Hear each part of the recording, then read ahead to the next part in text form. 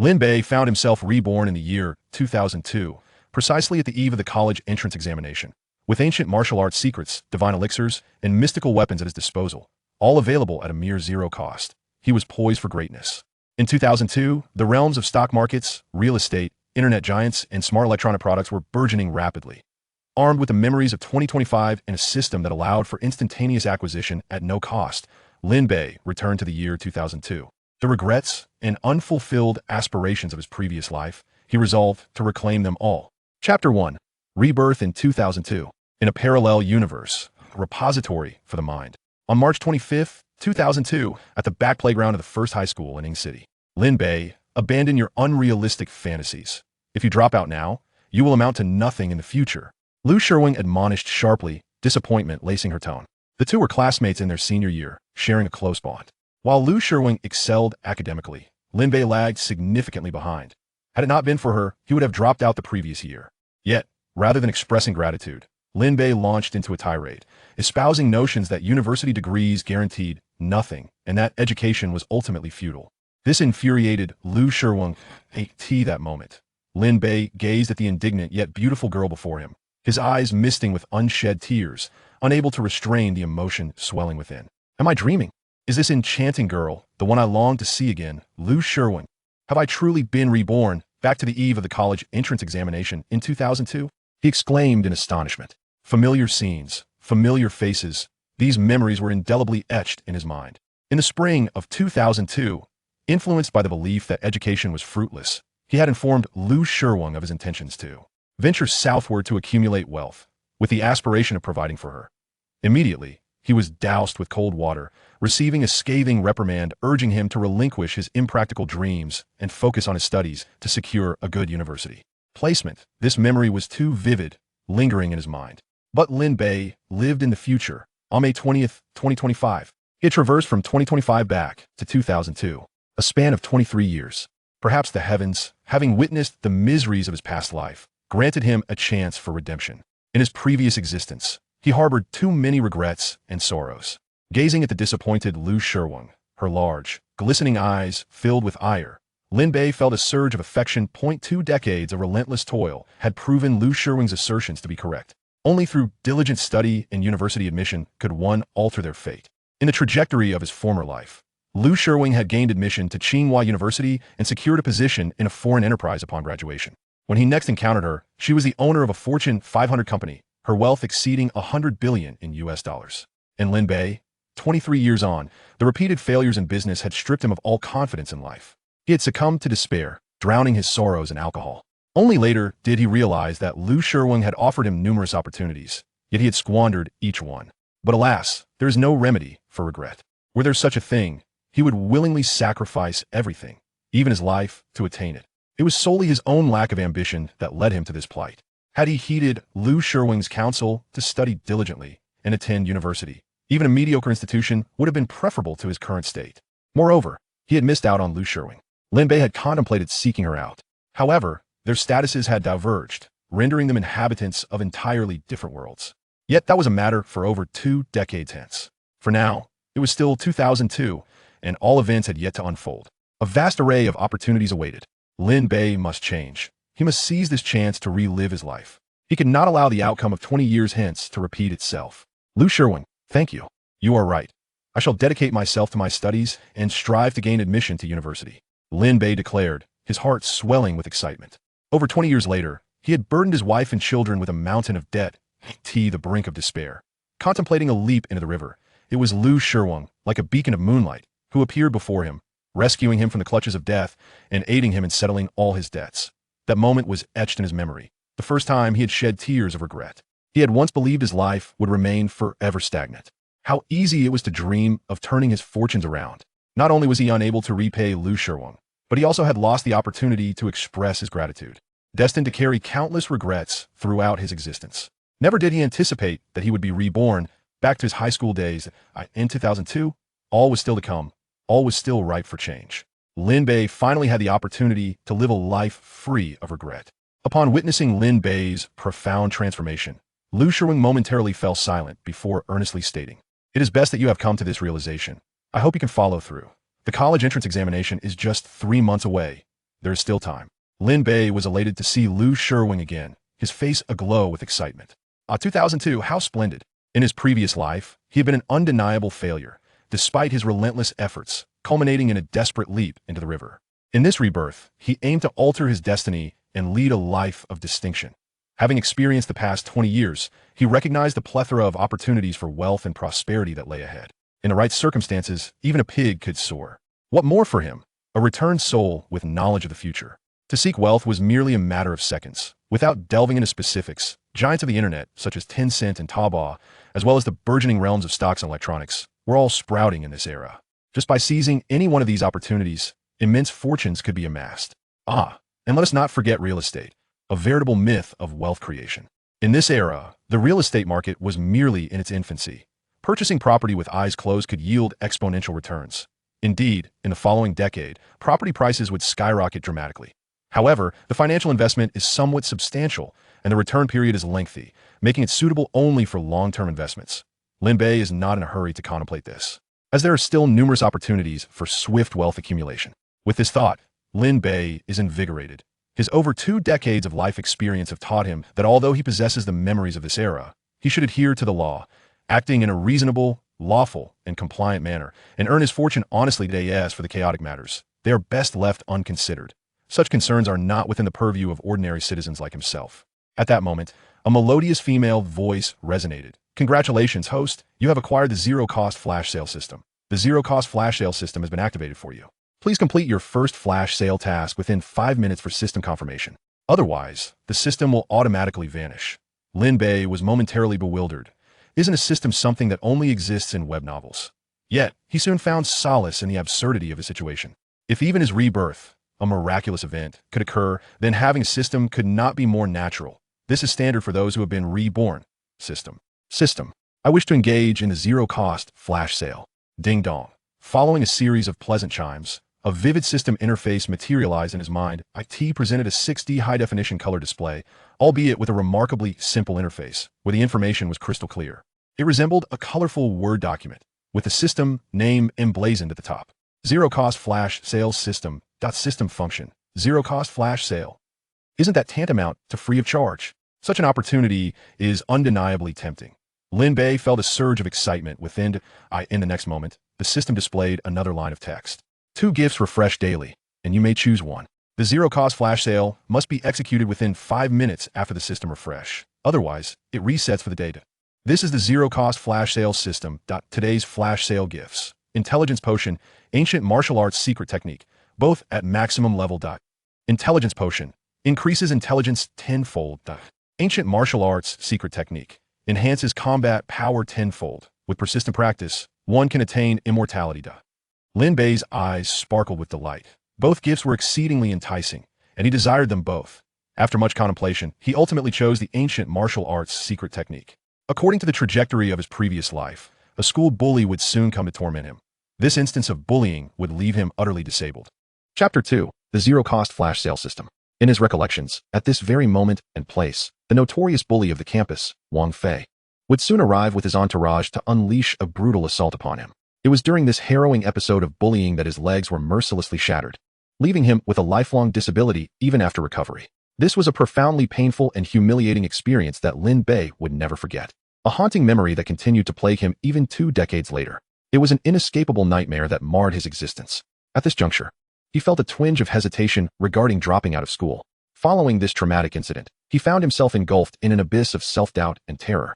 Lying in the hospital for over 3 months transformed him into an introverted shadow of his former self, effectively severing his ties to the vibrant life of academia.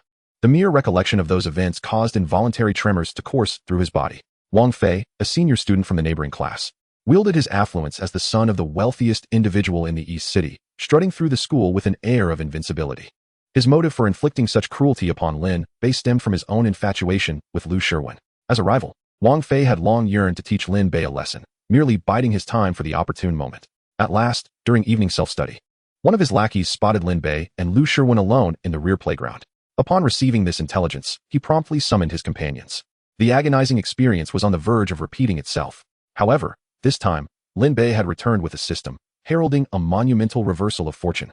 With this thought in mind, Lin Bei hastily confirmed his intentions, and a melodious voice from the system echoed in his mind. Congratulations, host. The system is about to bind your identity. Once bound, it will follow you for a lifetime and cannot be revoked. Shall we proceed? Lin Bei's immediate reaction was to inquire about any potential side effects. The system's response was nothing short of absurd. Side effects are currently unclear. At that moment, the countdown to confirmation had reached 4 minutes and 55 seconds, leaving him no time for further contemplation. What more was there to discuss? He couldn't let the benefits of his rebirth go to waste, could he? Lin Bei decisively replied, I confirm. Congratulations, host. You have acquired the zero-cost flash sale system. Shortly thereafter, he selected his first gift upon rebirth. The ancient martial arts secret technique was implanted within his being.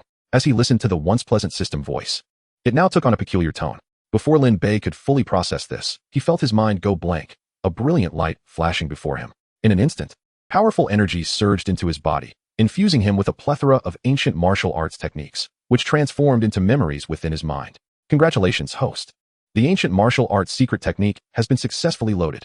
Lin Bei slowly opened his eyes, a glimmer of golden light flickering within them. At this moment, he had ascended to the status of a martial arts master. Every minuscule cell within him brimmed with boundless power. The ancient martial arts, in essence, represented the quintessence of martial arts, evolving from the ancient forms to modern practices. Mastery of these techniques could even lead to immortality, though such a realm required prolonged dedication to achieve. Countless individuals yearned for such an opportunity, yet Lin Bei acquired it with remarkable ease. This was the advantage of possessing a system. He attempted to channel his inner strength, casually waving his right hand, unleashing a force that struck the wall 100 meters away, creating a 1-meter square breach. The ability to absorb and release energy was a combat prowess attainable only by the most elite martial artists. Reveling in the inexhaustible reservoir of energy within him, Lin Bei couldn't help but smile. Just then, from the shadows of the night, 5 or 6 figures emerged from the direction of the teaching building. Lin Bei's smile vanished as he fixated on the approaching figures. Leading the group was none other than his nemesis, Wang Fei. For Lin Bei, the memory of Wang Fei was indelible, an everlasting shadow upon his life. The recollection was too vivid to forget. In his previous life, Wang Fei and his minions had not only shattered Lin Bei's legs, but had also humiliated him further by urinating on him. Afterward, they had boasted about their victory throughout the school, turning Lin Bei into a figure of ridicule, a stigma he still bore today. Fortunately, in this era, mobile phones lacked advanced capabilities. Otherwise, Wang Fei would have undoubtedly captured the traumatic images of Lin Bei's physical and psychological suffering, sharing them online for the world to witness, further embarrassing him before the public eye. Following the incident, Wang Fei's family, emboldened by their wealth and influence, only compensated Lin Bei with medical fees and a meager sum of 1,000 yuan. At the time of the incident, Wang Fei was still a minor, just shy of 18, a student who evaded significant repercussions. Consequently, the matter faded away without resolution. Even during Lin Bei's hospitalization, Wang Fei and his parents never once visited. Lin Bei's own parents were laid-off workers turned freelancers, devoid of money, power, or connections. Though they were furious and attempted to voice their grievances at the school, the institution merely issued a token reprimand to Wang Fei. Ultimately, the incident concluded without any substantial consequences, leaving Lin Bei with both psychological scars and a physical disability. Though it did not impede his ability to walk, the persistent limp tarnished his appearance. Despite his parents' fury, they were ultimately overwhelmed by a sense of helplessness. Consequently, Lin Bei not only missed the opportunity to take the college entrance examination, but also bore the burden of lifelong regret. In time, even the woman he married shared his disability, though fortunately, their children were born healthy and normal. Now, upon seeing Wang Fei's figure once more, Lin Bei's body involuntarily trembled. Yet, he quickly regained control, soon replaced by a deep-seated hatred for Wang Fei. The torment he had endured must be meted out to him in kind. He deserved to experience the humiliation and anguish, both physical and emotional. Ouch, my backside, cried out Chen Daji, the portly friend of Lin Bei, who had been struck forcefully by one of Wang Fei's lackeys. The pain elicited loud wails from him, as Lin Bei was engulfed in memories of hatred. The anguished cry abruptly snapped him back to reality. Chen Daji, affectionately known as the Fatty, had been Lin Bei's closest companion since childhood, a steadfast friend through the years from kindergarten to high school. He had come to relay a warning to Lin Bei, but was captured en route by Wang Fei and his cronies. Though Fatty had sustained minimal physical harm, the indignities he faced were no less severe than Lin Bei's. A glint of cold fury flashed in Lin Bei's eyes as a mysterious smile crept onto his lips. Wang Fei, the one you want to punish is me, not Fatty. Let him go. Before Wang Fei could respond, Fatty interjected with urgency. Lin Gu, run. They are armed and mean to do you harm. Before he could finish, a lackey slapped him across the face, leaving a crimson mark on his chubby cheek. The assailant glared at Fatty, growling, "If you don't behave, I'll tear your mouth apart." Fatty cast a resentful glance at the man, ultimately succumbing to humiliation and falling silent. The four assailants continued to press forward toward Lin Bei, yet he did not flee. Instead, he advanced toward them. Lin Bei, you truly have the audacity to show your face. I warned you last time, but it seems you didn't heed a word of it. Lu Shirwan is my girlfriend, and how dare you try to take her from me? I will ensure you learn a lasting lesson. One that will make you crawl when you see me in the future. Wang Fei, wielding a baseball bat, incessantly struck his other hand, swaggering towards Lin Bei with an air of menace. His disdain for Lin Bei was palpable, his eyes brimming with contempt. Today, he intended to deliver an unforgettable lesson to Lin Bei. Lin Bei's gaze was piercing, radiating a chilling intensity as he fixated on Wang Fei's eyes. There was not a trace of the fear and panic that Wang Fei anticipated. Instead, he remained as tranquil as still water. To Lin Bei, these individuals were merely insignificant ants, easily crushed at his whim. Chapter 3. Revenge, with no mercy. Wang Fei was simply a fat pig delivered to him on a platter, ready for slaughter. It was time to settle the scores from a past life. Wang Fei, with a smirk that danced on the edge of mockery, spat at Lin Bei. You little bastard, still defiant even at death's door? The rotund companion, observing the intimidating presence of Wang Fei and his cronies, cautiously advised Lin Bei, Brother Lin. A wise man avoids immediate conflict. Perhaps we should apologize to Boss Wang and hope he strikes you in a less painful area? Lin Bei ignored the chubby man, advancing indifferently until he was nearly nose-to-nose with Wang Fei, stopping only then. The sheer force of his presence caused Wang Fei to instinctively take a few steps back. Wang Fei, do you wish for a one-on-one confrontation or a brawl? Wang Fei momentarily faltered before erupting in rage, swinging the baseball bat towards Lin Bei's head. You're asking for death. Wang Fei stood at an imposing height of nearly 6 feet 3 inches and weighed over 300 pounds. With such physical advantages, he had never lost a fight at school. Although Lin Bei was also tall and well-built, he paled in comparison to Wang Fei's stature. In boxing terms, they were not even in the same weight class. Yet, for Lin Bei, who possessed ancient martial arts secrets, it was akin to using a cannon to kill a mosquito, an absolute dimensional strike. Seeing Lin Bei not only unafraid but also taunting him, Wang Fei was incensed. Such words were typically his, now usurped by Lin Bei. At the age of 17 or 18, filled with youthful vigor, he relished fighting fiercely. He swung the bat down hard, determined to draw blood from Lin Bei. But Lin Bei neither flinched nor dodged. He met the blow head-on. With a resounding crack, the bat shattered against his skull, leaving Lin Bei unscathed. The sight of the thick baseball bat snapping in two left Wang Fei and his lackeys utterly stunned. Wang Fei, aghast, could scarcely articulate his disbelief before Lin Bei sent him sprawling with a swift kick, followed by a relentless barrage of blows. However, as someone who had endured similar trials, Lin Bei was careful with his strikes, wielding his strength with precision rather than malice. He aimed not at life-threatening areas, ensuring that his attacks would inflict pain without leaving visible wounds. Wang Fei curled up, clutching his head, a pitiful figure resembling a shrimp in agony. As he screamed at his four lackeys, for heaven's sake, are you all dead? Come help me. It took a moment for the dazed four to react, and they lunged at Lin Bei simultaneously. Yet, without so much as a glance, Lin Bei deftly neutralized them, leaving them writhing on the ground in pain. My head won't move. My ears are gone. My arms are broken. Oh God, my lower body is paralyzed. Help. This was a manifestation of an extraordinary acupoint striking technique from ancient martial arts. The rotund companion, initially intent on aiding Wang Fei, stood frozen in astonishment at the bizarre scene unfolding before him. After all, they were merely adolescents, unaccustomed to such spectacles. Here they were, attacking one person, and yet, it was their own bodies that succumbed first. Wang Fei's cries echoed through the night, his pants dampened with unmistakable evidence of his fear. The scenario had turned out to be utterly contrary to his expectations. As he endured the brutal onslaught from Lin Bei, he was left utterly dumbfounded, terror-stricken. Oh, it hurts so much. Stop, I yield. From now on, Lu Shirwan is yours, all right? I'll step aside. Just don't hit me anymore. I might die. At these words, Lin Bei intensified his assault, intent on returning every ounce of pain Wang Fei had inflicted upon him in the past. Wang Fei remained oblivious to the fact that this was about more than just a woman. It was about the lifelong emotional and physical trauma he had inflicted upon Lin Bei, haunting him like a nightmare. Though Lin Bei initially restrained his blows, the weight of his hatred pushed him towards recklessness. As he gazed at Wang Fei, now bloodied and broken, the rotund companion finally snapped back to reality. Concerned about the potential consequences of the beating, Brother Lin, enough. Don't kill him. Let him go. Lin Bei then ceased his assault, slowly bending down to tap Wang Fei's forehead. In sheer terror, Wang Fei covered his head with trembling hands, inching backward. Lin Bei, please stop. I yield. Lin Bei rose, surveying the pitch-black night. The back playground was shrouded in darkness, devoid of any presence save for their group. A gentle breeze rustled the leaves of the willows lining the walls, creating a familiar soundscape. This scene was reminiscent of the past, yet it was Lin Bei who had once been the victim. He, too, had once pleaded like Wang Fei, but had received not an ounce of mercy. Each punch had landed mercilessly upon him, leaving him in excruciating pain. Wang Fei had never spared him, even going so far as to humiliate him. With these memories flooding his mind, Lin Bei's icy gaze turned toward Wang Fei. You mustn't act recklessly. I've already yielded, Wang Fei stammered in fear. If the roles were reversed, would you let me go? Clearly, you wouldn't. This was a lesson Lin Bei had learned all too well from his own experiences. Wait. Before he could finish, a knowing smile crept onto Lin Bei's face. He instructed the chubby companion to fetch some filthy water. The rotund man grinned widely, having understood Lin Bei's intent without needing further explanation. Soon, he returned with a large basin filled with foul-smelling, murky water, grinning at Lin Bei. Brother Lin, what do you think? Is it pungent enough?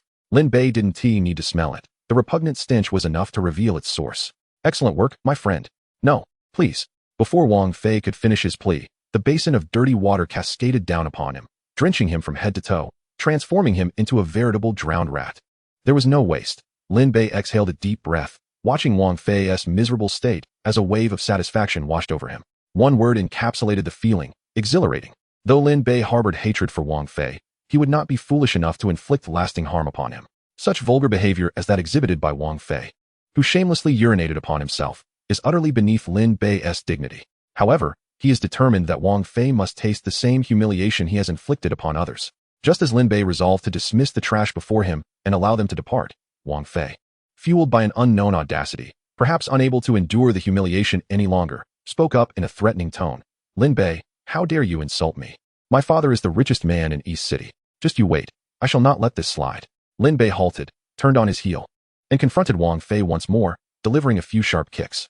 The richest man in East City is nothing but a triviality in my eyes. You dare to threaten me? Even if your father is the wealthiest in Longhua, I will still punish you. This was followed by a chorus of wails as Wang Fei pleaded, please, no more. I was just joking. Don't take it seriously. Lin Bei coldly replied, I take it seriously. It's time you learned a lesson. He then turned to Wang Fei's lackeys, who had finally regained their composure, and said, you lot are no better. Doesn't Wang Fei enjoy crawling on the ground? Take turns riding him. Let him crawl to his heart's content. Anyone who refuses to participate will face my wrath. Chapter 4. The Chubby Friend. The group exchanged glances. Paralyzed by fear, none dared to climb atop Wang Fei. Though they feared Lin Bei, they also dreaded offending Wang Fei, let alone mounting him. With a glimmer of cold menace in his eyes, Lin Bei exuded a terrifying aura. The four men quaked in terror, as if confronted by a dreadful demon. Before Lin Bei could utter another word, they pinched their noses and scrambled to climb onto Wang Fei. Enraged, Wang Fei shouted curses, but the group, disregarding his fury, prioritized their immediate predicament. Chubby, why don't you join in and take a turn? They urged. Chubby hastily shook his head. Lin Go, I can't do that. I fear he might retaliate with a black brick in the dark. Lin Bei burst into laughter at this remark. Chubby remained his usual self, saying nothing further. He slowly approached Wang Fei, who now resembled a drenched rat, stripped of his usual arrogance. His small eyes gazing at Lin Bei with a pitiful look, like a wild dog tamed, crawling on the ground. Any sign of defiance would result in a thorough beating from his sycophants. Such a person does not merit sympathy. Despite his current pitiful state, once empowered, he becomes a vicious dog that bites. Lin Bei coldly stated, you will crawl under someone for 2 hours, and then I shall release you. We shall see if you ever dare threaten me again. Wang Fei trembled in fear, shaking his head in denial. I will never dare again. Lin Bei inquired, if someone asks how you ended up like this, what will you say? I fell into a pit of urine. Wang Fei replied. Lin Bei pressed on. And what about the incident with Chubby? I'll pay him back, cover his medical expenses. Wang Fei responded. Lin Bei, satisfied, donned an innocent smile. At least you're sensible. You'll crawl until midnight, and that shall suffice for your debt. With that, Lin Bei swiftly touched each of their bodies, and the 5 men shuddered, freezing in place, unable to move an inch. A hearty laughter echoed behind them. I shall let you go today, but should you provoke me again, do not expect my mercy. Subsequently, Lin Bei and Chubby walked towards the teaching building. As their footsteps faded into the distance, the surrounding darkness loomed ominously. In the night, the wind rustled through the leaves, creating an eerie sound. Lin Bei, please release me. I fear the dark. I beg you. Let me go. I concede, truly. Wang Fei's voice trembled with fear. In response, only the sound of wind and rustling leaves could be heard. Chubby followed Lin Bei closely, his head bowed, continuously rubbing his round head, deep in thought. Clearly, he remained bewildered by the bizarre scene they had just witnessed. Lin Bei moved gracefully, his heart racing with mixed emotions, sometimes feeling hollow. The punishment he had inflicted on Wang Fei had not brought him the joy he had anticipated. In his previous life, he had harbored many regrets. In this life, he needed to rectify each one, piece by piece. The two walked in silence, lost in their own thoughts. Suddenly, Chubby hurried a few steps, grabbed Lin Bei's arm, and with a grin asked, Lin Gu, pinch me, would you? Why would I pinch you if you're fine? Lin Bei replied, puzzled. I just want to see if I'm dreaming. Chubby exclaimed, pinching his own cheek, it hurts. I'm not dreaming. Lin Gu, how did you suddenly become so formidable? Lin Bei hesitated, clearly unprepared to answer that question. Couldn't he possibly reveal that he was a reborn individual with a system? Could he? If he did, Chubby might not believe him, and it would undoubtedly cause unnecessary trouble. After all, this is a technological society. Such extraordinary tales belong only in online novels. He opted for a simpler explanation, stating that he had learned martial arts from an esteemed figure online. Chubby's innocent eyes darted around, clearly intrigued by this revelation. Lin Bei's reasoning was riddled with logical inconsistencies. Even he himself found it hard to believe, let alone Chubby. All right, Chubby, no more of this. I'll explain later when I have the time.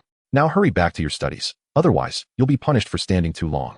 Chubby, still bewildered, nodded and followed Lin Bei towards the classroom, muttering to himself, didn't he say he was going to drop out? Why is he suddenly so keen on studying?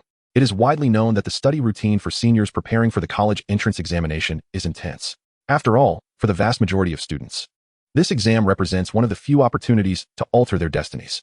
By the time they reach their senior year, all high school courses are typically completed, and the focus shifts to comprehensive review and endless practice exams. As the examination approaches, the study intensity is palpable, and just the thought of it causes a middle-aged man in his 40s to feel overwhelmed. Upon arriving at the familiar classroom, they found a stern, middle-aged woman with an unsettling amount of body hair standing at the entrance. With a stern expression, she launched into a tirade against them. This woman was none other than Lin Bei's homeroom teacher, Ms. Zhang, known for her dedication and strictness towards her students.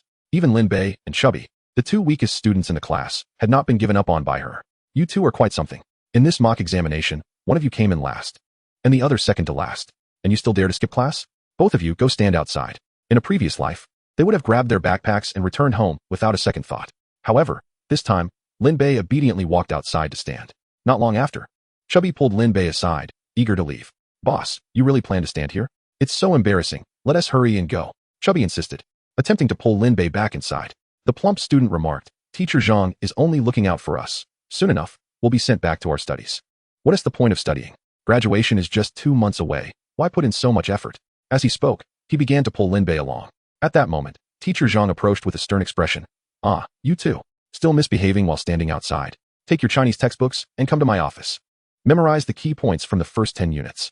If you cannot do so, you shall continue reciting until you succeed. No one is leaving until I say so. I will be watching you closely. More than 20 years had passed, and Lin Bei had nearly forgotten the contents of the textbook. Moreover, given that he had not mastered it in his previous life, revisiting it now felt akin to starting from scratch. The plump student, being the lowest achiever in the class, was not in a much better position. By 10 p.m., Lin Bei had managed to memorize the material in less than an hour. Teacher Zhang, with a tone of earnestness, said to Lin Bei, such an intelligent mind, yet how is it that you do not apply it in the right manner? Following this, she delivered a lengthy lecture. Compared to his usual demeanor, Lin Bei exhibited a complete transformation, nodding respectfully and promising to study diligently moving forward. Very well, I believe in you. Promises must be upheld, she replied. Although the college entrance examination is less than 3 months away, with your intelligence and effort, you certainly have a chance of gaining admission to a university. Be wary of certain influences. Do not let them lead you astray. Keep your distance from them and do not be corrupted. Though she did not explicitly mention it, Lin Bei understood she was referring to the plump student. Chapter 5. Youth is wonderful. Lin Bei cast a glance at the plump student, who was still in the corner, swaying and struggling to memorize his lines. He quickly nodded and said, Teacher Zhang, rest assured, I will refrain from wandering about and will focus on my studies. Only then did Teacher Zhang reveal a long-awaited smile. All right, you should head home and rest. Tomorrow is the weekend. Take the time to contemplate your upcoming review strategy. Lin Bei added, Teacher, it's already 10 p.m. I must also return home to consider my study approach. Teacher Zhang shot a cold glare at the plump student. You need not rush. First, memorize what I instructed before heading home. Lin Bei remained at the school entrance, waiting for the plump student. That night, the plump student didn't emerge from the office until midnight. Upon seeing Lin Bei, he was taken aback, yet felt a warmth in his heart. Lin Gu, you're still here? I thought you had gone home. Lin Bei smiled slightly. How could I leave you behind if you're still here? By the way, how did it take you so long to memorize everything? The plump student nonchalantly replied, memorizing is pointless. It was Teacher Zhang who, overwhelmed with fatigue and incessant calls from home, hurriedly released me. Lin Bei could not suppress a hearty laugh. No way. That really happened? After sharing a laugh, Lin Bei's memories of his previous life flooded back. The plump student had endured a dismal existence. After graduating high school, he became a truck driver, only to suffer a tragic accident that resulted in the amputation of both legs. As if that weren't enough, he was later utterly destroyed by his wife. This woman, whom he met in a nightclub, was not only beautiful but also exceedingly flirtatious, ensnaring the plump student completely. Within a week of their acquaintance, they married. And less than 9 months later, they welcomed a son. While the plump student was on the road, his wife frequently cavorted with other men. Even during the plump student's hospitalization following the accident, she was involved with other men, placing an overwhelming burden of betrayal upon him. Despite all this, he endured in the hopes of providing a complete family for his child. However, when his 6-year-old son was diagnosed with leukemia, he discovered, during a blood test, that the child was not biologically his own. The plump student was utterly shattered. The child was innocent, and despite his despair, he did not abandon the quest for his son's treatment. In this regard, the plump student truly showed his mettle. To pay for his son's medical expenses, he sold his house and fell into debt. Tragically, despite his sacrifices, his son ultimately could not be saved. At this juncture, despair was palpable. Yet, his wife continued to act as if nothing had happened, pursuing other men without remorse. One could only question whether this woman possessed any semblance of humanity. Finally, the plump student could bear it no longer and, in a fit of rage, ended her life. Thus, his existence was irrevocably shattered. Despite his unfortunate circumstances, the plump student remained loyal to Lin Bei. During Lin Bei's most challenging times, when he could scarcely afford a meal, the plump student sent him 500 yuan. Though it was a modest sum, the bond of friendship it represented was immeasurable, leaving a lasting impression on Lin Bei. Regrettably, Lin Bei never had the opportunity to repay this kindness. The debt of gratitude owed to the plump student in his previous life would be repaid manifold in this one. Lin Bei silently vowed, "In this life, I will ensure the plump student experiences immense fortune." Of course, this transformation must commence immediately. Steering him away from misfortunes and ill-fated company, Lin Bei gently patted the plump student on the shoulder, speaking with profound significance. "From this day forth, we shall both embrace a new way of life." Whoa, Lin Go, why have you suddenly become so sentimental? You're giving me goosebumps. You're not implying. Get lost. I have no such inclinations. The plump student evidently could not comprehend Lin Bei's current mindset, nor did Lin Bei wish to elaborate further. He hopped onto his bicycle and sped towards home. In less than 20 minutes, they arrived at the launching community, where both Lin Bei and the plump student resided, albeit in different buildings. The launching community comprised 6-story residential buildings constructed by the city's food factory in the late 80s. Though dilapidated, it remained relatively clean and tidy. The plump student lived just above in the adjacent building. As Lin Bei gazed upon the familiar community under the night sky, he felt a wave of nostalgia wash over him. However, in 10 years, this place would be transformed into towering skyscrapers. Lin Bei lived on the 6th floor, with no elevator, and he dashed up the 6 flights of stairs to his front door in one breath. The stillness of the night deepened his longing to awaken his parents and younger sister, to behold the visage of his family from 20 years ago. Yet, he restrained himself, inserting the key into the lock and opening the door. Inside was a dimly lit living room of less than 6 square meters, furnished with a dining table and a disheveled sofa. Although the apartment was small, it had 3 rooms and a hall, and Lin Bei had his own little room. He refrained from turning on the lights, quietly feeling his way back to his room to sleep. Just then, the hallway light flickered on. "Xiao Bei's back. Why are you home so late today? Is the study load too heavy? But you must take care of your health." The voice belonged to Lin Bei's mother, Wang Sumei. Clearly, she had stayed up late worrying about her son's late return. Lin Bei gazed at his youthful mother, striving to suppress the surge of emotions within him. In an effort to conceal his emotions from his mother, he choked back tears, managing to force a faint smile and nod. Ultimately, he could no longer restrain himself and, like a child, embraced his mother. "Silly son, what's come over you today? Aren't you a bit too old to be clinging to your mother like this? It's getting late. Hurry and wash up for bed." After scrutinizing his mother for a while, Lin Bei reluctantly retreated to his room. At that moment, his mother appeared to be in her early 40s, a strikingly youthful visage. In Lin Bei's previous life, his mother had aged prematurely due to years of toil, appearing over 60 with a head full of gray hair and a face lined with wrinkles. In his past existence, his parents faced considerable hardships. Life had not been kind to them. Both of Lin Bei's parents were ordinary employees at a food factory, which closed its doors in 1998, leaving them unemployed. Following her layoff, his mother found work as a cleaner in a supermarket, while his father, who had previously driven for the factory's management, took a job as a truck driver at a small private processing plant. Though their work was grueling and their earnings meager, they managed to sustain their family's modest expenses, leading a life that, while challenging, was still stable and filled with warmth. Suddenly, Lin Bei recalled the dim light flickering in his parents' dreary room, accompanied by a heavy cloud of cigarette smoke. Lying in bed, he tossed and turned, unable to find sleep. If the past were to repeat itself, his father would soon face unemployment again. In his previous life, the dissatisfaction with his own circumstances had burdened his parents with worry and financial strain. He carried an overwhelming sense of indebtedness towards them, never having the chance to repay their sacrifices. Fortunately, fate had granted Lin Bei a second chance at life, and he was determined to seize it. He vowed not to leave any regrets behind and to ensure that his parents would enjoy a life of comfort and happiness in this new existence. With these complex emotions swirling within him, he drifted into a restless slumber until dawn broke. Early in the morning, the door swung open, revealing Lin Bei's 5-year-old sister, Lin Nan. She immediately reached out her chubby little hand, pulling Lin Bei from his slumber with a sweet, high-pitched plea, "Brother, play with me." Lin Bei, rolling over, scooped her up and lifted her into the air, exclaiming, "All right, I'll give you a high lift." The room erupted with their shared laughter. Their mother soon prepared a simple breakfast consisting of congee, eggs, and a plate of pickled vegetables. As the family gathered around the dining table, Lin Bei gazed at his youthful parents and little sister. Though life was plain, it was imbued with warmth.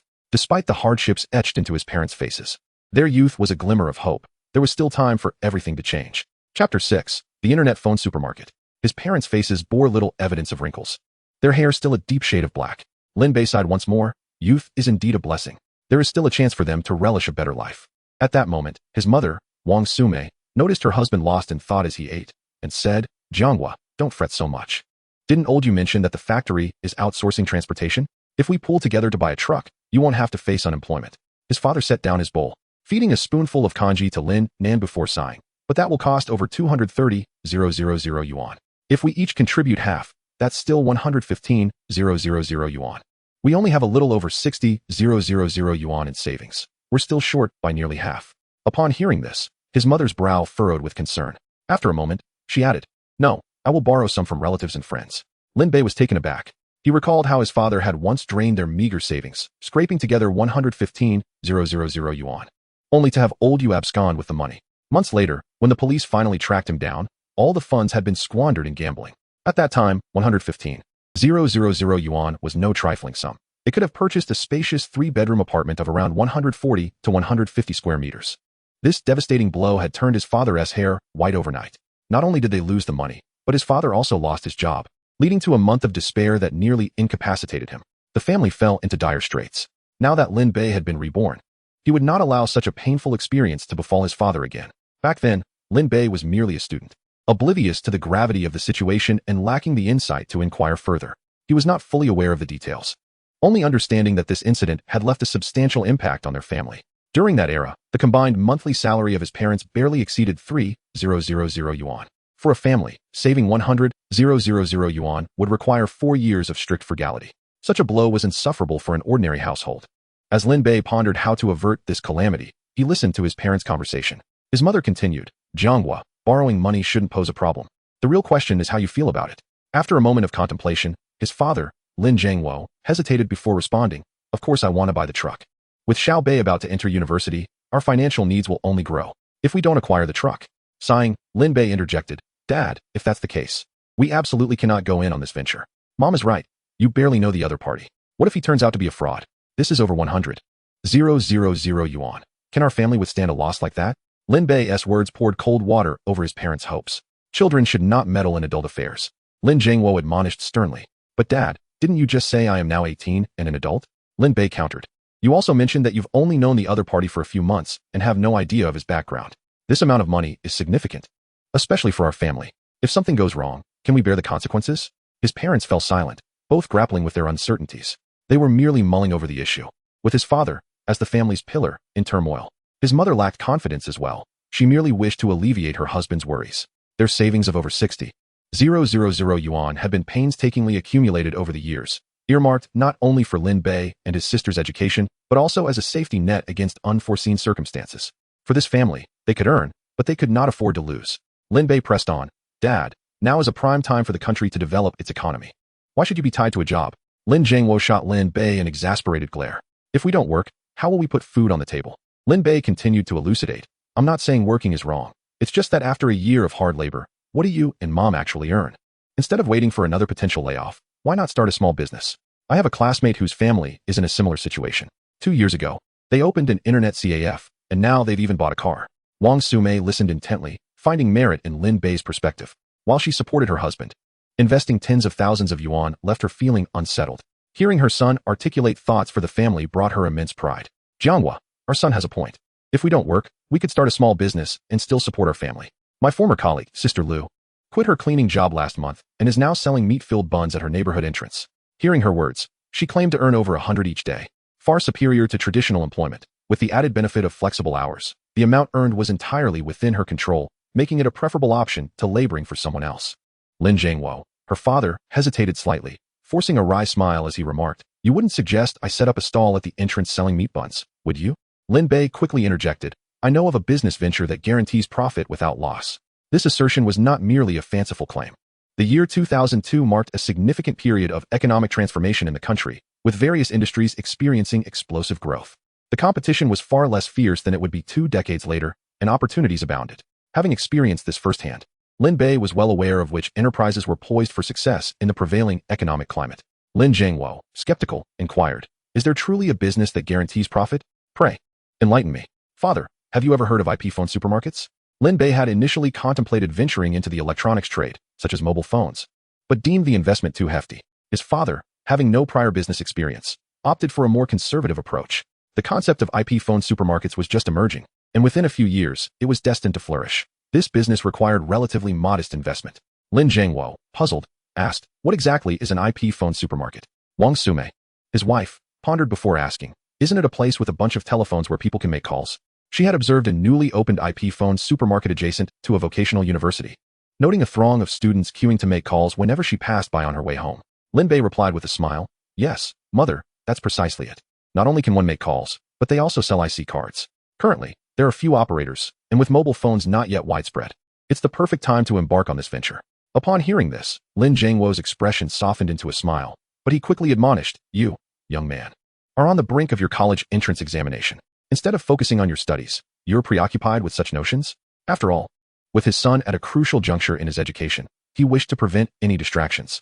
Lin Bei hastily clarified, "I assure you, that's not the case. I spend my days solving problems at school. My mind is already exhausted, leaving no room for such distractions.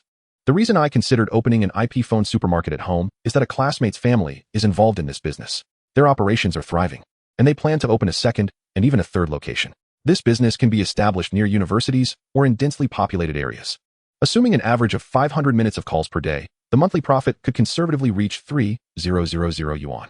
By selling IP cards in addition to that, along with the rental costs, the total investment would only be around 20,000 to 30,000 yuan. Chapter 7. Persuading father to venture into business. If we can acquire more telephones and manage it well, we could conservatively earn 50,000 yuan in a year. What do you and mother earn combined in a month? Isn't this far better than working for someone else? Moreover, it's less taxing. You and mother could simply take turns manning the shop. Once we start making money, we could expand to several locations, potentially earning 100,000 to 200,000 yuan in a year. Wouldn't that be superior to working for someone else? There's no worry of being dismissed by an employer. The earnings would be entirely ours. With the profits, we could even venture into larger businesses, such as opening a mobile phone store, which could lead to substantial wealth in just a few years." Caught up in his enthusiasm, Lin Bei failed to notice the displeased expression on Lin Jiangwo's face, who then playfully swatted his son on the head, saying, "You little money grubber. Why don't you focus on your studies instead of daydreaming?" Little sister Nan Nan, with her innocent little hands, hurriedly embraced Lin Bei, saying in a sweet voice, "Daddy, don't hit brother. Hitting isn't what a good father does." Then, with her naive eyes gazing at Lin Bei, she murmured, "Brother, do you want to earn lots and lots of money in the future?" Lin Bei affectionately smiled and nodded, ruffling her hair. "Then you must buy me countless plush toys," she exclaimed, gesturing with her small hands. Observing that his father had adopted a stern demeanor typical of a parent chastising a child, Lin Bei said, "Father, I've said all I needed to. Consider it for yourself. I have to return to my studies now." Lin Jiangwo's sternness stemmed from a sense of paternal authority being challenged by Lin Bei, yet he could not fully dismiss the logic behind his son's words. Lin Bei understood that, as someone reborn from 2 decades in the future, his insights were far ahead of their time. It was only natural that his father would struggle to accept such ideas immediately. Nevertheless, Lin Bei remained unperturbed, for with the system at his disposal, making money was as simple as sipping cool water. Regardless of Lin Jiangwo's choice, even if he were to lose 110,000 yuan, Lin Bei could always step in later to ease his father's worries. As Lin Bei prepared to depart, Lin Jiangwo seemed to waver, hesitating briefly before calling out, "Hold on. Young man, what exactly is this IP phone supermarket? Explain it to me in detail." Clearly, Lin Jiangwo had taken his son's words to heart. Lin Bei smiled, "Father, weren't you just saying you had no interest in opening an IP phone supermarket?" Lin Jiangwo retorted, "Who told you I'm not interested? I'm simply not familiar with the concept. Explain it thoroughly." For Lin Jiangwo, who faced impending unemployment, he could not help but contemplate alternative avenues. In his previous life, Lin Jiangwo had chosen the relatively familiar trade of driving due to a lack of better options, easily swayed by a smooth talker. Wang Sumei also found her son's logic somewhat compelling and encouraged. All right, son, go ahead and explain it to him. You still don't know your father's nature. He may not have any great skills, but he sure knows how to be fierce at home. Lin Bei, well acquainted with his father, recognized that aside from his pride and mild machismo, he had no other significant flaws. With a smile, he resumed his seat and said, Mother, you shouldn't speak of Dad that way. He is only trying to earn more for our family. Although Lin Jiangwo maintained a serious expression, a flicker of appreciation crossed his face. Lin Bei began to elucidate the business model of the IP phone supermarket in detail. The concept is quite straightforward. Find a shop near a university. It doesn't need to be large. Purchase around 20 telephones and apply for network access from the telecommunications department to commence operations. Each phone costs approximately 100 yuan, so 20 phones would amount to just over 3,000 yuan. The cost per minute for calls is about 0.1 yuan. We could charge between 0.2 to 0.3 yuan, and with rental and other expenses, a total investment of 20,000 to 30,000 yuan would suffice. A conservative estimate suggests we could earn 3,000 to 4,000 yuan a month, which surpasses what you and Mother earn together. Lin Jiangwo frowned slightly. Son, it sounds as if you're suggesting making money is as easy as picking it up off the ground. Lin Bei nearly choked on his words, realizing he might have oversold the idea. Why don't you visit a nearby IP phone supermarket to observe the business for yourself before making a decision? With that, Lin Bei retreated to his room to study. Once Lin Bei left, Lin Jiangwo murmured to himself, what the boy says does seem to hold some merit. He gazed around his familiar bedroom, at the dilapidated wooden desk, the worn chair, and the yellowed elementary school certificates on the wall. Lin Bei couldn't help but be engulfed by a wave of nostalgia. Yet the room was exceedingly cramped. Though cozy, it was far from comfortable. He silently vowed to himself, once he acquired wealth, he would first procure a spacious house, allowing his parents to truly relish a life of comfort. If this sentiment were to reach the ears of an outsider, he would likely be deemed a lunatic. Despite having entered a new century, material resources remained relatively scarce. Computers and mobile phones were not yet widespread. The household possessed merely a second-hand pager, which often failed to receive signals. Lin Bei persevered in his studies, knowing that the looming college entrance examination required him to achieve commendable results. However, the sight of English vocabulary left him feeling overwhelmed. The words seemed to know him, while he remained a stranger to them. Turning to his mathematics textbook only exacerbated his frustration, leading him to shift his focus to Chinese literature. Little did he know, the Chinese textbook was even more effective than a sedative, lulling him into a state of drowsiness within mere moments. Thus, Lin Bei stubbornly compelled himself to remain seated in his room for an entire day, feeling more exhausted than he would have after a day of labor at a construction site.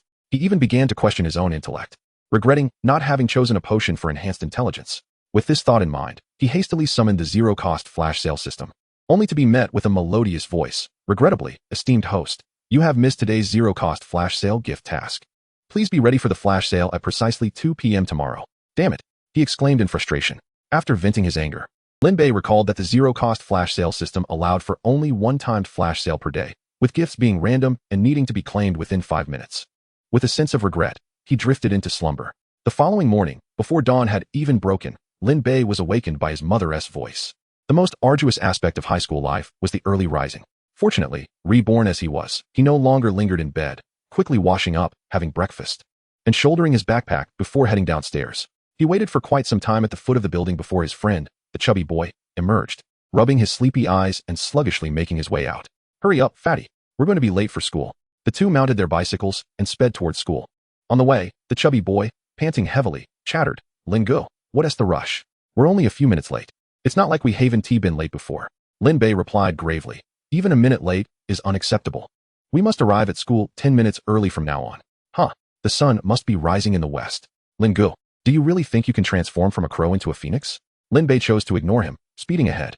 Upon arriving at school and parking their bikes, the chubby boy suddenly recalled something. Oh right, Lingo, have you finished the math mock exam? Let me copy it later. Lin Bei's face turned an alarming shade of green. A math mock exam? What? I don't remember anything about that. The chubby boy reminded him that their math teacher had assigned it that afternoon. It dawned on Lin Bei that he had yet to fully adjust to this era. Nowadays, assignments were to be submitted in class, leaving no time for copying. All he could do was brace himself for a scolding. Let them scold me. I've endured my fair share of reprimands in my past life, so what's one more? Lin Bei consoled himself, though a hint of embarrassment lingered. I didn't write anything at all. You should find someone else to copy from. The chubby boy, upon hearing this, gave Lin Bei a thumbs up. At least I wrote something. You left yours completely blank? Lin Gu, that's impressive. The chubby boy could hardly believe that the current Lin Bei had neglected even to complete his homework. With the arrival of the bell, the inevitable occurred. Both Lin Bei and the chubby boy were mercilessly chastised by their math teacher in front of the entire class.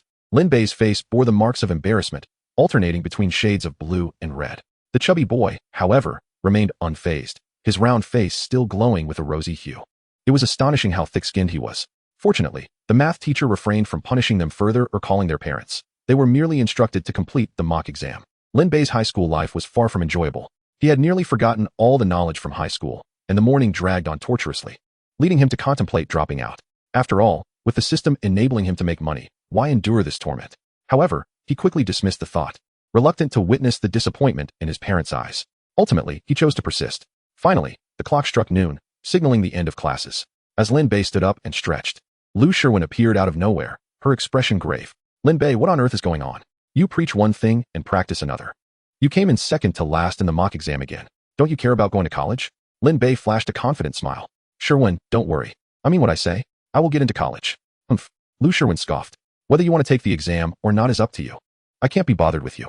With that, she angrily flicked her ponytail and left the classroom. Watching Lu Sherwin's radiant figure depart, Lin Bei chuckled.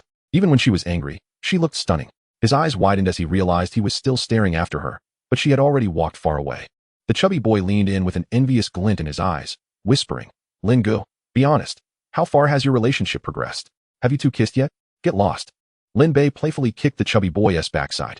The chubby boy wore a mischievous grin. Finally, the clock struck 2, marking the moment for the flash sale of gifts. With excitement coursing through him, Lin Bei checked the zero-cost flash sale system, silently praying, Intelligence Potion, Intelligence Potion. The system interface displayed 2 gifts. Just as it had previously, 1 strength pill, enhances physical strength, granting immense power.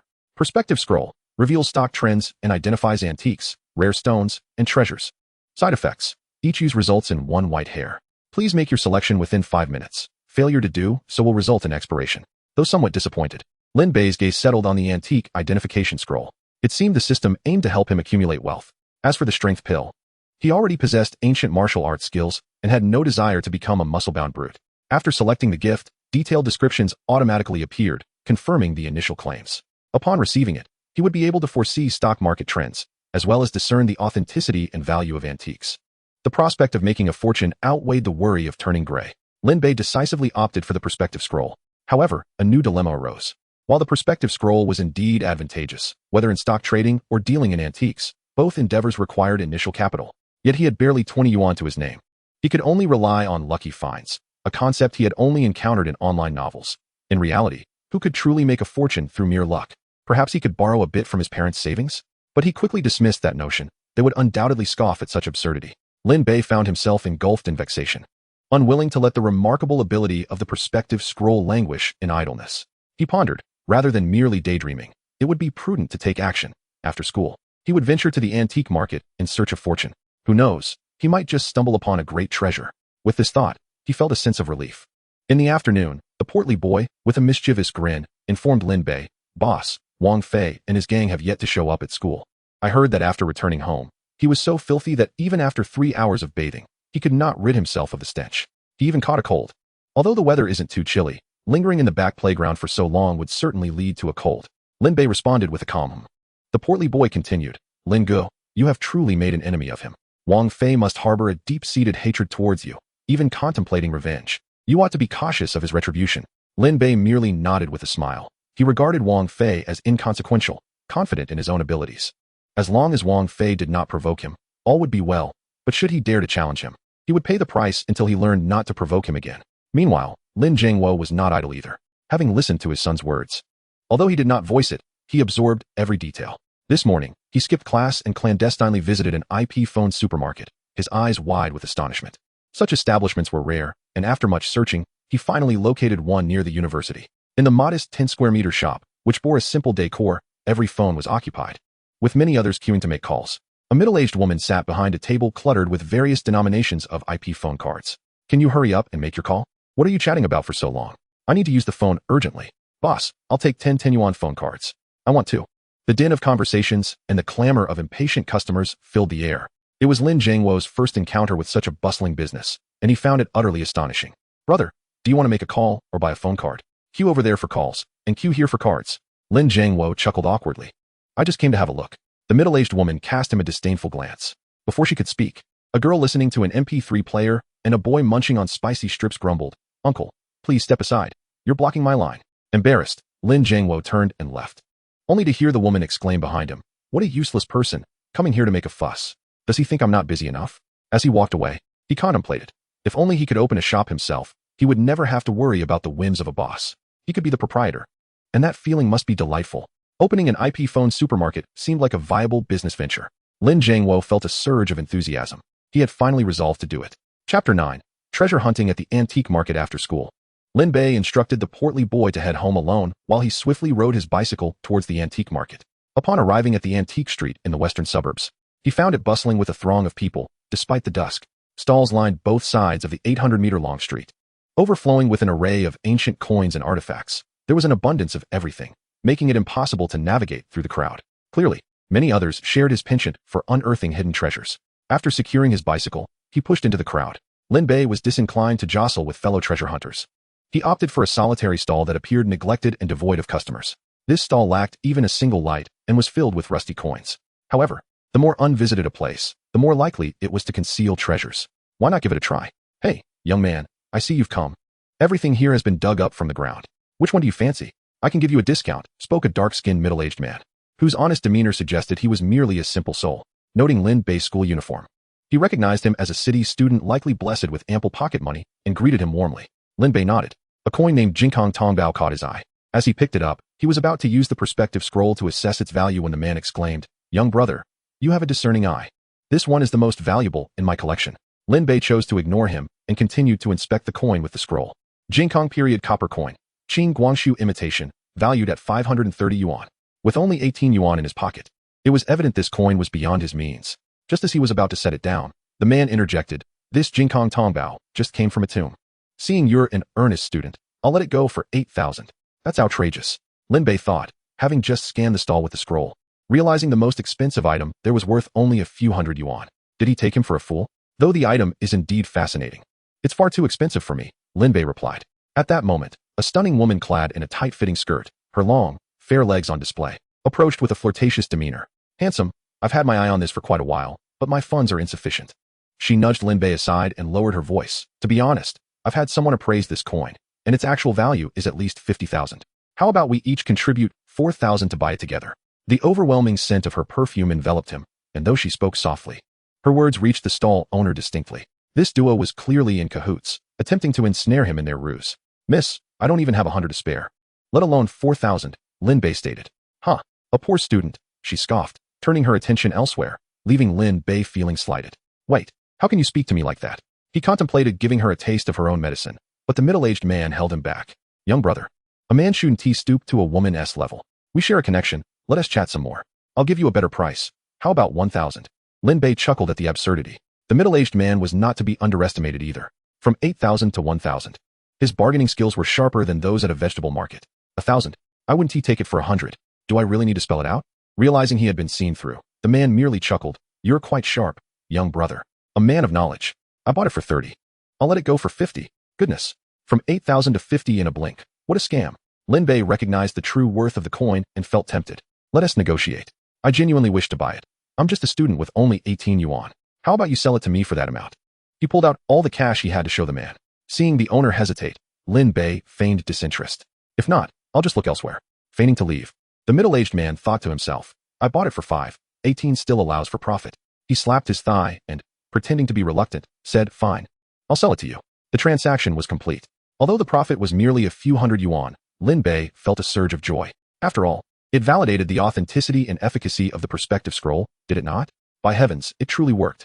18 yuan turned into 530. What a remarkable gain. In the throes of excitement, he hastily tucked away the copper coins. The next step was to sell them for cash. Lin Bei approached a shop adorned with a sign on its glass door, announcing the purchase of various currencies. He lifted his foot and entered. The shop spanned over 100 square meters. While its decor could not be deemed luxurious, it was clean and bright. At the counter, the proprietor was engaged in a conversation with a middle-aged male customer, showcasing his wares. This customer, dressed with discernment, exuded an air of affluence. Lin Bei chose not to interrupt and busied himself examining the ancient copper coins on display. Youngster, refrain from touching. If you break something, you won't be able to afford it. Get out and play elsewhere. As Lin Bei reached for a coin, he was met with a disdainful reprimand. The speaker, a man in his 50s with slanted eyes and thin lips, bore an expression of scheming malice, likely the shop owner. He scrutinized Lin Bei with evident contempt, perhaps perceiving him as a mere student, unworthy of his attention. Lin Bei, irked by the insult, retorted sharply, "What sort of manner is that? A business is open for customers. I am here to sell, not to beg for your money. A penniless student, what could you possibly sell? Can't you see I have esteemed guests?" The shopkeeper dismissed him curtly. Lin Bei felt an overwhelming urge to slap this condescending wretch. "Li, you are in the wrong here. Every customer deserves respect," interjected the middle-aged man. "Su, this kid is just a student. If he doesn't focus on his studies, I fear he might learn the wrong things." Li, the shopkeeper, retorted, his demeanor shifting to that of a sycophant as he addressed Su. Finally, Lin Bei managed to suppress his anger, coldly stating, "Humph. A wretch with a narrow view will inevitably face closure. I shall take my leave." Su, noticing Lin Bei's composed demeanor beneath his youthful appearance, suddenly took an interest. "Ah, young brother, what do you intend to sell? May I have a glimpse?" "Su has requested it. Do present it. I assure you, I will offer a handsome price." While Li feigned enthusiasm, his inner thoughts were far from it. What valuable item could a destitute student possess? Though Lin Bei felt slighted, he was pragmatic enough not to jeopardize a profitable sale. He revealed the copper coin for both men to inspect. Although it was merely a replica from the Guangxu era, it still held some value. "Li, how much can you offer?" Su scrutinized the coin closely before inquiring of Li. Li, donning reading glasses, took a quick glance and immediately declared, "Su speaks true. Yet, it is but a replica. However, out of respect for you, I shall offer 200. Upon hearing this, Lin Bei bristled. Not only did it seem a favor owed, but he was also being shortchanged by 300. "You offer me a mere 300 for something valued at over 500? How unscrupulous. 300? That is sufficient for my monthly expenses," Li shot back dismissively. The system indicated a value of 530. He could not sell for less than 450 without feeling cheated after haggling with the street vendor. Su chuckled at Lin Bei's expertise. This young lad was no novice. He was well versed in antiquities and recognized the coin's worth. Thus, he turned to Li with a grin. "Old Li, this is where you err. How can you deceive even a student?" Li offered a forced smile. "With such a large establishment, I must earn a living too." He glanced at Su and added, "Fine, I won't take advantage of this young fellow. I will give you 500, but not a penny more." With this, Su nodded at Lin Bei, who cast a grateful glance in Su's direction. Su seemed a man of integrity, unlike the avaricious shopkeeper. Having pocketed the money, Lin Bei lingered, his gaze drawn to a copper mirror before the two men. Through their brief exchanges, it was evident that Li harbored intentions to swindle Su. Su treated himself well, and Lin Bei was determined not to let this narrow-minded man deceive him. He needed to intervene. "Su, this copper mirror is undoubtedly a genuine artifact used by the legendary Yang Guifei of the Tang dynasty. I sought the owner for 3 months before they consented to let me sell it here. It is worth a staggering 6.8 million. Su replied with a smile. "That's too steep. I will take it for 5 million. Lin Bei had already utilized the perspective scroll to assess the item, identifying it as a replica from the Yuan dynasty valued at 980,000. 6.8 million. "Su, I previously mentioned that I am selling this on behalf of another. If it were anyone else, I would demand at least 8 million. This mirror is a Tang dynasty masterpiece. Just look at the craftsmanship." As Li spoke, he tapped the copper mirror with his finger. "Listen to that sound. Clear and melodious, deep and resonant. It is a premium piece. Observe the color and patina, rich with the weight of history and the earthy aroma from years buried underground." Li's face bore a peculiar confidence as he continued to extol the mirror's virtues. "While your descriptions are compelling, the price remains excessive. How about we both compromise?" Su suggested, clearly intrigued by the mirror. Lin Bei stifled a laugh. It appeared Su was quite the connoisseur himself, unable to discern this was merely a replica. Unintentionally, Lin Bei let out a scoff. Su, noticing Lin Bei's odd smile, asked curiously, "Young brother, do you possess knowledge of antiquities? Please, share your thoughts. After all, such a high-value item warrants scrutiny." With Su's inquiry, Lin Bei felt compelled to share his insights, sensing that Su was a decent fellow. Just as he was about to speak, Li's demeanor soured, and he barked at Lin Bei, "You brat. Out of respect for Su, I paid handsomely for your copper coin. What are you still doing here? Get lost and stop disrupting my business." Su, taken aback, remarked, "Li, what is this behavior? If you continue like this, I shall take my business elsewhere." Wait. I am merely concerned that this young man might disturb your enjoyment. He clearly lacks the demeanor of a serious student," Li protested. Su, no longer paying heed to Li, turned to Lin Bei with curiosity. "Young brother, do not fear. Old Li is simply who he is. Speak your mind freely." Lin Bei, filled with indignation at Li's condescension, seized the opportunity to vent his frustrations. Given that he possessed a system, he felt no trepidation regarding potential repercussions from Li.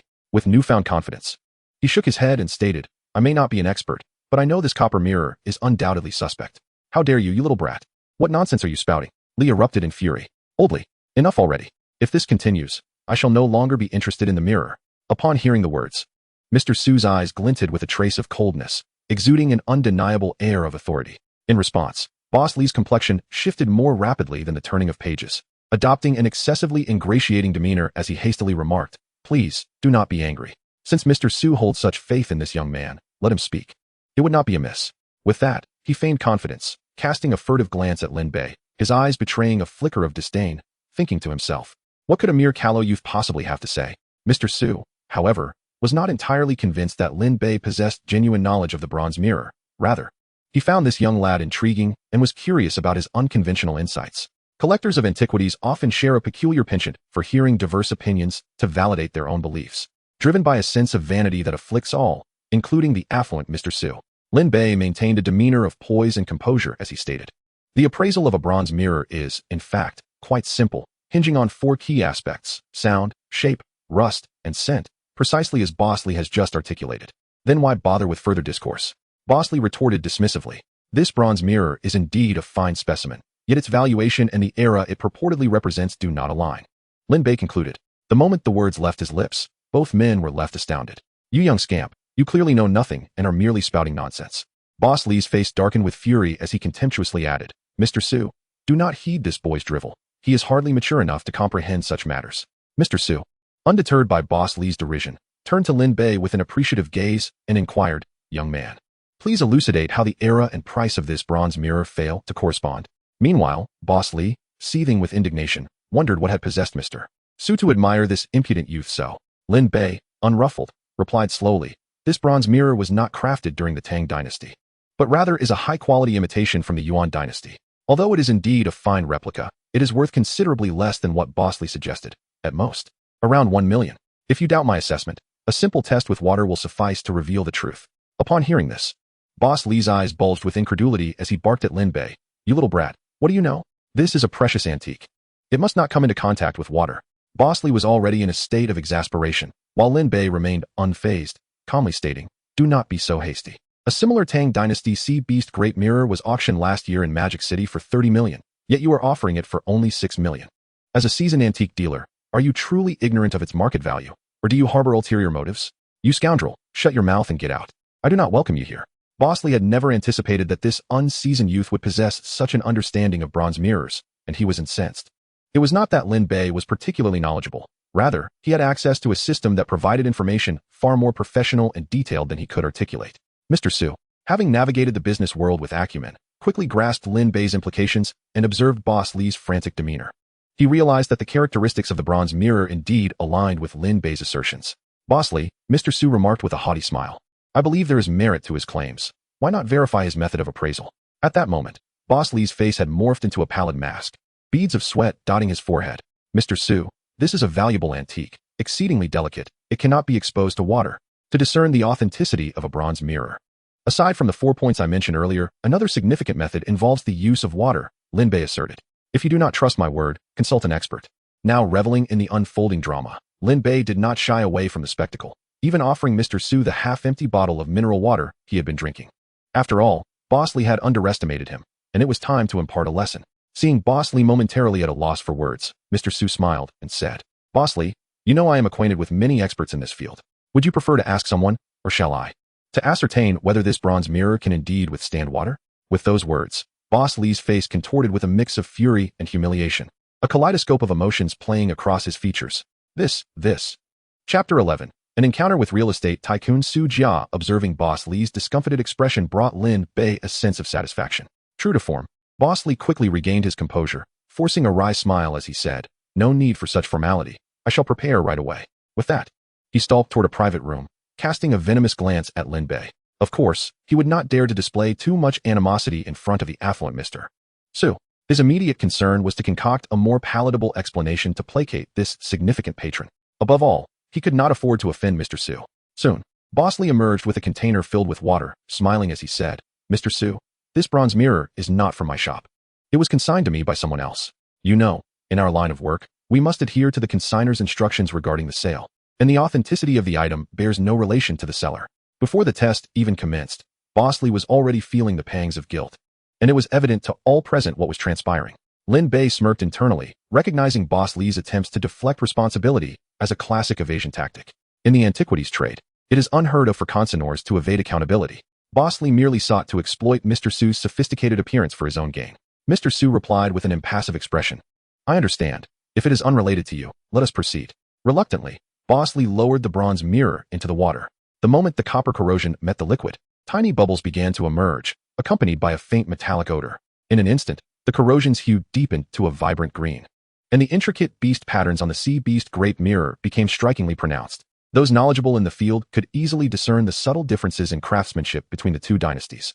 As the scene unfolded, both Mr. Su and Boss Lee were left in a state of shock, albeit for different reasons. Though Su Jia lacked expertise in antiques, she could perceive Boss Lee's perspiration and stammering speech, sensing something was amiss, and furrowed her brow in concern.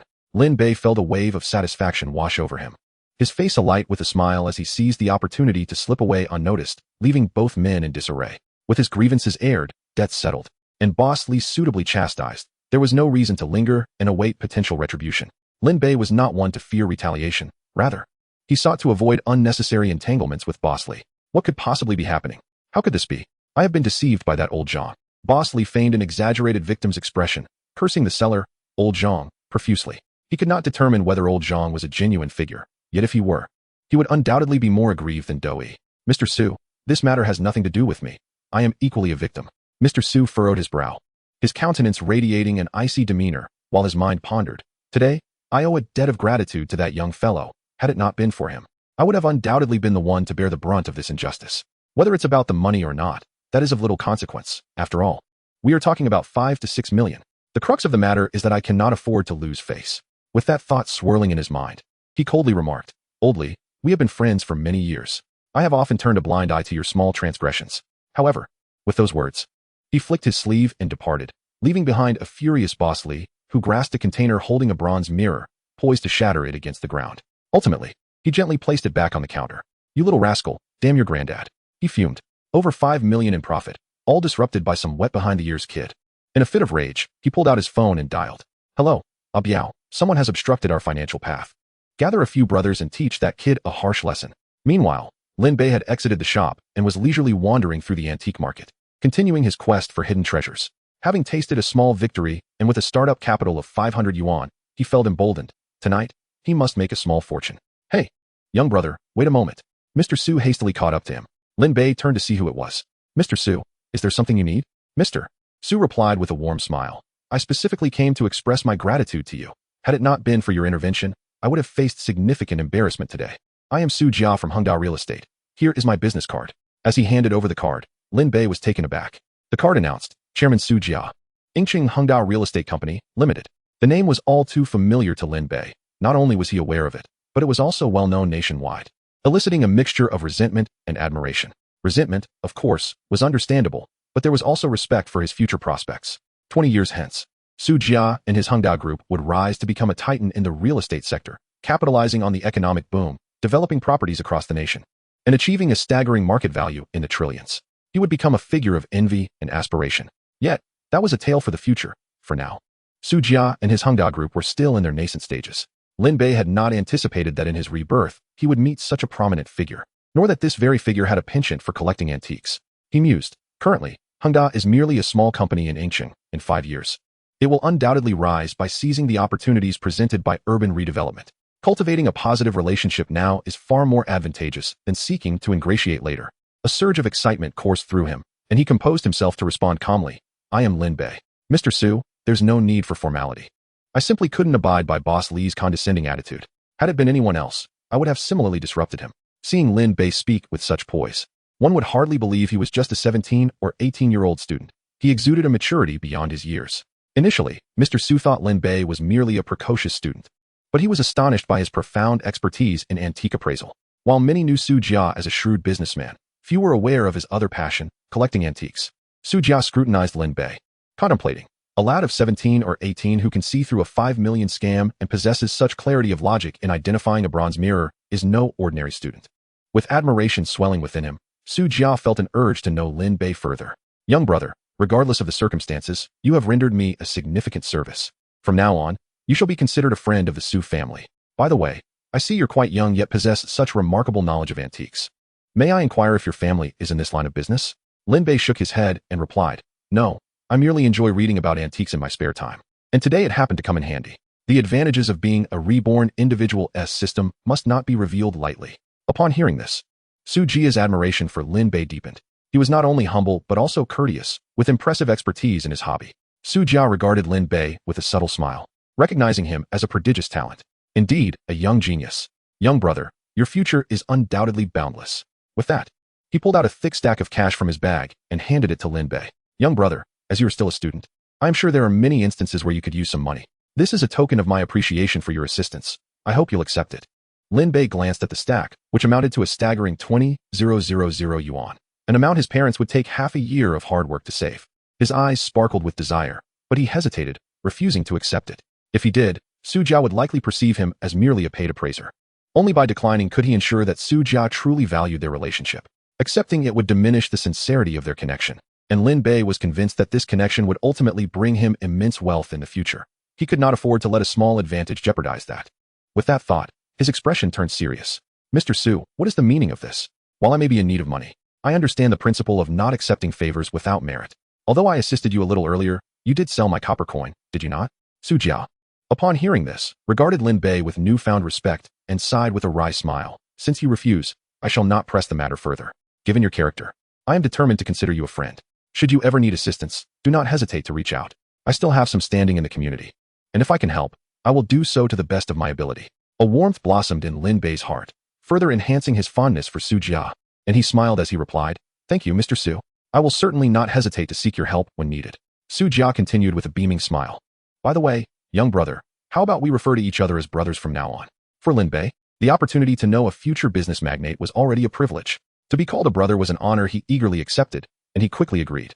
Thus, in the bustling antique street, the two walked side by side, engrossed in conversation. Suddenly, Su Jia remarked, Young brother, I see you wandering about the street. You must be hoping to strike a big deal, am I right? Noticing Lin Bei's silent smile, he pressed on, Since you possess such remarkable skills in antiques, come. Let me take you on a grand adventure and help you make some money. Intrigued by the proposition, Lin Bei inquired, Mr. Su, where are you taking me? To gamble on stones? A subtle smile graced Su Jia's face. Gambling on stones could present an opportunity for instant wealth. If we lose, I will bear the cost.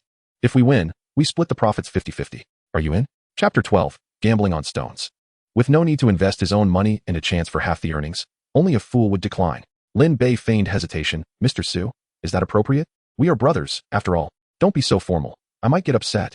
Su Jia teased, revealing a more personable side. Lin Bei followed Su Jia down the antique street, heading towards the northeast corner, where they soon turned into a small courtyard marked by an unassuming sign, Yingqing Jadestone Market. The space was filled with an array of raw stones, each exhibiting distinct shapes, and it was bustling with people. Many individuals crouched on the ground, wielding flashlights as they scrutinized the stones. For Lin Bei, this was his inaugural visit to such a place, and everything appeared quite novel to him. He had never encountered the concept of stone gambling before. As they navigated through the crowd, Su Jia guided Lin Bei to a lively courtyard at the back. Upon glancing at the prices of the raw stones, Lin Bei noted that the lowest commenced at 500,000. His imagination was truly constrained by his financial limitations, prompting an exclamation of disbelief. No way, a single stone can be so pricey. Su Jia chuckled, replying, Brother, this is just the beginning. The most expensive raw stone I encountered in Kyoto was priced at a staggering 1 billion. With that, Su Jia led Lin Bei to the most expensive stone on display. This particular stone bore no resemblance to ordinary bluestone, save for a fissure that revealed a hint of green within. Its price was an astonishing 20 million. Despite its ordinary appearance, several onlookers were engaged in animated discussions about it. After observing for a while, Su Jia ushered Lin Bei to another stone. It was evident that with Su Jia's current financial capacity, he could only afford to admire this stone from a distance. Since he was the one paying, he remained silent, trailing quietly behind Su Jia. Soon, Su Jia's attention shifted to a raw stone priced around 1 million, indicating that this was the extent of his current financial reach. As he examined the stones, Su Jia explained, the term gambling stone hinges on the word gamble. Once the raw stone is opened, it can change everything in an instant. Naturally, the higher the price of the stone, the greater the likelihood of uncovering jade. One must always act within their means. It was apparent that Su Jia exercised considerable restraint in his pursuit of stone gambling, further enhancing Lin Bei's admiration for him. Listening intently, Lin Bei remained silent. For with his perspective scroll, victory in gambling was assured. The notion of incurring losses was utterly foreign to him. At that moment, Su Jia pointed to a stone with a faint green hue visible through a fissure, marked at 1.5 million, stating, "Brother, I believe this stone has potential." Lin Bei activated his perspective scroll and scrutinized it closely. Hetian jade raw stone, valued between 200,000 to 300,000. Lin Bei quickly shook his head. "This won't do. Let's find another." Su Jia, undeterred, insisted, "Brother, you must have looked closely. This one seems promising." The perspective scroll, however, did not provide Lin Bei with any additional insights. "Su Gu, trust me. Let's not pursue this one. Opening it will certainly lead to a loss." Just then, a loud voice rang out from behind. "Make way, I want it. Boss, open this number 2 raw stone for me." A man with a thick gold chain around his neck and a booming voice shoved the two aside. He was clearly a nouveau riche. Though Su Jia felt a twinge of reluctance after hearing Lin Bei's warning, he refrained from contesting the man, choosing instead to stand still and await the outcome of the stone's opening. He, too, wished to verify the validity of Lin Bei's assertion. Soon, the raw stone was cut open, revealing a thin layer, as delicate as paper, suggesting a hint of jade green. The man's expression immediately soured. "Damn it. The fortune teller said today I would strike it rich. Now I've been thoroughly duped." He left in a huff, clutching the cut stone. Meanwhile, Lin Bei remained vigilant, utilizing his perspective scroll to identify a raw stone priced at 480,000. Myanmar Old Pit raw stone, valued between 10 million to 12 million. Lin Bei trembled with excitement, suppressing his elation as he declared, "Su Gu, opening this raw stone will undoubtedly yield us a substantial profit." Su Jia, still reeling from the earlier shock, realized that had Lin Bei not intervened, he would have been the one to incur a loss of over 1 million. Upon hearing Lin Bei's words, he turned to the unremarkable, dark stone Lin Bei had indicated. Despite his innate skepticism toward Lin Bei's choice, he resolved, without hesitation, to address the vendor. "Boss, I'll take the number 8 raw stone." The vendor, a middle-aged man in his 50s, promptly approached with a smile. "The price of this stone is 480,000. Would you prefer to pay by card or bank transfer?" Su Jia retrieved his bank card, replying, "By card." The transaction was swiftly completed. The vendor then inquired, "Sir, shall we cut it here, or would you prefer to take it home?" "Let us cut it here," Su Jia affirmed. The vendor beamed with delight. This stone had been on display for half a year with no customers showing interest, and now it had finally sold. He picked up his walkie-talkie and announced, "Number 8 raw stone, to be cut on site." Upon hearing that this dark stone had found a buyer, the crowd quickly gathered around. They had all previously assessed the stone and deemed it inferior. Who would want such a stone? Surely, they're blind. They were convinced that this stone would yield nothing but losses, eagerly anticipating the spectacle of Lin Bei and Su Jia being proven wrong. Amidst the chatter, Su Jia could no longer contain his curiosity and asked Lin Bei, "Brother, are you sure about this?" His inquiry was not born of concern for the money, but rather a reaction to the jeers and skepticism of the onlookers. Meanwhile, the cutting expert placed the raw stone chosen by Lin Bei on a table and initiated the cutting machine. With a grating sound, the stone was sliced in half, and a splash of water revealed a vibrant green jade beneath. "Wow, this shabby stone actually contains jade. Hold on, that was just the first cut. It might only be a thin layer." The bystanders were incredulous, expressing their doubts about the stone's quality. "Brother, you were right. There is indeed green, albeit limited in area." Lin Bei, brimming with confidence in his perspective scroll, retorted with a smile, "No need to rush. That was merely the first cut. Let us see what follows." After the second cut, the stone cutter's eyes sparkled with delight as he unveiled an alluring green hue that shimmered brilliantly under the light. "Jade. It truly is jade. We've struck gold, and it's a grand fortune." The icy, vivid green was breathtaking. The luck of these two was astonishing. The surrounding spectators, who had once harbored skepticism, now gazed at Lin Bei and Su Jia with admiration, envy, and a hint of jealousy. Witnessing their triumph in the gamble filled Su Jia with even more excitement than Lin Bei. "Brother, you're incredible." Unable to maintain his composure, Lin Bei revealed a radiant smile. Chapter 13, an 8 million windfall. Before long, a chunk of jade the size of a steamed bun was carved out. Imperial green. Indeed, it is the imperial green, which once fetched an astonishing price of 10 million at an auction in the bustling metropolis. Yes, I have heard of that as well. I never anticipated that our humble city would also yield such a precious imperial green. The master jade cutter, with utmost care, presented it before Su Jia. Su Jia, trembling with excitement, cradled it in his hands, viewing Lin Bei as a living legend. For Su Jia, whose net worth barely reached 100 million, the prospect of suddenly earning 10 million was a thrill he could hardly conceal. At that moment, a voice rang out. "Sir, I bid 6 million for your jade. I'll offer 8 million. I bid 10 million. Su Jia, hearing the fervent competition, could hardly suppress his joy. "Brother, should we sell it?" At this juncture, Lin Bei's heart raced with excitement. 10 million, half of which was his, 5 million. In his previous life, after more than 20 years of toil, he had never seen such a sum. He smiled and nodded in agreement. Seeing this, Su Jia promptly replied, 10 million, let us sell. The individual who had called out 10 million beamed with delight. He understood the value of imperial green and its rarity in the entirety of Longhua. It was unlikely that even one piece would be cut in a year. The jade's hue and density were undoubtedly of the finest quality, far surpassing that flawed piece auctioned in the metropolis. He believed that, if brought to auction, it could fetch at least 12 million. Just as he was about to speak, Lin Bei interjected, wait, we can sell this imperial green, but not for 10 million. It must be at least 12 million. The appraisal scroll indicated the current market value ranged from 10 to 12 million. As for future appreciation, that was not Lin Bei's concern. If someone could offer 12 million, they ought to allow for a bit of profit. Thus, Lin Bei boldly stated the price of 12 million. Upon hearing this, the man's expression darkened, and he retorted, young man, you must still be a student, right? This is not mere child's play. You cannot just toss out an additional 2 million without understanding the market for jade. My offer of 10 million is already generous. Before he could finish, an elderly gentleman spoke up, if you do not want it, I am willing to pay 12 million. Hearing that someone was competing, the man quickly amended his offer. Who said I don't want it? I'll offer 12 million. Sir, we must adhere to the principle of first come, first served. Do not compete with me. The elderly gentleman was equally unyielding. In the realm of antiques and jade, it is the highest bidder who prevails. I bid 15 million. You must be deliberately obstructing me. With that, he stormed off in a huff. The elder, stroking his beard, laughed heartily. 15 million. A rough stone worth 48,000 has instantly escalated to 15 million. The onlookers, captivated by the spectacle, were left in stunned silence. At that moment, someone in the crowd recognized the elderly man. Isn't that the illustrious Lu Lao Lu from the antiques world? Once this was mentioned, others recalled having seen Lu Lao on television's treasure appraisal programs.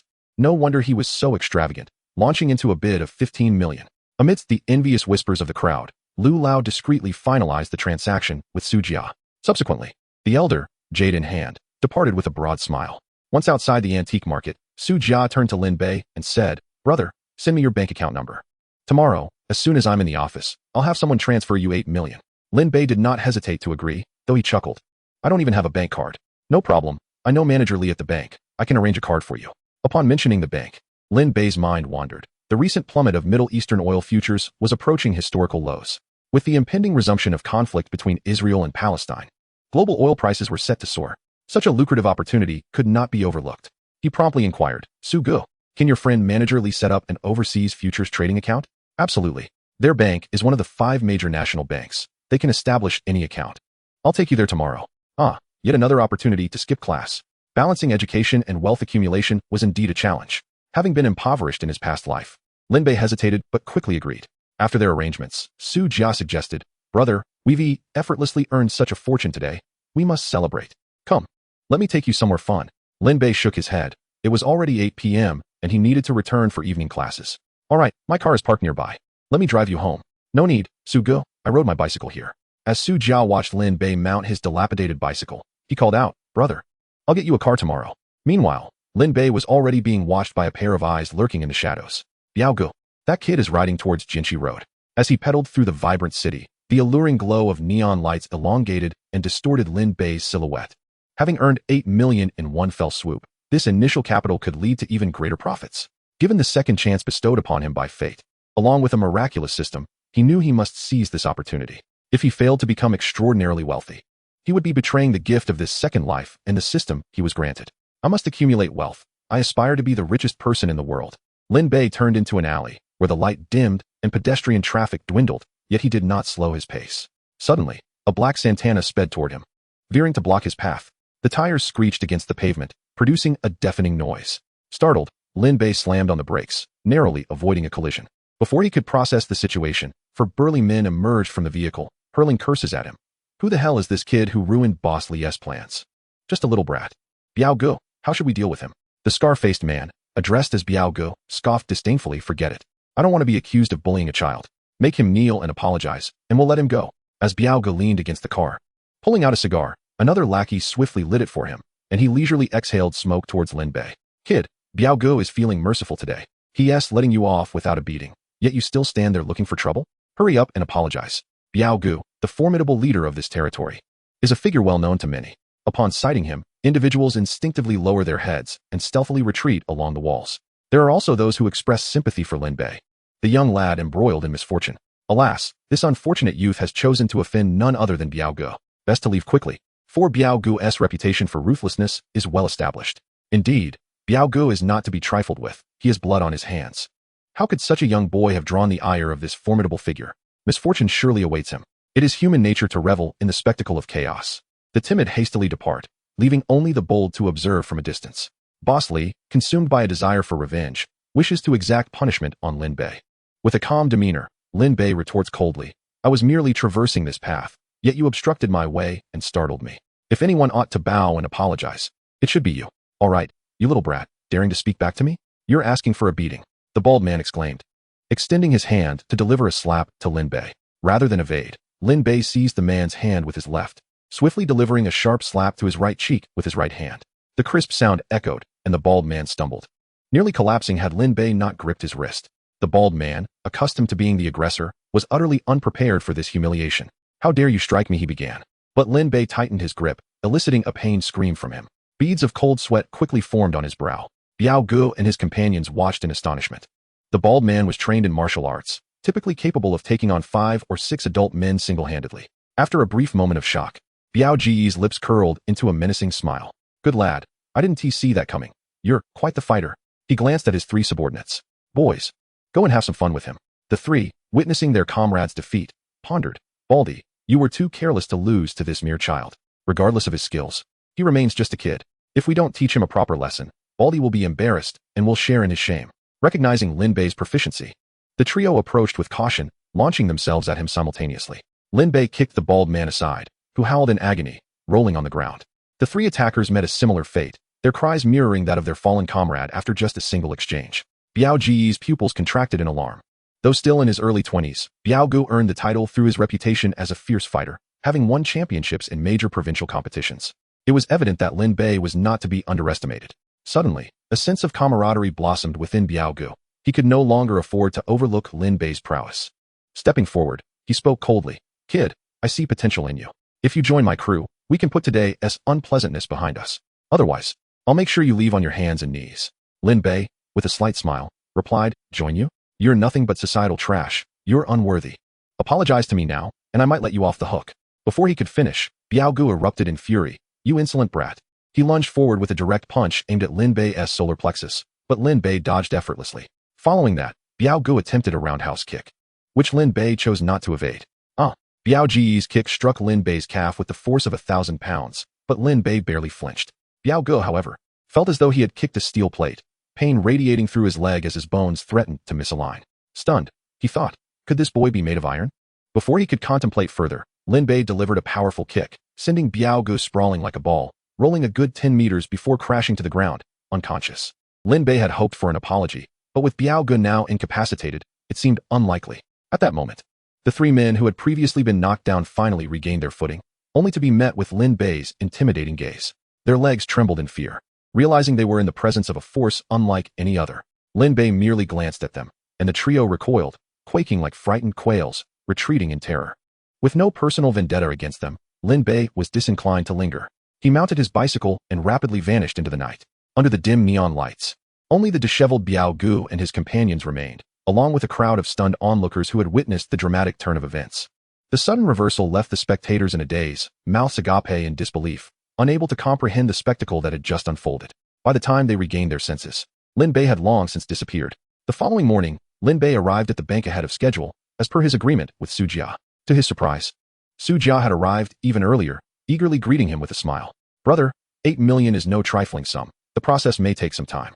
However, there's no need for concern. I've already spoken with Manager Li, who will expedite the process for you. Su Gu, there's no rush.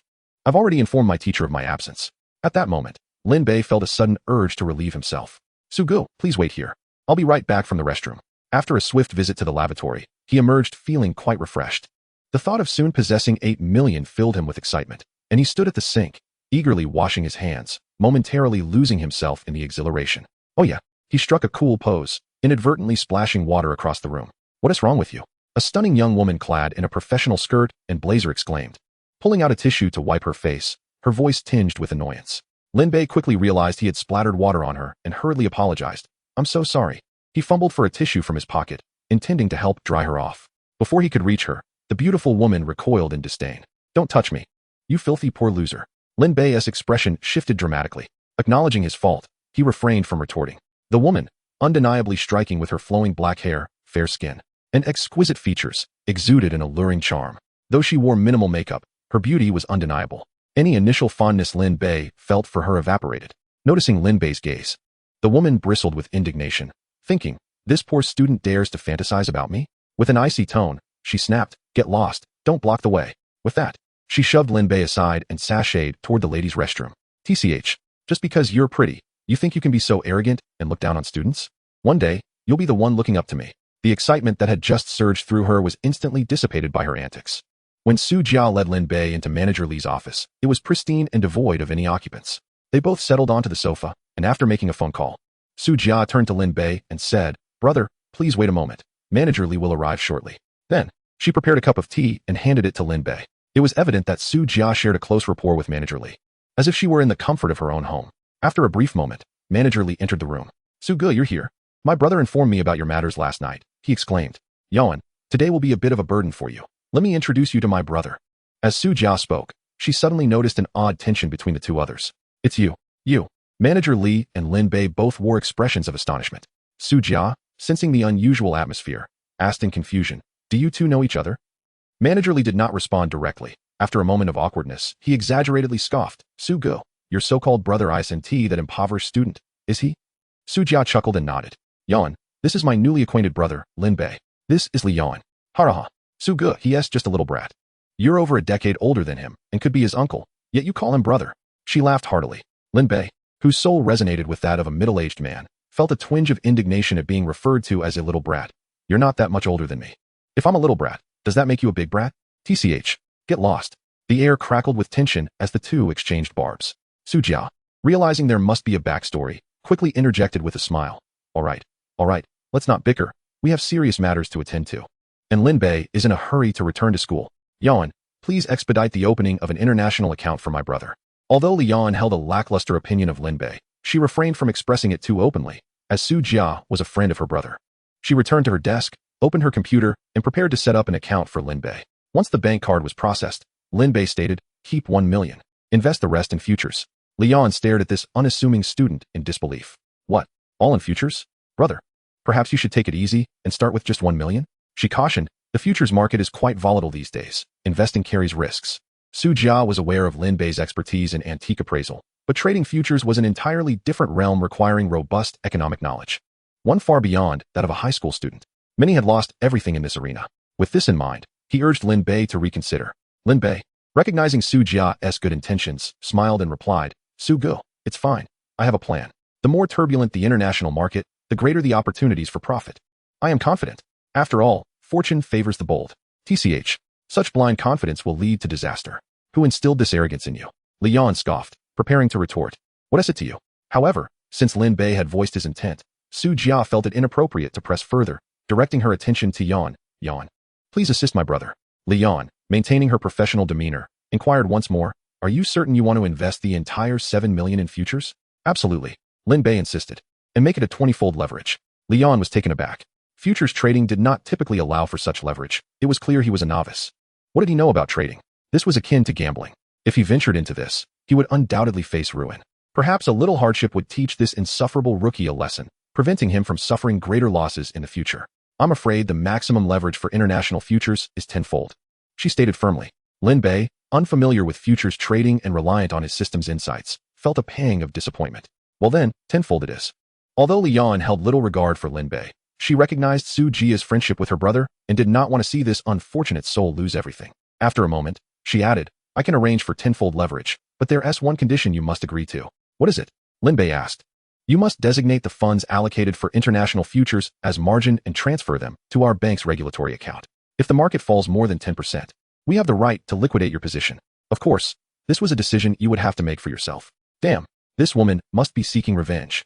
It's said that petty individuals and women are hard to deal with. How true it is. At this juncture, did he even have a choice? Fine, I'll comply. Just get on with it. Upon hearing Lin Bei's agreement, Li Yuan proceeded without hesitation, processing the necessary paperwork before taking it to her supervisor for approval. Once she exited the office, Su Jia pulled Lin Bei back onto the sofa, anxiously advising, Brother, are you out of your mind? Playing around is one thing, but why go for tenfold leverage? That's a tenfold risk. If anything goes awry, it could mean total loss. Lin Bei looked at Su Jia, who was fervently trying to dissuade him, and calmly replied, Su Ge, it's all right. I know what I'm doing. Why don't you join me? I guarantee you'll make a fortune. Su Jia, being a good older brother, was supportive. But Lin Bei knew he wouldn't invest a single cent in a field he was unfamiliar with. With a bitter smile, he replied, I'll pass. I'm not interested in futures. Lin Bei did not press the matter further. Years of experience taught him that one should neither persuade friends to gamble nor involve them in investments. When I strike it rich, Su Ge, don't regret it. He said lightly. Oh, by the way, Su Ge, do you know where I can purchase a laptop? I'd like to get one to monitor market trends. Su Jia responded, turn right when you exit. After 500 meters, you'll find the computer market. I'll accompany you there once we're done here. Before long, Lian completed the necessary procedures. Accompanied by Su Jia, Lin Bei spent less than 20,000 yuan to purchase a Lenovo Tianyi 200 laptop and a Nokia 7650 phone. Though they paled in comparison to electronic products of 2 decades hence, in 2002, they were indeed among the finest available. To express his gratitude, Lin Bei treated Su Jia to a sumptuous bowl of beef ramen for lunch. Just as the two were about to part ways, Lin Bei suddenly recalled a piece of news from the same day in his previous life. This very afternoon, a safety incident occurred at the Hengda real estate construction site, resulting in 5 fatalities and 8 injuries. The entire site was shut down for a thorough investigation, and Su Jia had nearly been caught up in it. At this juncture, Hengda real estate found itself in a state of stagnation in Yingqing, ultimately leading to its bankruptcy. The repercussions of this incident weighed heavily on Su Jia, and it wasn't until several years later, when he ventured south, that Hengda real estate began its resurgence. Su Ge, is the East City Lijiang Tianqing construction site developed by your company? Indeed. Why do you ask, my brother? Lin Bei's sudden inquiry left Su Jia somewhat perplexed. It's just that I noticed you, Su Ge, seemed to bear a shadow over your brow. Something appears amiss with your career prospects, which led me to suspect that there might be an incident at your construction site this afternoon. It's not the unexpected that frightens me, but rather the potential for disaster. You should notify the site to halt operations this afternoon and conduct a thorough inspection before resuming work. The notion of shadowy omens and career misfortunes sounded rather superstitious, bordering on absurdity. Yet, Lin Bei could conjure no better words and thus found himself resembling a fortune teller, hoping Su Jia would heed his warning and avert calamity. Su Jia had been generous to himself, having earned his first pot of startup capital, and he could not simply stand by and watch as misfortune befell him. A heart for a heart. If he respected Su Jia by an inch, then Su Jia must repay him a mile. He was determined to prevent this impending disaster at all costs. Chapter 16. Foreseeing construction site accidents. Brother, are you jesting with me? Such jesting is not to be trifled with. Su Jia furrowed his brow, his expression grave. Su Ge, do I appear to be joking? You must believe me, or you may find it too late for regrets. Observing Lin Bei's serious demeanor, Su Jia discerned that he was not engaging in light-hearted banter. Nevertheless, Su Jia remained skeptical, chuckling as he replied, Brother, how could you possibly know? Are you perhaps a fortune teller? Lin Bei did not possess the skills of a fortune teller, but he did hold memories spanning over 20 years into the future. This was not mere superstition, but a profound insight. With increased seriousness, Lin Bei insisted, Su Ge, you must heed my counsel. Order your construction site to cease operations this afternoon for an inspection.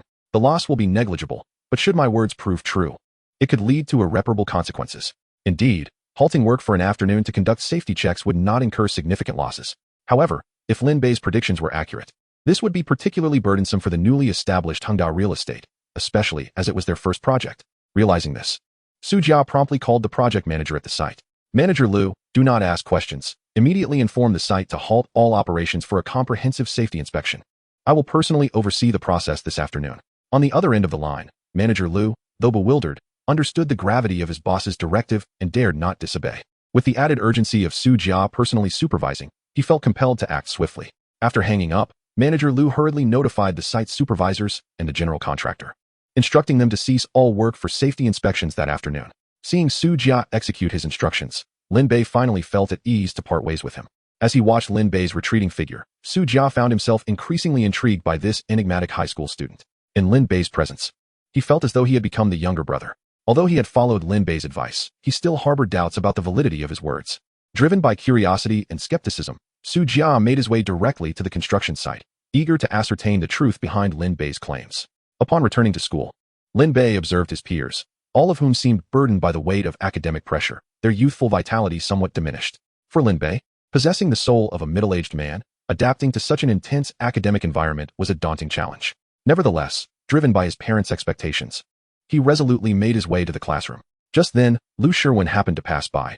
Upon seeing Lin Bei, She quickly masked her smile and turned a blind eye to him. Lu Sherwin, wait a moment. She ignored him, huffing as she walked into the classroom. Disappointed by her absence this morning, she felt a sense of disillusionment with herself. Having returned from his rebirth, Lin Bei yearned to mend their relationship. Yet it appeared that they were drifting further apart. Hey, you're back? A hefty hand clapped down on Lin Bei's shoulder. Turning, he recognized it was Fatty. Wow, Lin Gu. After just one morning, you're already flaunting a laptop. And a Nokia 7650. Looks like you're striking it rich. Fatty exclaimed, unreservedly snatching the phone from Lin Bei's hand. His eyes sparkling with envy and jealousy. Lin Gu, let me play with this for a couple of days. Lin Bei swiftly reclaimed his phone, stating, not a chance. I still need it. Fatty feigned indignation. Well, they say that money makes one forget their brothers. How true that is. Fatty's words struck a chord with Lin Bei, prompting him to respond, I truly have a use for it. If you want, I'll gift you one. What do you say? Really, Lin Gu? Fatty's eyes lit up with excitement, but moments later, he added, forget it, such an expensive phone, I can't take advantage of you. Just let me play with it a bit. Good buddy, that won't do. If I say I'll buy it for you, then I will. After school, I'll take you to get one. Lin Bei was determined not to let his good friend feel disheartened. He would not hesitate to give Fatty anything, even a car. Seeing Lin Bei's confidence, Fatty, with a glimmer of mischief in his eyes, inquired, Lin Gu, does this all add up to nearly 20,000? You're really going to gift me a phone? Have you struck it rich? With no intention of concealing anything from him, Lin Bei briefly recounted the events of the past couple of days, omitting only the details about the system. He reiterated the importance of keeping this information confidential, even from their parents. Lin Bei did not want anyone to know about his newfound wealth. If that were to happen, maintaining a low profile would be impossible. After hearing Lin Bei's story, Fatty's jaw dropped in astonishment. Lin Gu, you've truly encountered a benefactor. If that is the case, I'm definitely getting that phone. Watching Fatty dance with excitement, Lin Bei felt an indescribable sense of satisfaction and joy. Why had he returned to life? Was it not to witness his loved ones and friends thrive? Let's head back to class, Lin Bei said. Fatty quickly pulled him aside and whispered, Lin Gu, you should be cautious this afternoon. After skipping class this morning, Zhang Laosher is quite displeased with you. She mentioned you in front of the whole class. Lin Bei chuckled. He could easily imagine Zhang Laosher's stern demeanor, always taking her responsibilities as a teacher seriously. Her only flaw was her tendency to reprimand students publicly, seemingly oblivious to their feelings. As she would put it, a broken drum must be struck hard. Just as he settled back into his seat, Lin Bei caught sight of a tall figure peering through the back door of the classroom, flanked by two lackeys. Although he could not see clearly, he recognized it was Wang Fei, the very individual who had assaulted him days prior. It seemed he was intent on revenge. Suddenly, Wang Fei met Lin Bei's gaze, and their eyes locked in a tense confrontation. Wang Fei, in a fit of frustration, no longer concealed his intentions. His gaze imbued with malice as he fixated on Lin Bei, his right hand forming a gesture reminiscent of a knife slash. Observing this, Lin Bei mused to himself. It appears this fellow was not sufficiently subdued last time, and still harbors the audacity to challenge me. He promptly responded by gesturing with his middle finger pointed downward, simultaneously mouthing an insult, implying that Wang Fei was a fool. Although Wang Fei could not hear Lin Bei's words, the sight of the raised middle finger surely conveyed the intended insult. Wang Fei's countenance darkened further, and after realizing that he could not gain the upper hand in their silent confrontation, he turned away in rage, accompanied by his sycophants. As the heir to the fortune of East City, Wang Fei would not easily forget the humiliation he had endured at Lin Bei's hands. He was determined to exact revenge, to alleviate the fury that simmered within him. Lin Gu, it seems that Wang Fei still seeks to settle the score with you. Fatty whispered conspiratorially in Lin Bei's ear. Indeed, he merely seeks to further his own humiliation. If he does not provoke me, I shall leave him be. Otherwise, I would not hesitate to retaliate. Lin Bei replied with a knowing smile. But Lin Gu, Wang Fei's father is the wealthiest man in East City. Might he enlist his father as help to deal with you? It would be wise to remain vigilant, Fatty cautioned. Lin Bei chuckled, offering no further comment. He was acutely aware, thanks to the memories of his past life, that Wang Fei's father was far from a benevolent figure. Not only did he operate in both legal and illegal spheres, but he also leveraged his power to oppress and bully his competitors. As long as he did not target Lin Bei, it would suffice. However, should he dare to provoke him, Lin Bei would not shy away from confronting both father and son. The clock soon struck 13:59, heralding the commencement of today's system's zero-cost flash sale task. At this moment, Lin Bei's greatest desire was for the system to unveil an intelligence-enhancing potion. Having acquired combat prowess and the means to amass wealth, he now only lacked this crucial element. If he could obtain it, his life would be nothing short of perfection. It would be a challenge to refrain from using such an advantage. Chapter 17. The Invincible Learning Brain today marked Lin Bei's third engagement with the zero-cost system flash sale, and he was filled with anticipation regarding the gifts that might be presented. Finally, the clock struck 2 o'clock, an exhilarating moment. Lin Bei opened the zero-cost flash sale system within his mind, and the interface refreshed instantaneously. Concurrently, he was granted yet another opportunity for a zero-cost flash sale. Today's zero-cost flash sale items are 1 luxurious mansion in Ing City with no side effects. Learning Brain, Level, Invincible. The Learning Brain encompasses all educational stages from kindergarten to doctoral studies, with the side effect of turning one's hair white, continuing until the entirety of one's hair is completely white. For Lin Bei, the allure of the mansion held little significance in Ing City. The most expensive mansion cost merely a few million. As for the system's complementary offerings, their appeal remained subjective. His gaze settled upon the formidable Learning Brain, which boasted an unbeatable level. Indeed, the system was generous. Upon noting the side effect, Lin Bei's pupils twitched involuntarily. Yet again, it was the prospect of white hair. It appeared that the system was intent on opposing his hair. It seemed that even free gifts came with their challenges. But in light of his desire to rectify his academic shortcomings, he resolved that white hair would be a minor sacrifice. He could always dye it back. Upon contemplating the Learning Brain, he found a detailed user manual within. Upon utilizing the Learning Brain, memories of all courses from kindergarten to doctoral studies will be implanted. After perusing the instructions, Lin Bei felt a surge of excitement. This Learning Brain was astonishing, surpassing all intellect-enhancing potions known to man.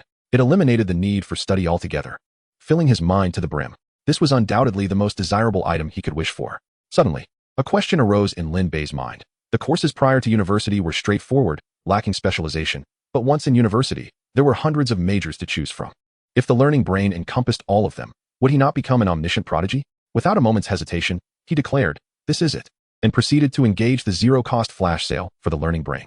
A tremor coursed through Lin Bei's body as the veins in his temples bulged, and countless golden motes pierced into his temples like a shower of needles. The knowledge of formulas and theorems from kindergarten through high school cascaded through his mind, fragments of course material flooding into his consciousness. In an instant, a searing pain enveloped his brain, forcing an involuntary cry of anguish from his lips. Fortunately, this pain was fleeting, and tranquility swiftly returned to his mind. The entirety of his high school curriculum surged forth in a torrent, yet courses beyond university did not materialize, suggesting that he had yet to reach that level in his current academic journey. As he examined the content of the textbooks, he realized he had indeed experienced a transformation.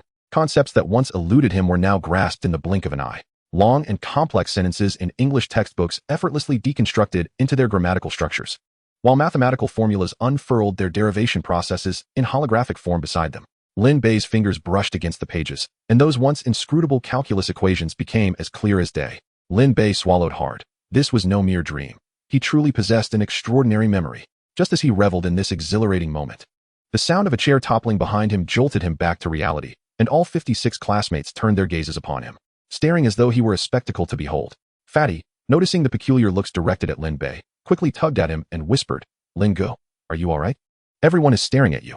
It was then that Lin Bei realized he had once again become the center of attention. Hastily, he offered awkward nods and smiles to his classmates while opening his English textbook, his pen unconsciously scribbling rhyme analyses beside selections from the collected poems of Keats. Feigning earnestness in his pre-class review, "Lin Bei, what on earth is going on with you? Must your lack of diligence in study also disrupt your classmates?" Lu Shiwen, the class monitor, rose indignantly, confronting Lin Bei with a barrage of reprimands. She had once held a glimmer of hope that Lin Bei could redeem himself. But after 2 days of his unchanged demeanor, her disappointment had solidified. She regarded him as a hopeless case, a burden that could not be uplifted. Before the entire class, Lu Shiwen publicly reprimanded Lin Bei, inciting a chorus of mockery from his peers. "Lin Bei, you refuse to study and forsake your future. Yet you cannot drag others down with you. He is nothing but a useless fool, lacking in intelligence. It's not that he doesn't want to learn. It's that he simply cannot. Indeed, he is not cut out for academics at all. If I were in his shoes, I would have quit long ago. Working in a factory down south would be far more practical." A student seated in the front row murmured, "Actually, Lin Bei has changed quite a bit over the past few days." However, before he could finish, his deskmate silenced him with a glare. "Forget about him. Mind your own business." Though Lin Bei had not intended to be disruptive, he found himself besieged by accusations and attacks from his classmates. At that moment, all explanations and defenses he could muster felt utterly impotent. The truth is evident. Lin Bei chose to immerse himself in his English textbook, for he possessed an invincible learning mind that would soon silence all those classmates who once looked down upon him. Lu Shiwen, after shouting for quite some time, noticed Lin Bei's indifference and his annotations in the textbook. She finally took her seat again, and the classroom quickly returned to its usual state. Although Lin Bei felt a twinge of discomfort at Lu Shiwen's public reprimand, he bore no resentment. He understood that her disappointment was merely a reflection of her own expectations. At that moment, Teacher Zhang's stern voice resonated. "Lin Bei, during this time, you've either skipped classes or asked for leave. showing no dedication to your studies. Do you truly not wish to attend university? If so, it would be better for you to go home right now. It was clear that the earlier commotion in the classroom had not escaped teacher Zhang's notice. Lin Bei's mouth moved as he struggled to formulate a response to her probing inquiry. All right, if you have nothing to say, then go stand outside and reflect on your actions, she commanded, her expression unwavering as she fixed her gaze upon him. Lin Bei said nothing. Instead, he obediently rose and walked toward the door. 3 minutes later, Lin Bei touched his temple, where he noticed a few strands of silver hair had inexplicably emerged. The system interface flickered into view. White hair progress, 001. Goodness, the system was serious. 10 minutes later, having assigned tasks to the students, Teacher Zhang approached Lin Bei and said, "You, come with me to the office." Lin Bei's heart sank. It seemed Teacher Zhang was determined not to let him off easily and would take him to her office for a reprimand.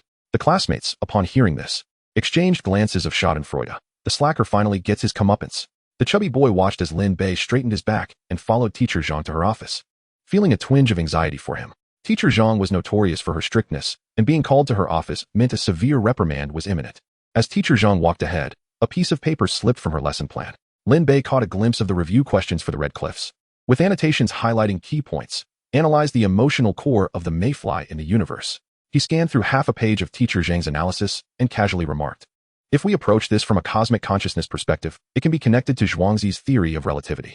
Su Shi is not merely lamenting the brevity of life. He likens himself to the mayfly, subtly resonating with the dialectical philosophy that both the self and the universe are boundless." Teacher Zhang halted abruptly, her black high heels echoing sharply against the corridor floor. She turned back, her glasses slipping to the tip of her nose, revealing her astonished eyes behind the lenses. This analysis was something she had painstakingly researched from the chronicles of Su poetry the night before, and how could this often truant student possibly know it? Chapter 18. Full marks on the exam. Genius among geniuses. Surely, Lin Bei had merely stumbled upon a lucky guess. Teacher Zhang, without hesitation, returned to her office. She slammed the lesson plan onto the desk and, with a stern expression, said, "Lin Bei, can you not put in some effort? Day after day? You're either absent or skipping classes. Have you forgotten your parents' hopes for you? You only drag the class down." Mention of his parents' hopes struck a chord with Lin Bei. His aversion to studying in his previous life stemmed from the immense pressure they placed upon him, suffocating him with their expectations. Both of his parents were laid-off workers, and their unfulfilled dreams weighed heavily on his shoulders. Over time, this had fostered a sense of aversion, a classic case of counterproductive pressure. As Lin Bei, who had been reborn, he now comprehended that only by becoming a parent could he truly appreciate the aspirations parents have for their children. He understood his parents better now and did not wish to disappoint them any longer. However, with the system at his disposal, he could easily achieve full marks without studying. Teacher Zhang crossed her arms, continuing to chide Lin Bei. "You may not care about your future, but you ought to consider your parents. They are laid-off workers. Do you think it's easy for them to earn money for your education? Do you not feel any guilt for treating them this way?" Lin Bei was particularly sensitive to anyone using his parents to reprimand him. It was a source of regret from his past life and his most vulnerable point. He opened his mouth, trying to persuade Teacher Zhang to ease off on mentioning his parents. "Actually, I've learned everything already." Before he could finish, Teacher Zhang interrupted, "You've learned everything? Skipping classes daily, what could you possibly have learned?" At this point, Lin Bei felt compelled to showcase his abilities and boldly declared, "Teacher Zhang, despite my absences, I assure you I've learned everything. If you don't believe me, you can give me a test." Teacher Zhang, upon hearing this, found herself both amused and infuriated. "I've encountered clever students, but never one who claims to learn without attending class." "Very well, let me test you." Teacher Zhang, intrigued yet perhaps a bit dazed by Lin Bei's audacity, casually tossed him a copy of Appreciation of the 8 Great Masters of the Tang and Song Dynasties. Flipping to the page on the Red Cliffs, she tapped the annotation section with her finger. This section discusses Su Shi's 3 layers of contradictory emotions. "Can you explain what the 3rd layer refers to?" Lin Bei gazed at the textbook, and his mind effortlessly conjured the annotations from the complete ancient prose. The 3rd layer represents a transcendental breakthrough from the individual lament of the fleeting nature of life to a spiritual elevation of riding the immortal to soar, ultimately achieving reconciliation within a worldview where both the self and the universe are boundless. Teacher Zhang's eyes widened in disbelief, her face a portrait of shock. This was impossible. The material she had just compiled had yet to be presented to her students. Even Lu Shuwen, the best in the class, might not be able to answer it. Had he truly claimed to have mastered everything? How could she have underestimated him to the point of not stumping him? Without further ado, she retrieved a more challenging mock exam for Lin Bei to tackle. "Here, take this and complete it. I want to see if you truly know your stuff, or if this is merely a facade." As the homeroom teacher, Teacher Zhang was genuinely invested in her students. If he could score 80, it would indicate that Lin Bei had indeed put in the effort behind the scenes. Lin Bei accepted the exam without a word, leaning over the table to begin writing. In less than 20 minutes, he had completed the paper. Under normal circumstances, such an exam would take at least 2 hours to finish. So quick. You can't just scribble nonsense. Teacher Zhang expressed her skepticism. However, as she reviewed the paper, she was utterly astonished. This was impossible, simply too incredible. Yet the evidence lay before her, undeniable. She had watched Lin Bei work on it with her own eyes. Despite this, Teacher Zhang still found it hard to believe and pulled out an even more difficult mock exam for him to attempt. Lin Bei, seeing this, felt a sense of resignation. It seemed Teacher Zhang was intent on using him as a subject for her experiments. With a serious expression, he remarked, "Teacher Zhang, if I can score full marks on this paper, excluding the essay, could you possibly advocate for me to have the freedom to study and attend classes as I wish?" Upon hearing this, Teacher Zhang nearly lost her temper, exclaiming in frustration, "Lin Bei, it is utterly inconceivable that you could achieve a perfect score. Given your current attitude towards learning, how could that possibly happen?" Upon uttering these words, she hastily covered her mouth. The recent exam paper with a perfect score still vivid in her mind. Despite this, she couldn't shake the feeling that Lin Bei was merely boasting and engaging in idle chatter. Observing a flicker of hesitation on Teacher Zhang's face, which was more laden with doubt than anything else, Lin Bei realized that no amount of words could rival the power of tangible results. He resolved to first attain a perfect score and then engage her in conversation. Perhaps, if Teacher Zhang were pleased, she might just acquiesce to his request. With this thought in mind, he opened the exam paper and began to write fervently. It is worth noting that Lin Bei had an extraordinary brain for learning. All the knowledge acquired during his high school years was firmly entrenched in his mind. Tackling these mock exam questions was as effortless as a child's play. At that moment, Teacher Zhang rose from her chair and moved to stand behind Lin Bei, eager to witness how he could possibly secure a perfect score. As she observed Lin Bei furiously scribbling on the exam paper, her eyes widened in astonishment. He completed each question in less than a second, and his answers were astonishingly precise. Even if he were simply copying the answers, such rapidity would be implausible. A prodigy, he was undoubtedly a prodigy. In the midst of Teacher Zhang's utter disbelief, Lin Bei's speed in answering the questions exceeded that of the previous set. In less than 10 minutes, he had completed the exam. Teacher Zhang seized the paper and returned to her seat, meticulously comparing the answers. After verifying them 10 times, she found each one was correct. The tension that had gripped her face in shock now twisted into disbelief, her breathing becoming uneven. Teacher Zhang quickly pinched her own thigh. It hurt. She was not dreaming. "How is it that you know all the answers?" Teacher Zhang's voice brimmed with astonishment and incredulity. How could a student who ranked second to last in the class suddenly transform into an academic genius? Teacher Zhang was baffled and found it incomprehensible. Was this the fabled genius who, when silent, would astonish the world with their brilliance? Realizing the gravity of the situation, Lin Bei quickly interjected, "Teacher Zhang, do you think it's possible for me to skip classes but still achieve perfect scores on exams?" He feigned a look of grievance. "All right, I'll comply with your wishes, but if I manage to score perfectly in every subject, you must honor my request." He then teased, "Teacher Zhang, you must keep your word. You cannot deceive me." Teacher Zhang, caught off guard by Lin Bei's boldness, was compelled to respond. While she had now fully accepted that Lin Bei was indeed a genius, she still harbored doubts about the feasibility of him achieving perfect scores across all subjects. Such a feat seemed utterly impossible. In her experience, most prodigies tended to excel in a few areas while neglecting others. The notion of a high school student scoring full marks in all 7 subjects had yet to be witnessed nationwide. She found it hard to believe that such an extraordinary talent could emerge under her tutelage. Upon hearing this, Lin Bei's heart soared with delight, although he maintained an outward appearance of grievance. "Very well, I shall heed your advice. If I manage to achieve full marks in every subject, then you must fulfill your promise." He further provoked, "Teacher Zhang, your word must be your bond." Teacher Zhang had no authority to make such promises. She merely sought to placate him. It was an improbable scenario, yet if Lin Bei truly possessed such genius, she might not mind approaching the principal on his behalf. "All right, it's settled then. Wait in the conference room while I contact the other teachers." Lin Bei made this request as he was determined to immerse himself in his pursuits while concurrently completing his education. Thus, he would have something to present to both himself and his parents. Chapter 19. The shock of all subject teachers after nearly 10 minutes. Teacher Zhang arrived with a throng of teachers in tow. Lin Bei glanced up to see that, apart from the teachers Liu and Li who were currently engaged in their classes, all 5 other subject teachers had gathered, each clutching their respective mock examination papers. They whispered amongst themselves as they approached, "Is it really possible for Lin Bei to achieve full marks? How could that be? Indeed, Teacher Zhang. Could it be that he obtained the answers for the language exam in advance?" Teacher Zhang interjected, "That is impossible. While I cannot speak for the first exam, the second set of questions was composed by me just this morning, and no one else was privy to it." "Then that is peculiar. Usually, that boy can barely answer the major questions in class. What audacity he has to claim he can score full marks in every subject." Teacher Li, "Regardless of whether it's true or not, once he takes the exam, we will know. I have brought the most challenging questions in the country today. Indeed, mine are equally difficult. If he manages to achieve full marks, gaining admission to Tsinghua or Peking University will be a mere formality. If he secures a place at Tsinghua or Peking University, I wouldn't mind going to his home every day to tutor him. As they reached Lin Bei, the teachers, typically stern and authoritative, scrutinized him with expressions filled with skepticism. Teacher Li, tall and imposing, slammed his hand on the desk and boomed, "Lin Bei, are you truly confident that you can achieve full marks in every subject?" Lin Bei calmly surveyed the teachers before him and nodded with unwavering confidence. It should be manageable. Although he was entirely certain, he chose to downplay his assurance. You're not being modest in the least. Achieving full marks across all subjects? Why not claim you can ascend to the heavens? Teacher Li scoffed, his face painted with disdain as he was the first to voice his skepticism. Mathematics teacher Ma rolled his eyes, a dramatic smirk crossing his face as he chimed in. Exactly. I want to even mention the other subjects, but for mathematics alone.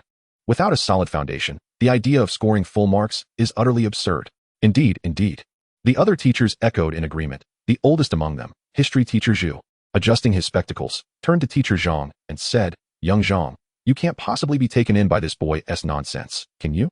After over 40 years of teaching, this is the first time I've heard such ludicrous claims.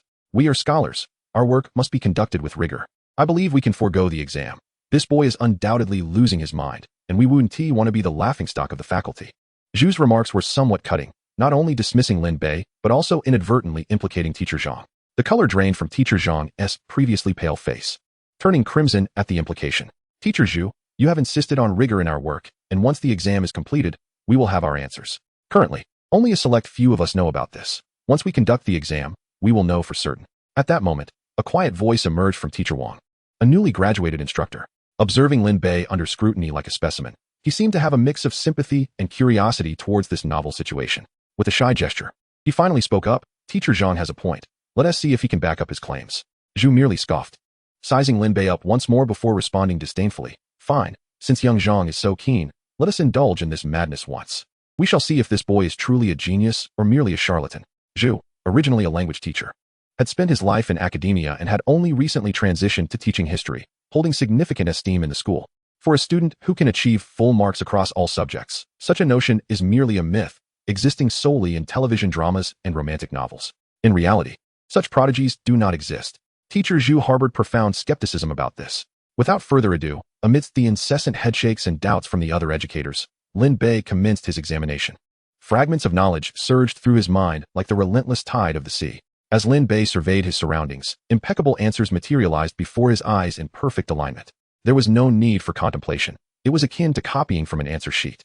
The only distinction was that while he would typically search for answers, those within Lin Bei's mind surfaced automatically, rendering the act of searching unnecessary.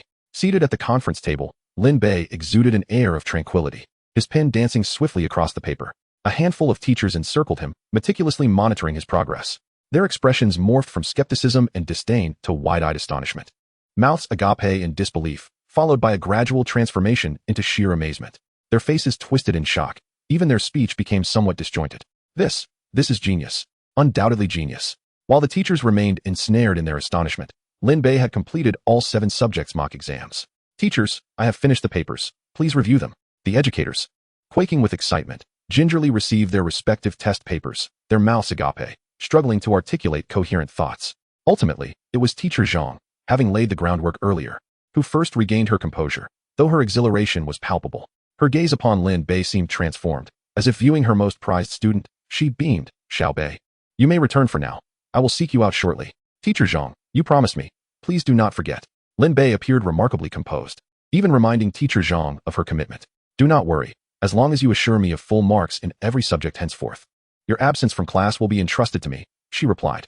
Lin Bei expressed his gratitude to teacher Zhang, exchanged pleasantries with the other educators, and swiftly departed. At that moment, he nearly collided with Principal Liu, who was making his way toward him. "You rascal, why the hurry?" I'm sorry, Principal Liu." The principal waved his hand with an elder's grace. Lin Bei turned and exited the administrative building. "This lad," Principal Liu chuckled to himself as he entered the meeting room. Observing the group of teachers clutching the freshly completed test papers, exclamations of astonishment spilling from their lips. What on earth has transpired to evoke such excitement among you educators? Upon seeing Principal Liu approach, the teachers hurriedly gathered around him, with teacher Zhu, the most esteemed among them, being the first to exclaim with delight, "A genius. I never expected that in my twilight years, I would teach a student of such brilliance." One after another, they recounted the recent events to Principal Liu. His excitement was palpable as well. For 3 consecutive years, the school had failed to produce a student who could gain admission to prestigious universities. Particularly for Principal Liu, this had caused sleepless nights. The foremost metric for evaluating a school is the number of students who secure placements in elite universities. Admission to Tsinghua or Beida is the most crucial indicator of a school's standing, directly influencing the principal's career advancement. The emergence of a prodigious student is the most exhilarating news for a principal. The meeting room buzzed with gasps of admiration, spirited discussions, and peals of laughter. A cacophony that persisted for nearly half an hour before settling into a hush. Principal Liu, seated opposite the teachers, feigned solemnity as he cleared his throat, though the unmistakable smile on his face betrayed his delight. Esteemed colleagues, Lin Bei is a student you have all nurtured with great care. You know him best. Regarding his request for freedom in class attendance, I invite you all to share your thoughts as we deliberate together. Chapter 20. Lin Bei's prophecy comes true. Just as Lin Bei exited the administrative building, he opened his phone to find dozens of missed calls, all from Su Jia. Why was he seeking him out with such urgency? Could something truly be amiss? Just as he was about to call back, Su Jia's phone rang again. Upon answering, Su Jia could no longer conceal his excitement, his voice trembling, barely coherent. Seeing this, Lin Bei was taken aback and quickly reassured him. Su Go, what's the matter? Please calm down and speak slowly. Su Jia struggled to contain his emotions, exclaiming, Brother, you are a miraculous being. You have saved my life. Thank you, thank you. Su Jia's fervor was understandable. Earlier that afternoon, he heeded Lin Bei's advice to arrange a comprehensive safety inspection of the construction site. Though Su Jia had gone to the site to supervise, he merely sat in the office sipping tea, awaiting the inspection results. Reflecting on Lin Bei's extraordinary ability to discern valuable insights over the past few days, Su Jia was truly in awe. He had dispatched inquiries about Lin Bei's past. He was but an ordinary student, not only struggling academically, but also known for his penchant for skipping classes. His family background was unremarkable. His parents were unemployed and lacked stable jobs, barely managing to make ends meet. How could such a seemingly average student possess such remarkable abilities? Furthermore, Lin Bei did not strike Su Jia as a mere 17 or 18-year-old. His maturity, composure, and life experience far exceeded his own. Standing alongside Lin Bei, Su Jia felt like the younger sibling. Just as these thoughts swirled in his mind, the office door suddenly swung open. Bang! Su Jia looked up to see the project manager bursting in, drenched in sweat, with a furrowed brow.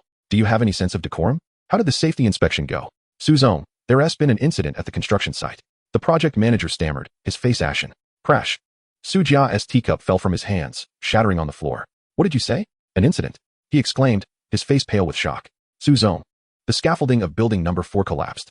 Fortunately, you had ordered a halt to work this afternoon, so no workers were present on site. Only our management team was conducting the safety inspection. When the scaffolding fell, a small piece of concrete hit Engineer Wang on the head. Although he bled a bit, thankfully, it was only a minor injury. Overall, the accident did not result in significant losses, the project manager explained timidly. Su Jia was drenched in cold sweat, but upon hearing that there were no fatalities, he felt a slight relief wash over him. He placed a hand on his racing heart, murmuring, Thank goodness, thank goodness. Lin Bei's every word from earlier that day echoed vividly in his mind. Su Zong. Noticing Su Jia's dazed demeanor, the project manager grew increasingly anxious. Preliminary suspicions suggest that the batch of steel pipes we received from the Wang Group's construction materials company may have quality issues. Su Zong, how do you wish to handle this? The project manager inquired hesitantly. The Su family erupted in a tempest of fury. Wang Sihai, I curse your ancestors. What else can we do? Hire a lawyer and sue him.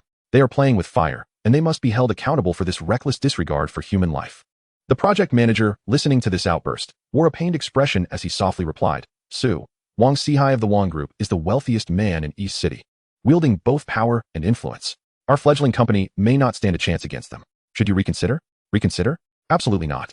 I have warned you repeatedly to scrutinize the materials entering the construction site, yet you have treated my words as mere whispers in the wind. We must ensure these unscrupulous merchants pay dearly for their actions. With that, he nodded in agreement, recognizing Su's fury, and departed to make arrangements. Left alone in the office, Su collapsed onto the sofa, cold sweat soaking his back.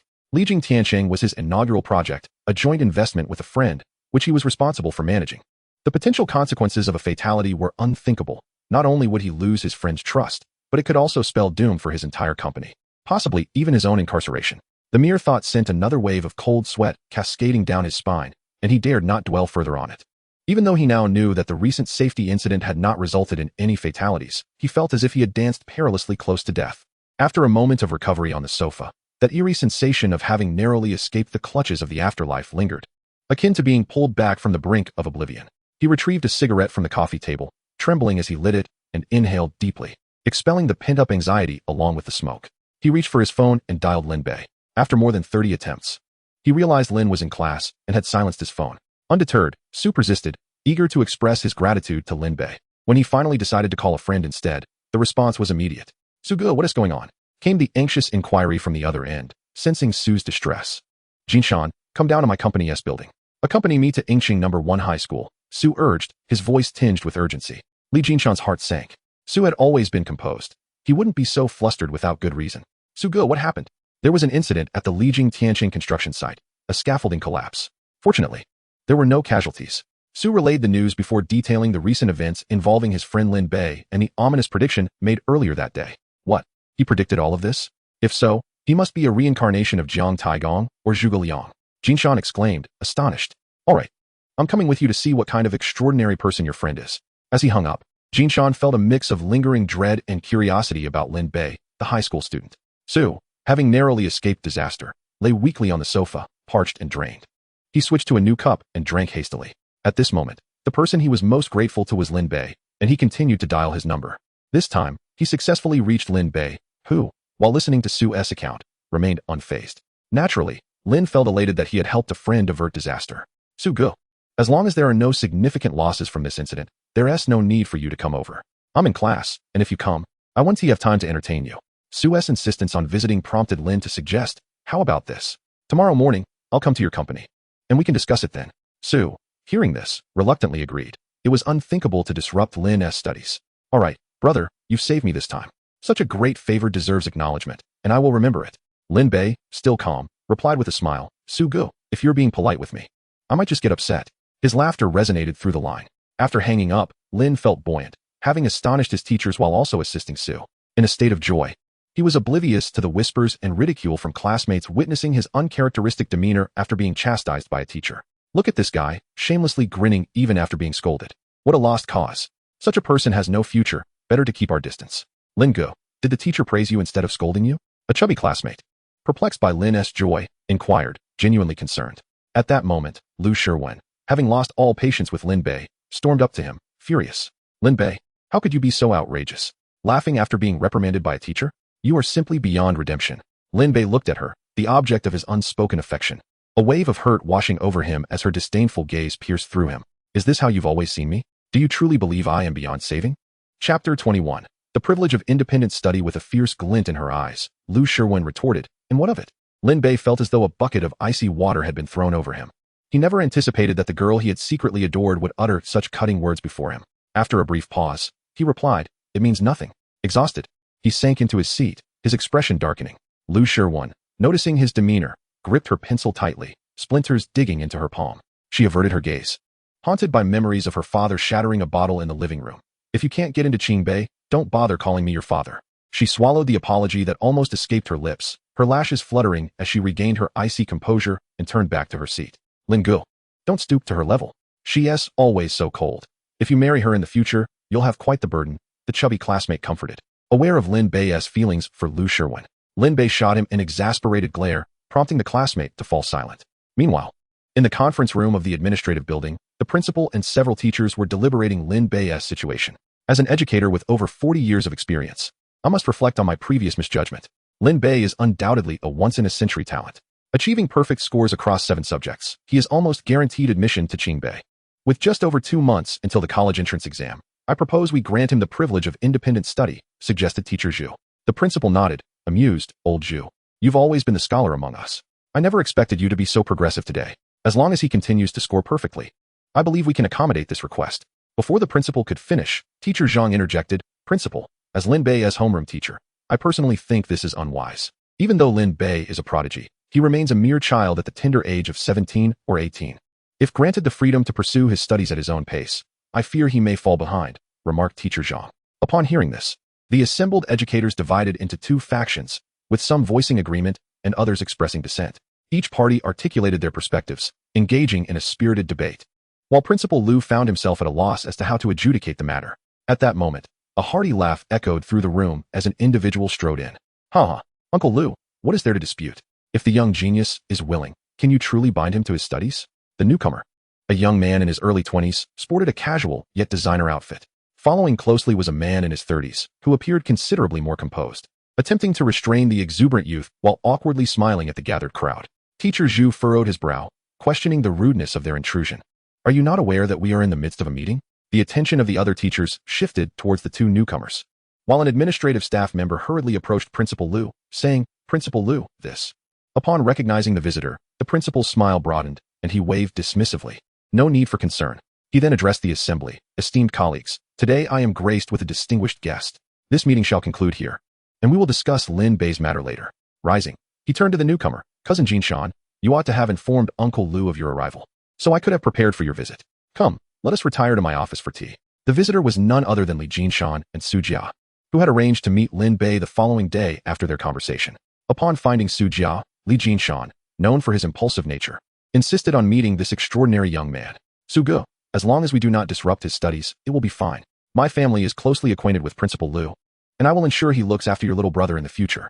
Su Jia found this reasoning compelling, viewing it as a small gesture of gratitude, compounded by his eagerness to meet Lin Bei. Thus, they arrived at the school, where Principal Liu was engaged in a meeting. The two waited outside the conference room, overhearing the discussions regarding Lin Bei's situation, which further fueled their admiration for the young scholar. As Li Jinshan's curiosity about Lin Bei deepened, he impulsively dashed into the room, with Su Jia unable to restrain him from behind. Uncle Liu, there's no need for formalities. We'll just have a brief chat and be on our way. He proceeded to convey their intentions to Principal Liu. What? Lin Bei is your brother? Since when was that the case? Principal Liu exclaimed in surprise. To be recognized as Li Jinshan's brother carries significant weight. The Li family is the most prominent clan in Yingcheng, with countless individuals eager to associate with them. Yet the Li family often turns a blind eye to such advances. Principal Liu had already learned from Teacher Zhang during the meeting that Lin Bei came from an utterly ordinary background. It seems this Lin Bei is not only an academic prodigy, but also possesses remarkable fortuitous connections. The principal grew increasingly curious about his exceptional student. Uncle Liu, I suggest you forego the meeting. Simply respect his personal choices. The very essence of genius lies in its divergence from the ordinary. We cannot impose standard management upon a prodigy, can we? Li Jinshan, while occasionally unpredictable, made a compelling argument that resonated with Principal Liu. Since my brother is at your school, and the rigors of the senior year are arduous, I shall donate 1 million yuan to provide these students with nutritional support. Upon hearing this, Principal Liu's face lit up with joy. Cousin, that is splendid news. You are aware of the school's financial constraints. This donation will not only enhance their living conditions, but also allow us to equip each classroom with air conditioning. How about we visit Lin Bei now? Excellent. Let us proceed. I will take you there immediately to announce this in person. With that, Principal Liu led the two to Lin Bei's classroom. As he entered, while explaining the nuances of a practice exam to the students, he knocked on the door a few times before stepping inside. Principal Liu, what brings you here personally? Teacher Zhang inquired. I apologize for the interruption, but I wish to announce some wonderful news to the students. Seeing the principal's beaming smile, Teacher Zhang quickly replied, Please. Principal Liu, stepping aside to allow passage. Principal Liu guided Li Jinshan and Su Jia to the podium. At that moment, keen-eyed students recognized the young man accompanying Principal Liu as none other than Li Jinshan, the scion of Yingcheng. Did you see that? That's the famous Li Jinshan.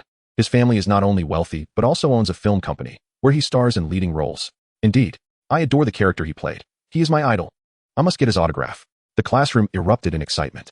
Lin Bei, upon noticing Su Ge, thought, Didn't we agree to meet tomorrow morning?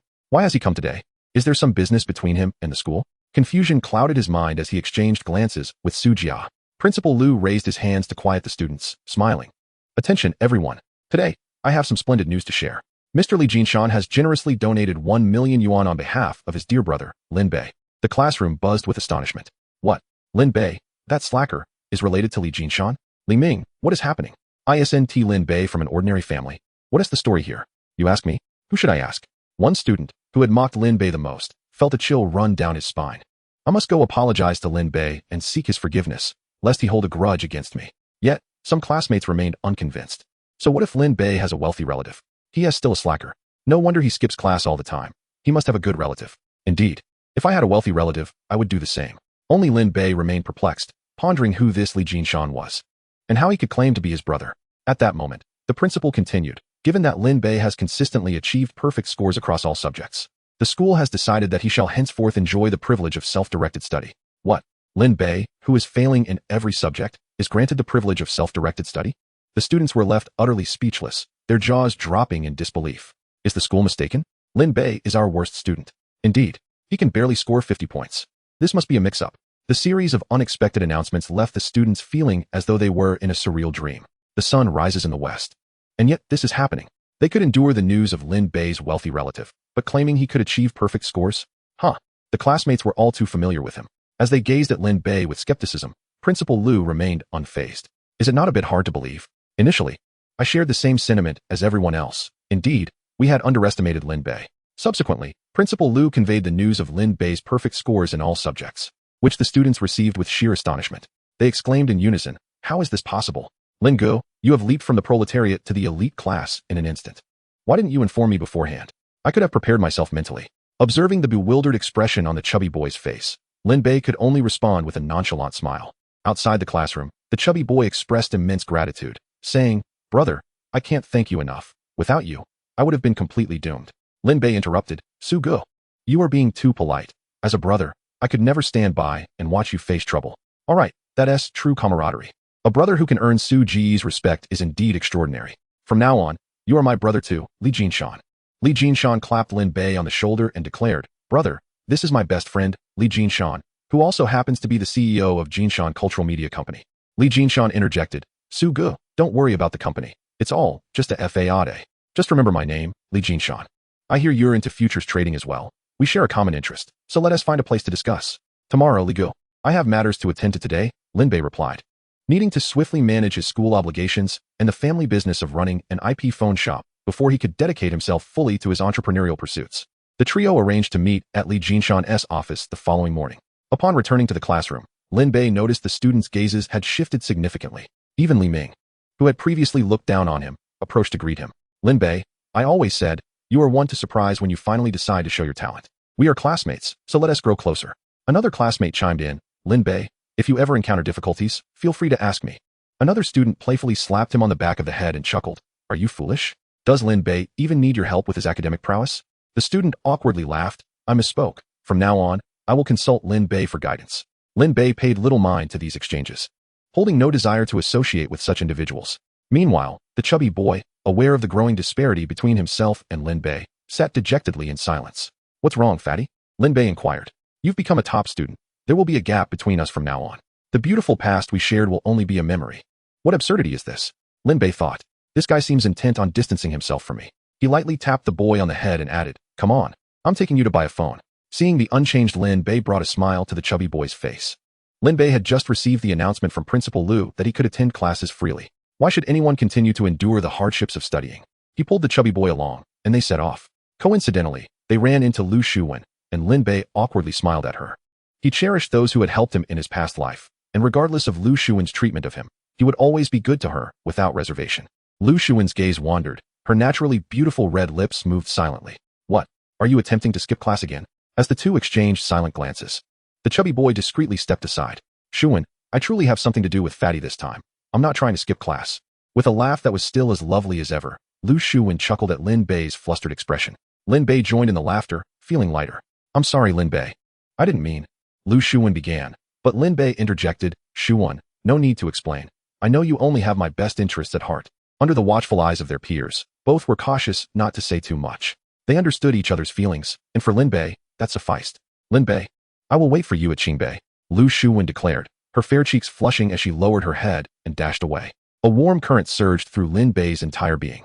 As a man with the soul of a middle-aged uncle, he understood the significance of a pure girl expressing such sentiments toward a boy. It signified her complete trust and devotion. "Bro, your eyes are about to pop out. Stop staring," the chubby boy teased, patting Lin Bei's shoulder. "Let us go. Today I expect a lavish treat from you.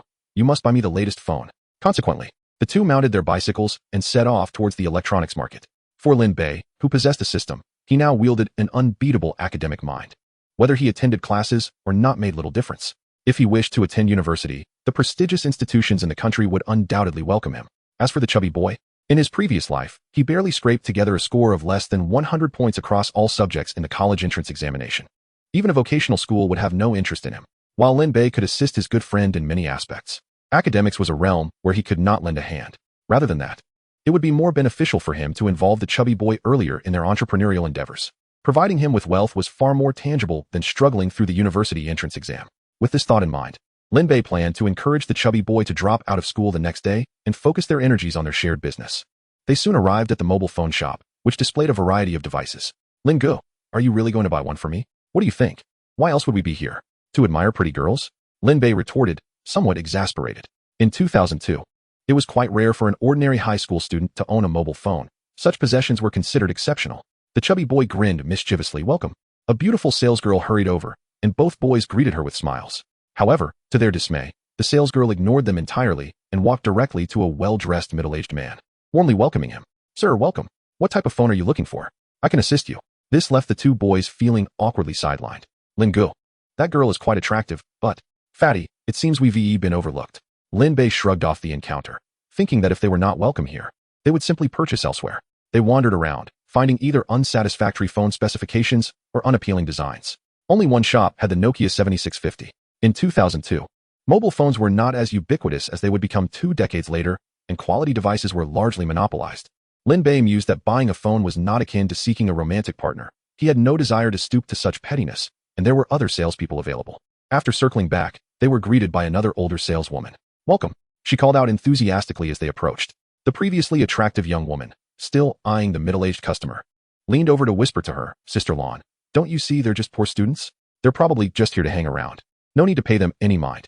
The individual known as Lon Jia, however, was not deterred and smiled at her, saying, after all, guests are guests. What if they can afford it? Chapter 23. Humiliating the mobile phone salesperson. How much? $33.80. Far too expensive. Other places sell it for $3,000. Upon hearing this price, the middle-aged man's jowls trembled in disbelief as he exclaimed, Brother, this is the Nokia 3310, the latest model. If you don't believe me, go ask around. If you find it cheaper elsewhere, I'll give you one for free. The young woman spoke with a radiant smile, her expression glowing even more brightly. This was the wealthiest individual she had encountered today, impeccably dressed. As long as her service was commendable, she was certain to secure the sale, earning a commission of 100 yuan in the process. Brother, just look at this model. Its specifications include a Java system capable of logging into QQ for chatting. There are hardly any models on the market that can do that. All just flashy nonsense. It's not worth that price. Forget it. I'll look elsewhere. The middle-aged man stated, picking up his black briefcase and turning to leave. Brother, wait. The young beauty attempted to salvage the situation, but the middle-aged man had already walked away, briefcase in hand. Not glancing back, frustrated by the lost sale, she spat vehemently at his retreating figure, dressed to the nines, yet turns out to be a pauper. Returning to her high stool at the counter, she crossed her legs and sighed heavily. Lon Jia, what kind of people are these? Lin Bei found it amusing, noting the vastness of the world and the diverse characters it harbored. If they choose not to buy, can you really force them? And you, a mere student, what are you smiling about? Go play somewhere else. At her remark, Lin Bei shot her a cold glance before turning to Lon Jia and stating, I'd like 4 units of the Nokia 7650, 2 in black and 2 in white. The young beauty nearly slipped off her high stool in shock. What? For units? Can you even afford that? Lin Bei retorted, whether I can afford it or not is none of your concern. Lin Bei, we don't need that many. I only want one. Just because we have money doesn't mean we should waste it. The plump one, oblivious to Lin Bei's intentions, continued, 1 for me, 2 for my parents, and the last one for Lu Sherwin. Once I don't go to school anymore. Having a phone will make it easier to stay in touch with her.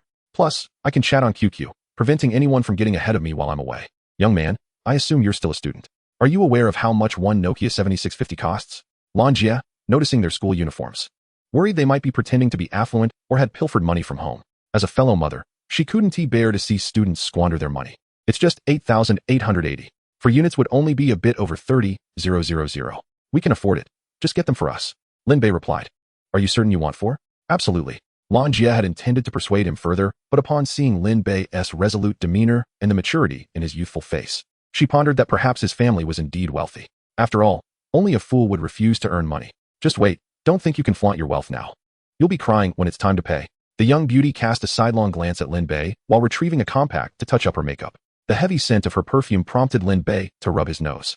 It was understandable that she questioned him. In 2002, mobile phones were not inexpensive, and over 30,000 yuan represented a year's income for an average dual-income family. Lin Bei ignored her, directing the plump one to check the phone's performance. As the POS machine dispensed the successful transaction receipt, the young beauty's powder compact fell from her hand, shattering into fine dust. Lon Jia glanced at the amount and chuckled, her eyes crinkling with joy. Sister, in the future, don't speak so confidently. The parents of that student are surely wealthy. They are not bothered by this small amount. The young beauty's complexion shifted between shades of pale and green, and she grabbed her mirror, contemplating throwing it. Yet, upon reaching for the glass, she abruptly withdrew her hand, only able to roll her eyes at her reflection and mutter under her breath, "What s with these students? How can they all be so affluent?" Lan Jia warmly escorted Lin Bei and his companion out the door. Meanwhile, the young beauty was consumed by jealousy and regret.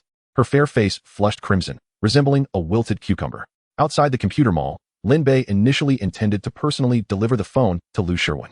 He didn't want to cultivate a reputation for extravagance at school or attract undue attention. Instead, he helped her download the QQ software, adding her as a friend, and entrusted the plump one with the delivery. Before parting ways, Lin Bei suddenly yanked the phone box back. He bent down to smooth out the air bubbles on the screen protector, softly instructing, "Have her switch it on and log into QQ. My ID is 5201314. Please note it as Bei Go." Pausing, he pulled a pink lanyard from his pocket. "I bought this from a stall. Help her attach it and don't mention it was my purchase. Lin Go, that note is bound to provoke thoughts." The plump one teased with a wink. Lin Bei felt his ears burn with embarrassment, turning swiftly to kick him lightly. "Stop talking nonsense and hurry up with the delivery." As Lin Bei walked home, he contemplated how to explain the money and the phone's origins to his parents.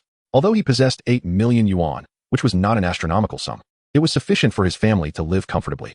However, if he were to tell the truth, his parents would undoubtedly suspect he had engaged in unlawful activities, leaving him with no way to defend himself.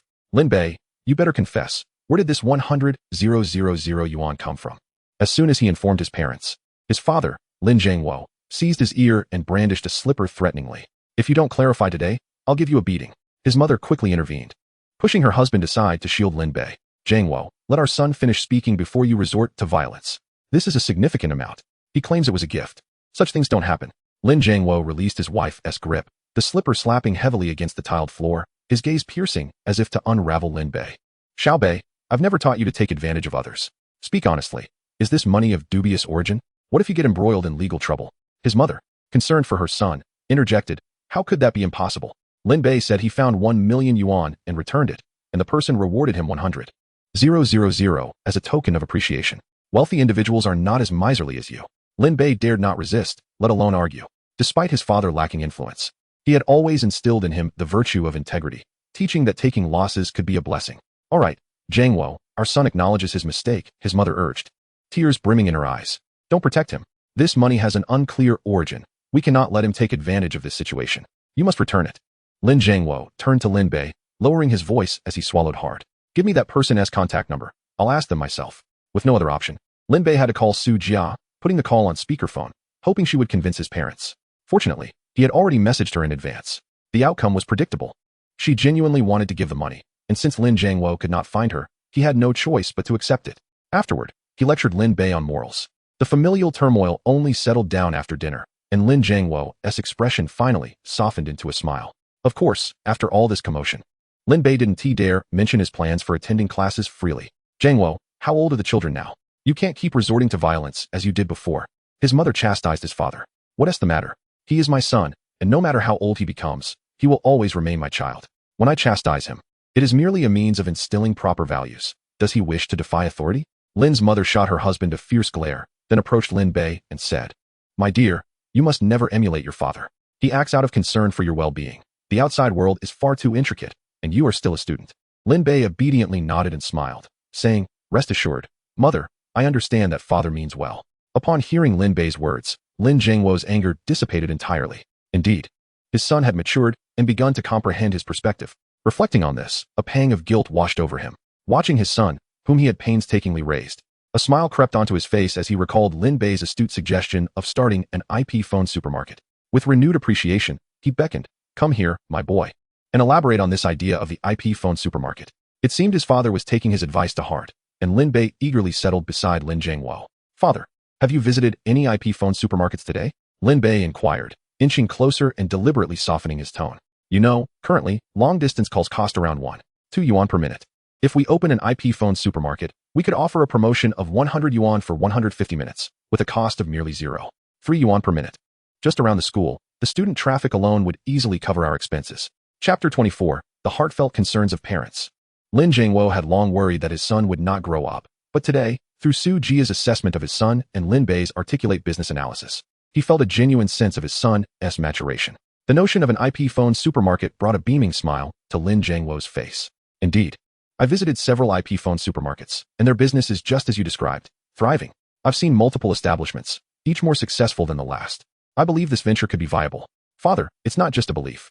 It's a certainty. It's a lucrative opportunity that far surpasses anything you and mother could earn from your jobs, Lin Bei interjected. Lin Jiangwo's acceptance of his son's persuasion was evident, as he continued with a smile. While I am convinced of the potential of this business, I still worry about my lack of experience and fear I may not execute it well. Father, there is no need for concern. I am here to assist. One of my classmates' family operates an IP supermarket, and we can consult them for guidance. Lin Bei had already formulated a plan. As for the procedural aspects of opening an IP phone supermarket, he knew he could seek assistance. Furthermore, he had connections with Su Jia, who was well acquainted with business people, rendering such matters trivial for him. Of course, Lin Bei viewed the IP phone supermarket as a modest venture, intended primarily to provide his father with a stable undertaking. To be candid, Lin Jiangwo was already over 40. Introducing him to complex business concepts would not be feasible, nor would he possess the audacity to navigate such challenges. Even if he were bestowed with a substantial sum, Lin Jiangwo would still prefer to labor rather than remain idle at home. Thus, Lin Bei aimed to present his father with a steady career.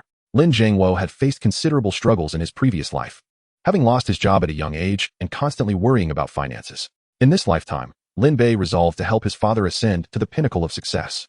That evening, Lin Bei and his father engaged in extensive discussions, ranging from the IP phone supermarket to life aspirations, growing more animated with each exchange. From the glimmer in his father's eyes, it was clear that hope for the future was rekindled. As their conversation drew to a close, Lin Jiangwo insisted on sharing a drink with Lin Bei. In high spirits, Lin Bei pondered what he truly sought in this second chance at life: to fill his family with hope, amass wealth, and afford his parents a life of comfort. Had it not been for his mother's intervention, he would have insisted on having a drink himself, to prepare his parents for the reality of his future wealth. Lin Bei casually remarked, "Mother, could you spare me 10,000 yuan from that 100,000? 10,000 is no small sum. You are just a child. What do you need that much money for? What if you lose it?" His mother responded, "Mother, I am 18 now. I am an adult. I intend to use that money to invest in stocks and make a fortune," Lin Bei explained. "Investing in stocks is akin to gambling. You are not allowed to touch that money," she retorted. "Moreover, that 100,000 is reserved for your college expenses. You will need it for future housing and marriage. There will be plenty of opportunities to spend it. Your father and I have saved for years. And now that we finally have some savings, tomorrow we will deposit it into a fixed account. No one is allowed to touch it." His mother clutched the bank card tightly, as if afraid it might be snatched away. "Rest assured, Mother, I will earn money myself for college, housing, and marriage. And I won't burden you too with a single cent." Lin Bei feigned innocence, gazing at his mother. His intention in mentioning the money was not to actually request it, but rather to convey that he was embarking on his journey to financial independence, ensuring that in the future, he would not have to explain his newfound wealth. "Little Bei, making money is your father and my responsibility. You should focus on your studies and strive to gain admission to a good university. That is far more important," Lin Jiangwo interjected. "Don't worry, father. I will certainly get into a good university to make you and mother proud. However, my plans for earning money are not for you to concern yourselves with. Once I am in university, I intend to balance my studies with my entrepreneurial pursuits. Look at you, so young and yet consumed with thoughts of wealth. Do you think making money is so simple?" The atmosphere grew tense as Lin's mother quickly interjected, "Jiangwo, our child is growing up and forming his own ideas. This can actually be quite beneficial. We cannot simply watch over him every day." The heartfelt concerns of parents are universal, no matter how old their child becomes. They will always be perceived as their little one. This generational gap in understanding often poses challenges in communication. Lin Jiangwo felt a twinge of sadness as he recognized that his son had indeed matured and developed his own ambitions. He took a swig of his drink and poured himself some peanuts, continuing to drink in solitude. Noticing that Lin Jiangwo was becoming slightly inebriated, Lin Bei advised, "Father, you have house hunting to attend to tomorrow. Perhaps you should drink less." "Nonsense. I'll have a few more sips. It won't affect me tomorrow," Lin Bei replied, engaging in playful banter with his younger sister before retreating to his room to open the new laptop he had purchased. He began analyzing the trends of the futures market. Today was March 29th, and due to a de-escalation of hostilities in the Middle East, international oil prices had been plummeting. After midnight, however, the Israeli-Palestinian conflict would once again shift, and oil futures were poised to soar. Although he had not purchased at the lowest point, a 10% profit was certainly within reach. With a tenfold leverage, he stood to gain at least 7 million. Ha ha ha. With that 7 million in capital, I shall soon join the ranks of millionaires. However, he was aware that this futures purchase was merely a short-term venture, as the complexities of the Middle Eastern conflict rendered the situation volatile. This was merely a brief crisis, and a full-scale war was not imminent. Thus, he planned to sell as soon as he secured a 10% profit the following morning. Subsequently, I logged onto the QQ chat application, where the sole avatar of a pure cartoon girl adorned the screen, bearing the username A Cloud. It goes without saying that this was Lu Sherwin's account. She had previously expressed her fondness for clouds. Clouds drift freely across the sky, unrestrained. Upon opening the message interface, I found a simple yet heartfelt message. Thank you, Lin Bei. I truly adore your gift. The moment I read her words, Lu Sherwin's fair and delicate face, along with her enchanting large eyes, vividly appeared before me. My previously calm heart began to race uncontrollably. That night, I dreamt of Lu Sherwin, where we were enveloped in a warm embrace, sharing an intimate moment. The following morning, as I awoke with bleary eyes, I exclaimed in shock, "Oh my, how embarrassing." Hastily, I changed and rushed to the bathroom to thoroughly wash my underwear. After breakfast, as was customary, I awaited my friend Fatty to descend the stairs. I then told him, "From now on, you need not attend school. Come with me to earn money." Thereafter, I candidly shared my plans with Fatty, revealing that I currently possessed 7 million yuan and was engaged in international futures trading. Fatty would receive a 5% share of every profit made. Fatty stood there, momentarily stunned, his eyes wide with disbelief. 7 million. 5%, that translates to 350,000. Just like that, I could suddenly possess a fortune. Keep it down. This is a matter only between us. Should you dare to speak of it, I will not include you in future ventures, I cautioned. Understood, Lin Gu, rest assured, he replied, casting a sly glance in my direction. Lin Gu, is this appropriate? I feel as though I'm in a dream. With a swift kick to his rear, I urged, stop dreaming and let us get moving. Chapter 25, confronting the snobbish security guard soon, following the prior arrangements made with Su Jia and Li Jinshan. We arrived at Li Jinshan's cultural media company. Lin Gu, your friend is incredibly wealthy.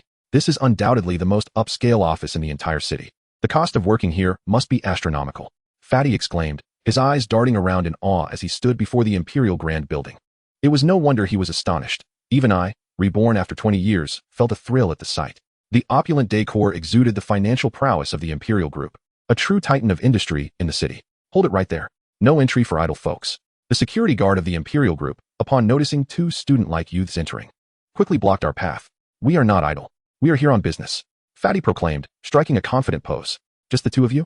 A couple of impoverished students? Why don't you go play somewhere else?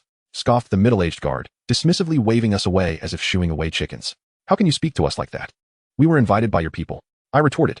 Huh, you two paupers expect someone to invite you? What a joke. Hurry along before you disturb someone important and get yourself into trouble. The guard sneered. Why must there always be such snobbishness? My expression darkened as I spoke coldly. How can you assume we are merely poor students who cannot be invited? Let me clarify. We are here at the behest of Li Jinshan. Step aside and allow us entry. Upon hearing my words, the guard's laughter grew even more derisive. Oh ho, you're invoking Li Xiao's name now? Who doesn't he know about the illustrious reputation of young Master Li in this city? Do you dare to use his name to deceive? Am I related to him? Perhaps his brother? Why would he extend an invitation to two middle school students? That is truly a global joke. I shot back. I am indeed his brother. If you doubt it, feel free to call him and verify. You're his brother? I'm his elder, the guard retorted, infuriating me to the point of wanting to slap him, but Fatty intervened. Lin Gu, don't let him get to you. It's not worth it. I'll handle this. Who do you think you are, claiming to be his elder? Just then, Li Jinshan approached from outside. Overhearing the guard's insults and wearing an expression of fury, the middle-aged security guard, realizing he had stepped into a quagmire, scurried closer to Li Jinshan like a dog seeking forgiveness. Li Xiao, I'm so sorry. This was all because of this brat. I didn't mean to insult you. If you're not insulting me, then you're insulting my brother. What nonsense is this? Li Jinshan exclaimed, delivering a sharp slap to the guard's face. The sound echoed through the air, causing the guard to stumble back, nearly losing his balance. Brother, are you all right? I'm fine. Just bitten by a mad dog. Fatty interjected hastily. How can it be fine? This mad dog not only bit you, but insulted you as well. He insulted you, and that is one thing. But who are we to provoke him? He even claimed to be Li Xiao's elder. Fatty continued, seizing the opportunity to embellish the tale. I quickly tugged at Fatty's sleeve, urging him to let this minor incident pass without escalating further. However, Fatty was undeterred, seizing the moment to relay every detail to Li Jinshan. This scoundrel dares to bully my brother. Li Jinshan's expression darkened instantly, and he pulled out his phone, dialing a number. Captain Wang, what kind of worthless security do you employ? Get over here immediately. Within a minute, a tall man accompanied by several security guards arrived at Li Jinshan's side. The guard, upon seeing them, was already petrified, stammering incoherently while casting a pitiful glance at Li Jinshan. Captain Wang, don't say a word. Just give him a good thrashing and throw him out. He is never to be employed again. Captain Wang and his guards promptly delivered a few slaps to the guard. You're courting death. Who dares offend Li Xiao's friends? The air soon filled with the guard's pained cries. Li Gu, let it go. This is just banter. He is having a rough day too. No need to ruin his livelihood over this. I interjected, reasoning with Li Jinshan. Do not lay hands on him. Considering my brother, let us spare him this once, and let him come over to apologize. The bruised guard, upon hearing this, breathed a sigh of relief. After all, enduring a beating was trivial compared to losing his job. The wages at the Imperial Group far surpassed those elsewhere, and where else could he find such high pay? This beating was a small price to pay, as he realized he had offended the wrong person, inwardly scolding himself for his lack of discernment. He vowed that in the future, regardless of whether it was a student or even a child from kindergarten, he would be sure to treat them with utmost respect. Young brother, I'm truly sorry. I lack the wisdom to recognize your significance. Seeing the guard in such a pitiful state, having been beaten and still failing to acknowledge his faults, I solemnly remarked, your issue is not merely a lack of perception, it is that you possess a snobbish outlook. Such attitudes are detrimental. You must change. Otherwise, you will find yourself on the receiving end of greater misfortune in the future. My words were indeed a pearl of wisdom. In life and work, one must never judge others based on their circumstances. Time changes all. Never underestimate the youth. The guard nodded repeatedly, offering heartfelt apologies to me. It remained uncertain whether he genuinely grasped his mistakes or if it was merely the pressure of the situation. However, none of it mattered to Lin Bei, who hadn't taken it to heart at all. In the Empire Building, on the 28th floor, lay Li Jinshan's office. This was the pinnacle of the Empire Building, the tallest structure in Yingqing. Through the expansive floor-to-ceiling windows, the entirety of Yingqing unfolded before one's eyes. Wow, Li Xiao's office is truly impressive, Lin Bei exclaimed, as he observed the view of every street and alley in Yingqing from his seat. Li Gu, Su Gu, allow me to introduce my brother, Fatty Chindaji. He continued. Fatty, this is the Li Gu and Su Gu I mentioned to you. Hee. Greetings Li Gu and Su Gu. You can just call me Fatty, everyone does. With his innate charm, Fatty endeared himself to Li Jinshan, who found him quite amusing. Fatty, Chindaji, what a delightful name. Since you are Lin's good brother, you shall also be my brother from now on. If you ever find yourself in need outside, just invoke Li Ji's name. It will carry weight. Upon hearing this, Fatty quickly expressed his gratitude. Li Gu, hee, I will definitely do that. Ha. With the presence of Fatty, the atmosphere became lively in an instant. Among them, Lin Bei, in his 30s, was the oldest and most composed. They exchanged a few casual remarks when Su Jiao once again broached the topic of the safety incident at the construction site, showering Lin Bei with thanks. Su Gu, not this again. If you keep bringing it up, I might just get angry, Lin Bei said, feigning annoyance. Indeed, Su Gu, since we are all brothers, there's no need for such formalities. Ha. Jinshan, you speak the truth. I shall refrain from mentioning it again. Lin Bei smiled and hastily added, Su Gu, I agree with you. Li Jinshan poured everyone another cup of tea before speaking. Lin Xiaodi, I heard from Su Gu that you not only have a keen interest in antiques and jade, but also possess knowledge about futures trading? Well, I wouldn't say I possess knowledge. I simply enjoy it. Lin Bei replied modestly. Li Jinshan, recalling his sister Li Yan's complaints from the previous night, thought about how Su Ji's brother Lin Bei had recklessly invested all his funds into oil futures, disregarding the current downturn in the market. It was hardly surprising that he would incur losses, and he hoped to advise Lin Bei against such folly. With a smile, he inquired, Lin Xiaodi, I hear you invested in Middle Eastern oil futures? Lin Bei nodded. The international futures market is currently in a slump. Entering now is hardly prudent. It has been several days of declines, and I haven't dared to engage in trading for the past 2 weeks. Just then, Su Jia's phone rang. It was Li Yan calling. What? The international oil market has plummeted again today. Yes, Su Gu. Your brother Lin Bei has invested all his capital with a 10-fold leverage. He must sell now. Otherwise, the bank will force a liquidation, and he stands to lose his entire 7 million. Chapter 26. Futures profit of 14 million. What happened, Su Gu? Seeing Su Jia's panicked expression on the phone, Li Jinshan couldn't help but inquire. Brother, we have a serious situation. Lin Bei, the oil futures you purchased have plummeted right at market opening. Just now, Yan called to inform you to sell all your oil futures immediately. Otherwise, the bank will liquidate your position. Su Jia explained. What nonsense is this? Didn't my sister inform you last night? Why haven't you sold yet? Li Jinshan expressed his concern. Lin Bei calmly opened his computer while responding, Manager Li, I did receive a message from her last night. Lin Bei glanced at his phone, noting several missed calls. My phone was on silent. That's why Manager Li couldn't reach me and contacted Su Gu instead. Lin Xiaodi, aren't you worried? Last night, oil futures dropped to 7. You need to sell your holdings immediately to cut your losses. Li Jinshan urged. Indeed, brother, you can't wait any longer. Should it continue to decline, the bank will certainly enforce a liquidation, and you would be left with nothing. Su Jia chimed in. Lin Gu, if you would heed the advice of your 2 elder brothers, you should sell right away. A small loss is better than losing everything. Fatty, feeling anxious for Lin Bei, joined in the persuasion. Lin Bei remained calm, replying, Who told you it's so dire? Rest assured, I won't incur any losses. With the futures market plummeting like this, how can you avoid losses? Li Jinshan countered. Lin Bei chose not to explain further and turned his notebook towards Su Jia and Li Jinshan, saying, Here, take a look for yourselves. 10, 100, 1,000, 10,000, 100,000, million, 21 million. Brother, Where did you acquire such a fortune? Fatty exclaimed, realizing Lin Bei had invested 7 million in oil futures.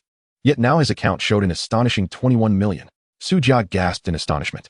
Just now, the oil futures unexpectedly rebounded. I managed to catch the bottom and made a small profit of 20, Lin Bei replied with a smile. Li Jinshan, still in shock, momentarily dumbfounded, exclaimed, Didn't they say it was going to plummet? How could it suddenly rebound and rise so much? Well done, Lin Xiaodi. You truly have the Midas touch, managing to grasp the bottom perfectly. Incredible.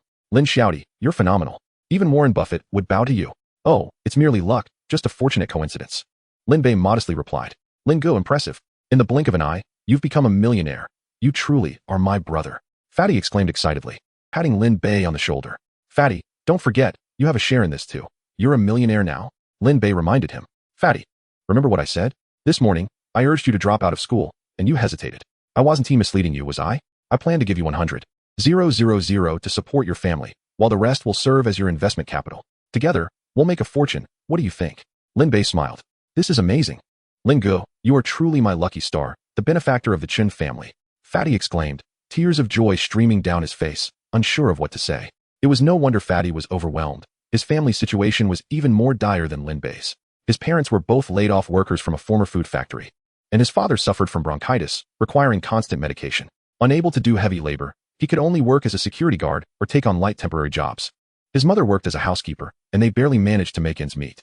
All right, Fatty, I will help you soar to success and ensure your family enjoys a better life, Lin Bei said, affectionately ruffling Fatty's hair. Thank you, Lin Go.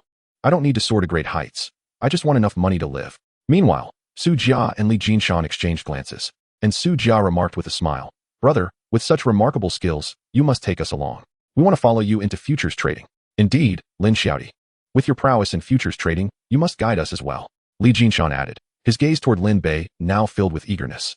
Although Li Jinshan's family was wealthy, he had long been at odds with them and was determined to make his own way.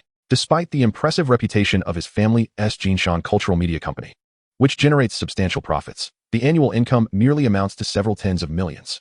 Although he dabbles in stock trading and futures, the modest earnings he makes pale in comparison to Lin Bei's overnight fortune of over 10 million. It is hardly surprising that envy courses through him.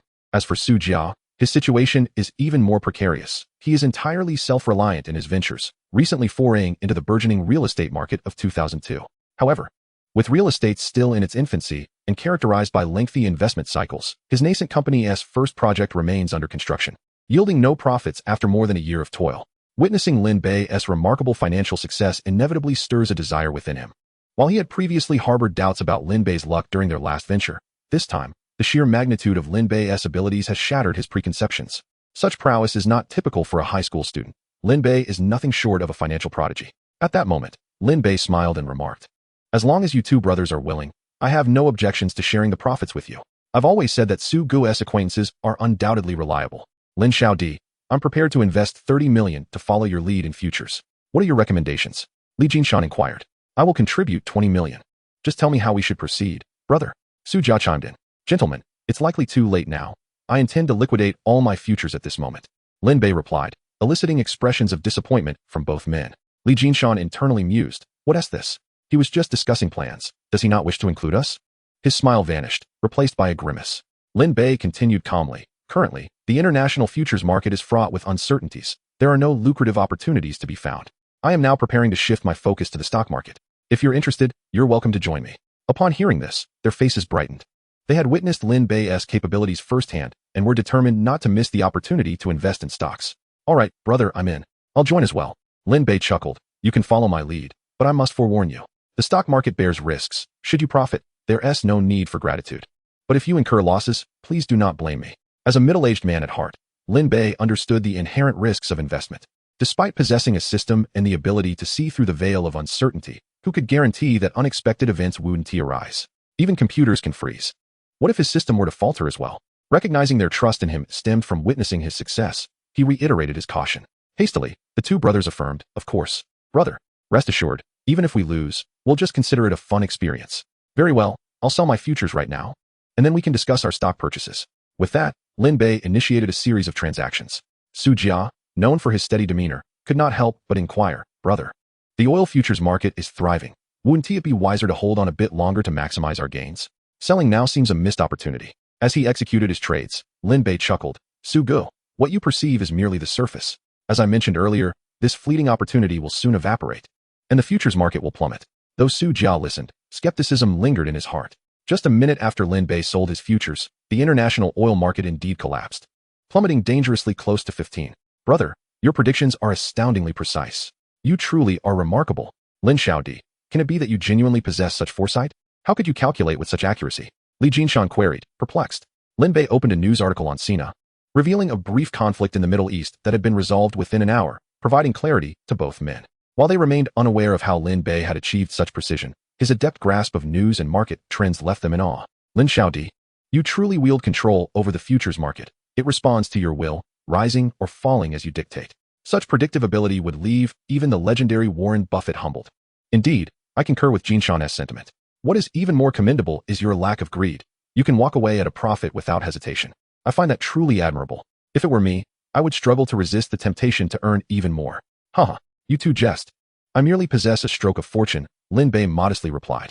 Li Jinshan interjected. Fortune is merely another form of skill. The conversation grew increasingly lively, and the atmosphere in the room became remarkably harmonious. In their company, Lin Bei transcended the role of a mere high school student, emerging as a leader among them. The portly companion, though unable to contribute to the discussion, beamed with delight at Lin Bei's remarkable talents. Before long, Li Jinshan raised the topic of stocks once more. Lin Xiaodi, which stocks did you intend to purchase? I plan to short Tesla, Lin Bei responded without hesitation. He had long contemplated this strategy. Utilizing his system to exploit foreign capital was essential. Earning from domestic investments left him with a tinge of guilt. Lin Bei elaborated, the American stock market is currently volatile, presenting ample maneuvering room. I believe before he could finish, Li Jinshan interjected with concern, Lin Xiaodi, that won't do. Tesla is a prominent American automobile manufacturer, enjoying a strong upward trajectory. Shorting it may prove challenging. While Tesla indeed boasted formidable strengths, it had suffered a significant setback in 2002 due to a catastrophic incident that caused its stock to plummet, erasing 40% of its market value. This memory from Lin Bei's previous life signaled that the current moment was an opportune time to short Tesla. With newfound confidence, Lin Bei asserted, you're correct. Under normal circumstances, shorting it would be difficult. However, I harbor doubts about their upcoming new product launch. My instincts tell me that something unfavorable is on the horizon, making this the perfect moment to enter the market.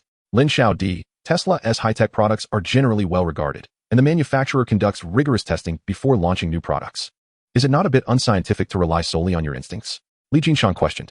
Su Jia, less interested in technological products, was instead captivated by Lin Bei's unwavering confidence, fearing the loss of a lucrative opportunity.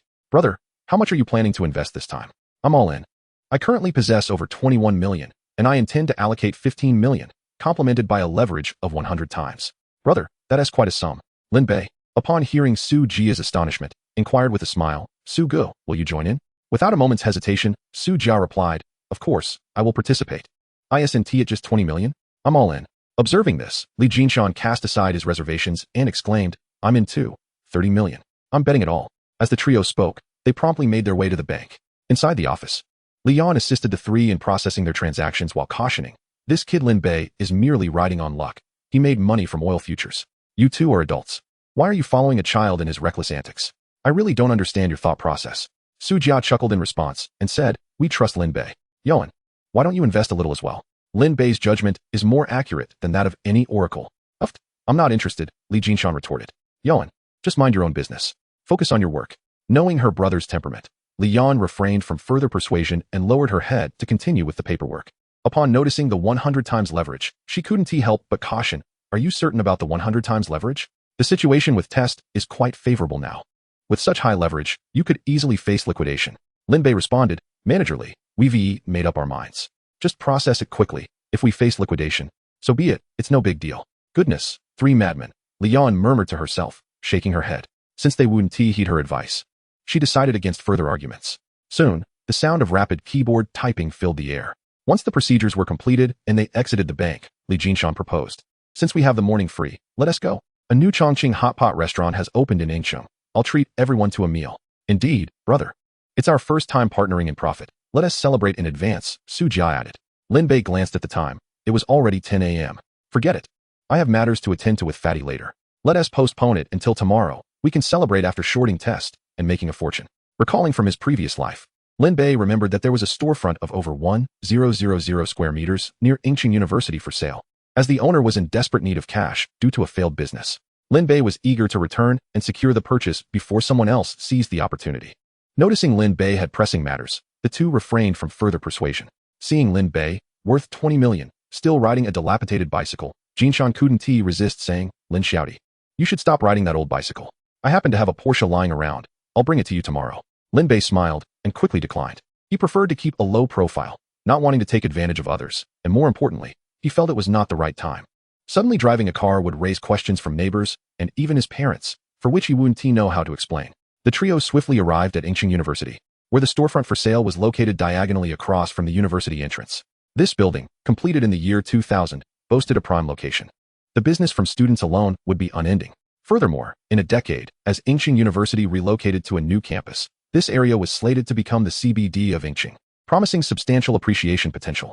However, Lin Bei was not overly concerned with this aspect. He was more focused on the fact that if he acquired the property, his father could run an IP telephone supermarket without the need to rent a storefront, and he could also open a mobile phone shop. In 2002, mobile phones had yet to become widespread, and the next decade would present a lucrative opportunity that Lin Bei was determined not to miss. "Lin Gu, are you truly going to purchase this storefront?" Fatty gazed at Lin Bei, scrutinizing the several shops, each secured with iron chains across their glass doors. Lin Bei pressed his face against the glass, peering inside, and replied, "Indeed, it's not just about us making a fortune. We should also provide some work for your parents." With that, Lin Bei tore down the A4 paper from the glass door and dialed the number listed. "Hello, is the ground floor shop across from Englishaudiobook University for sale?" He aimed to be straightforward. Perhaps the recipient of the call was taken aback by the youthful tone of Lin Bei's voice, which hardly sounded like that of an adult. After a brief pause, the person responded, "Yes, I want to sell. It's over 100 square meters, and I'm looking to sell the whole property. Can you accept that?" "Certainly. May I inquire if your paperwork is in order? How much are you asking?" "Rest assured, the paperwork is absolutely complete. I'm in urgent need of funds, and will give you a firm price of 1 million. If that works for you, I'll come over, and we can discuss it in person." They agreed to meet in less than 20 minutes, and soon a black Mercedes pulled up to the curb. A well-dressed middle-aged man in his 40s emerged, holding a black leather bag, clearly a person accustomed to conducting significant business. Upon reaching Lin Bei and his companion, he observed that they were merely two students, hardly the type to afford a shop. Even when Lin Bei waved to him, he barely cast a glance, continuing to scan the surroundings for potential buyers. "This gentleman, you are the one selling the shop, right?" "Stop searching, it was I who called." Lin Bei stepped forward to inquire. The middle-aged man, skeptical, reached for his phone, only believing Lin Bei after he displayed his own phone. "Kid, are you trying to mess with me? Do you want me to call your parents?" he said, clearly irritated. Just half a month prior, he had been duped into holding onto a batch of mobile phones worth over 10 million, which he struggled to sell, prompting his decision to sell the shop to alleviate financial pressure. In a desperate bid to sell, he had evicted all tenants a week prior, yet the property remained unsold. Potential buyers had inquired but either found the price too steep or the space too large. Should it remain unsold for another 2 days, he planned to consider splitting it into smaller units. At that moment, Lin Bei's call disrupted his thoughts. Despite the childish voice, he felt compelled to respond quickly. However, upon arriving and witnessing the two students, the middle-aged man's frustration only escalated. "You, what a piece of work. You think you can buy my shop? What a ridiculous notion. Do you believe I want to inform your parents about this?" "Sir, please don't be hasty. How can you be sure we can't afford it? If we couldn't, why would we call you?" The middle-aged man, noticing Lin Bei's composed demeanor and serious expression, began to reconsider. This was no mere prank. "Huh, what a day, a kid with 1 million. Is that even possible?" The middle-aged man scoffed. "Stop wasting my time. Are you selling or not? If you are, let us sign the contract now, and I'll transfer the funds. If not, then forget it." Lin Bei cut through the banter, pulling out a black bank card from his pocket. The middle-aged man recognized the card immediately. It was a black card, issued only to those who maintained a deposit of over 10 million in the bank. Instantly, the middle-aged man's demeanor transformed into one of affability, as he remarked, "It is not immediately apparent, but you are indeed quite affluent, a young master, yet here you are as a student, purchasing a commercial property. Are you truly capable of making such decisions on your own? Should I summon your guardians?" "No need for that," came the reply. "A mere million is something I can manage." "Very well, let us visit the bank to verify your funds. Once confirmed, we shall proceed to sign the contract. Come, let us get in the car. I shall drive you there," the middle-aged man stated, heading towards the vehicle. "Not so fast. Let us first open the door to the property and take a look inside." "Indeed, quite prudent," he responded. With that, the man retrieved a set of keys from the car and unlocked the door, leading the two inside for inspection. In Lin Bei's memories from his past life, he recalled that this location should contain a ground floor commercial space, but to his surprise, it also featured a second floor. No wonder it spanned 2,000 square meters. This arrangement would be advantageous. The first floor could serve as a mobile phone retail space, while the second could be utilized as his office. This would establish a base of operations, alleviating the concerns of remaining home all day, avoiding school, and failing to meet his parents' expectations. The property itself was rather unremarkable, typical of the brick concrete structures prevalent in 2002. It was one of the rare concrete-framed buildings, with the first 2 floors designated for commercial use, while the upper 8 floors were residential. The interior space was quite expansive, featuring only concrete support columns and a few partition walls. According to the middle-aged man, these walls could be demolished, allowing for flexible arrangement based on the nature of the business. Young master, have you finished your inspection? If all is satisfactory, shall we take our leave? Lin Bei nodded in satisfaction.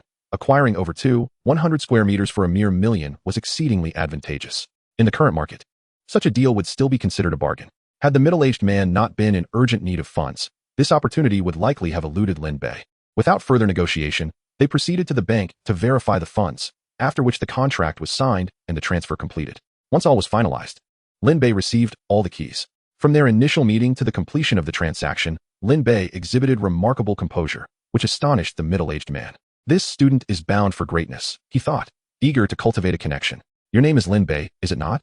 I am Tang Jun, engaged in mobile phone wholesale. Here is my business card. Should you require mobile phones in the future, do not hesitate to contact me for a guaranteed discount. Lin Bei accepted the card. Mingqing Trading Company, Limited, General Manager Tang Jun. Could it be that this was the mobile phone mogul of a decade hence? To think he had just purchased property from him. Although Lin Bei had not interacted much with Tang Jun in his previous life, he had heard tales of his entrepreneurial journey. This man was exceptionally resourceful in the mobile phone industry and consistently secured the best prices for electronic products, later forging strategic partnerships with major firms like Nokia and Motorola, expanding his business nationwide. However, at this moment, he was likely still in the nascent stages of his mobile business. Lin Bei was all too familiar with this name. It was as if fate had conspired for him to meet Tang Jun just as he prepared to open a mobile phone store. Suppressing his excitement, Lin Bei smiled and said, "Ah, Mr. Tang, what a pleasure it is to meet you. I have just acquired this shop with the intent of establishing a mobile phone retail space. Might you be able to provide me with a source for inventory?" Upon hearing this, Tang Jun's face lit up with palpable excitement. "Young brother, you have struck gold. I happen to be in this line of business myself. I have access to all kinds of mobile phones. If you truly wish to open a retail space, I can offer them to you at cost." Previously a coal miner, Tang Jun had pivoted to the mobile phone business following a friend's suggestion due to the declining viability of coal mining. Unfortunately, just as he procured a shipment of phones, a tragic safety incident at his mine led to substantial financial losses. The burgeoning mobile market had yet to establish a solid sales framework, leaving him with a backlog of inventory that was suffocating his finances. As their conversation deepened, Lin Bei inquired, "Mr. Tang, how much inventory do you currently possess?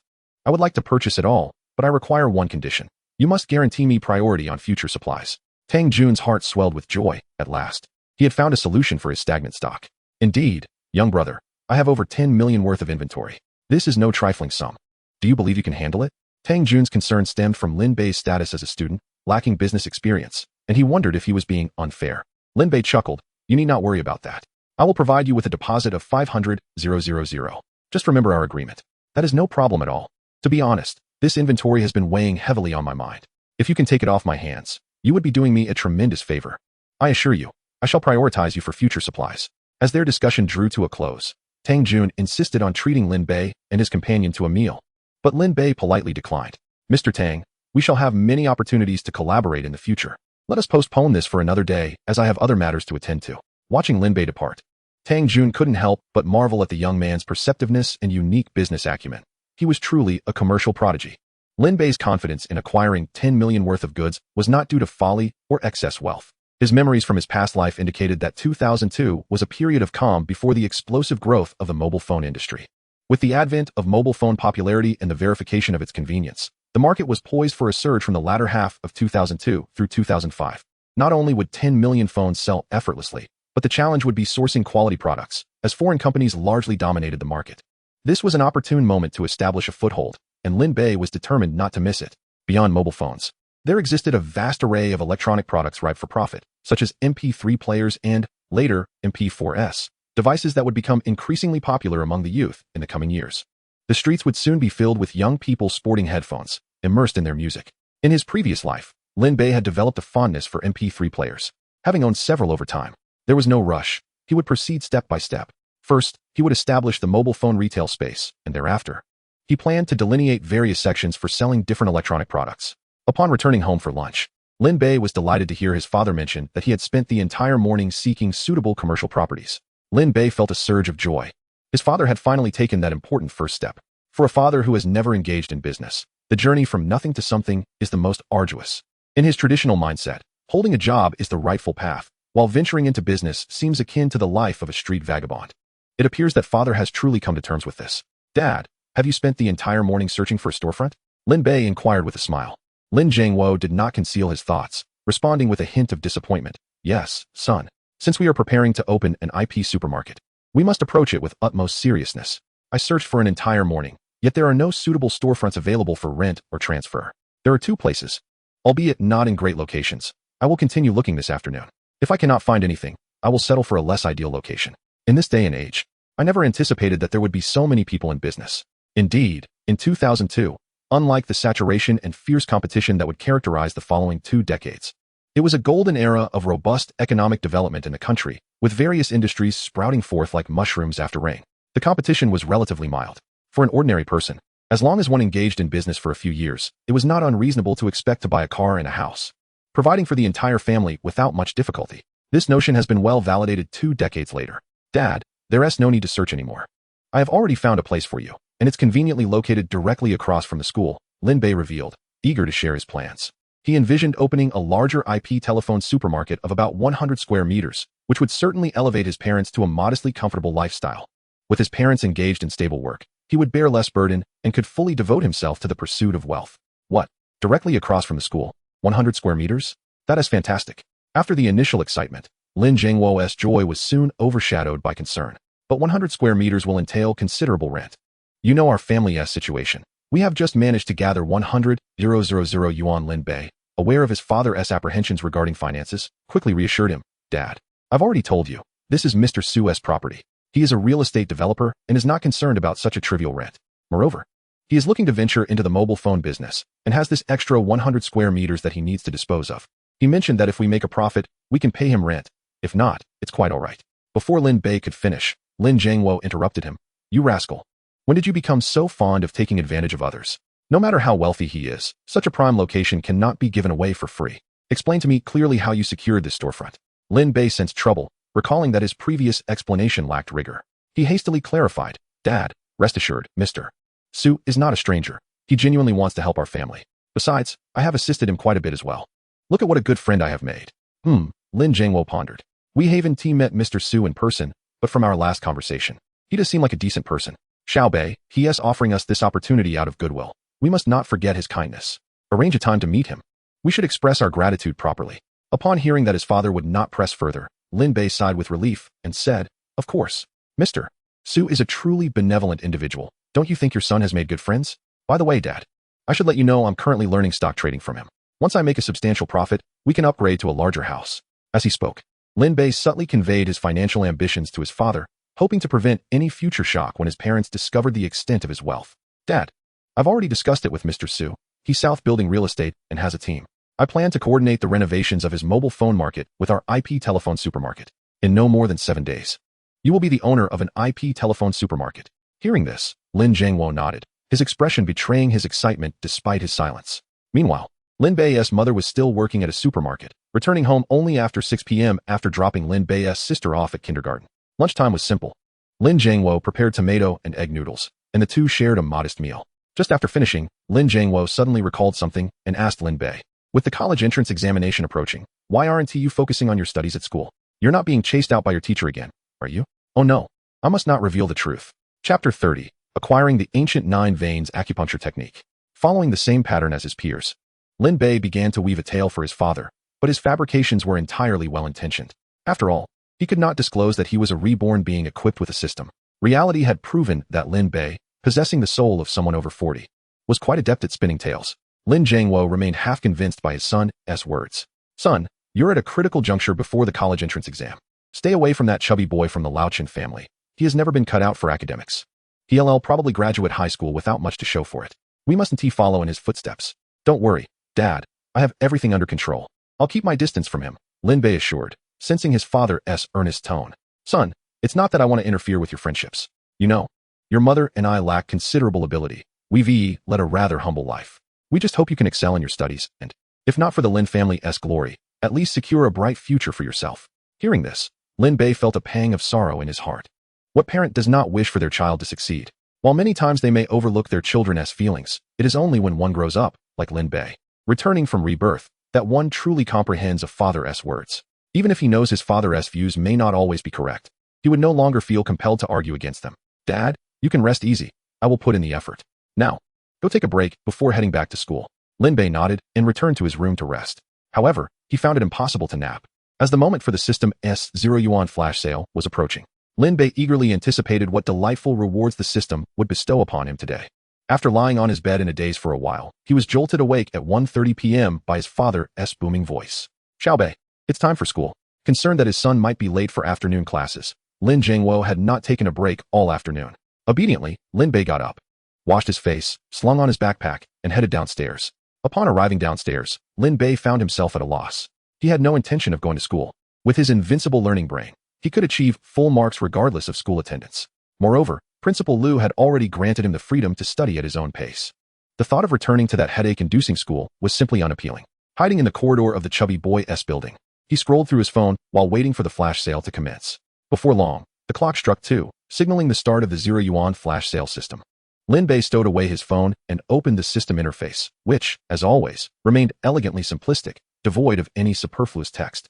Premium grapes, Wang Shiji's calligraphy, and the ancient 9 meridians acupuncture technique. Astonishingly, the system typically refreshes with 2 gifts daily. How could there be an additional item today? He then scrolled down.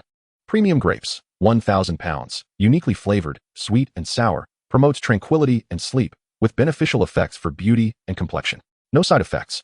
Wang Shiji's calligraphy, after use, one can achieve the same calligraphic prowess, with no side effects. Ancient 9 meridians acupuncture, mastery in medical knowledge and practice, capable of treating complex ailments, saving lives, and alleviating suffering. Side effect, premature graying of hair. Lin Bei continued to scroll down. Premium grapes, not a limited time offer. This gift is a system benefit, permanently available on the interface for retrieval at any time. Since this was a belated benefit from the system, there was no hesitation. He claimed it immediately. As for Wang Shiji's calligraphy, Lin Bei had little interest. Conversely, he was quite intrigued by the ancient 9 meridians acupuncture. Though the side effect of graying hair was a concern, it seemed the system had a peculiar vendetta against his hair. Yet, the prospect of healing others, of saving lives, was exhilarating. A few gray strands were a trivial price to pay. After all, nothing of value comes without a cost. This was the cycle of cause and effect. There is no such thing as a free lunch. This modest sacrifice was one Lin Bei was willing to bear. With that thought, he hesitated for just a moment before decisively opting for the acquisition. After all, the utility of the 9 meridians acupuncture was exceptionally high. Upon completion of the zero-cost purchase, Lin Bei found himself in possession of 9 exquisite silver needles. In an instant, a torrent of memories regarding the techniques of the 9 meridians acupuncture flooded his mind. It took a full 30 seconds for all the knowledge to settle in. Lin Bei felt invigorated, his spirit lifted remarkably. This was splendid, capable not only of curing ailments, but also significantly enhancing his own charisma. Unable to resist, he lifted his phone screen to admire his handsome visage. Handsome indeed. His peripheral vision caught sight of a few strands of white hair at his temples. Perhaps a dozen or so. The once dashing face now bore a hint of weariness. Lin Bei had long prepared himself for this and paid it little mind. After all, compared to his extraordinary abilities, this minor consequence was negligible. Time had slipped away unnoticed, and soon it was 2:30 in the afternoon. Concerned that his friend had not yet appeared, Lin Bei attempted to call Fatty several times, only to be met with silence. Thus, he decided to ascend to Fatty's home to find him. Upon opening the door, he was greeted by a dim and cramped room. The dilapidated furniture appeared older than Fatty himself, yet his parents had not the heart to dispose of it. The modest apartment comprised 2 rooms and a living area, totaling less than 60 square meters. A pungent aroma of traditional Chinese medicine filled the air, soon accompanied by a relentless, heart-wrenching cough. Without a doubt, it was Fatty's father, whose bronchitis had worsened considerably. Due to financial strain, he had not received adequate treatment and had been left to languish in his condition. Fatty had informed Lin Bei that his father's condition had progressed from bronchitis to pneumonia, and now to emphysema, all owing to a lack of funds. Fortunately, Lin Bei had already provided Fatty with a sum of 100,000 yuan, sufficient for his father's medical care and the family's expenses.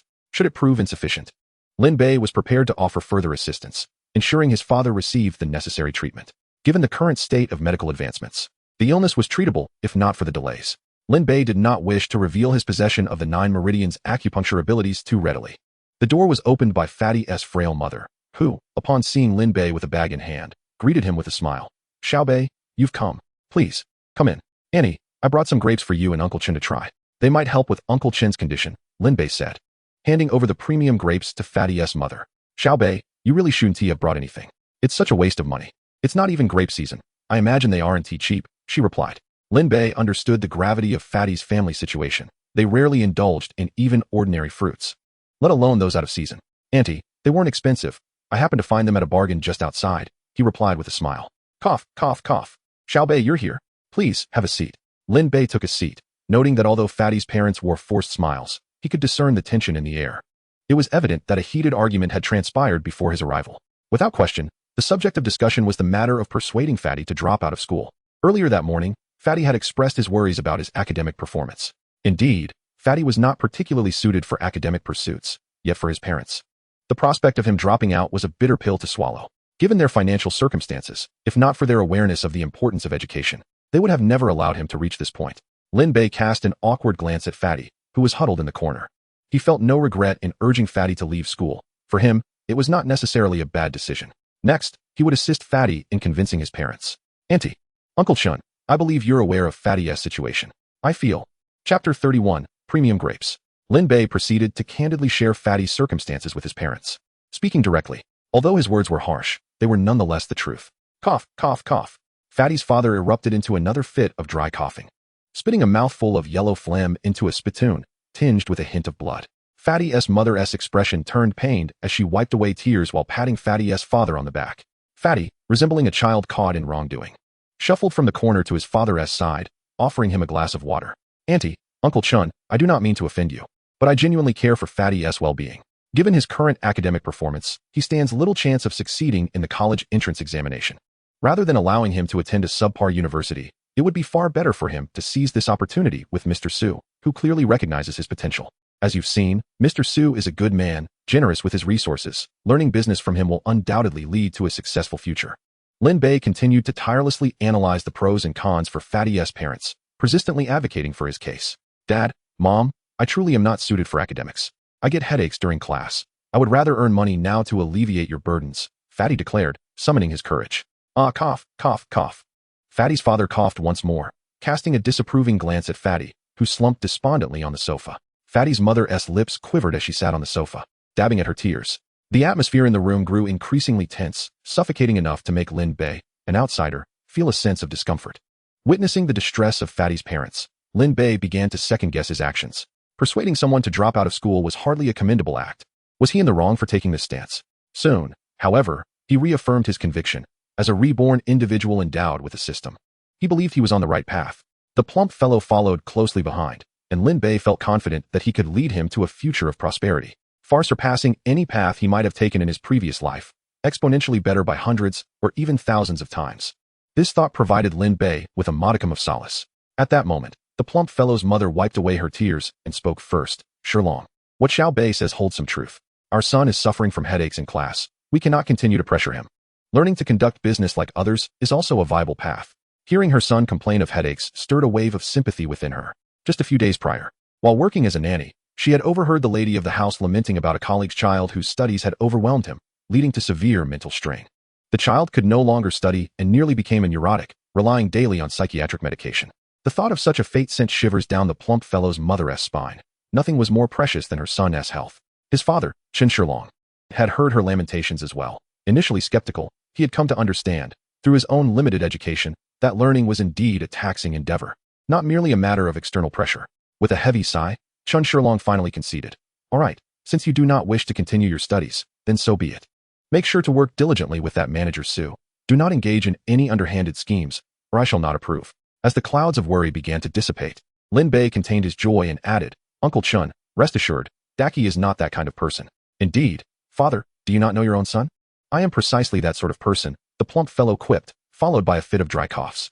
Afterward, Lin Bei and the plump fellow urged his father to seek medical attention before his condition worsened.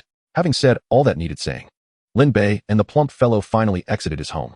On the way, Lin Bei shared with Su Jia his plans to renovate a shop he had purchased and expressed his desire for Su's assistance with the renovations, as well as to recommend a competent store manager. Lin Bei knew he could not afford to be tied to the shop.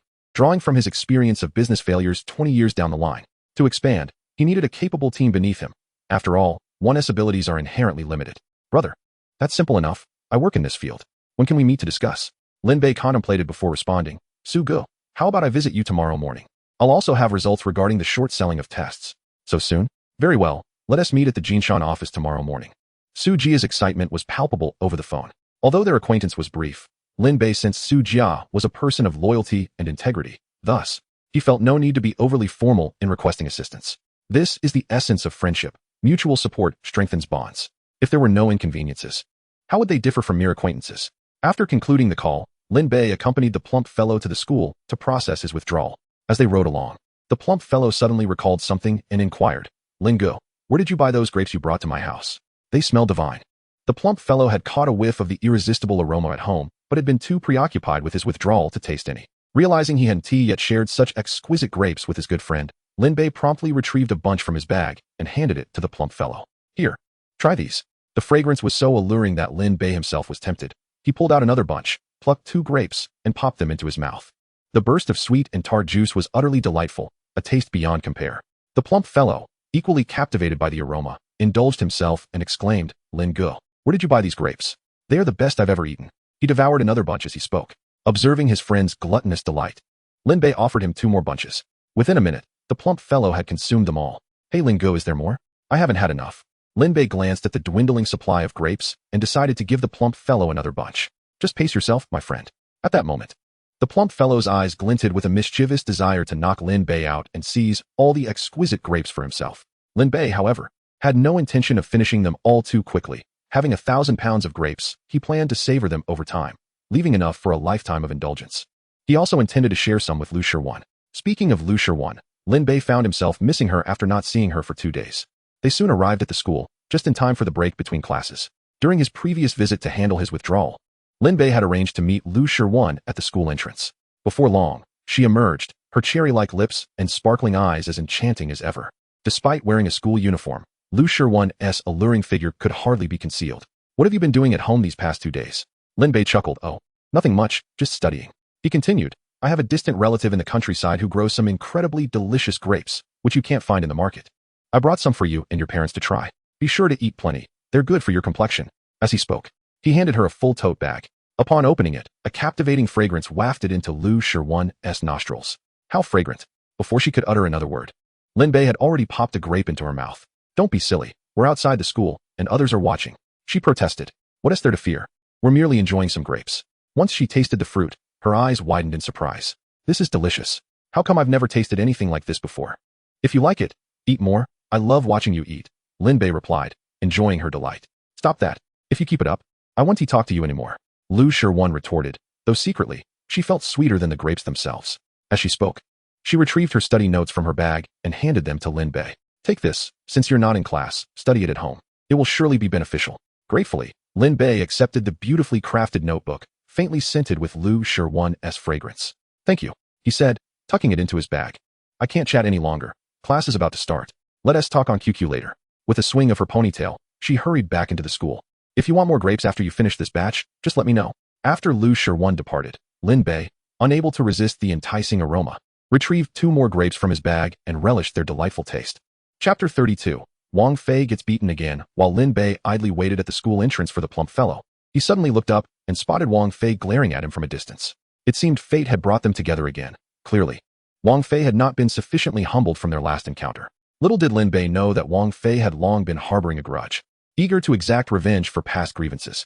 After the recent lesson he received, Wang Fei realized that Lin Bei was formidable in combat, far surpassing the other students at school, prompting him to seek assistance from individuals outside the school. However, Lin Bei's absence from school rendered Wang Fei's efforts futile. Today, finally encountering Lin Bei, he could not let this opportunity slip away. Hastily, he contacted his associates from the underworld, bringing along his sycophantic followers. Rather than recklessly attacking Lin Bei, Wang Fei stood at a distance, seemingly awaiting the arrival of someone. Lin Bei merely grinned at him, dismissing the situation entirely. He thought to himself, as long as others did not provoke him, he would let them be, but if they dared to challenge him, he would ensure they remembered it for a lifetime. This young man was no saint either. In the memories of his previous life, Wang Fei, the wealthiest man in East City, returned home after graduation to inherit his family business. He was treacherous and malicious, engaging in illegal activities, and had even crippled himself. Yet, he did not spare Lin Bei, leveraging his family's wealth and influence to create obstacles for him. Lin Bei recalled how several of his business failures in his past life were indirectly tied to Wang Fei. After their last encounter, Lin Bei hoped that Wang Fei would refrain from provoking him again, but seeing the current situation, it seemed Wang Fei was intent on inflicting serious harm. As Lin Bei pondered this, anger surged within him. He surveyed his surroundings, noting the familiar faces from school. He did not wish for this confrontation to become public knowledge, fearing his parents would worry. Thus, he swiftly mounted his bicycle and sped towards Dongfeng Road. Upon noticing Lin Bei's attempt to flee, Wang Fei and his entourage hastily boarded his garish green Porsche and pursued him. Less than a kilometer away, at the entrance of a bank, Lin Bei was cornered. Coincidentally, he encountered Tang Jun, the future king of mobile phones, just emerging from the bank after handling some business. Upon spotting Lin Bei, Tang Jun rushed over with enthusiasm.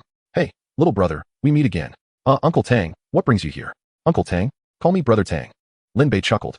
"All right, Brother Tang, I need to take care of something, so I won't chat now."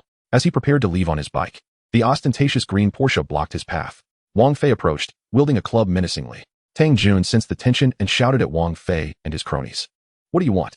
If you dare to cause trouble, I will call the police. What are you to interfere in my affairs? You should inquire about who I am. My father is Wang Sihai, the richest man in East City."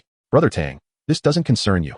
Please go about your business," Lin Bei said, waving him off. "Get lost. This is none of your business." With that, two of Wang Fei's lackeys shoved Tang Jun aside. "Lin Bei, you're finished today." Wang Fei spat venomously. "What's wrong, Wang Fei? Did last time not teach you a lesson? Back for more?" Lin Bei smirked. "Didn't he get enough humiliation last time? Are you eager for more?" Recalling the last encounter, Wang Fei's face twisted with anger. After being beaten, he had been drenched in dirty water by a hefty individual and subsequently humiliated by his lackeys until midnight. He had returned home exhausted and had to wash for 3 hours to rid himself of the stench, only to fall ill. Wang Fei's followers, some of whom were present during that humiliating episode, now turned their gaze toward him. "Wang Fei, are we going for a one-on-one, or are you bringing your whole gang? Choose your poison." Wang Fei, already intimidated by Lin Bei, had only summoned the courage to retaliate today because he relied on backup. Yet, that backup had yet to arrive. Hearing Lin Bei's challenge, he mustered his courage and responded, "Kid, I know you can fight. No matter how tough you are, you want to escape today. Even if we can't match you, don't get cocky. I've summoned the fiercest fighter, Biao Ge. He's on his way. If you're a man, wait right here." So that's why you're so bold today, because you have someone backing you." Just then, a Jinbei vent sped into view, from which emerged a dozen young men, each exuding an air of menace.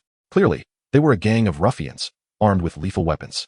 Lin Bei knew that Wang Fei's father, Wang Sihai, was not a virtuous man, equally entrenched in both legitimate and illegitimate enterprises. Thus, it was unsurprising for him to summon such thugs. What Lin Bei did not expect, however, was for this gang to brandish their weapons brazenly in broad daylight, displaying utter lawlessness. These men were all under the command of Wang Fei's uncle, Wang Xijiang. Previously, Lin Bei had humiliated Wang Fei in front of his lackeys. And this time, Wang Fei had borrowed these enforcers from his uncle specifically to deal with Lin Bei. With the reinforcements arriving, Wang Fei's confidence surged. "Lin Bei, aren't you quite the fighter? Today, I'll see how many you can take down. Brothers, attack. Whoever brings this kid down will earn 10,000 yuan." Despite their intimidating demeanor and weapons in hand, these thugs hesitated to engage in daylight violence. They were merely there to bolster Wang Fei's bravado. Upon hearing Wang Fei's command, they sheathed their knives and charged at Lin Bei. Unfazed, Lin Bei swiftly dispatched the gang, leaving them sprawled on the ground. Upon witnessing Lin Bei's prowess, they turned to flee toward Wang Fei. Sensing the tide turning, Wang Fei snatched a knife from one of his lackeys. "Kid, don't push me. I'll push you. What can you do about it? I'll kill you." Wang Fei swung the knife at Lin Bei's head. Lin Bei, observing the blade descending, deftly seized Wang Fei's arm, and with a single forceful motion, the knife clattered to the ground. He then delivered a powerful kick to Wang Fei's abdomen, sending him sprawling 6 meters away, crashing to the ground. Ignoring his pain, Wang Fei shouted to his cohorts, "What are you all waiting for? Grab your knives and attack him." The surrounding thugs, having initially underestimated Lin Bei due to his student status, quickly scrambled to their feet. The young master could not return home after being humiliated in front of his men. He had to answer to Wang Wu. Armed with knives, they charged at Lin Bei once more. In less than a round, all of them were subdued by Lin Bei. He approached Wang Fei again, stepping on his back. Wang Fei let out a yelp, nearly losing his breath. "Wang Fei, I'll give you one more chance. You can call for reinforcements again." "Lin Bei, you said it. If you can't handle me again, I'll follow you from now on." Wang Fei grimaced through the pain, gritting his teeth. "Follow me. You're not worthy." Lin Bei retorted coldly. "Wang Fei, you may be arrogant, but just wait. I'll call for help right now." Initially, Tang Jun was concerned for Lin Bei, fearing he might be attacked without the ability to call the police. But upon witnessing the confrontation, he realized that Lin Bei was handling the situation with remarkable ease, making the thugs appear as mere children in comparison. He had long been astounded by Lin Bei's formidable combat prowess. Was this truly a high school student? After a considerable pause, he finally regained his composure and approached Lin Bei, saying, "Brother, should I call the police? We can have these men apprehended." Lin Bei replied with a smile, "Brother Tang, there's no need to trouble Uncle Mao. You should attend to your own matters." Lin Bei was reluctant to escalate the situation with such individuals. The Wang family from East City would soon pay the price for their arrogance. There was no need for him to trouble his family at this moment. He merely needed to ensure that Wang Fei was thoroughly subdued, after which he would no longer be a nuisance. Having witnessed Lin Bei's skills, Tang Jun decided not to worry and went about his business. Chapter 33. Biao Ji's instant cowardice upon encountering Lin Bei. Before long, a black Santana came to a halt by the roadside, and 3 or 4 burly men emerged from it, exuding an intimidating presence. Upon seeing his group of underlings incapacitated, the lead bald man cursed vehemently. "Those scoundrels dared to attack my young master. They must be tired of living." Wang Fei, upon spotting the newcomers, scrambled to his feet and rushed toward the scar-faced leader. "Biao Ge, you must avenge me. This brat assaulted me." Lin Bei turned his gaze and recognized them as the same group that had been sent by Boss Li to attack him previously. The leader, Biao Ge, approached with a menacing glare, but as he drew near and recognized Lin Bei, his expression shifted dramatically and his confidence waned. "It's you. Misunderstanding. Young brother. Would you care for a cigarette?"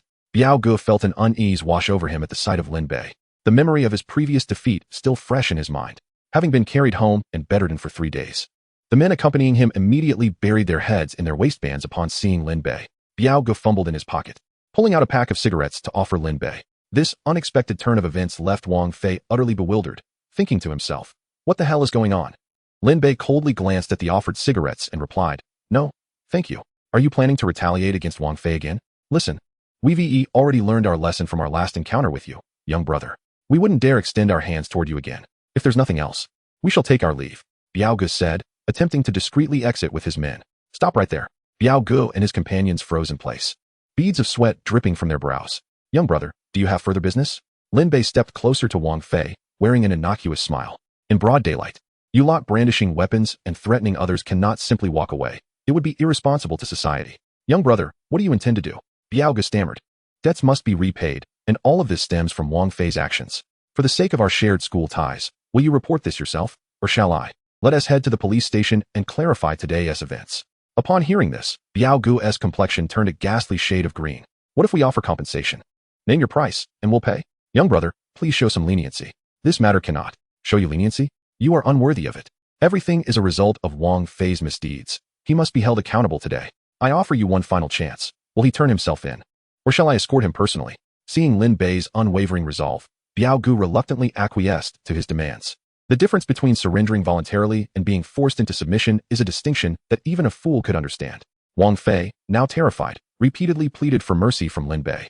"Wang Fei, had you not been my classmate, I would have ensured your incarceration today. You need to face some consequences to prevent future harm." As the distant sirens of police cars approached, Lin Bei mounted his bicycle, leaving behind a parting remark.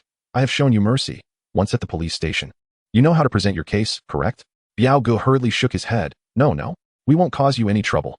Leaving Wang Fei and his cohorts to deal with the police, Lin Bei walked a few paces before turning back.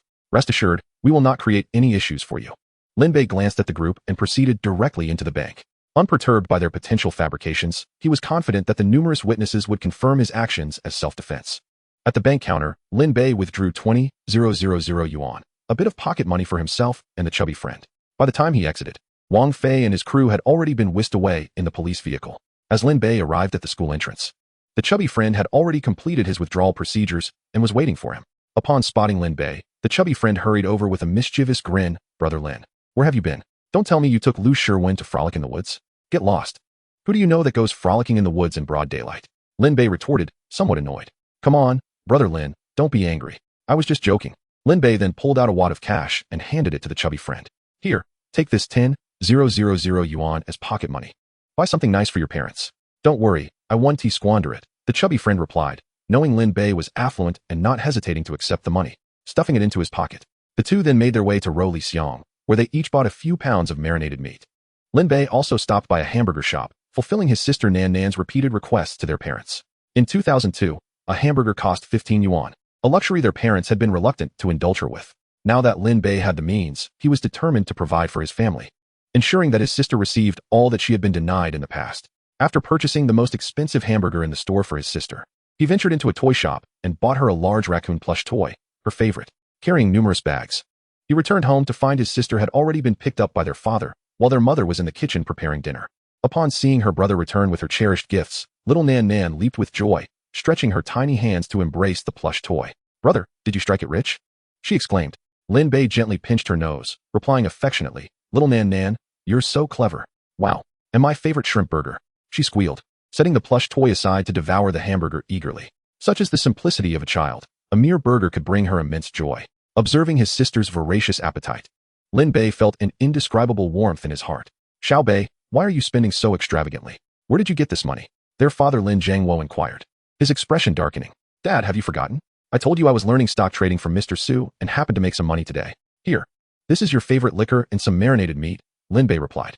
Lin Jiangwo regarded the items his son had brought with a hint of a smile, though he still admonished, "Even if you've earned money, you shouldn't squander it." Just then, Lin Mu emerged from the kitchen, her face lighting up at the sight of her son having earned money and buying so many things for the family. She smiled and remarked, "Jianghua, as his son matures and begins to understand the importance of filial piety, remains unsatisfied." Father Lin Jiangwo, though inwardly pleased, maintains a facade of parental authority, admonishing, "Even if you've earned money, you mustn't be extravagant." After dinner, Lin Bei engaged in a brief conversation with his father regarding the IP phone supermarket venture. Following this, Lin Bei took a refreshing shower, washing away the dust of the day, invigorated and revitalized. Despite his parents' complaints about his lavish spending, the joy in his heart was undeniable. After his shower, Lin Bei stood before the mirror, combing his hair. Gazing at his handsome, well-defined features, he mused, "What a striking visage." Though not quite on par with the legendary Pan and or Song Yu of antiquity, this face would surely stand out in any crowd. While he lacked the coveted 8-pack abs, Lin Bei possessed a commendable confidence in his physique. However, his admiration quickly waned upon noticing a conspicuous strand of white hair. Unlike others who exhibited scattered gray, his white hair seemed to congregate in a single area, an anomaly he found hard to accept. No wonder his mother fretted during meals. "Son, could it be that the pressure of your studies is too overwhelming? Regardless of the stress, you must prioritize your health. Don't overexert yourself." Determined, he resolved to shave his head the following day. It appeared that the seemingly free gifts from the system came at a cost, and the potential impact on his health remained a mystery that filled Lin Bei with trepidation. Once he successfully shorted Testarossa and reaped profits, he intended to minimize reliance on his zero-cost system. His entrepreneurial startup funds were already sufficient to support any endeavor, even without the system. His 20-plus years of memories from a past life would ensure that financial success was well within his grasp. He harbored no desire to be burdened with premature gray hair, as it would undoubtedly cause his parents undue worry. Chapter 34. The career woman Wang Dongxue. The next day, at the Dihao building, within Li Jinshan's office, Su Jia cheerfully introduced Wang Dongxue, saying, "Dongxue, this will be your boss going forward, Lin Bei." Upon hearing the name Wang Dongxue, Lin Bei was momentarily taken aback. In his previous life, Wang Dongxue was renowned in Yingqing, celebrated as one of Su Jia's most distinguished career women, second only to Su Jia in the hierarchy of the Hengda Group. Not only was she strikingly beautiful, but her exceptional work prowess had also propelled her to the position of vice president at a young age. Undoubtedly, her contributions were vital to the growth of Hengda Group. Yet now, she was merely a junior employee in the sales department. Seeing that her future boss was a high school student, Wang Dongxue felt a tinge of disappointment, as he did not match the accolades bestowed upon him by Su Jia. Nevertheless, her professional demeanor shone through as she greeted him. "Hello, Lin Zong. I look forward to your guidance." Lin Bei responded with a modest smile. "No need for formalities, you can simply call me Lin Bei." His understated composure and maturity prompted Wang Dongxue to regard him with newfound respect. Lin Bei realized that this young woman was destined for greatness in her career. "Bro, you and Dongxue chat for a bit. I need to discuss other matters with Jinshan," said Su Jia, exiting the room with Li Jinshan and leaving Lin Bei with the enthusiastic Wang Dongxue. Lin Bei gestured for the assistant to pour Wang Dongxue a cup of tea before he spoke. "Su Zong has likely informed you of my situation. The mobile phone marketplace is my first venture, and I intend to branch into other fields in the future. I need you to oversee operations here. And please keep my identity confidential." Wang Dongxue, having just entered the workforce, was recognized for her capabilities, which had caught Su Jia's eye. Had Lin Bei not requested her, she would soon have been promoted to department manager. For Wang Dongxue, the promise from Su Jia that she could return to Hengda at any time if things did not work out with Lin Bei loomed large in her mind. Given that Su Jia had confidence in Lin Bei, she understood he was no ordinary individual. The trust he placed in her to manage the business right from the outset touched her deeply. "Lin Zong, please feel free to delegate any tasks. I will do my utmost to fulfill them," she assured him. Impressed by her pride without arrogance, Lin Bei nodded in approval. Since I entrust the business entirely to you, I must ensure you are adequately compensated. Your current salary is under 2,000, correct? Wang Dongxue nodded. I will raise it fivefold. Stunned with joy, she quickly stood and exclaimed. Thank you, Lin Zong. In the year 2002, for white-collar workers, a salary exceeding 2,000 was exceptional, with many executives not even reaching this figure. Lin Bei was acutely aware that Wang Dongxue was a remarkable talent, and to foster her growth, it was imperative to offer her generous compensation. Nodding in agreement, he continued. Moreover, I have two announcements to make. Please proceed, Lin Zong. Firstly, I am establishing Tenlong Company, and I want you to be the general manager, with Fatty Chindaji as the vice president. You may recruit others as you see fit. Secondly, the mobile phone marketplace will be the first tangible enterprise of Tenlong Company, and I wish for it to open as swiftly as possible. You will oversee the establishment and management of the company without needing to report back to me for every detail. Wang Dongxue listened, feeling an overwhelming sense of pressure. Is the boss intending to be hands-off? She wondered. Her assumption was correct. Lin Bei did indeed wish to avoid being tethered to the company, dealing with endless trivialities daily. However, he had complete faith in Wang Dongxue's character and capabilities, which would be proven over the ensuing 20 years. Despite her status as vice president, she was known for her integrity and fairness. Once arrangements were finalized, Wang Dongxue departed to focus on the company's preparations and the renovations of the mobile phone marketplace. After her exit, Fatty's excitement was palpable. Brother Lin, am I really the vice president of the company now? Is this real? I never imagined I could achieve such a position. Lin Bei playfully tapped Fatty's head, chiding him. Look at you. Just becoming a vice president has you over the moon. Just wait. I might make you the president, or even the chairman one day. Fatty grinned widely, his laughter echoing. Meanwhile, in the adjacent office, concern clouded Li Jinshan's face as he spoke to Su Jia. Brother Su, Lin Xiaoti's short position on Testarossa may end in disaster. What do you mean, Jinshan? Haven't you seen the news? Last night, Testarossa received positive updates. Our investment may be lost. It is inconceivable. Ever since I became acquainted with Brother Lin Bei, he has never erred in his predictions, whether it pertains to the appraisal of antiques, the acquisition of precious stones, or the purchase of futures. If one were to argue that a couple of successes could be attributed to mere luck, how could he consistently be so precise? Enough of your futile rumination, Jinshan. You must place your faith in Brother Lin Bei. Observing the dejection etched on Li Jinshan's face, Su Jia nudged him with her shoulder. Brother Su, you must not have seen yesterday's news. Even the President of the United States has endorsed him. Today's press conference was unprecedented in its grandeur. And even Buffett is optimistic about his stocks. Given the current trends, Test will only ascend. There is no indication of a downturn whatsoever. I have invested 30 million, augmented by 100-fold leverage. Should a margin call occur, my entire fortune hangs in the balance. Brother Su, you have invested 20 million as well. Are you not the least bit concerned? I am filled with regret, cursing myself for having believed in this high school student out of sheer excitement. Su Jia patted Li Jinshan's shoulder and reassured him. Jinshan, fret not. Until the last moment, we still harbor hope. Moreover, Lin Bei himself has staked his entire fortune, exuding confidence that suggests all will be well. Trust my judgment. I have faith in him. It appears we have no choice but to hope that this lad does not falter this time. That's the spirit, Jinshan. Before investing, Lin Bei distinctly stated that if profits are made, there is no need for gratitude, and if losses are incurred, one should not cast blame. We must accept the consequences of our bets. Besides, we have yet to incur a loss. By the way, the test product launch should be commencing. Let us first check the stock situation. Su Jia glanced at her watch and added. The two hastily opened their laptops, and the U.S. stock market surged dramatically. Brother Su, Test has already surged by 5 points. At this rate, we are on the brink of a margin call. Li Jinshan's voice trembled as he spoke, nearly on the verge of tears. Su Jia, upon witnessing the trajectory of Test stock, turned pale and broke into a cold sweat. Utterly unable to believe what she was seeing, muttering to herself, could it be that Lin Bei has truly miscalculated this time? Chapter 35, A Windfall of 1.5 billion. Just as they contemplated cutting their losses, consumed by anxiety, the stock market for Test across the ocean suddenly plunged precipitously. Su Jia was utterly taken aback by this abrupt reversal, her eyes fixated on the stock market's graph, her expression contorted in disbelief. Brother Su, what is the matter? Li Jinshan, seeing her distress, hurriedly patted her, fearing she had lost money and was unable to cope. Calm down, brother, it's just money lost. We can find a way to earn it back. After a moment of collecting herself, Su Jia finally caught her breath, her excitement causing her to dance around. Her expression even more distorted as she exclaimed, Jinshan, look, it has gone up. Isn't that utter nonsense? Test has plummeted to this extent. Where is there any chance for an increase? Li Jinshan exclaimed, concerned for Su Jia's mental state. Brother, don't scare me. So what if we lose? We have each other, and if worse comes to worst, I still have the Dihao group to fall back on. I can seek my grandfather's assistance for investment. Li Jinshan's face turned ashen as he spoke. While he was not overly worried about losing money, After all, he was the wealthiest man in Yicheng. A third-generation heir, his concern lay with his steadfast friend Su Jia, who had been his savior. He recalled 8 years prior, when a tragic car accident claimed both his parents' lives. He suspected that his uncle had conspired to eliminate them in a bid for the family inheritance. He could not bear to remain in that household, a period marked by profound despair enveloping him in suffocating pressure, even contemplating ending his own life. It was Su Jia, like a superhero, who pulled him from the water.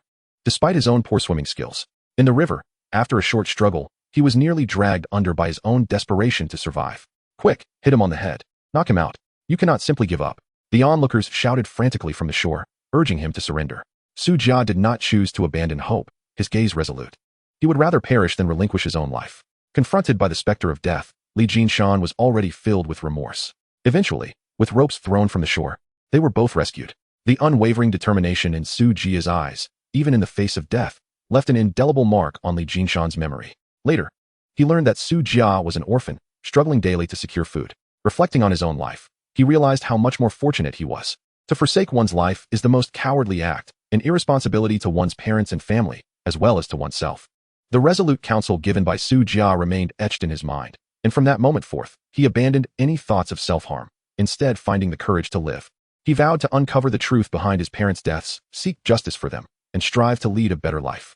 Su Jia, gazing at Li Jinshan with reddened eyes, tears brimming, shook his shoulders and exclaimed, "What are you thinking? I need you to look at the screen. Test stock has plummeted. A catastrophic drop." Upon making contact with the screen, Li Jinshan's eyes widened at the sight of the green interface, marked by a dramatic downward spiral of the stock's trajectory.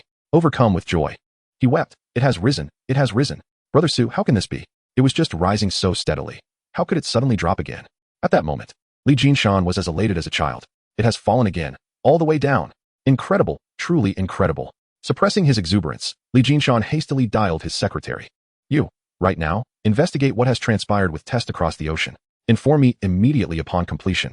"Mr. Li, no need to investigate. Just an hour ago, the product launch for Test Group commenced, and the new product testing faced consecutive failures.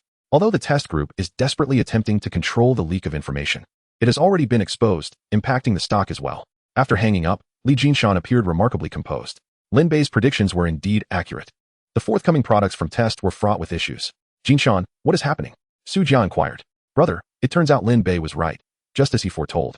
Test's new products are indeed problematic. Consequently, Test Group stock will continue to decline.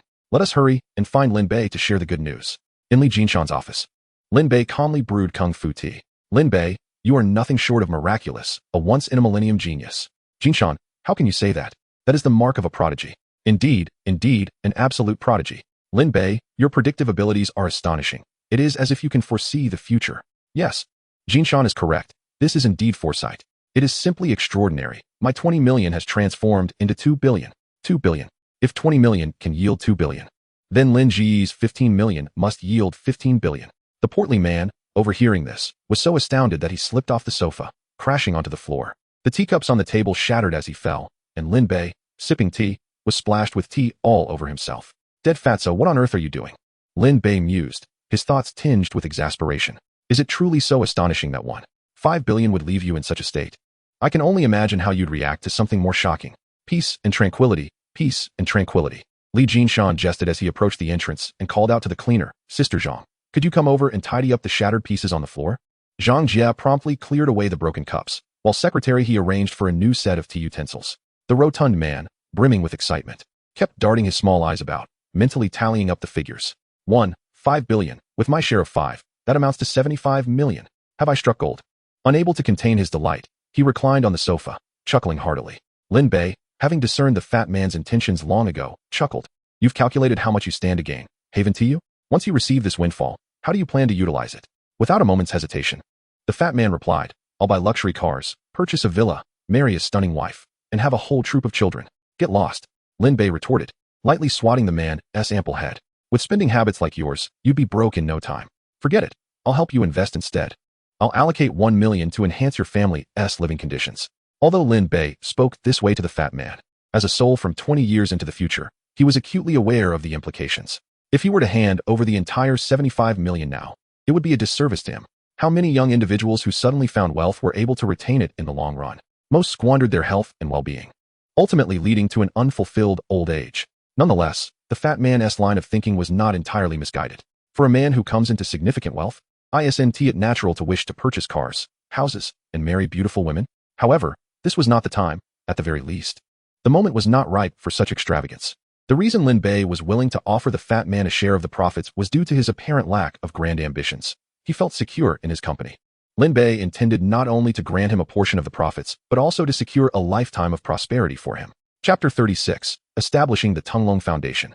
This time, Li Jinshan and Su Jia earned even more than they had anticipated. They had never dreamt of suddenly amassing 20 to 30 billion. Exchanging glances, they simultaneously suggested that each contribute 5 billion to Lin Bei, who graciously declined. Persisting, they insisted, and Lin Bei chuckled, "Brothers, if you are truly inclined, how about we each contribute 5 billion to establish a charitable foundation? It would be our way of giving back to society."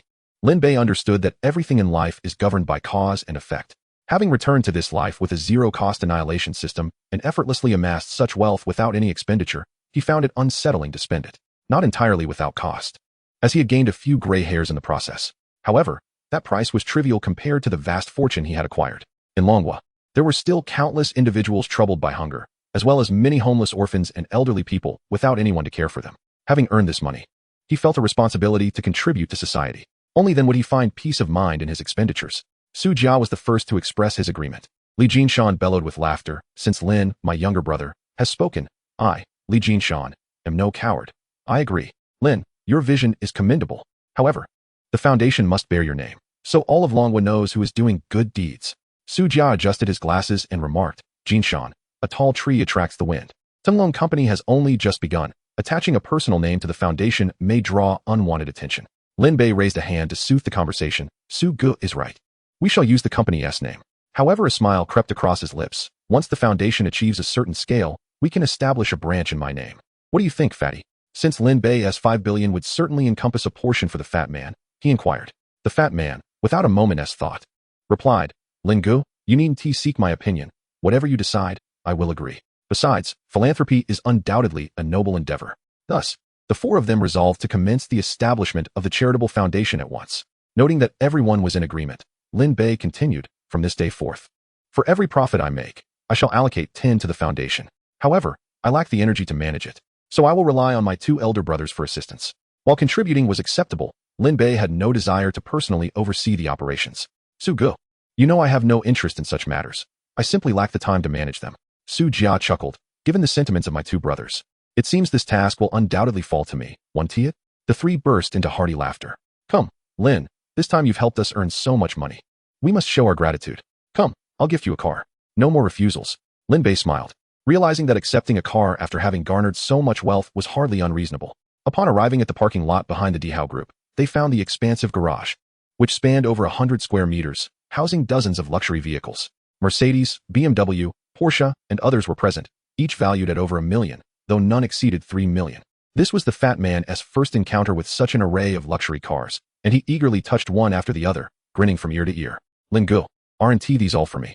As Lin Bei surveyed the luxury cars available for selection, the fat man appeared even more elated than Lin Bei himself. "Lin Gu, this BMW looks splendid, and that Mercedes seems grander, while the Porsche is also quite appealing." The fat man circled the Porsche, tapping the body with his fingers. "Lin Gu, these rims shine brighter than the grinding wheels back home." Li Jinshan playfully kicked his rear. "Can grinding wheels fly? Enough chatter, hurry up and choose." "Brother, this is all I have, my entire fortune. I simply adore cars," Li Jinshan admitted. Observing the luxury vehicles, Lin Bei nodded at Su Jia, revealing that Li Jinshan was not like other wealthy scions, extravagantly indulging in excess. He exhibited considerable restraint. "Brother, allow me to recommend one. This is my favorite. The Mercedes G-Class, the most expensive among them, priced below $3 million. Do you like it? If you do, it's yours." Lin Bei admired each luxury vehicle, recalling that in his previous life, the priciest car he had driven was merely a BMW 5 Series.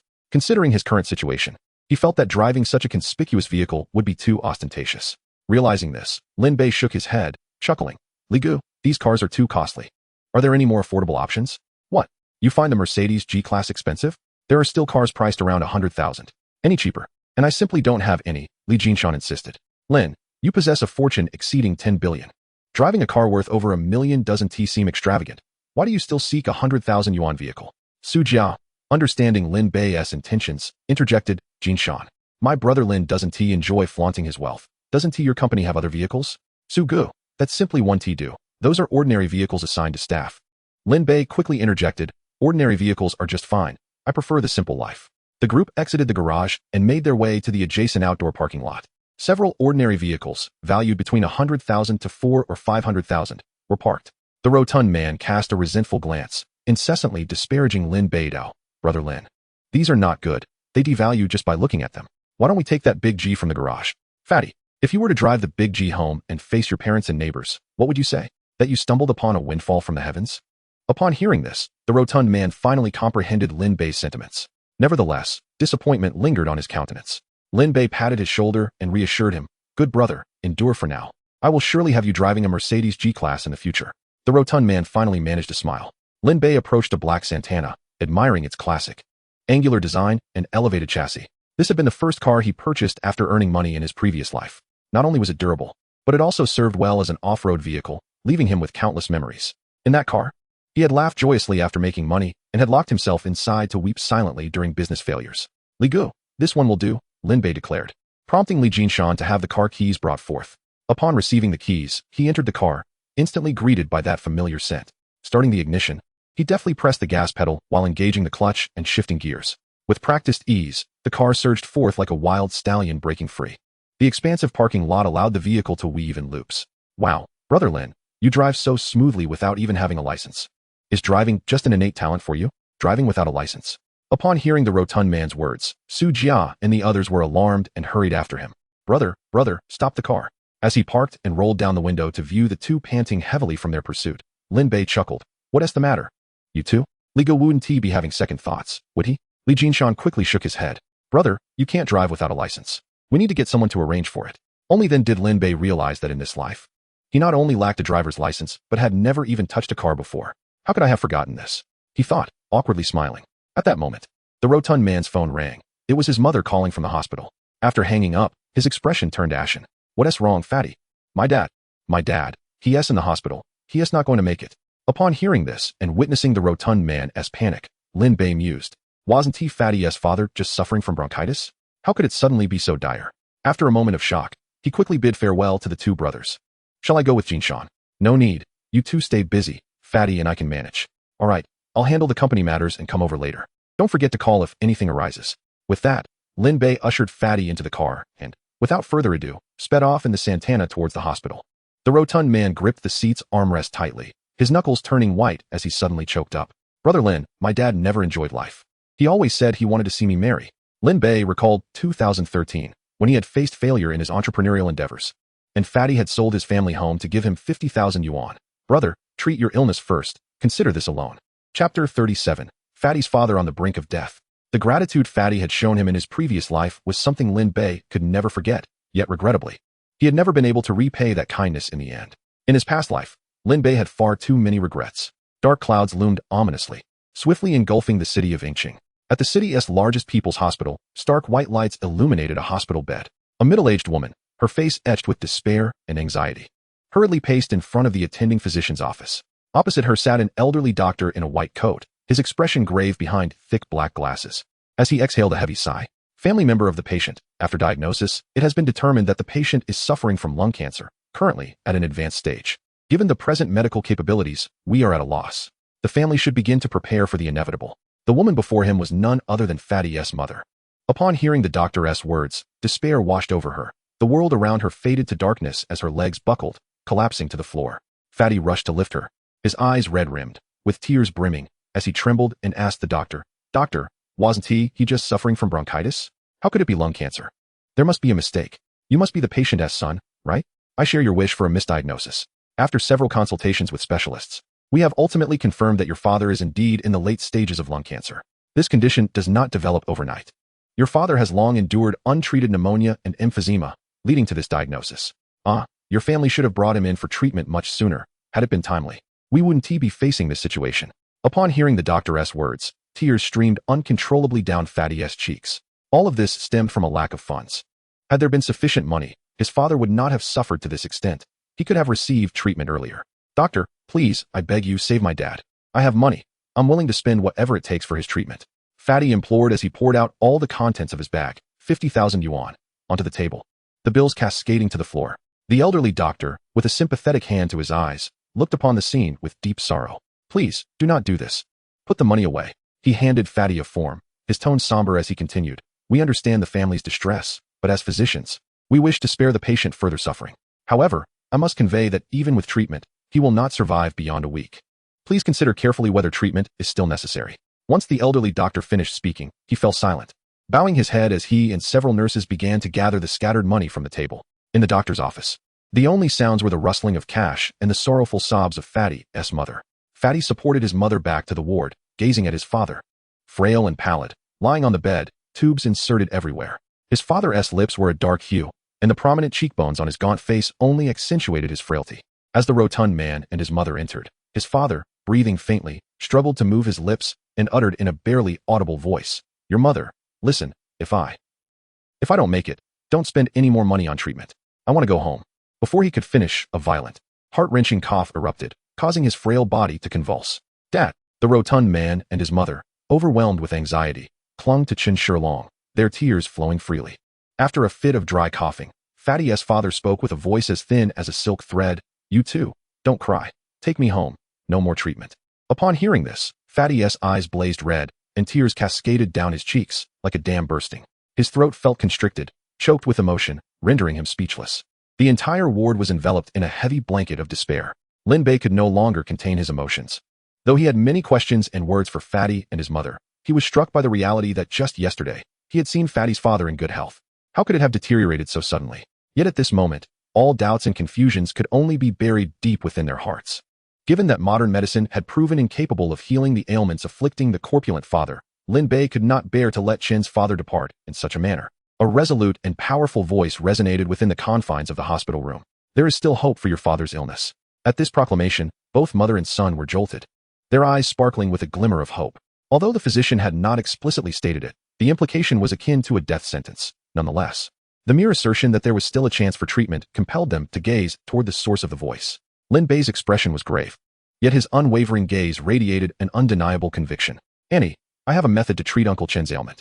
Lin Bei's words served as a lifeline in this desolate room, illuminating the darkness for the mother and son like a ray of sunlight breaking through the gloom.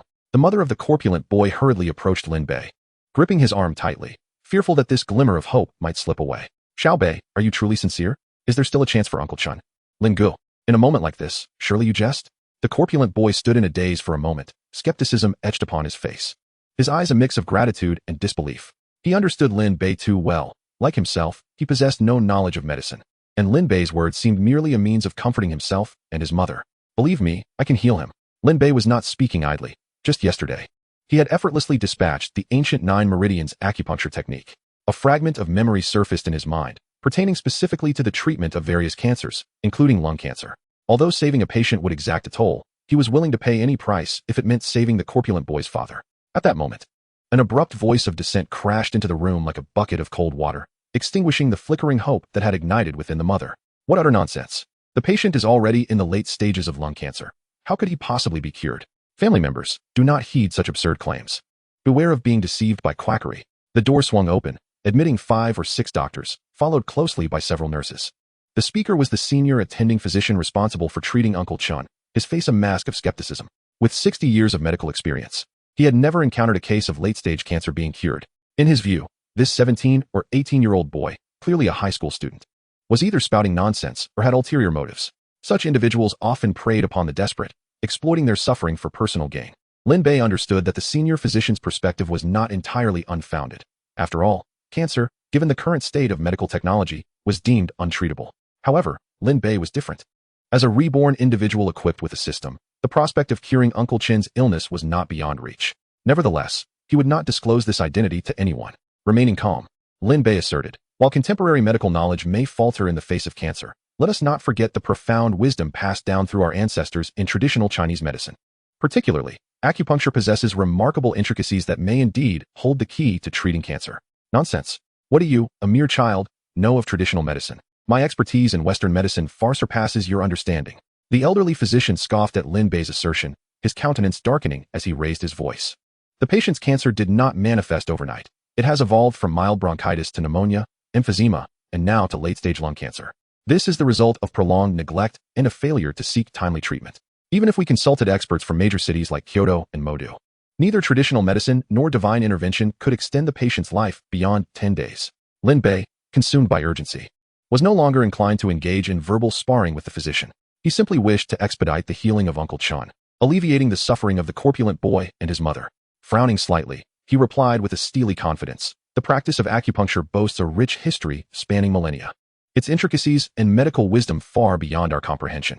What grounds do we have to doubt that the traditional medicine handed down from our ancestors cannot heal cancer? Are you questioning me, or are you questioning our forebears?" Lin Bei's words reverberated with conviction, striking a chord within the hearts of those present. The elderly physician was momentarily rendered speechless, unsure of how to counter such a profound statement. Who could deny the depth of traditional medicine, which encapsulated the wisdom of countless generations? Numerous cases have emerged where traditional medicine succeeded in treating ailments that modern medicine could not. Are you questioning our ancestors, or questioning traditional medicine? The corpulent boy observed the intense exchange between Lin Bei and the elderly physician. Looking at Lin Bei's earnest and confident demeanor, he too found himself in a state of self-doubt. Recent events had been nothing short of miraculous. Lin Bei, once a mediocre student, had transformed into a prodigy. His uncanny ability to foresee profitable opportunities further solidified his extraordinary nature. The corpulent boy knew Lin Bei well. He was not one to speak frivolously, nor would he make unfounded claims. With his father in such a dire state, why not allow Lin Bei a chance? Perhaps a miracle could unfold. Resolutely, he said, "Doctor, I trust Lin Gu. Let him give it a try." The elderly physician frowned at this, casting an irritated glance at Lin Bei, thinking to himself, "The patient has little time left. If he wishes to gamble on this, so be it. It can't hurt to let this charlatan try. Nurse Liu, please fetch a waiver for the family to sign, absolving the hospital of any consequences." With that, the elderly physician turned to leave. "Doctor, hold on. I have a question I wish to clarify," Lin Bei interjected. The physician paused, not bothering to turn around as he replied, "What is it? Why did Uncle Chun, who seemed fine just yesterday, suddenly deteriorate so severely overnight?" "The patient is suffering from pulmonary embolism, which severely disrupts blood circulation in the lungs, leading to a rapid decline in respiratory function. This deterioration is primarily due to a lack of timely treatment," the physician explained before striding away briskly. Lin Bei nodded in understanding. Once the medical staff departed, the corpulent boy and his mother placed all their hopes in Lin Bei. "Lin Gu, can you really save my father?" "Xiao Bei, if you can save Uncle Chun, you will be our family's great benefactor. I would kneel before you in gratitude." The mother of the chubby boy, in her desperation, attempted to kneel before Lin Bei, who could not bear such an act, and hurriedly supported her. "Auntie, please don't do this. The chubby one is my dearest brother, and I will do everything in my power to save Uncle Chun." "Indeed, Mom. There's no need to be so formal with Lin Gu. Lin Gu, can you please hurry and treat him?" Lin Bei urged them to step outside, repeatedly instructing them to refrain from peeking, including the chubby boy. It was not that Lin Bei was stingy. He simply wished to keep his secrets hidden to avoid unnecessary complications.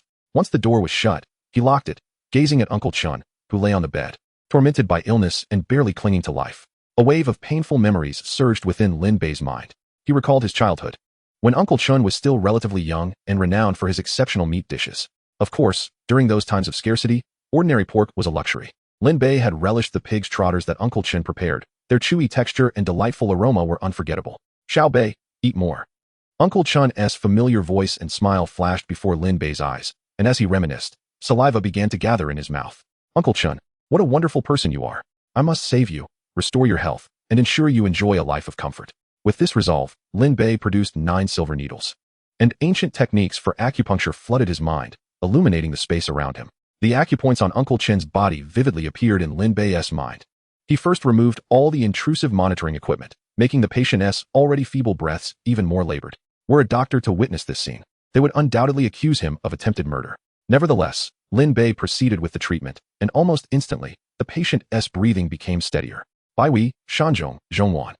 Streams of golden spiritual energy coalesced at the tips of each silver needle, and as they pierced into the acupoints, they infused the body with healing energy. He shifted from one acupoint to another, repeating this process. As the silver needles penetrated the acupoints, waves of warm, soothing energy spread throughout Uncle Chun's body. Initially, the patient trembled violently, but soon fell into a serene calm. In an instant, the cancerous cells in his lungs were annihilated at a visibly rapid pace. Uncle Chun broke out in a cold sweat, and his pallid complexion gradually regained its rosy hue. His previously faint breaths transformed into more robust ones. Witnessing this, Lin Bei felt an immense joy swell within him. However, he noticed that the streaks of white in his hair had multiplied, adding dozens more. It wasn't until all the cancer cells had been eradicated that Lin Bei finally exhaled in relief, retracting the silver needles and opening the door to the ward. The chubby boy and his mother were instantly struck dumb upon seeing Uncle Chun lying on the bed. The man who had been on the brink of death, his face as pale as paper, now appeared vibrant and peaceful, as if he were simply slumbering. Uncle Chun's illness had been miraculously cured. But due to the recent treatment, he needed rest, and once he awoke, they could take him home. Hearing this, the chubby boy's mother was overwhelmed with joy, tears streaming down her face as she gazed at Uncle Chun, her eyes filled with gratitude and disbelief toward Lin Bei. The chubby boy was momentarily stunned but soon wrapped his arms around Lin Bei tightly, then playfully punched him lightly with his chubby fist, erupting in a hearty laughter. Ha ha. Lingu, thank you. Lin Bei chuckled and returned the playful punch, saying, no need to be so polite with me. For the chubby mother and son, the method Lin Bei had employed to save Uncle Chun was of no concern. All that mattered was the miraculous outcome. To the chubby boy, Lin Bei had become an enigma, increasingly perplexing to understand. He knew that as Lin Bei's subordinate, he must not pry into matters that Lin Bei chose to keep secret. The ward was filled with cheerful laughter. The commotion drew the attention of the medical staff, and an elderly doctor, accompanied by several nurses, hurried over to investigate. This is a hospital. Patients require rest. What is the meaning of this ruckus? One of the medical personnel barked sternly. The old doctor furrowed his brow, assessing the situation. It appeared this young man had employed traditional medicine to treat the patient. He was eager to learn the outcome and stepped forward to examine the patient closely. Upon seeing the patient's transformed complexion, he was rendered speechless, his mouth agape in disbelief. How is this possible? Absolutely impossible. The old doctor's eyes widened like saucers. His expression one of utter incredulity. You lot, quickly wheel the patient to the examination room. He needs a thorough check. A group of 5 or 6 male doctors rushed in, pushing Uncle Chun toward the examination room. The chubby boy exclaimed anxiously, what is happening? What is going on? He was held back by Lin Bei. It's fine, let them check him out. Chapter 39, The Young Divine Doctor. The patient, in the late stages of lung cancer, could not possibly have been cured by him. It must be a fleeting moment of clarity, a mere flash of recovery. Lin Bei was at a loss for words. Incredulous that this old doctor, who should have trusted in medicine, was instead dabbling in metaphysics. Wasn't this a contradiction? Unable to contain himself, he remarked, this is not a fleeting moment of clarity. I utilized the ancient acupuncture techniques of our forebears to cure the patient. The old doctor, momentarily taken aback, scoffed derisively, impossible. Western medicine has long surpassed human medical practices by centuries. You think a few silver needles can make a difference? What a joke. With that, he dismissed Lin Bei and strode away. To expedite the acquisition of the patient's comprehensive examination results, the old doctor spared no effort, establishing a special green channel for examination. Following a thorough evaluation, the results indicated that Uncle Chin's medical indicators were nearly normal. The cancer cells in his lungs had vanished, leaving only residual dead cells as evidence. The old doctor, in disbelief, removed his black-rimmed glasses, rubbed his eyes, then replaced the glasses, scrutinizing the report repeatedly. His complexion shifted from pale to ashen, tinged with a hint of green, his mouth forming a wide O as he was rendered speechless by shock. Observing the old doctor's expression, Lin Bei could not suppress a subtle smile. The brilliance and profundity of ancestral traditional medicine are not easily discredited. The old doctor, feeling utterly humiliated, finally bowed his proud head and left the examination room in disgrace. When Lin Bei and the chubby boy wheeled Uncle Chin back into the ward, the hospital erupted in a frenzy within mere minutes. The hospital director, engaged in an important meeting downtown, rushed back without even notifying anyone, gathering all the specialists and attending physicians to discuss this medical miracle, each struggling to contain their astonishment and confusion. In the ward, family members swarmed, marveling at the talents of this young medical prodigy, sharing news, and inquiring about Lin Bei's identity. Families of other patients, eager for Lin Bei to treat their loved ones. And hospital staff relentlessly sought him out, hoping he would join the hospital to elevate its medical standards and reputation. Everyone was on a quest for Lin Bei, seeking to uncover his origins, while he had already returned home with the chubby boy and Uncle Chun. Xiao Bei, you have snatched Uncle Chun from the jaws of death. You are now our family's benefactor. Come, return to my home. Uncle Chin will prepare the braised pig's trotters you loved so much in your childhood. Lin Bei noticed that Uncle Chun had stopped coughing, his face beaming with joy and vitality, as if he had been transported back to his youth.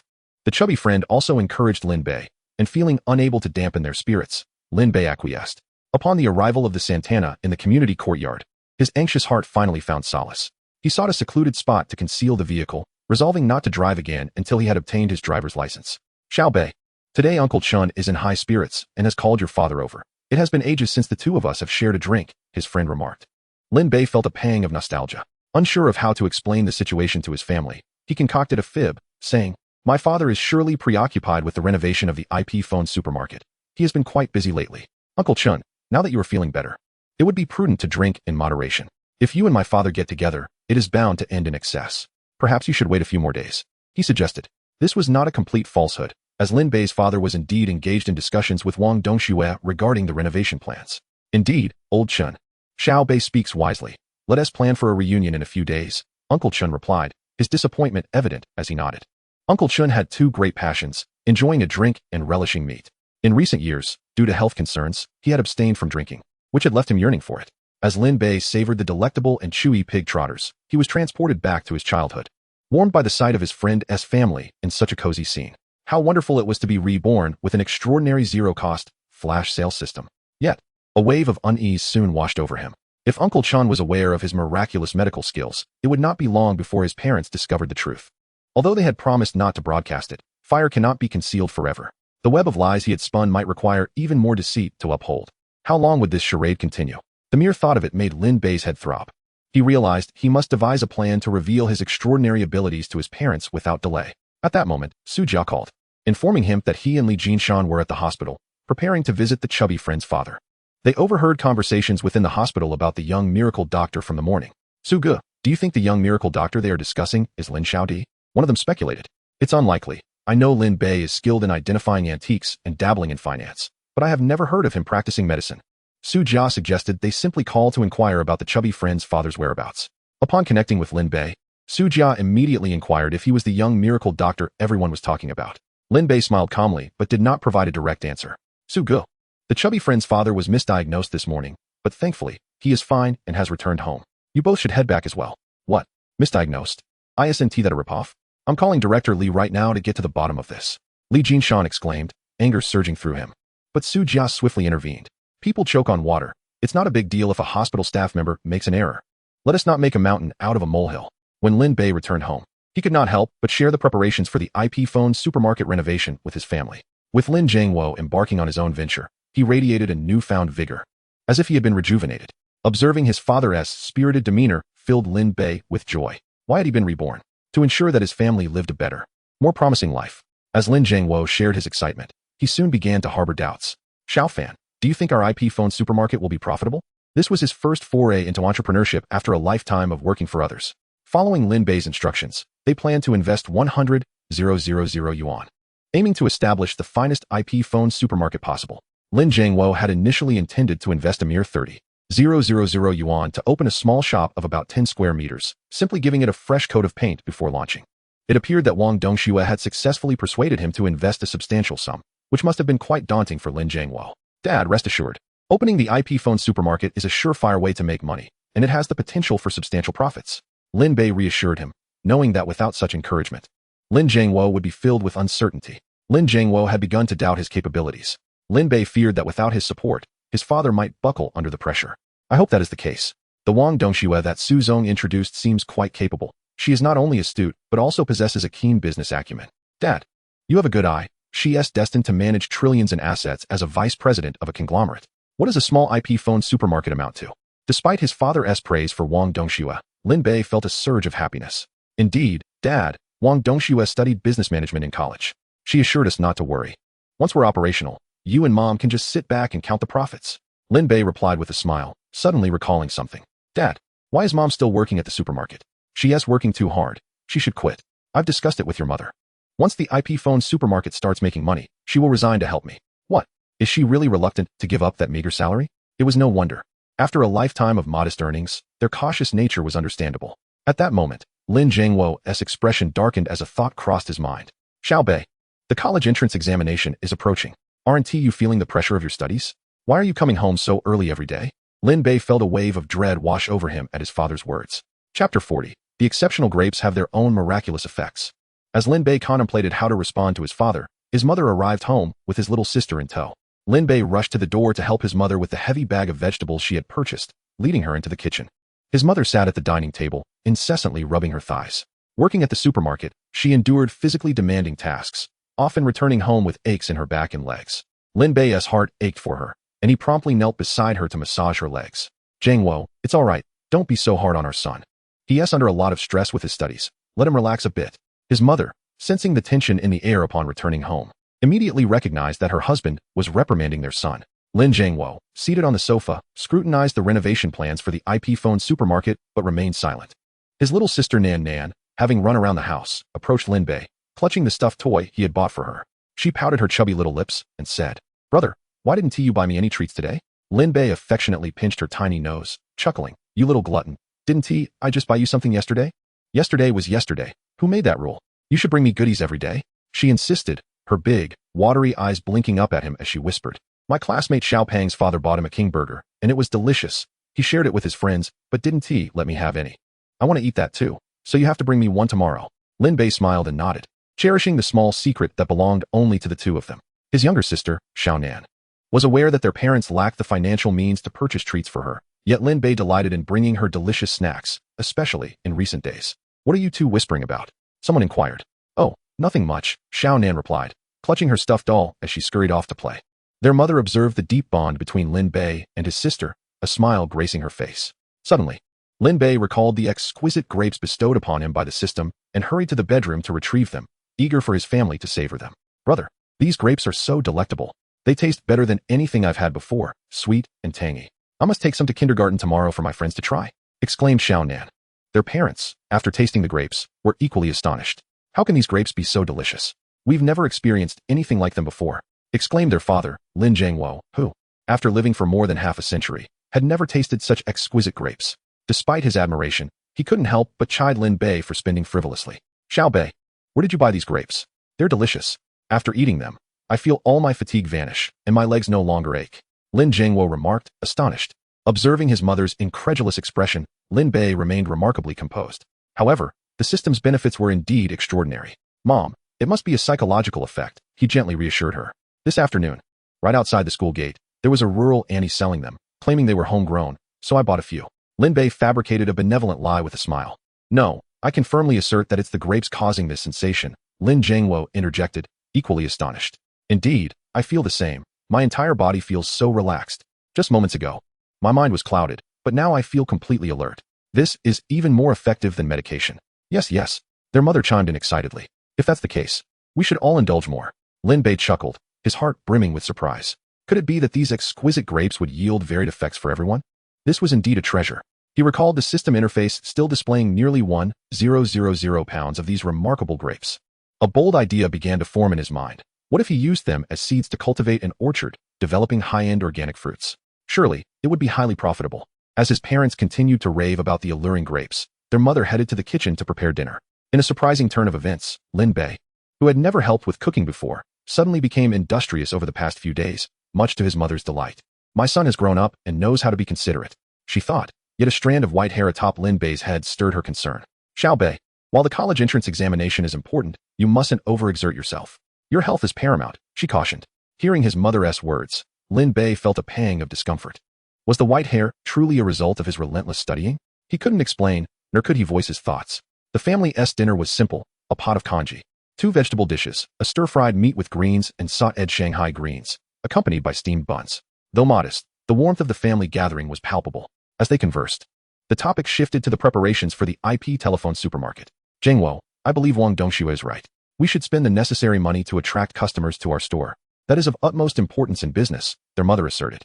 Lin Zhengwo, though reluctant, nodded in agreement, recalling the 100,000 yuan investment required, an amount that would take their family 3 years of frugality to save. "When will the renovations be completed for the grand opening?"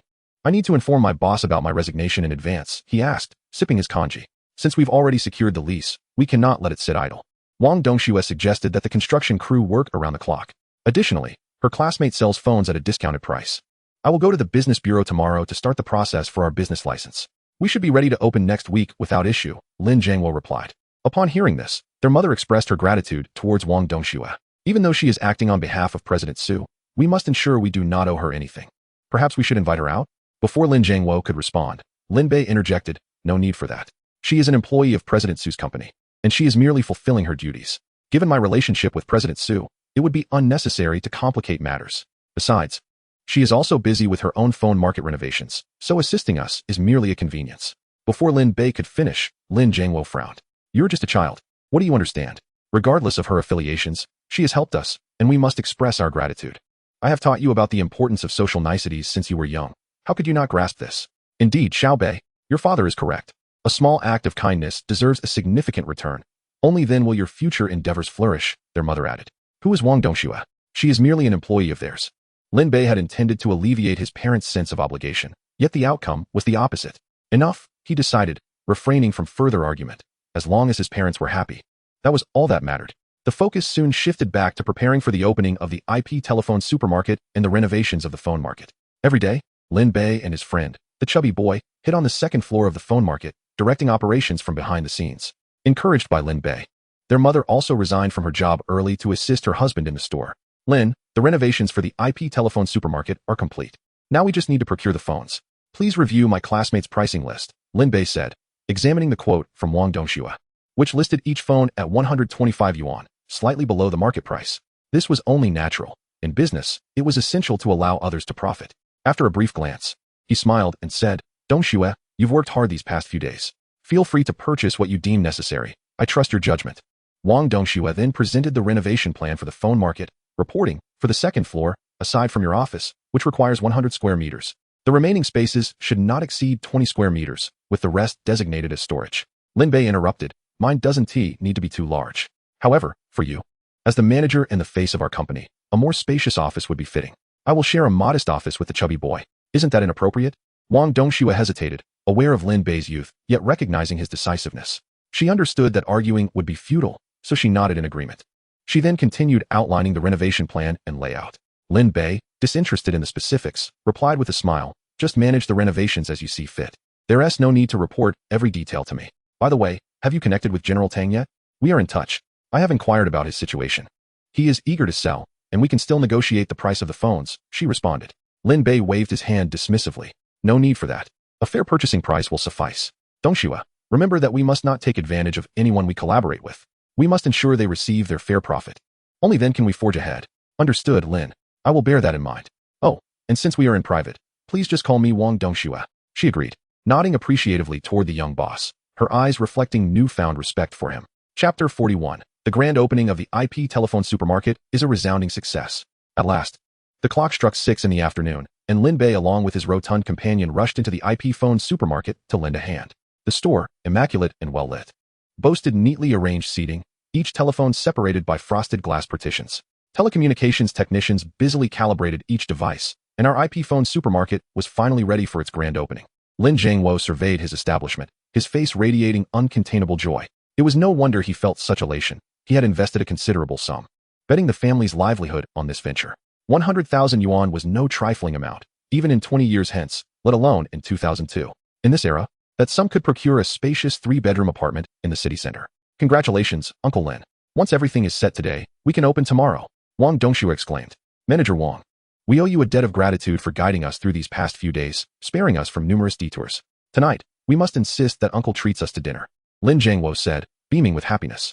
Indeed, Dongxue, you've declined our invitations several times. This time, you must allow us to express our appreciation, Lin's mother chimed in. Reluctantly accepting their insistence, Wang Dongxue cast a shy glance at Lin Bei, who nodded encouragingly, prompting her to acquiesce. Dad, Mom, you've labored all day. Why not go with Dongxue now? Fatty, and I can keep an eye on things here, Lin Bei suggested. Just then, a group of 5 or 6 university students entered, inquiring, can we make calls here? Lin Bei was about to inform them that the shop was not yet open and that they should return tomorrow. However, Lin Zhangwo quickly interjected with a smile. Yes, please come in. Today, we're offering half price. Wow, Dad is certainly eager. He has begun operations before the official opening. Lin Bei thought, though he reminded them, you'll have to bear with us. We've just finished setting up. As Lin Zhangwo hastily wiped down the tables and chairs in front of the phones, the students, unfazed by the half-price offer, quickly began making calls. Each student spent an average of less than 10 minutes on the phone, and when it came time to pay, Lin Zhangwo appeared flustered, as it was his inaugural experience as a shop owner. Although the first transaction amounted to less than 20 yuan, he couldn't suppress his glee. As more students trickled in to make calls, Lin Zhangwo found himself too busy to leave. Dad, you and Mom should hurry along. Dongxue is waiting, he reminded. Caught up in the excitement of the business, Lin Zhangwo had momentarily set aside the plan to treat Wang Dongxue to dinner. Dongxue, I sincerely apologize. I hadn't anticipated such a bustling business before we officially opened. He chuckled awkwardly after the guests departed. The following day dawned bright and fair. The sky a canvas of blue. The IP phone supermarket opened as scheduled, marked only by the simple sound of firecrackers, with no grand festivities. Lin Bei, insistent on maintaining a low profile, had turned down the elaborate performance by the traditional orchestra and celebrity appearances that Li Jinshan and Su Jia had initially arranged. It's unnecessary to make such a fuss for a small shop opening, and I wish to avoid raising my parents' suspicions, he reasoned. Fair enough, we can forego those activities. But I must collect the 880,000 yuan red envelope I prepared, right? Li Jinshan pressed, leaving Lin Bei at a loss for words. Su Jia, understanding Lin Bei's perspective, remarked, Jinshan, are you out of your mind? Lin Bei doesn't want any fanfare for the opening, yet you still want to be ostentatious? Consequently, they settled on presenting 2 floral arrangements. The influx of students eager to make calls was relentless. Within half an hour of opening, Lin Zhengwo had already collected over 100 yuan. Surprised by the ease of earning money, he shared his delight with Lin Bei. I never imagined it could be this simple. If we conservatively estimate 10 hours of operation per day at 100 yuan for half an hour, that could amount to 2 or 3,000 a day, netting us around 1,000 after expenses. In a month, that's 30,000, and in a year, he calculated mentally, only to be astonished by the final figure. The prospect of a year's income equated to a decade of frugal living. Dad, is business really that lucrative? I'm not deceiving you, am I? Lin Bei teased, eliciting a chuckle from Lin Zhengwo, who did not respond but could not mask his elation and gratitude towards his son. Once you become adept, we should consider opening a second, even a third store, Lin Bei proposed. Previously skeptical of Lin Bei's claims that doing business was simple, Lin Zhengwo now found himself contemplating the idea seriously, envisioning the potential for prosperity. If that truly happens, our family could strike it rich, he mused, filled with anticipation. Just then, Lin Bei's mother observed the bustling activity, noting that every phone was occupied, with a line of waiting patrons. Xiao Bei, it's only the first day of business, and look at the crowd. Will it be like this every day? She exclaimed, as even more individuals joined the queue. Lin Bei nodded affirmatively. The IP phone supermarket thrived during those few prosperous years. 5 years hence, as mobile phones became ubiquitous, such establishments would fade from the landscape of societal advancement. This business could only flourish for 3 years before the mobile phone era took over, with each individual owning at least 1, if not 2 devices. The mention of mobile phones reminded Lin Bei of the fleeting popularity of the little smartphones from 2005 to 2007, which, despite their brief existence, had once garnered immense interest. Yet, he resolved to strategically position himself for the impending market shift, believing that the era of little smart devices might soon return. As long as we align ourselves with the currents of economic development, even the most unlikely ventures can soar, he mused. Although the little smart business was short-lived, it was still a lucrative opportunity he did not wish to miss. Turning to Wang Dongxue, he instructed, Dongxue, we must maintain our partnership with General Tang, but we should also designate someone to liaise with mobile phone manufacturers. Regardless of the source, we must secure the latest products. Stay vigilant for any manufacturers producing little smart devices. What is a little smartphone? Wang Dongxue inquired, her gaze filled with confusion. Lin Bei quickly elaborated. A friend mentioned that some manufacturers are developing this device, akin to a mobile phone but offering cheaper local call rates. It hasn't hit the market yet, but it will soon. We need to be the first to seize this opportunity. Though still perplexed by the concept of a little smartphone, Wang Dongxue recognized its importance as her boss displayed such earnest enthusiasm. At that moment, Su Jia arrived at the shop with Li Jinshan. After greeting Lin Bei's parents, Li Jinshan turned to Lin Bei, saying, Brother, there's an antique charity auction in the city this afternoon. Should we go take a look? I've heard there will be many nationally treasured antiques on display, an opportunity that's hard to come by. Some antiques, if missed, may never be encountered in a lifetime. Observing Lin Bei's hesitation, Su Jia also urged, Brother, let us make a decision. Let's go see the commotion this afternoon. Who knows, we might stumble upon a hidden treasure? To merely accompany Su Jia, given his fervor for antiques, was clearly an understatement. Lin Bei understood that this was a premeditated scheme between them. Knowing he possessed the ability to discern antiques, they sought his assistance to turn a profit. Lin Bei was genuinely reluctant to employ his system's perception scroll again. He feared that overuse would turn his hair completely white.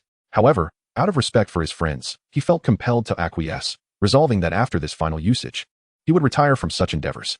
All right then, I shall come to the shop to fetch you at 2 in the afternoon. Great. See you then. After bidding farewell to Su Jia, the plump fellow, Lin Bei noted the shop's flourishing business, realizing that his presence was merely an inconvenience. Thus, he ascended to the second floor of his mobile phone marketplace, settling into a makeshift office to engage in an online game of Red Alert. Meanwhile, Lin Zhengwo and his wife, witnessing the bustling business, busied themselves collecting payments, their faces adorned with smiles of contentment, filled with confidence for the future. Suddenly, a commotion erupted at the entrance, drawing the attention of everyone in the store. A group of rowdy youths stormed in with an air of intimidation. Each one bore tattoos on their arms and waist, wielding steel pipes, clearly not individuals to be trifled with. Upon their entrance, the atmosphere shifted. The faces of all present turned pale, and Lin Zhengwo and his wife were engulfed in dread. The leader, a young man with yellow hair, surveyed the room before pointing his steel pipe at Lin Jiangwo with a menacing grin. So, you are the owner of this establishment. Today marks your grand opening. Yet you failed to notify your brothers? Do you look down upon us? Lin Jiangwo, already stricken with fear, managed a strained smile. What do you want? I have all the legal permits. Before opening, Lin Jiangwo had heard whispers of extortion by such individuals. It was said that some businesses had been ruined by these thugs. Yet, he believed that in this clear and just society, no one would dare demand protection fees. Surely, these were mere rumors. To his shock, on the very day of his opening, these men had indeed come. The yellow-haired youth sneered at Lin Jiangwo. Boss, we're all in the business game here. As the saying goes, there is plenty of money to be made together. Since you didn't come to seek out Biao Ge, let us just halt your business for now. His voice rose as he spoke the last words. The other thugs immediately began shoving the customers toward the exit. Out. Everyone out. We're not conducting business today. Within moments, every customer had been expelled. Since you refuse to cooperate, we'll come to you. I'll draw you a line. From now on, you must offer us 30 of your gross profits in exchange for our protection. How does that sound? The yellow-haired youth's tone turned icy. If you refuse, don't blame us for being unkind. Starting today, your doors will remain shut for business. Lin Jiangwo and his wife gasped in horror. A demand for 30 of their profits? Wasn't this outright robbery? I'll give you 10 seconds to consider. Will you accept or not? Lin Jiangwo's face turned ashen, tremblingly pleading, young brothers, could you possibly show some mercy? We've just opened. The yellow-haired youth swiftly slapped Lin Jiangwo's face, grinning maliciously. Mercy? I have expenses too. If you don't pay up, how will my brothers eat? Enough of this nonsense. Not a single cent less than 30. Hugo, this old man clearly doesn't understand the situation. Let us close him down, and when he is ready to comply, he can come to us. Brothers, throw these two old folks out and shut the doors. At the command of the yellow-haired youth, several young men surged forward, forcefully ejecting Lin Jiangwo and his wife from the premises. Lin Gu, send in the missiles for support. I'm about to perish. No need. I have an aircraft carrier. I'll obliterate as many as they send. Just then, hurried footsteps echoed from the staircase. Lin Zong, stop playing. Your father has been attacked. The one ascending the stairs was Captain Zhang, the foreman of the renovation crew for the mobile phone marketplace. Lin Bei's heart sank. The thugs had come to collect protection fees, and his father had not complied. Without waiting for further explanation, Lin Bei dashed downstairs. The plump Su Jia, upon hearing, shouted and followed closely, urging Captain Zhang, gather your workers, I'll reward them handsomely. As Lin Bei reached the ground floor, he found the entrance to the IP phone supermarket being locked. His mother, Wang Sume, cowered in a corner, trembling in fear. His father, Lin Jiangwo, bore a clear red mark on his face, pitifully pleading with the yellow-haired youth, looking utterly defeated. The yellow-haired youth, with a dismissive shove, sent Lin Jiangwo sprawling to the ground, boasting, don't play the pity card with me. If you refuse to cooperate, you'll never open your doors again. You don't call the shots here. Help him up. The yellow-haired youth looked up, seeing a high school student issuing orders to him. Oh, a little boy who hasn't even grown hair yet thinks he can act tough. Get lost, or I'll make sure to take you down too. Lin Bei replied coldly, you dare? I'll give you one more chance. Help him up, or I'll ensure you crawl back. You're just a kid, but your mouth is quite big. Brothers, teach him a lesson. The yellow-haired youth commanded, and several of his lackeys advanced toward Lin Bei. However, they were swiftly knocked down by Lin Bei's skillful counterattacks. Just then, Captain Zhang, along with the workers, arrived, armed with shovels and renovation tools. Seeing the numbers against him, the yellow-haired youth found himself retreating under Lin Bei's pressure. Help him up, Lin Bei ordered coldly. Kid, you'll regret this. Just wait. The yellow-haired youth snarled, attempting to leave. Yet, Lin Bei kicked him, sending him flying, and stepped on his back, coldly stating, I'll repeat myself. Help him up, or I'll crush you. With a firm press of his foot, the yellow-haired youth let out a pained cry. His gang members had already fled in disarray, leaving him alone to face Lin Bei. Desperate, he pleaded, I'll help, just take it easy. Only then did Lin Bei relent, lifting his foot. The yellow-haired youth, with no other option, helped Lin Jiangwo to his feet and brushed the dust off him. He then turned to Lin Bei, imploring, little brother, can I leave now? Thinking he could walk away after assaulting someone was far too naive. Lin Bei stepped forward and delivered 2 sharp slaps to his cheeks. As a master of ancient martial arts, Lin Bei's strikes were imbued with immense power. The young man with golden hair suddenly bore 2 bloody handprints on his face. He felt as though stars were dancing before his eyes, his cheeks burning with pain. What was once a gaunt visage had swollen into that of a pig. After rolling on the ground several times, he staggered before the rotund man. Had Lin Bei not shown mercy, this wretch would not have survived even a single slap from him, let alone escape with his life intact. How dare you bully Brother Lin's parents? I'll make you pay for this. The rotund man bellowed, delivering several more kicks to the golden-haired youth, who screamed in agony. Lin Bei approached his mother, enveloping her in his embrace and reassuring her, Mom, it's all right. Everything will be fine with your son here. Wang Sume, trembling all over, began to regain color in her pallid face upon receiving her son's support. Dad, what on earth happened? Lin Jiangwo recounted the incident involving the golden-haired youth and his accomplices stirring trouble in the store, demanding 30,000 in shares. Upon hearing this, Lin Bei's fury ignited, his countenance darkening as he approached the golden-haired youth step by step. Xiao Bei, please don't do anything reckless, Lin Jiangwo and his wife implored, grasping their son's sleeves tightly. Don't worry, Mom and Dad. I won't act impulsively. Lin Bei smiled at his parents before turning his cold gaze towards the youth. You are fortunate to have encountered my parents. I shall spare your life this time. The golden-haired youth trembled uncontrollably, his pants already damp with fear. Thank you, he stammered. But don't thank me just yet. Will you dare to cause trouble here again? The youth hastily shook his head. I wouldn't dare. The chaos you've caused today has not only incurred losses, but will likely affect future business as well. The rotund man pressed. I will pay. The youth cried out in desperation. Fine then. I won't be unreasonable. Just hand over 100,000, and you can leave, Lin Bei stated with unwavering authority. 100,000. The golden-haired youth was left dumbfounded. Although money comes quickly in his line of work, it also disappears just as swiftly. His entire savings amounted to less than 20,000. But Lin Biaogu is a powerful figure around here. Will this be wise? Captain Zhang interjected with concern. Lin Bei, undeterred by the warning, fixed his icy stare upon the youth, showing no intention of relenting. I will pay. The youth pleaded, his voice choked with tears. I don't have that much money. Could you please let me go for Biaogu's sake? I promise not to disturb your business again. He was cut off mid-sentence by Lin Bei, who declared, Biaogu, if you provoke us, even he won't be able to protect you. You can either pay up or be sent to the police station. Choose. Lin Gu, I've heard Biaogu is not to be trifled with. He wields the influence of Wang Sihai, the richest man in the East City, and has blood on his hands. We cannot afford to cross him. Perhaps we should just let him go? The rotund man urged, worry etched on his face. Xiao Bei, he is already begging for mercy. Let us be magnanimous. If we truly offend him, our business will suffer. Wang Sumei grasped her son's sleeve, fearful of escalating trouble. Chapter 43, a consumption of 200 each. Lin Bei understood that societal scoundrels could emerge at any moment, and their words held no reliability. Who could assure him that this youth wouldn't seek revenge after returning home? Sending him to the police station would only stir a hornet's nest, provoking his companions to retaliate fiercely. Being a master of ancient martial arts, Lin Bei felt no fear. However, he recalled an old adage, one need not fear a thief, but rather the thief who harbors malice. He did not wish to be a target, not just for himself, but for his parents and loved ones. Suddenly, Lin Bei recalled the Biaogu that the antique shop owner, Mr. Li, and Wang Fei had mentioned. Could he be the same person as the golden-haired youth's boss? If so, it would simplify matters. Gaining a clear response from the youth provided Lin Bei with confidence. Now, I will call your boss, Biaogu, and have him bring the money here to discuss this personally with me. At this declaration, everyone was taken aback. This kid has lost his mind. He is courting death. The golden-haired youth thought, secretly wishing for Biao Ji's arrival to exact revenge on Lin Bei. Captain Zhang rushed to dissuade Lin Bei. Lin, this is unwise. We should avoid confrontation. Lin Gu, are you throwing your life away? The rotund man echoed in alarm. Lin Jiangwo and Wang Sumei were already trembling with fear, drenched in cold sweat, thinking, our son was never like this. What has changed?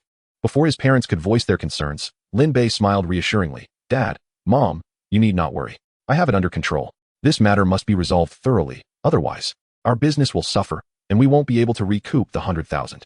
Despite Lin Bei's calm demeanor and confidence, Wang Sumei remained apprehensive, her voice trembling. Son, let's forget the money. We can abandon the business and go home. Yes, Xiao Fan, we are just ordinary folks. We cannot afford to offend him, Lin Jiangwo urged, though his heart ached at the thought of losing such a substantial sum. At that moment, Wang Dongxue arrived with information. Lin Bei, perhaps I should call Su Zong. He has extensive connections. Yes, Xiao Bei, Lin Jiangwo clung to this lifeline. Lin Bei smiled. Dongxue, please accompany my parents back to the store. I can handle things here. Reluctantly, his parents were persuaded to return home, and Lin Bei turned his attention to the bewildered golden-haired youth. Make the call. Go ahead and call. With Lin Bei's permission, the youth thought, this is truly your folly. Meanwhile, on the other end, Biaogu was engrossed in a game of mahjong with his subordinates, smoke swirling in the room, rendering it nearly impossible to see. He had already received the news but had dismissed it as trivial. What a useless fool. He can't even handle this small matter. Biaogu grumbled. You should go check. That kid might be in trouble, one of his subordinates urged. What is the hurry? Let me finish this round. A mere small-time supermarket? Does he think he can stir up trouble? He won't turn the world upside down, Biaogu retorted, his subordinates too intimidated to interject. Recently, no new factions had emerged from the university town, prompting a cautious inquiry from a bald-headed subordinate. Biaogu, could it be our sworn enemies? Biaogu took a deep drag from his cigarette, chuckling. Who cares? If they don't submit, we'll make them submit. I refuse to believe there is anyone who fears my fists. With that, The sound of mahjong tiles clattering resumed. Suddenly, the phone rang. What? 100,000. And I must meet him personally. After hanging up, Biao Gu trembled with rage, veins bulging on his forehead, and he smashed his phone to the ground. The brothers present were so terrified that they dared not even breathe, standing frozen in place. Brother Biao was truly enraged, ready to resort to violence. Goodness gracious! How dare they attempt to extort me? Are they tired of living? Baldy, gather the brothers and smash this place to pieces. Meanwhile, Lin Bei had waited for less than 10 minutes when a procession of business vehicles arrived, discharging a throng of over 100 young ruffians, each wielding clubs. Creating an ominous atmosphere, they surrounded Lin Bei and his companions, leaving no room for even a fly to escape. The passers-by, witnessing the scene, hurriedly took detours to avoid the confrontation. Some daring onlookers kept their distance, eager to observe the unfolding drama. Who had this establishment offended upon its opening? This was disastrous. Do you still dare to watch? These are the men of Brother Biao from East City. What? Brother Biao, don't look. You might get beaten. Hurry and leave. Quickly. Someone might get hurt. Call the police. Do you want to die? Aren't you afraid of their retaliation? Let us go. Be careful not to stir up trouble. The workers from Captain Zhang's renovation crew, upon witnessing this turmoil, hastily fled, each having families to protect. The pudgy fellow clung tightly to Lin Bei's shirt, trembling uncontrollably, his body resembling a limp noodle. Lin Gu. Lin Bei smiled reassuringly at the frightened man. It's all right, fatty. Wang Dongxue and Lin Jiangwo were equally shaken, their legs quivering like jelly. Had it not been for Wang Dongxue clutching them tightly, they would have rushed out to desperately protect their son. Outside, Brother Biao, flanked by the bald men, descended from his vehicle. The crowd instinctively parted, creating a pathway. Brother Biao, Brother Biao, Brother Biao. The blonde-haired youth, upon spotting Brother Biao, scrambled to his feet and rushed forward, groveling. Brother Biao, this kid is seeking death. Brother Biao's face darkened, and the scar on his cheek quivered as he cursed. Useless fool, get out of the way. As he pushed through the crowd and finally laid eyes on the youth before him, he was taken aback. He recognized Lin Bei from their previous encounters, which had left a profound impression on him, and his expression changed drastically. Lin, it's you. Lin Bei replied with a smirk. Brother Biao, we meet again. This time, you've brought so many people. Are you here to smash my store?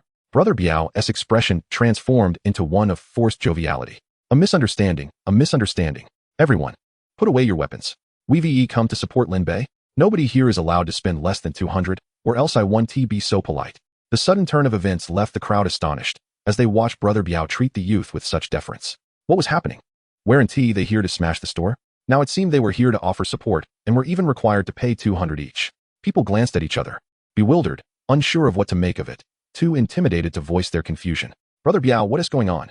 Before the blonde youth could finish, Brother Biao struck him hard across the face. Have you lost your mind? You dare cause trouble at Lin's establishment?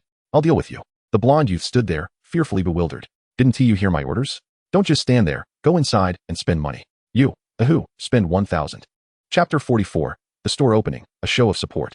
Brother Biao was the first to rush inside, spotting Lin Jiangwo and his wife. He bent down, flashing an overly bright smile. You must be Uncle and Auntie, right? A misunderstanding. We're just here to make a call. Lin Jiangwo and his wife, still engulfed in fear, were taken aback by the sight of the man's terrifying scar and fierce demeanor, hastily responding with awkward smiles. This must be Lin Bei's girlfriend, right? Hello, dear sister-in-law. Wang Dongxue blushed with embarrassment at the mention and smiled shyly. Brother Biao picked up a phone and began dialing, leaving everyone uncertain if it was a genuine call or a ruse. Seeing their boss being so respectful, the other younger brothers, though confused, didn't want to fall behind. They rushed inside, greeting everyone with smiles. Hello, Uncle. Hello, Auntie. Then, each of them commandeered a phone and began making calls. Lin Jiangwo and his wife had never seen such a spectacle and hurried to Lin Bei's side. Son, this is Dad, Mom. It's fine. It's all a misunderstanding. They were misled, but have come to their senses now. Lin Bei reassured them with a smile. Wang Dongxue gazed at her son, this young entrepreneur, filled with admiration for his ability to turn the situation around unexpectedly. Boss, it seems Brother Biao is quite afraid of you. Have you fought him before? Don't speak nonsense, fatty. Stay back and keep an eye on things. We can't let them damage our property, Lin Bei cautioned, observing the clumsy antics of the young man.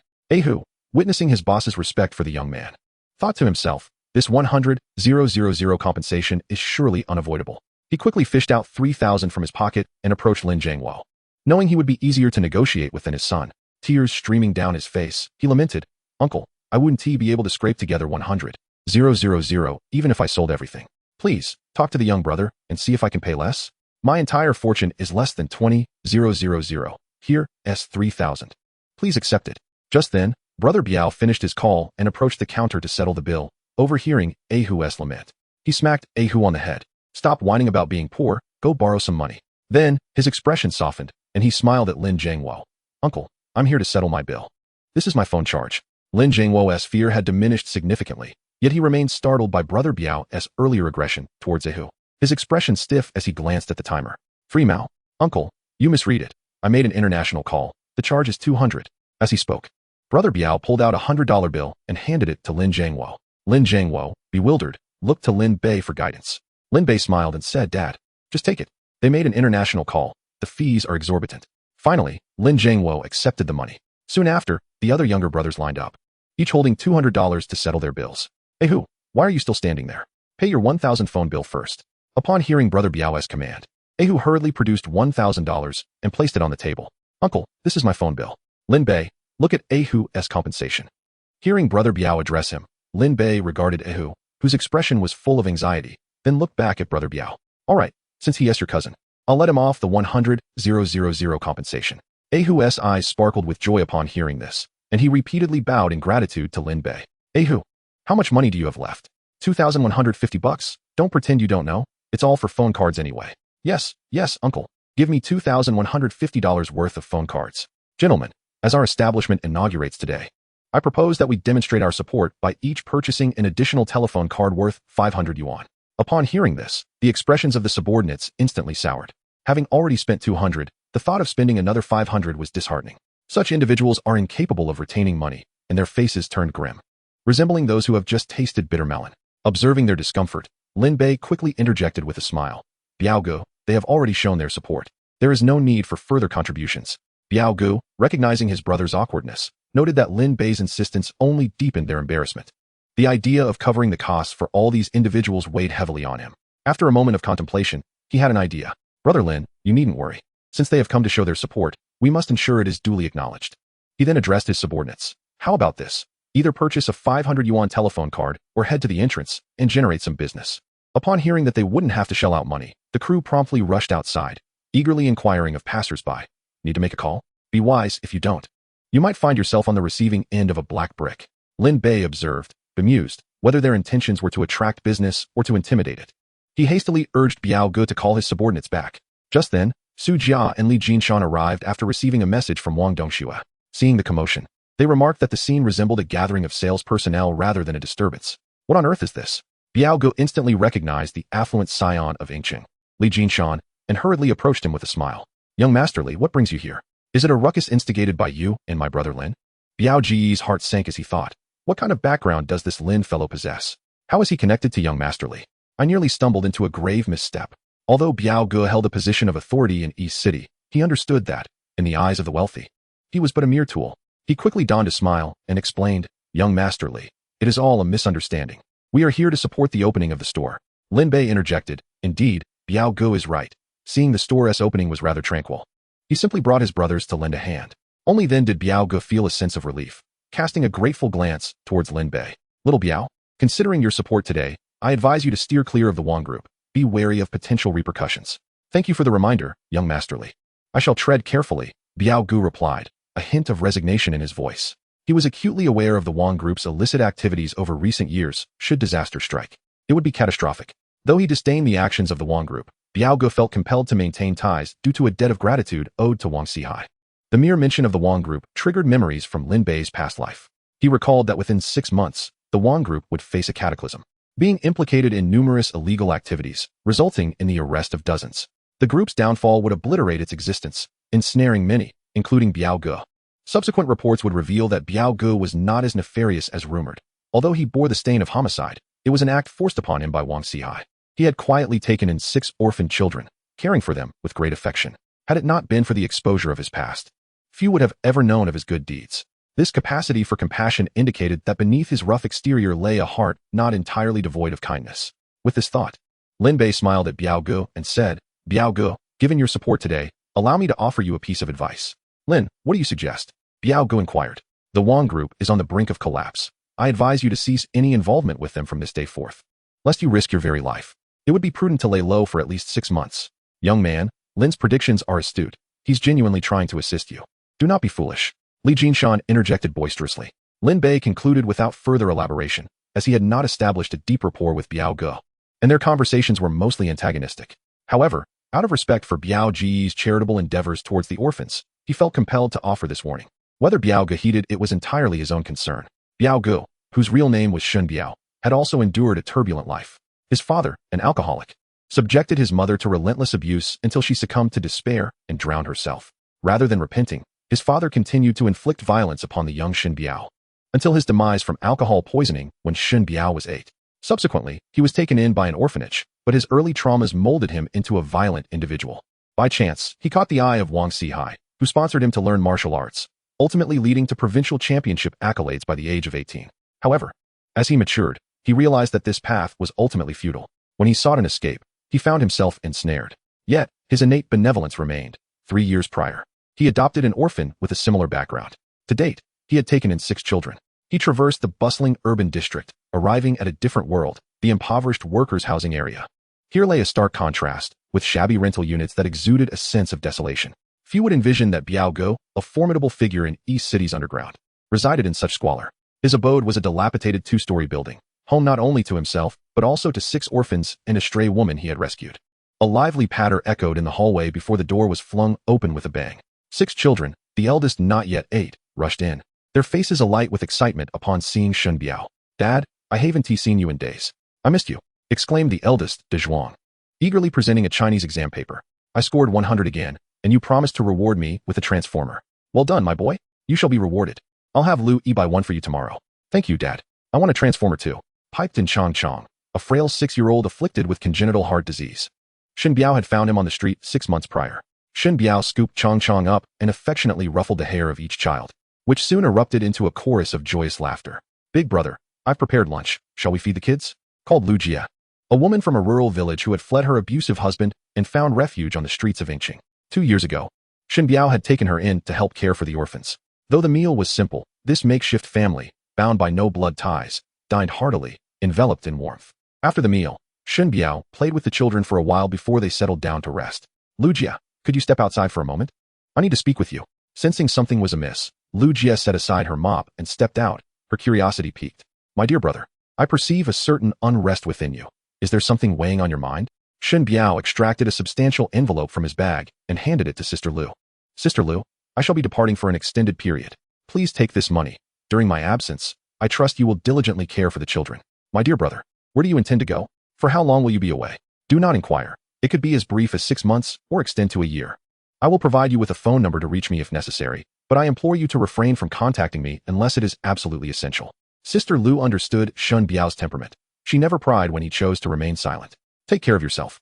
If the children ask about you, what should I say?" After a moment's contemplation, Shun Biao replied, "Inform them that I have matters to attend to abroad, and that I will be relying on you during this time." With that, he exited the small courtyard, leaving Sister Lu standing there, gazing at his retreating figure until he vanished from sight, before finally turning to re-enter the house. In the afternoon, Li Jinshan drove his Mercedes-Benz G-Class, with Su Jia seated in the passenger seat, arriving early at the IP phone supermarket to collect Lin Bei. Lin, my brother, and Fatty. Lin Bei and Fatty climbed into the back seat of the car. "Lin, that little Biao caused quite a stir at your shop this morning. Did it affect your business? If such an incident occurs again, be sure to call me first. Let me handle it. Anyone who dares to act foolishly shall face the consequences." Following the previous occasion when Lin Bei had assisted him in stock trading, Li Jinshan held Lin Bei in high esteem, eager to ingratiate himself with him.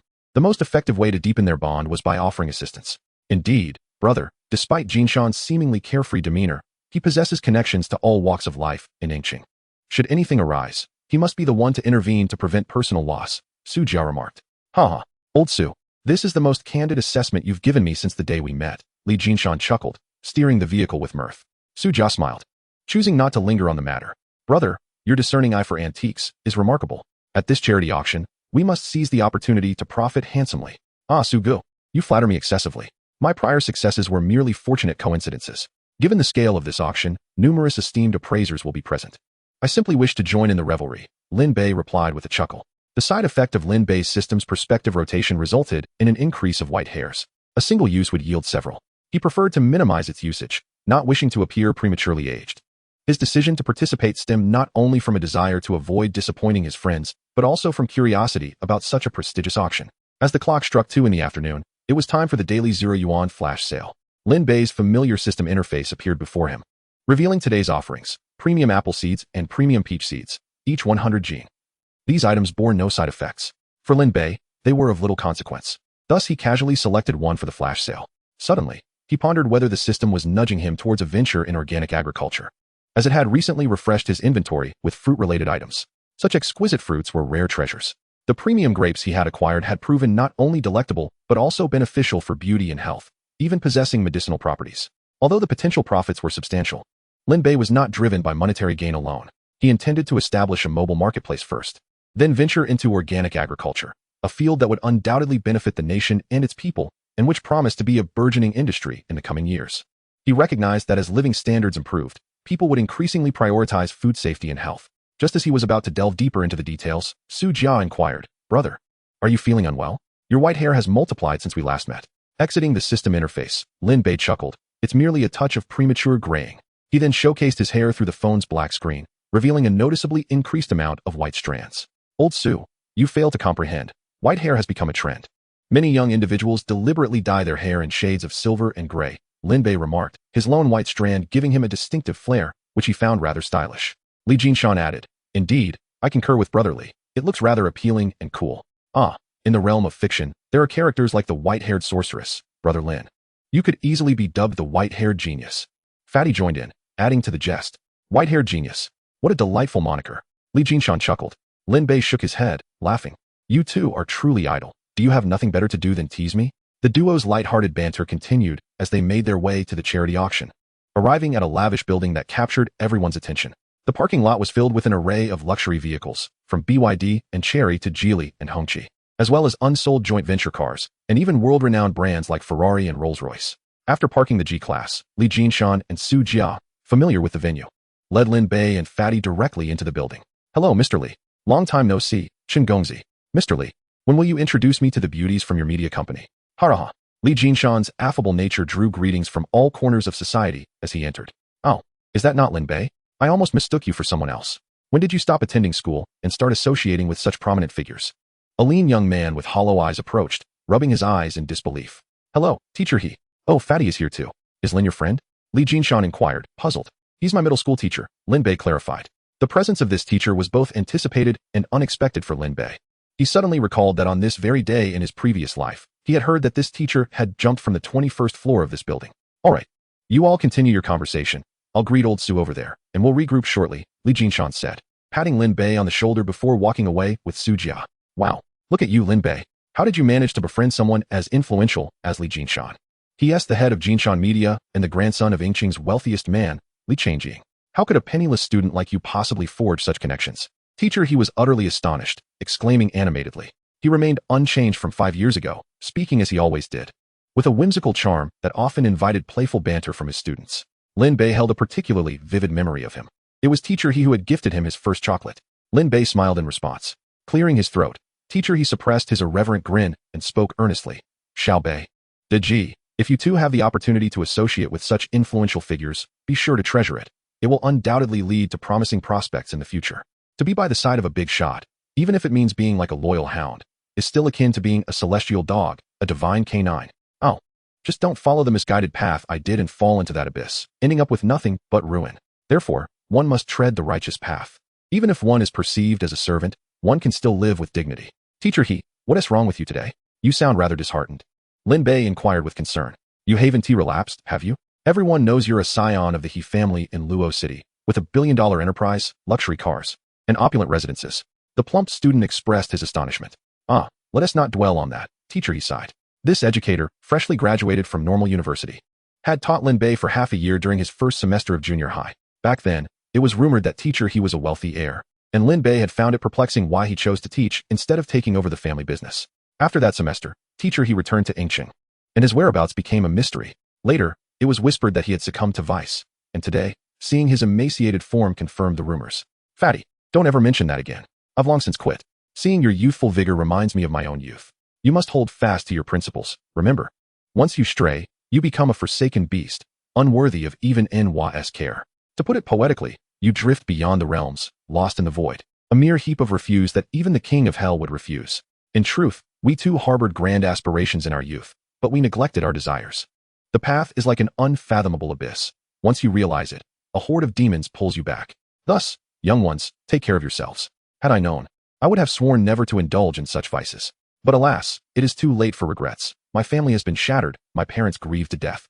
And even the inheritance they left is on the verge of being seized by the bank. Teacher, he lamented deeply. As he spoke, it became evident that these profound truths might be universally understood, yet clarity often dawns only during moments of repentance. But once awakened, what then? Will one not continue to spiral into despair? Only those grappling with their own abyss truly comprehend. Chuckling softly, he dismissed the topic, stating he was neither reborn nor extinguished. Gazing at the once spirited young teacher he, now reduced to this pitiful state, Lin Bei felt a surge of mixed emotions. He jokingly asked, Teacher he, why are you here at this auction instead of in Luo City? Have you switched careers? It was later revealed that not only had teacher he succumbed to addiction, but he had also fallen into gambling, squandering his family's fortune within 3 short years. On this very day, he had come to repay a 2 million yuan loan to the bank, armed with his last possessions. Alas, he ended up spending 500,000 on a counterfeit. Lin Bei was bewildered. Having lost everything, where did he find that sum? Perhaps he clung to the gambler's mentality of no risk, no gain. It seemed teacher he wished to confide his innermost thoughts before parting ways. Without waiting for Lin Bei's inquiry, he revealed, I sold the last property my parents left me to gather some funds. I heard this auction would feature many valuable items, and I thought I might take a chance to save my company. This is my last shot. With a grin, teacher he faced Lin Bei and the plump student. Lin Bei furrowed his brow. Teacher he, are you out of your mind? You're pushing yourself toward a dead end. In Lin Bei's memory, teacher he had never shown any interest in antiques. To risk all his remaining assets on a whim was sheer folly, not to mention the absurdity of it all. Lin Bei thought of the image of teacher he leaping from the 21st floor, sensing the gravity of his intentions. It appeared he had no hope of success this time. Teacher he, with an awkward smile, sighed, since I've reached this point, there's no need for pretense. I owe the bank 2 million, and on the outside, I'm burdened with an additional million in high-interest loans due tomorrow. My son lies in the hospital, needing over $1 million for a bone marrow transplant. Altogether, I face debts exceeding 3 or 4 million, while my remaining assets barely amount to a few tens of thousands. How can I possibly manage? That sum won't even cover the bank and the loan shark, let alone save my son. I've tried borrowing money, but as soon as relatives and friends hear my voice, they hang up without a word. So what choice do I have? Come here to seek fortune or return to the casino? What else can I do? I've resigned myself to fate. Perhaps the heavens will take pity and allow me to strike it rich one last time. If luck evades me, I'll accept it and strive to be a better person in my next life. Upon hearing this, Lin Bei found himself at a loss for words to comfort him. Chapter 47. The Enraged Li Jinshan. As a former student of teacher he, Lin Bei felt no inclination to defend him. Once one dabbles in such vices, they bear the consequences. All misfortune is of their own making. Teacher he had reached such depths that tens of thousands were but a drop in the bucket. What alternatives could he have? Had he any choices left? Enough of this idle chatter. You two go about your business. Remember, do not follow my path. There's no remedy for regrets in this world. I hope to see you both again someday, ha ha ha. Teacher he clapped Lin Bei and the plump student on their shoulders, laughing heartily. Work hard, young ones. The future belongs to you. His words carried a weighty sincerity. Yet Lin Bei sensed an undercurrent of sorrow and helplessness. Perhaps he never truly believed he could find fortune. He merely sought a sliver of psychological solace in this encounter. Teacher he, perhaps by crossing paths with us, you might change your fate. Our current stroke of luck could very well lead you to a fortune today. Lin Bei jested. Indeed. Teacher he, Lin Bei, our luck has been exceptional lately. Stay close to us. Lin Bei won't let you make any rash moves. The plump student added in encouragement. Ha ha ha, perhaps. Lin Bei chuckled, choosing not to elaborate further. He turned to ascend the stairs, yet had yet to catch sight of Li Jinshan and the Su family when he heard Li Jinshan's furious voice. Damn it, I'm relying on the Dihong group. What can you do about it? Before he could finish, another voice, dripping with sarcasm and disdain, echoed in response. What is it to you? I cannot abide by your disreputable demeanor, relying on the privilege of a well-connected grandfather, while idly wasting your days. Do you not feel a burning shame upon your visage? It is fortunate that your parents departed this world early. Otherwise, witnessing your disgraceful behavior would surely drive them to despair. I feel an acute embarrassment on your behalf. Your grandfather has but a few years left. When he closes his eyes for the final time, it would be a wonder if the Dihao group remains intact. Can one truly depend on your second uncle? You a disgrace. Yet, to be fair, your second uncle possesses far greater merit than you. Though he may not contribute significantly to the Dihao group, he does not create chaos like you do. Such words transcend mere mockery. They trample upon Li Jinshan's dignity with unrelenting force. Wang Wujiang, damn you. If we were to speak solely of Li Jinshan, he might have been able to endure. However, when it comes to his deceased parents, any man would find it intolerable. Enraged beyond measure, Li Jinshan trembled with fury and lifted his hand to strike at his opponent. Fortunately, Su Jia was by his side, swiftly restraining him. Jinshan, do not act impulsively. Calm yourself. Impulsive? His grandfather's name. Li Jinshan was seething with anger. Wang Wujiang, standing across from him, remained unfazed, provocatively taunting. Oh, Li Dexiao still wishes to throw a punch? Come on, let me see. I assure you, I won't move. Feel free to strike if you dare. Are you cowardly now? That's right. You wouldn't want me to lie down and have your grandfather, over 80 years old, come to plead for your mercy. Is this not a contest of wills? Goodness, you are insufferable. Li Jinshan, who had been seething with rage just moments ago, found himself significantly calmer upon hearing those words, despite still struggling against Su Jia's restraint. You shameless coward, truly a disgrace to your parents. Li Jinshan berated him. Yet Wang Wujiang appeared utterly unfazed, relishing the opportunity to mock him further, which only deepened Li Jinshan's frustration. It was akin to two individuals brawling, where one hurls insults while the other merely grins mockingly. The derision seemed to cut deeper than any retort could. Brotherly, what is happening? Lin Bei, confused, approached to inquire. Li Jinshan, still breathing heavily with indignation, attempted to regain composure. Su Jia responded, Lin Bei, it's nothing. Forgive us for the spectacle. Li Jinshan forced a smile and replied, no worries, Lin Xiaodi. Oh, still in your school uniform. Aren't you that little nobody from Yinqing No. 1 High School? Well, Li Jinshan, you're regressing. Now you're mingling with little nobodies? Impressive, truly impressive. As Wang Wujiang prepared to leave, he suddenly heard the name Lin Bei. Having been informed by his nephew Wang Fei about him, even having seen a photograph. Noticing Lin Bei's familiarity with his sworn enemy, he was taken aback. Lin Xiaodi, do you know him? Li Jinshan, still seething with residual anger, directed his gaze at Lin Bei. Before Lin Bei could respond, Wang Wujiang, with a mocking smile, declared, I do not recognize such a poor wretch. Unlike you, who lacks any standards, associating with such lowly individuals. Had it not been for his feud with my nephew, I wouldn't even spare a glance at such a pauper. You truly have no ambition, the grandson of the esteemed Li Changjing, the richest man in Yinqing. Stooping to socialize with the impoverished. You are destined for mediocrity. I genuinely feel ashamed for the old man Li. Your family's reputation is tarnished by your actions. Lin Bei was taken aback. What had he done to deserve such a baseless insult? Yes, his nephew had an issue with Li Jinshan. Li Jinshan and Su Jia looked equally bewildered by the exchange. You don't mean to defend your nephew Wang Fei, do you? Is this the extent of your humiliation towards me? Suppressing his anger, Lin Bei coldly responded, No. Who do you think you are? A mere pauper of a student, unworthy of my scorn. The only reason I brought you up was to illustrate just how inadequate Li Dexiao truly is. Do you understand? With a sinister grin, Wang Wujiang replied, You, sir, are a pathetic excuse for a man, regardless of my shortcomings. I stand far superior to a perverse degenerate like you. At this, Wang Wujiang's expression darkened, revealing a side of him that he preferred to keep hidden. Though he relished wealth and status, he despised being exposed. His lips twitched, and his brows furrowed before he regained his composure. Engaging in a battle of wits with someone so devoid of dignity holds no appeal. I shall take my leave. Curse you. One day, I will have my revenge. Li Jinshan vowed as he watched Wang Wujiang's retreating figure. Meanwhile, Lin Bei wore a serious expression, aware that Wang Wujiang was the brother of the wealthiest man in Dongqing, wielding considerable influence. What surprised him was the extent of Wang Wujiang's power, rendering the eldest grandson of the Yinqing tycoon impotent, forced to swallow his pride. Lin Bei's curiosity piqued. Brotherly, Su Ge what? Forget him, he's just a fool. Li Jinshan snapped, still simmering with anger.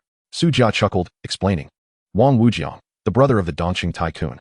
Though he is a prominent figure in Yinqiang, don't be fooled by his bravado. He wouldn't dare act so boldly against Jinshan. His arrogance stems from his uncle being a senior official in the provincial government.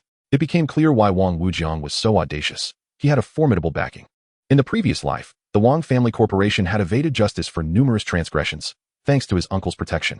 Chapter 48. The dramatic past of Li Jinshan.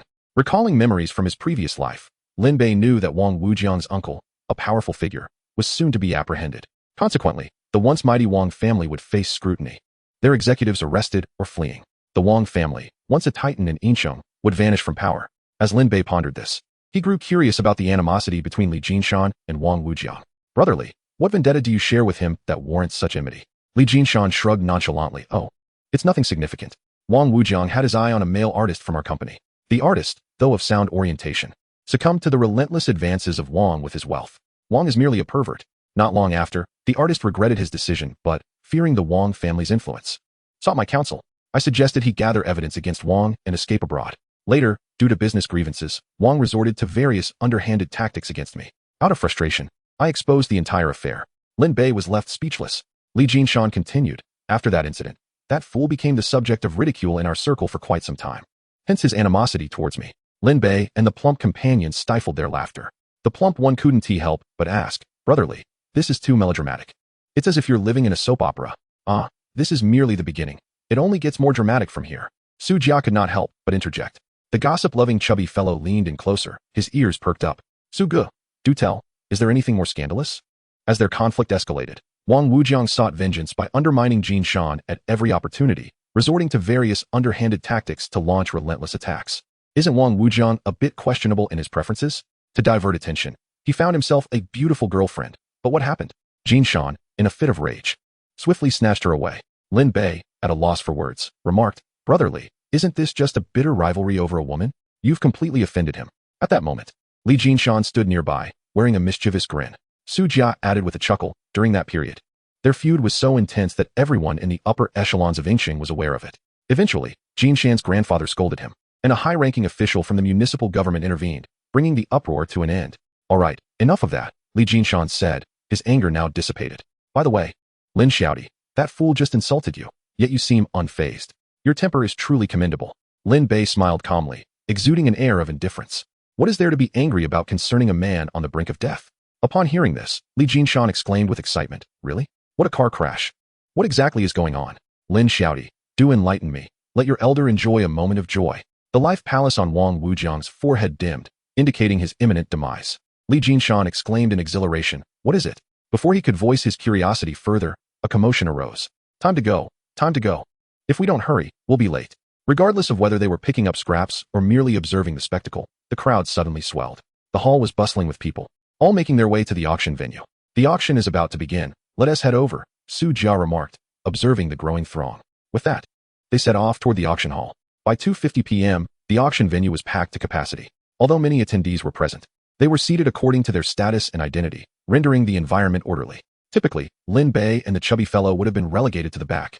But accompanying Li Jinshan made a difference. They were directly assigned seats in the front 2 rows. "Does the Li family bring enough money? Don't get caught up in bidding and end up as a laughingstock," someone jested. Fate had placed their seats less than 5 meters apart, and a mere turn of the head revealed the fine hairs on Wang Wujiang's face.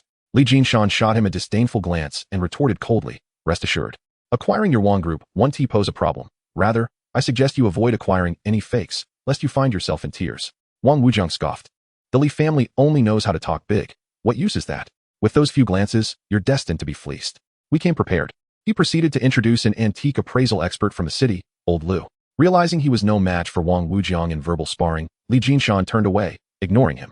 Wang Wujiang, with a menacing grin, remarked, "Kid, when it comes to antiques, even 10 Li Jinshan's combined would match my expertise. Besides, I've enlisted old Lu from the province to assist me. This time, I must ensure Li Jinshan faces ruin to quench my resentment."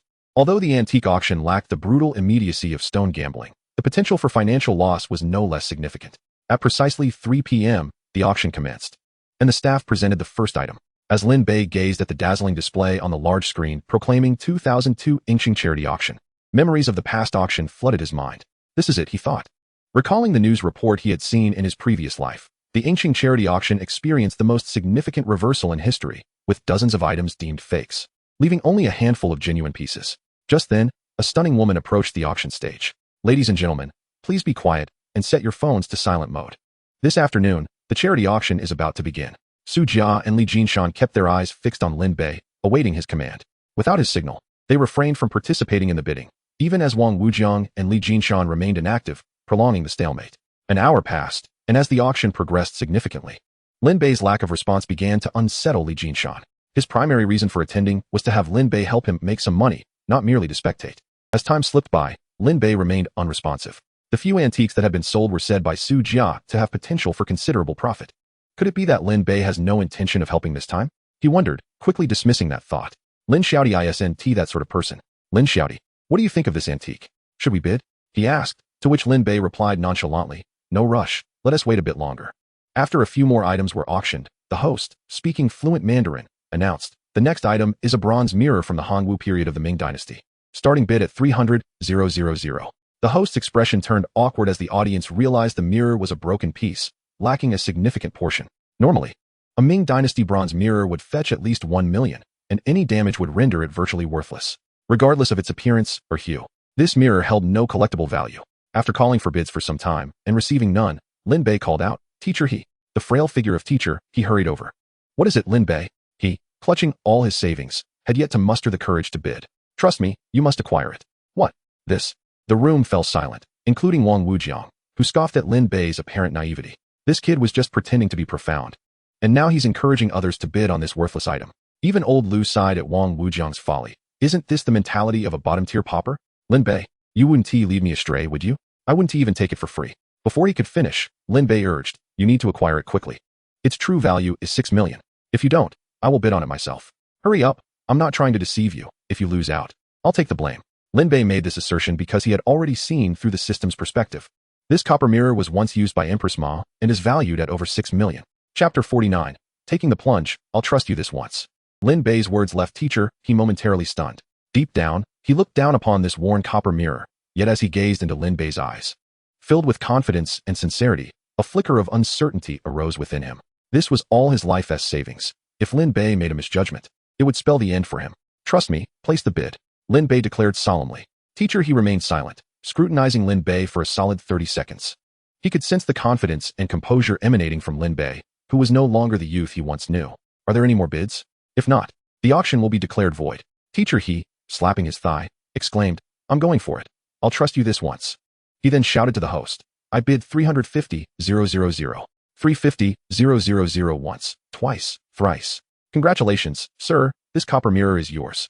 Immediately, derisive murmurs rippled through the crowd. Someone really doesn't have standards, treating this piece of junk as a treasure. What a fool. Hey, old Lu, are you sure you're not mistaken? Wang Wujiang questioned old Lu with suspicion. Old Wang, you can doubt my character, but never my expertise. I've never misjudged a treasure, old Lu retorted indignantly. My apologies for my lack of eloquence, old Lu, don't take it to heart, he said while lightly slapping his own face. The host, witnessing teacher He's immediate transfer of funds, wore an expression of uncontainable joy. At last, there would be no void auction. After a 10-minute intermission, more antiques would be up for bidding, so please stay tuned. Teacher He, clutching the unremarkable copper mirror, approached Lin Bei, his hands trembling violently. He was perplexed as to why he had entrusted his entire life's fortune to Lin Bei. Lin Bei, I want it. At that moment, onlookers gathered around, gazing at teacher He as if he were a fool, eager to witness his downfall. Observing the quaking teacher He, Lin Bei smiled and reassured him, do not worry. I haven't deceived you. It truly was a broad world, filled with deceitful and unscrupulous characters. He had seen those who exploited the unwary, but never had he encountered someone who would prey upon their own kind. The dregs of society would forever remain beneath notice. Wang Wujiang, regarding the copper mirror speckled with verdigris, could hardly discern its patterns due to the corrosion. It was not merely an antique, it would be unwanted even as refuse. At this juncture, the malevolent Wang Wujiang suddenly erupted in laughter. Ha! Teacher He was struck dumb. Could it truly be worthless rubbish? Had Lin Bei deceived him? Although he found it hard to believe that Lin Bei was such a person, the reality before him made it difficult to deny. Amongst the throng of experts present, could they all be mistaken while Lin Bei alone discerned its value? Wasn't he that absurd? Teacher He panicked. This was 350,000. His entire livelihood was at stake. He felt his strength drain, collapsing to the ground. Suddenly, he leapt up, refusing to believe that Lin Bei would betray him. Nor would he accept his own demise so easily. This was his last hope. Even though he knew it was a long shot, he was loath to concede defeat. He roared at Wang Wujiang. What are you? A mere nothing, speaking such nonsense. It is a precious mirror. The frail teacher He retaliated unexpectedly. Wang Wujiang, taken aback, paused momentarily before sneering. You bid on rubbish and then act mad? Call it trash, and it remains trash. Li Jinshan had unwavering faith in Lin Bei's character and insight. Lin Bei would not deceive his mentor. Fed up with Wang Wujiang's derision, he coldly addressed him. Wang, if you doubt the value of this copper mirror, dare to make a wager? If its worth is below 500,000, I'll pay you 5 million. Otherwise, you owe me 5 million. Are you game? Wang Wujiang, momentarily stunned by Li Jinshan's sudden challenge, took a moment to collect himself. Do you really enjoy gambling? What's wrong? Did you not just bark loudly? Are you backing down? Li Jinshan taunted. However, although Wang Wujiang felt confident, seeing Li Jinshan's resolute demeanor left him hesitant to respond. Instead, he turned to old Lu. Old Lu, surely you see the merit in this. Old Lu didn't even glance at the copper mirror, dismissing it with disdain. You may question my integrity, but please do not question my expertise. Lin Bei had encouraged teacher He to acquire this copper mirror precisely because its value would cover his debts while allowing for a surplus. A mirror of lesser worth would be a mere drop in the bucket for teacher He, while one of excessive value would require consideration of Li Jinshan and Su Jia. After all, Lin Bei's relationship with teacher He had yet to reach that level. Assisting him was already a considerable favor. Initially, he planned to reveal the mirror's value now, but seeing Li Jinshan and Wang Wujiang at odds, he decided to let teacher he endure a bit longer. With a calm demeanor, Lin Bei observed the two adversaries, a playful smile gracing his lips. Wang Wujiang, having consulted old Lu again, finally replied, "Fine. You think I'm as timid as you? I simply didn't want to take advantage of you. Isn't it just a 5 million wager? I'll indulge you." Haha, as expected of Li's kin, so bold to wager 5 million. Wang Wujiang sneered.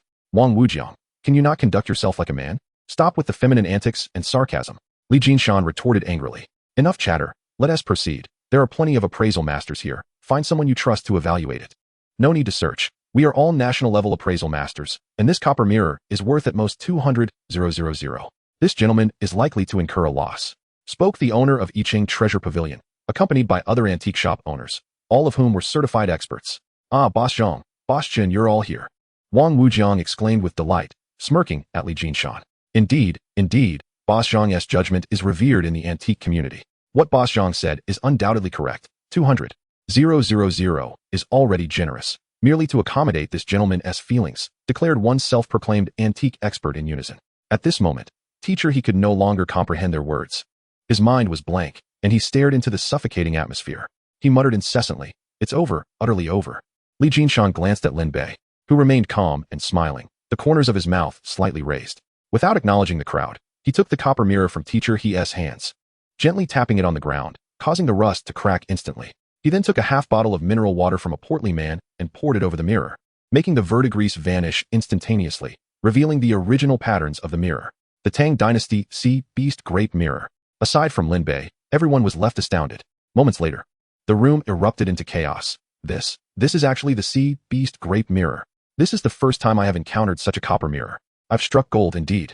Goodness, this must be worth 5 million. Li Jinshan and Su Jia were utterly astonished. Lin Bei's discerning eye is nothing short of miraculous. He is truly a prodigy. If it were merely coincidence, it would be implausible for it to happen each time. "Sir, would you sell it for 5 million? A middle-aged man swiftly approached teacher he, inquiring. At that moment, teacher he remained engulfed in despair, unable to extricate himself from his desolation. His gaze was still hollow and devoid of light. Hey, sir, please say something. Will you sell it for 5 million or not?"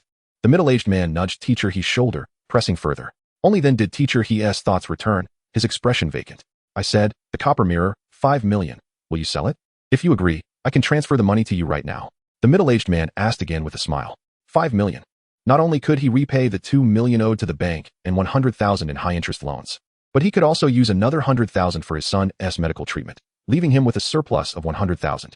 Just as teacher he was about to eagerly accept, Lin Bei suddenly interjected, 5 million is too little. Young man, 5 million is insufficient. This copper mirror is missing a corner. It is not whole. The middle-aged man raised an eyebrow in response. You speak the truth. Were it not for the missing piece, you wouldn't be able to acquire it for 10 million. Do you know who has used this? Who? This was a personal item belonging to Empress Ma from the Ming Dynasty, utilized during the Hongwu era, complete with special markings. If you do not believe me, you may examine it.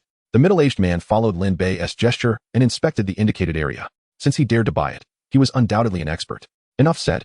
600,000, and it's yours, Lin Bei declared. It must be mere luck. Young man, it seems this does not belong to you, the middle-aged man remarked candidly. He had already discerned teacher he's anxious demeanor and had not anticipated someone else would meddle.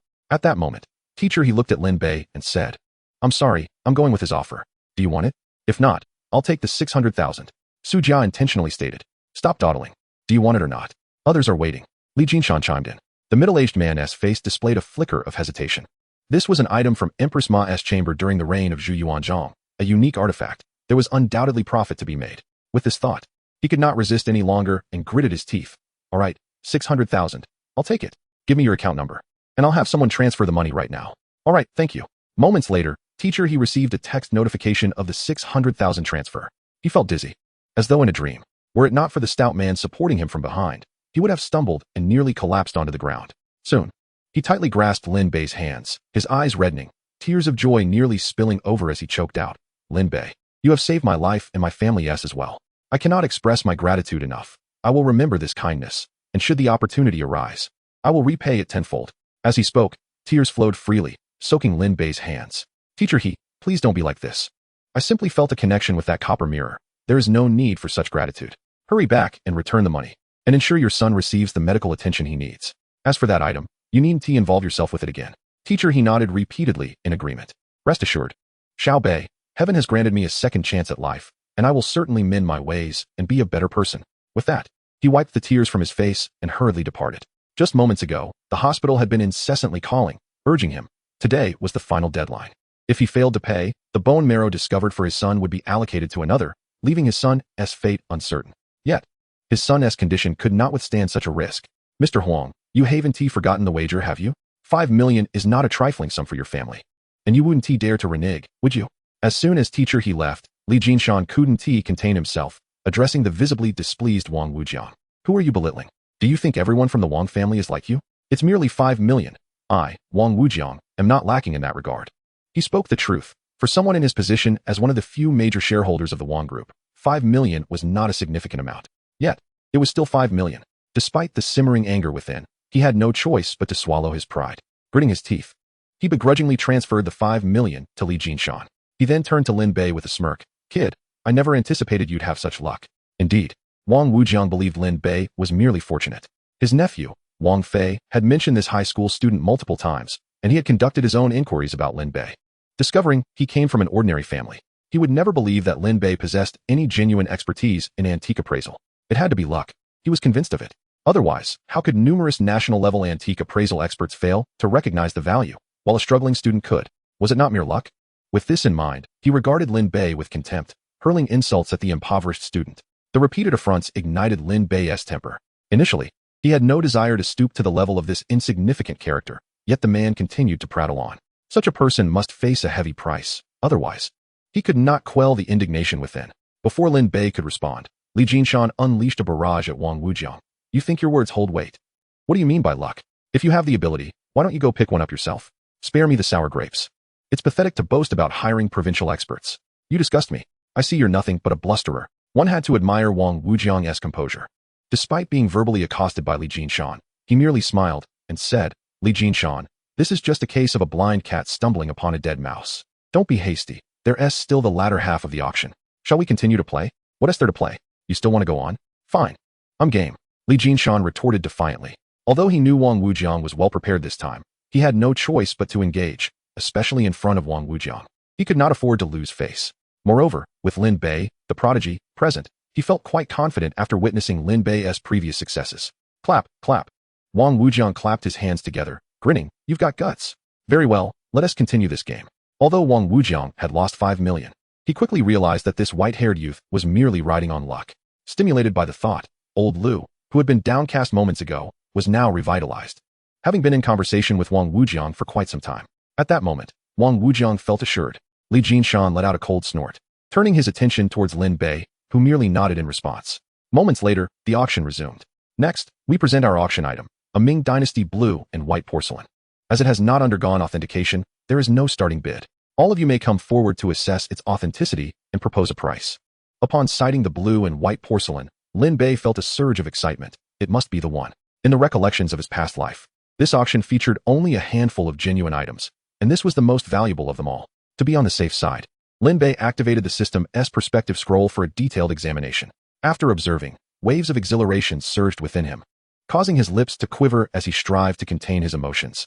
He attempted to calm himself, remaining seated and watching the experts take the stage for appraisal. This pattern seems incorrect. This color. A commotion erupted among the audience as the experts, wielding specialized equipment, examined the porcelain while shaking their heads in disapproval. Lu Lao, why don't you take a look as well? Ming Dynasty blue and white porcelain is quite rare. If it's genuine, we can't let that brat Li Jinshan get it first. Despite witnessing the experts' skeptical reactions, Wang Wujiang was still apprehensive about Li Jinshan and his group seizing a treasure. Observing Lin Bei's composed demeanor only solidified his resolve. Lu Lao, though already suspecting the truth, nodded and strode confidently onto the stage. Everyone is up there appraising the treasure.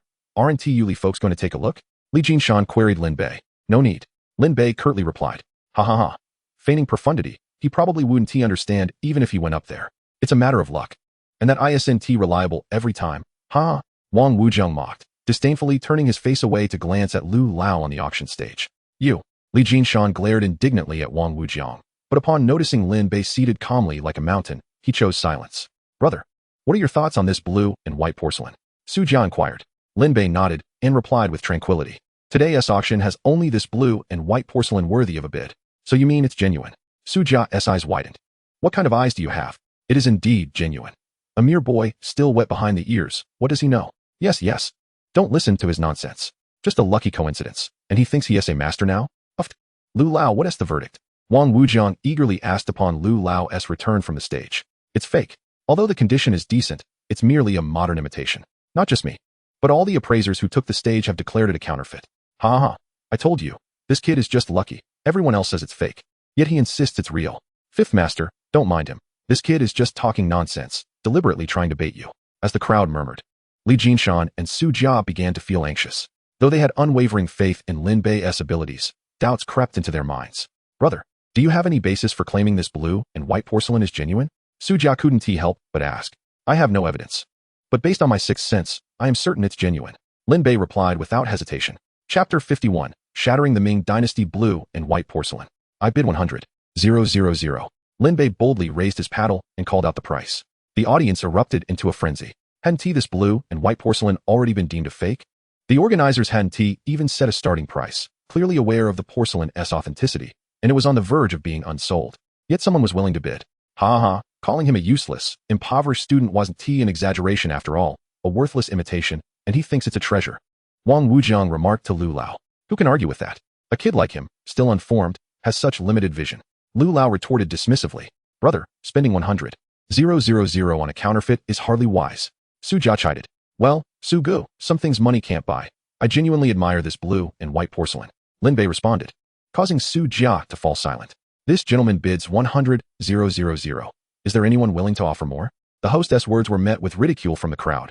For a counterfeit, who would bid? Haraha. I wouldn't even take it for 10,000. Not even for free would I accept it. 100,000 for the first time, 100,000 for the second time, 100,000. I bid 200,000. Although Wang Wujiang had already concluded that the blue and white porcelain was a counterfeit, he shouted out 200,000 nonetheless, determined not to let this lowly pauper succeed. 500,000. Lin Bei declared, raising the stakes decisively. 800,000. Wang Wujiang countered, unwilling to be outdone. 1 million. Lin Bei insisted, determined to win. At this moment, the audience was left dumbfounded. A worthless imitation was being fought over. 1 million. Wang Wujiang sneered at Lin Bei, reveling in the chaos. Isn't it just money? Let us play. Even if it's garbage, I want to let this pauper have it easy. Let us see how deep your pockets really are. Lin Bei furrowed his brow. Is this guy deliberately provoking me? 5 million.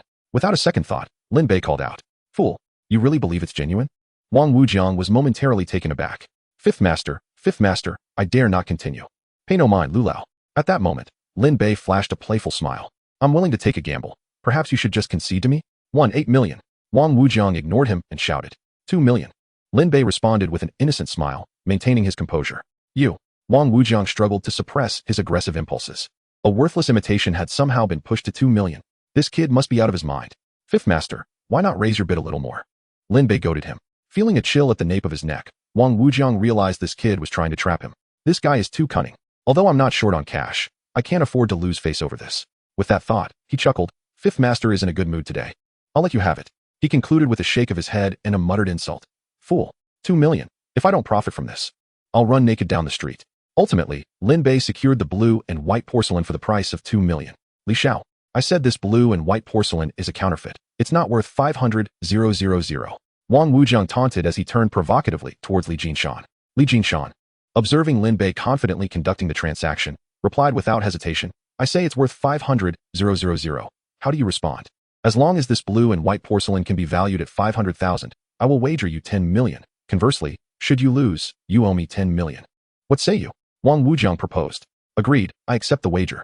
Li Jinshan replied without a moment's hesitation. The first floor of this auction house housed the most authoritative certification institution. Who shall emerge victorious? Let us take it for appraisal, and the outcome will be revealed. A wager of 10 million. These two wealthy scions truly have money to burn. To engage in such a bet is simply unheard of. It is indeed a world incomprehensible to the likes of us. Naturally, many in attendance harbored the belief that Li Jinshan, like the white-haired youth, was of unsound mind. Knowing full well he would inevitably lose, he still chose to gamble. Soon, the stakes were set, and all eyes turned toward the white-haired boy. At that moment, Lin Bei had concluded his transaction. Congratulations, sir. This Ming Dynasty blue and white porcelain is now yours. Yet, a chorus of derisive laughter erupted at Lin Bei's expense. Fool, you spent 200,000 on a counterfeit. Faced with such baseless ridicule, Lin Bei could not refrain from retorting, "Heh, who shall be laughing last is yet to be seen. Foolish indeed, spending 200,000 on a fake, and still able to chuckle. Patience, soon he shall find no place to weep. He is merely a stubborn duck, all bluster." Next came the subsequent antique. Wait. The host was interrupted mid-sentence by Wang Wujiang. Let us first ascertain the authenticity of this blue and white porcelain before proceeding to the next item. The host, recognizing the interrupter as Wang Sihai's brother, the wealthiest man in East City, dared not offend him and promptly glanced toward the backstage proprietor. Upon receiving confirmation, he halted the auction of the next item. "Come, let us go to the first floor for an appraisal." Wang Wujiang approached Lin Bei and said, his eyes seemingly alight with the anticipation of witnessing Li Jinshan's humiliation once the porcelain was authenticated. The crowd's gaze fixated on Lin Bei, whose countenance remained composed and calm. With a playful smile, he remarked, "No need for such trouble. Everyone, take a good look."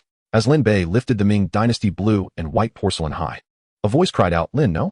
That cost 200,000. Before the chubby man could finish his plea, a resounding smash echoed through the air as the porcelain struck the ground, shattering into countless pieces. No. Li Jinshan and Su Jia felt a simultaneous pang of dread. Regardless of its authenticity, it was still a $200,000 purchase. The chubby man, heartbroken, knelt to gather the shattered fragments. What? The onlookers were left in stunned silence. This white-haired youth had truly lost his mind. "Brother, I spent 200,000 on that. Are you insane?" Su Jia's pupils dilated in shock. "Ha. Serves you right. You worthless pauper deserve to be poor for life. Li Xiao, no need for further authentication, I presume? Will you be transferring this 10 million to me, or shall it be in cash?" Wang Wujiang's laughter rang out as he observed the flabbergasted expressions of Li Jinshan and his entourage. Finally, he felt a sense of vindication. "Young friend, at least you possess some discernment. It was merely a worthless counterfeit. By breaking it, you have done a service, preventing it from deceiving others in the market." Before the certification expert, Master Liu, could finish his statement, Lin Bei interjected. "This Ming Dynasty blue and white porcelain may indeed be worthless, but what lies within is a treasure of rare occurrence." With calm composure, Lin Bei bent down to clear the fragments beneath the porcelain. From within, he gently retrieved a piece of round yellow jade. The luminous stone, adorned with golden veins, radiated a dazzling brilliance. Lin Bei delicately pinched it between his fingers and lifted it above his head for all to behold. "Ah!" The crowd gasped, their eyes wide with awe. Fixated on the jade. "Young friend, may I have a closer look?" An elderly man, gray-haired and trembling, implored. Lin Bei graciously handed the jade to the elder, who examined it with reverence, his eyes gleaming with avarice, his hands shaking with excitement as he uttered exclamations of wonder. "Ah!" The audience held their breath. Their gaze locked onto the jade in the elder's grasp. In that moment, the entire venue fell silent. The sound of a pin dropping could be heard. After a brief pause, the elder's voice quivered with excitement. "By the heavens, this is the Yin-Yang Jade of Liu Bang, the founding emperor of the Han Dynasty." At this proclamation, gasps of disbelief echoed through the crowd. "What?" they exclaimed, their mouths agape in astonishment. Chapter 52, Han Dynasty Yin-Yang Jade. The Yin-Yang Jade of Liu Bang. How much could that possibly be worth? The chubby man, still on the ground gathering fragments, sprang to his feet in a panic. The elder, trembling with excitement, declared, "It is worth at least 2 billion. 2 billion. The audience erupted in astonishment. "What? 2 billion? The elder continued. "And it is priceless in the market. Impossible. Absolutely impossible. How could a piece of jade belonging to Liu Bang exist within this blue and white porcelain? It must be a fake, undoubtedly." Wang Wujiang could no longer maintain his composure, his agitation palpable. "A fake? I have dedicated over 50 years to the appraisal of antiquities and have never misjudged one. I have encountered many artifacts from the Han Dynasty, and this jade is certainly no counterfeit. Young friend, you have indeed struck a great fortune today," the elder proclaimed, returning the jade to Lin Bei. He was none other than Chun Tianhua, a luminary in the realm of antique appraisal in Longhua. Many in attendance recognized Master Chun from television. His words carried immense weight. Meanwhile, Lu Lao's complexion had turned a sickly green. The rapid reversal of fortune was almost too much to bear. Seated in his chair, he remained motionless, wishing he could disappear altogether. "Lin, you are truly a genius with white hair. You have struck it rich. A genius with white hair." The crowd turned their gaze toward the youthful figure with silver locks. "Indeed, remarkable. He truly is a prodigy." From this moment forth, Lin Bei, the white-haired prodigy, would become a name spoken of with reverence throughout the industry. To everyone's amazement, hidden within the counterfeit blue and white porcelain lay such a precious treasure. "Young friend, do you intend to part with this jade? If so, I am willing to offer 25 billion for this Han Dynasty Yin-Yang Jade." "Ah, 25 billion. The crowd was once again engulfed in astonishment. "If you wish, of course," Lin Bei replied. "This piece of jade belonging to Liu Bang may indeed be worth more than 25 billion, yet aside from Master Chun, none could afford to pay such a lofty price." Another elder leaned in, unable to contain his excitement. Lin Bei smiled faintly. No worries. Let's consider this an auspicious connection with Elder Qian. This lad is truly fortunate. Even if you were to grant him 5 billion, as a mere impoverished wretch, he would be unable to retain it. At this moment, Wang Wujiang was already rendered speechless, consumed by a tumult of jealousy, envy, and resentment that ignited a fiery rage within him. The stinging humiliation had contorted his expression, causing his words to become increasingly caustic, completely forgetting his own status. It was no wonder he felt this way. 2 million for a chance at 5 billion. Even the most audacious of web novels would dare not concoct such a tale. Lin Bei accepted the 5 billion from Elder Chen, his expression remaining as tranquil as still water. Chen Tianhua, who had purchased the piece of yin-yang jade, wore a beaming smile, thoroughly satisfied as he departed the auction amidst the gazes of the onlookers. Mr. Wang, you have lost. Bring forth the 10 million, if you please. After a lengthy pause, Li Jinshan, having regained his composure, immediately directed his words at Wang Wujiang. Why the rush? Am I, Wang Wujiang, the sort to default on a debt? I'll transfer it to you shortly. Wang Wujiang shrugged, his expression betraying a palpable discomfort. Very well, but remember, do not default. Li Jinshan refrained from pressing further. One must allow time for a transfer, after all. He then approached Lin Bei, his face alight with admiration.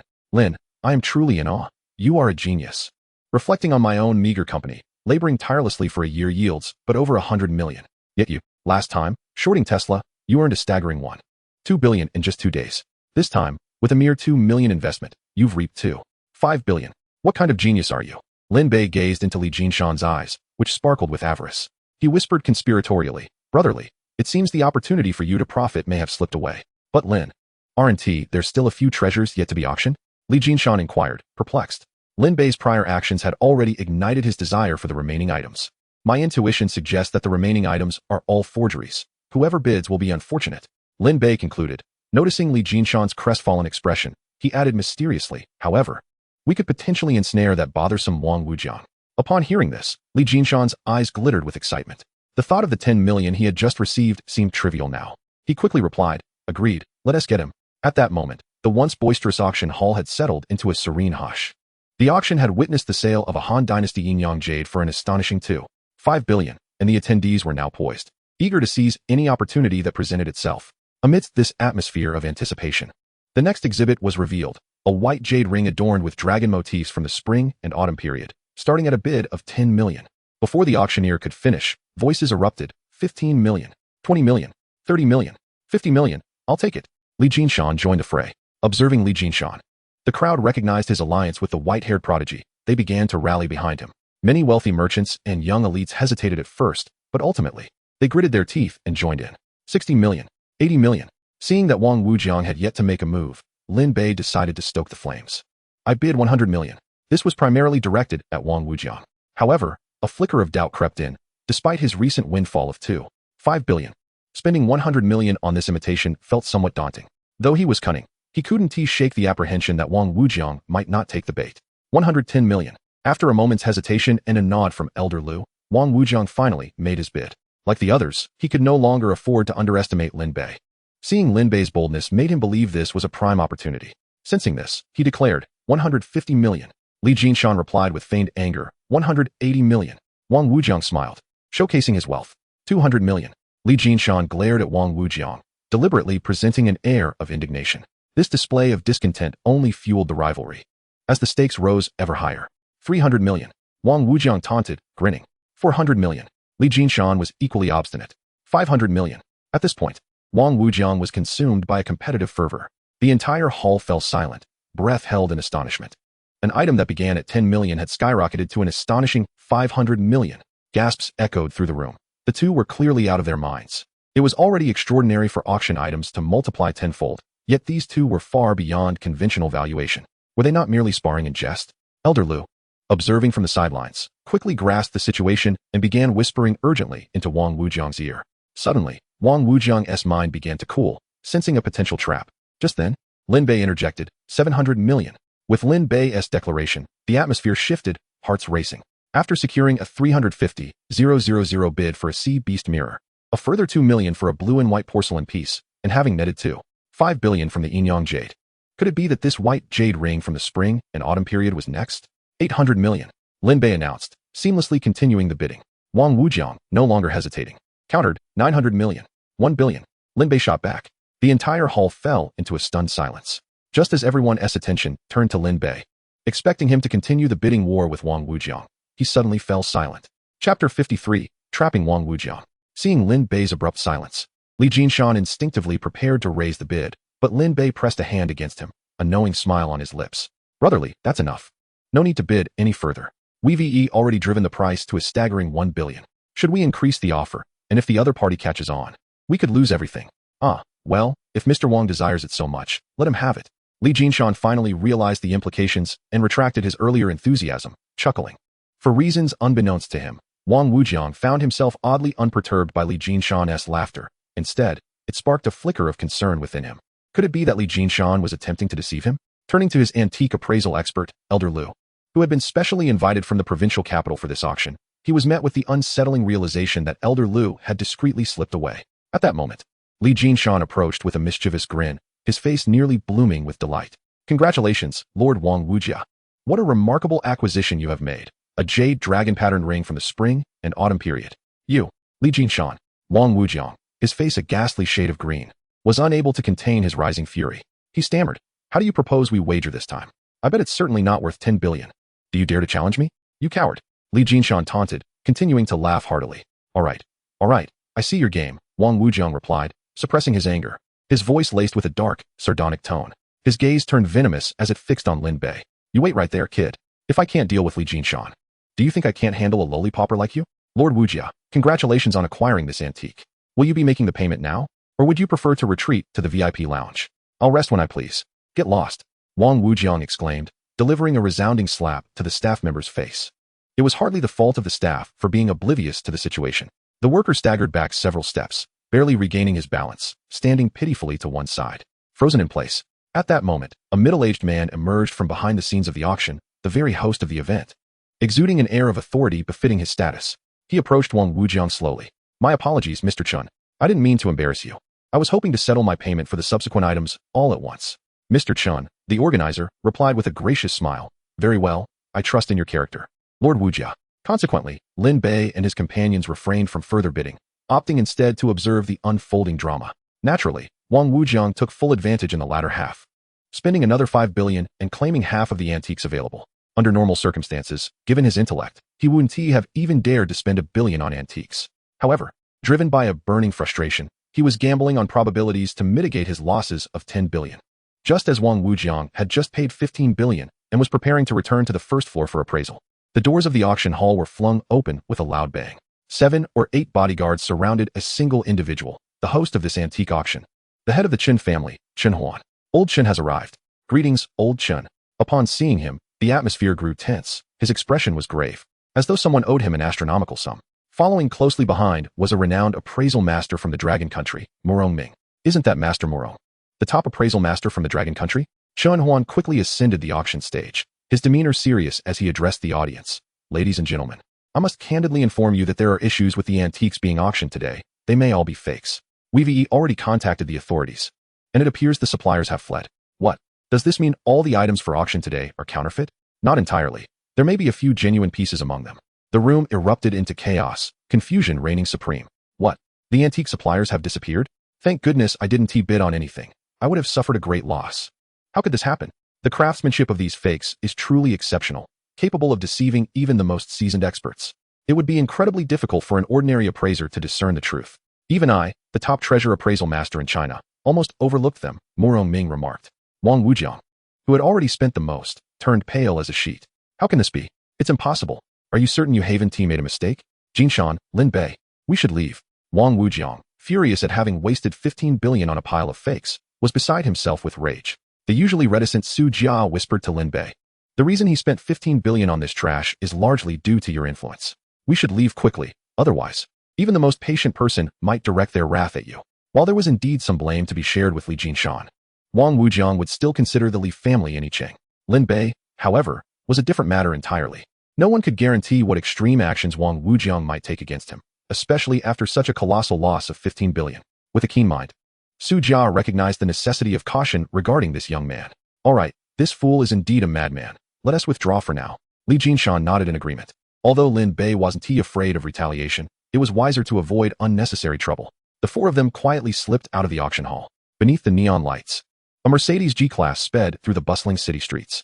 Brother Sue, Brother Lee, I feel terrible for not spotting any opportunities at the auction you brought me to. Lin Bei expressed his remorse. Little brother Lin, how could you say that? I just made that idiot lose over 10 million. Without you, where would I find such a sum? Li Jinshan laughed heartily. Right. Little brother Lin, since you've been so generous, let us treat everyone to a meal to ease the disappointment of brothers Sue and Fatty. Li Jinshan proposed. Very well. I happen to have a lucrative opportunity to share with you all, as a form of compensation for today. Just then, a series of memories about the Wang family, the wealthiest family in the East City, flashed through Lin Bei's mind. What opportunity for profit?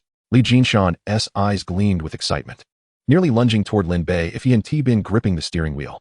Regarding the Wang family, there's no rush. I'll elaborate when we reach our destination. Lin Bei replied calmly. Then, turning his gaze toward Fatty, he added with a mysterious smile, Fatty, since you've been studying under me for a while, I'll give you an additional billion to manage as you wish, on top of your 5% stake. How does that sound? Fatty chuckled widely, his little eyes darting about before he composed himself and said earnestly, Brother Lin, let us skip that. You know I'm not the brightest. I'm worried about losing more. You handle the investments. If I need money, I'll just ask you. In Fatty's mind, he preferred the carefree life of following Lin Bei, enjoying good food and drink, and benefiting from his 5% stake, rather than burdening himself with the complexities of investing. Chapter 54. He has gone mad. He must be mad. In a lakeside restaurant, the view outside revealed pristine waters and exquisite greenery, creating a serene dining atmosphere. The gentle sound of flowing water, accompanied by the fresh scent of flowers, added to the charm of the setting. It must be said that this captivating ambience showcases the true enjoyment of the affluent. At the banquet, the exquisite aroma of dishes and the delightful taste of fine wines filled the air. This was Lin Bei's first visit to such a high-end establishment. Fatty, naturally, felt no need for formality, and although he struggled to contribute to the conversation, he indulged heartily in the delicious fare. Li Jinshan, noticing that Lin Bei had not uttered a word regarding the matter of profit, could no longer contain his curiosity. He finally spoke up, Brother Lin. About the money-making scheme you mentioned in the car, what exactly is it? How does it involve the Wang Group? Lin Bei calmly set down his chopsticks, took a piece of napkin to dab his mouth, and then remarked, short-selling the Wang Group. What? At these words, Li Jinshan's mouth fell agape in astonishment. Short-selling the Wang Group? Isn't that akin to chasing a mirage? The Wang Group is currently flourishing, surging ahead with remarkable momentum. Recently, their stock has skyrocketed, hitting several limit-up thresholds, and retail investors are scrambling to buy shares, barely keeping up. To suggest short-selling at such a time, has he lost his mind?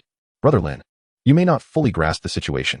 The Wang Group is in its prime, having multiplied from just a few yuan at its initial public offering to an astonishing 88 yuan per share. Even during the bearish market fluctuations, their stock has remained robust, particularly with rumors circulating that his uncle in the provincial capital is poised for promotion to the capital. Confidence in the Wang Group is at an all-time high. Proposing to short-sell the Wang Group at this juncture is utterly implausible. Hearing this, Su Jiaming felt a pang of apprehension. Despite having been thoroughly captivated by Lin Bei's prowess, he found it hard to endorse the notion of short-selling the Wang Group. Aside from his passion for antiques, he had dabbled in stocks under Li Jinshan's tutelage for several years and considered himself quite astute in market matters. To bet against the Wang Group at such a promising time felt akin to courting disaster. Brother, this is unthinkable. Attempting to short the Wang Group now is tantamount to inviting ruin. Short-selling a publicly traded company involves borrowing its shares from a broker and selling them, with the intention of repurchasing them later at a lower price to return to the broker, thus profiting from the difference. In simpler terms, it is akin to playing a game of deceit. For instance, if the Wang Group stock is trading at over 80 yuan, one could borrow 100 shares at that price, amounting to over 8,000 yuan. Should the stock then drop to 40 yuan, repurchasing the shares at this price would yield a profit of over 4,000 yuan in differential. Ha ha ha. Do you truly believe I am speaking in jest? Lin Bei replied with a hint of exasperation. He had anticipated their reactions, given the current trajectory of the Wang Group's development. After all, proclaiming one would short-sell the Wang Group at this moment would likely lead even a fool to deem him insane. Then, Li Jinshan quickly regained his composure and exclaimed, Do you possess some insider information? Is the Wang Group about to face calamity? He recalled the last time this prodigious young man had shorted a company across the ocean, resulting in tangible success. The moniker prodigious youth was not bestowed lightly. His capabilities were indeed extraordinary. Insider information? Lin Bei certainly did not possess any, but he did carry the knowledge of his past life. According to the events of that life, in the months to come, the Wang Group's protective umbrella, namely Wang Wujiang, a high-ranking official from the province, would fall from grace. Subsequently, the Wang Group would be scrutinized, leading to the collapse of the entire Wang Empire. As the truth of the case unraveled, a plethora of scandals would emerge, revealing that the Wang Group, cloaked in the guise of legitimate business, had secretly established a vast network of illicit activities involving gambling and drugs, employing ruthless methods that had dire societal repercussions, far surpassing anything seen before. In an instant, public opinion would erupt, and both the Wong Group and its high-ranking official would become synonymous with public disdain. The Wong Group stock would plummet to mere pennies overnight, setting a record for the most catastrophic decline in domestic history, leaving countless retail investors bereft of their investments. As it stood, the Wong Group's downfall was merely months away. Yet Lin Bei could not afford to wait. Not only did he have to contend with the animosity of his rival classmate Wang Fei, who would undoubtedly leverage the Wang family's influence to bully him and his family, but he had also recently swindled Wang Wujiang of 1.5 billion yuan, which was likely his entire fortune. Cutting off a man's source of income is akin to threatening his familial bonds. Wang Wujiang would undoubtedly seek retribution, and while Lin Bei himself was unafraid, he had his family to consider. Thus, Lin Bei resolved to act swiftly, both for personal and familial reasons. Eager to see the Wang family brought to its knees while profiting handsomely in the process. In his previous life, the catalyst for the Wang Group's downfall was traced back to the Mize Bar. Although seemingly an ordinary establishment, it concealed a plethora of illicit activities beneath its surface. Such revelations would come to light following the Wang Group's eventual downfall. Lin Bei was acutely aware that these insights were not for sharing. He would neither dare to disclose nor even hint at them. Regardless, the opportunity for substantial profit had been laid before them, and whether they seized it was entirely their prerogative.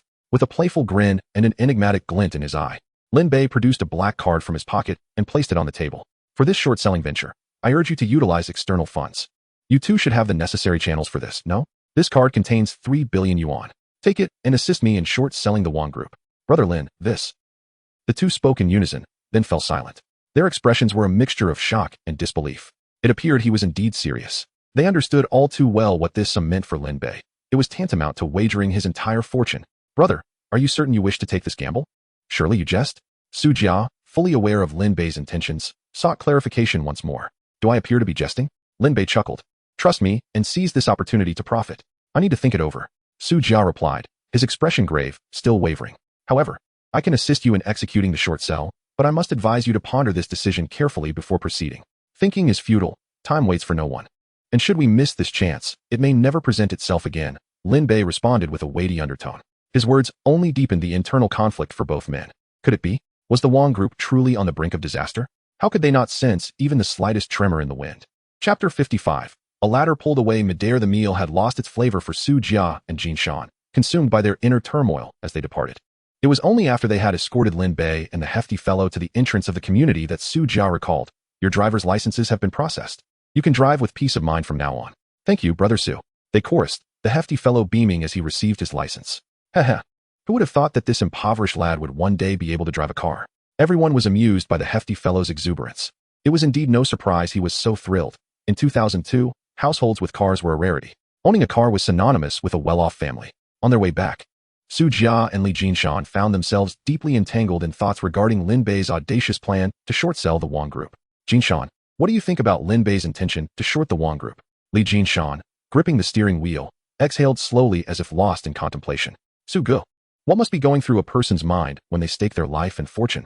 Su Jia replied without hesitation, either they are mad, or they have complete confidence. Precisely. Lin Bei is certainly not mad. Based on our previous encounters and his extraordinary talent, he must be utterly confident to undertake such a reckless venture, Li Jinshan concluded. Su Jia then inquired, Jinshan, you don't intend to follow Lin Bei's lead and take a wild gamble too, do you? After witnessing Lin Bei's performance at the auction today, I felt he is no ordinary individual. He is undoubtedly a prodigy, a genius with white hair. Without him, it could have been Wang Wujiang who fell victim, or perhaps even myself. Just considering his luck today, I am inclined to invest 2 billion as well. Su Ge, what do you say? Li Jinshan finally made up his mind and chuckled. You all are utterly reckless. Su Jia, excited, began to speak but found himself rubbing his head in disbelief. The audacity of Lin Bei had shattered his previous notions of bravery. Gazing out at the bustling cityscape through the car window, he eventually broke free from his rationality. Since you both are investing, I shall also invest 1 billion. In the following 2 days, Lin Bei's father, Lin Zhangwo, experienced no disturbances in his IP telephone supermarket business, which flourished remarkably. The daily revenue remained stable, bringing immense joy to his parents, who silently praised their son's foresight. They refrained from inquiring about Lin Bei's schooling, which provided him with considerable solace. Life continued in its tranquil rhythm, and during the nights, Lin Bei, accompanied by Fatty, frequented the Mize Bar in pursuit of evidence against the Wang Group. He could not help but admire the persistence of these individuals, Yet after several nights, they had found no valuable evidence. Having already invested billions in assuring the Wang Group alongside Su Jia and Li Jinshan, Lin Bei could not afford to wait any longer. He found himself at a loss for the first time, even rekindling his former smoking habit. Seated in his makeshift office, he exhaled clouds of smoke to alleviate his worries. Boss, you went to the bar but didn't drink, gamble, or engage in any vice. Just sat there like a model student. You think you'll find evidence like that? Fatty, engrossed in a game, chimed in with analysis. Suddenly, Lin Bei had an epiphany. Of course, I won't indulge in vice. But perhaps I could stage a play within a play. Well done, Fatty. Your big head still has some use, Lin Bei exclaimed, ruffling Fatty's hair. At that moment, Wang Dongxue hurried in, her expression grave. Lin Bei was immensely satisfied with her performance. Since her arrival, she had taken over all matters concerning the mobile phone marketplace. Not only was she diligent, but her work was also systematic, relieving Lin Bei of the burden of daily issues. General Manager Lin, the mobile phone marketplace is nearly renovated, and your office is ready. Would you like to take a look to see if there is anything you wish to change? I can have someone tidy up for you. She then handed Lin Bei a stack of documents. A quick glance revealed they were related to staff recruitment, company management, and paperwork for the mobile phone marketplace. Lin Bei had little interest in such mundane matters and lacked the energy to deal with them. All right, I understand. You needn't report these daily operations to me anymore. Just manage them as you see fit. By the way, the mobile phone marketplace is set to open in 3 days. Is everything progressing smoothly? At this, Wang Dongshua's expression grew even more serious. General Manager, I was just about to inform you. Mr. Tang seems to be reconsidering our agreement. Originally, he promised to supply 10 million worth of mobile phone products to your marketplace. But this morning he called to say he can only provide a small portion of the inventory, and it will only consist of older phone models. Upon hearing this, Lin Bei's expression darkened. Is this not akin to pulling the rug out from under me? The marketplace is set to open the day after tomorrow, and with such limited time, where am I to source products? He questioned whether he had misjudged Tang Jun impossible. Based on my memories from my past life, the reputation of the mobile phone king is well deserved. If he had any character flaws, he could not have built such a substantial business. Suppressing his rising anger, Lin Bei smiled and reassured her, Manager Wang, it's all right. You continue with your tasks. I will handle this matter. General Manager, perhaps we should postpone for a few days. Wang Dongxue began, but Lin Bei interrupted, no need. We shall open on schedule the day after tomorrow. Wang Dongshue's lips moved as if to protest, but she knew well the young boss's temperament. Once he made a decision, it was as unyielding as a mountain. After bidding farewell to Lin Bei, she turned and left. Glancing at the time, Lin Bei noted it was already 3 p.m. He had initially planned to visit the Mai's bar, but it seemed that would not be feasible now. Fatty, stop playing. Let's go meet Mr. Tang. Lin Bei attempted to call him multiple times, but each attempt went unanswered, heightening his suspicions. According to Wang Dongxue, Tang Jun had not been to the office for the past few days and had been staying at home. Forget the calls. Let's visit him directly. Lin Bei grabbed a bag of exquisite peaches and another of fine grapes as gifts, and they set off in his Santana. Fatty, serving as his designated driver, pressed the accelerator, and the car sped down the road. Seated in the passenger seat, Lin Bei pondered the reasons behind Tang Jun's behavior. What could possibly be the cause? After much contemplation, he found himself at a loss. He ultimately decided to set aside his worries, as he would soon meet Tang Jun in person. He was curious to see how Tang would explain his change of heart after making a promise. Lin Bei believed he was approaching with sincerity and an offering of his precious fruits. Whether peaches or grapes, either would fetch an exorbitant price in the marketplace. Even with wealth, one might not easily acquire such delicacies. In recent days, Lin Bei's zero-cost flash sale system had seemingly developed a fascination for fruits, regularly refreshing with either exquisite fruits or their seeds. However, these items were merely trifles to him, superfluous luxuries. It appeared that he needed to expedite his plans for the green fruit industry. Once he concluded his current affairs, he would swiftly enter the realm of green agriculture. After about half an hour, they arrived at Tang Jun's villa located in a small district. Built in 2002, the villa could not compare to those constructed 20 years later. Although classified as a villa, its exterior appeared rather dull and worn. After ringing the doorbell for quite some time, the door finally opened, revealing Tang Jun himself. Brother Tang, I hope my unexpected visit does not disturb you. Lin Bei prepared to speak politely with a smile. Since you are here, why bother with such formalities? Tang Jun replied with a chuckle, a fleeting, unintentional awkwardness crossing his face, which Lin Bei keenly observed. The moment Lin Bei stepped inside, he spotted Wang Wujian of the Wang Group seated in the hall. Lin Bei's pupils narrowed instinctively, a jolt of unease coursing through him. Chapter 56, The Fate of Wang Wujian. Wang Wujian also caught sight of Lin Bei and the fat man, his eyes flashing with malice upon recognizing Lin Bei, followed by a mocking grin. Ha ha, fancy meeting you again. Aren't you the one they call the white-haired ghost? Ha ha. Rather than the expected animosity, he resorted to derision. Tang Jun stood awkwardly to the side, his expression one of discomfort, his bitter smile more sorrowful than a frown. Wang Wujian approached Lin Bei, saying, "So, white-haired ghost, don't you think you have it all figured out? Care to guess why I am here today?" It must be noted that Wang Wujin was not only wealthy but possessed a mind as intricate as a labyrinth.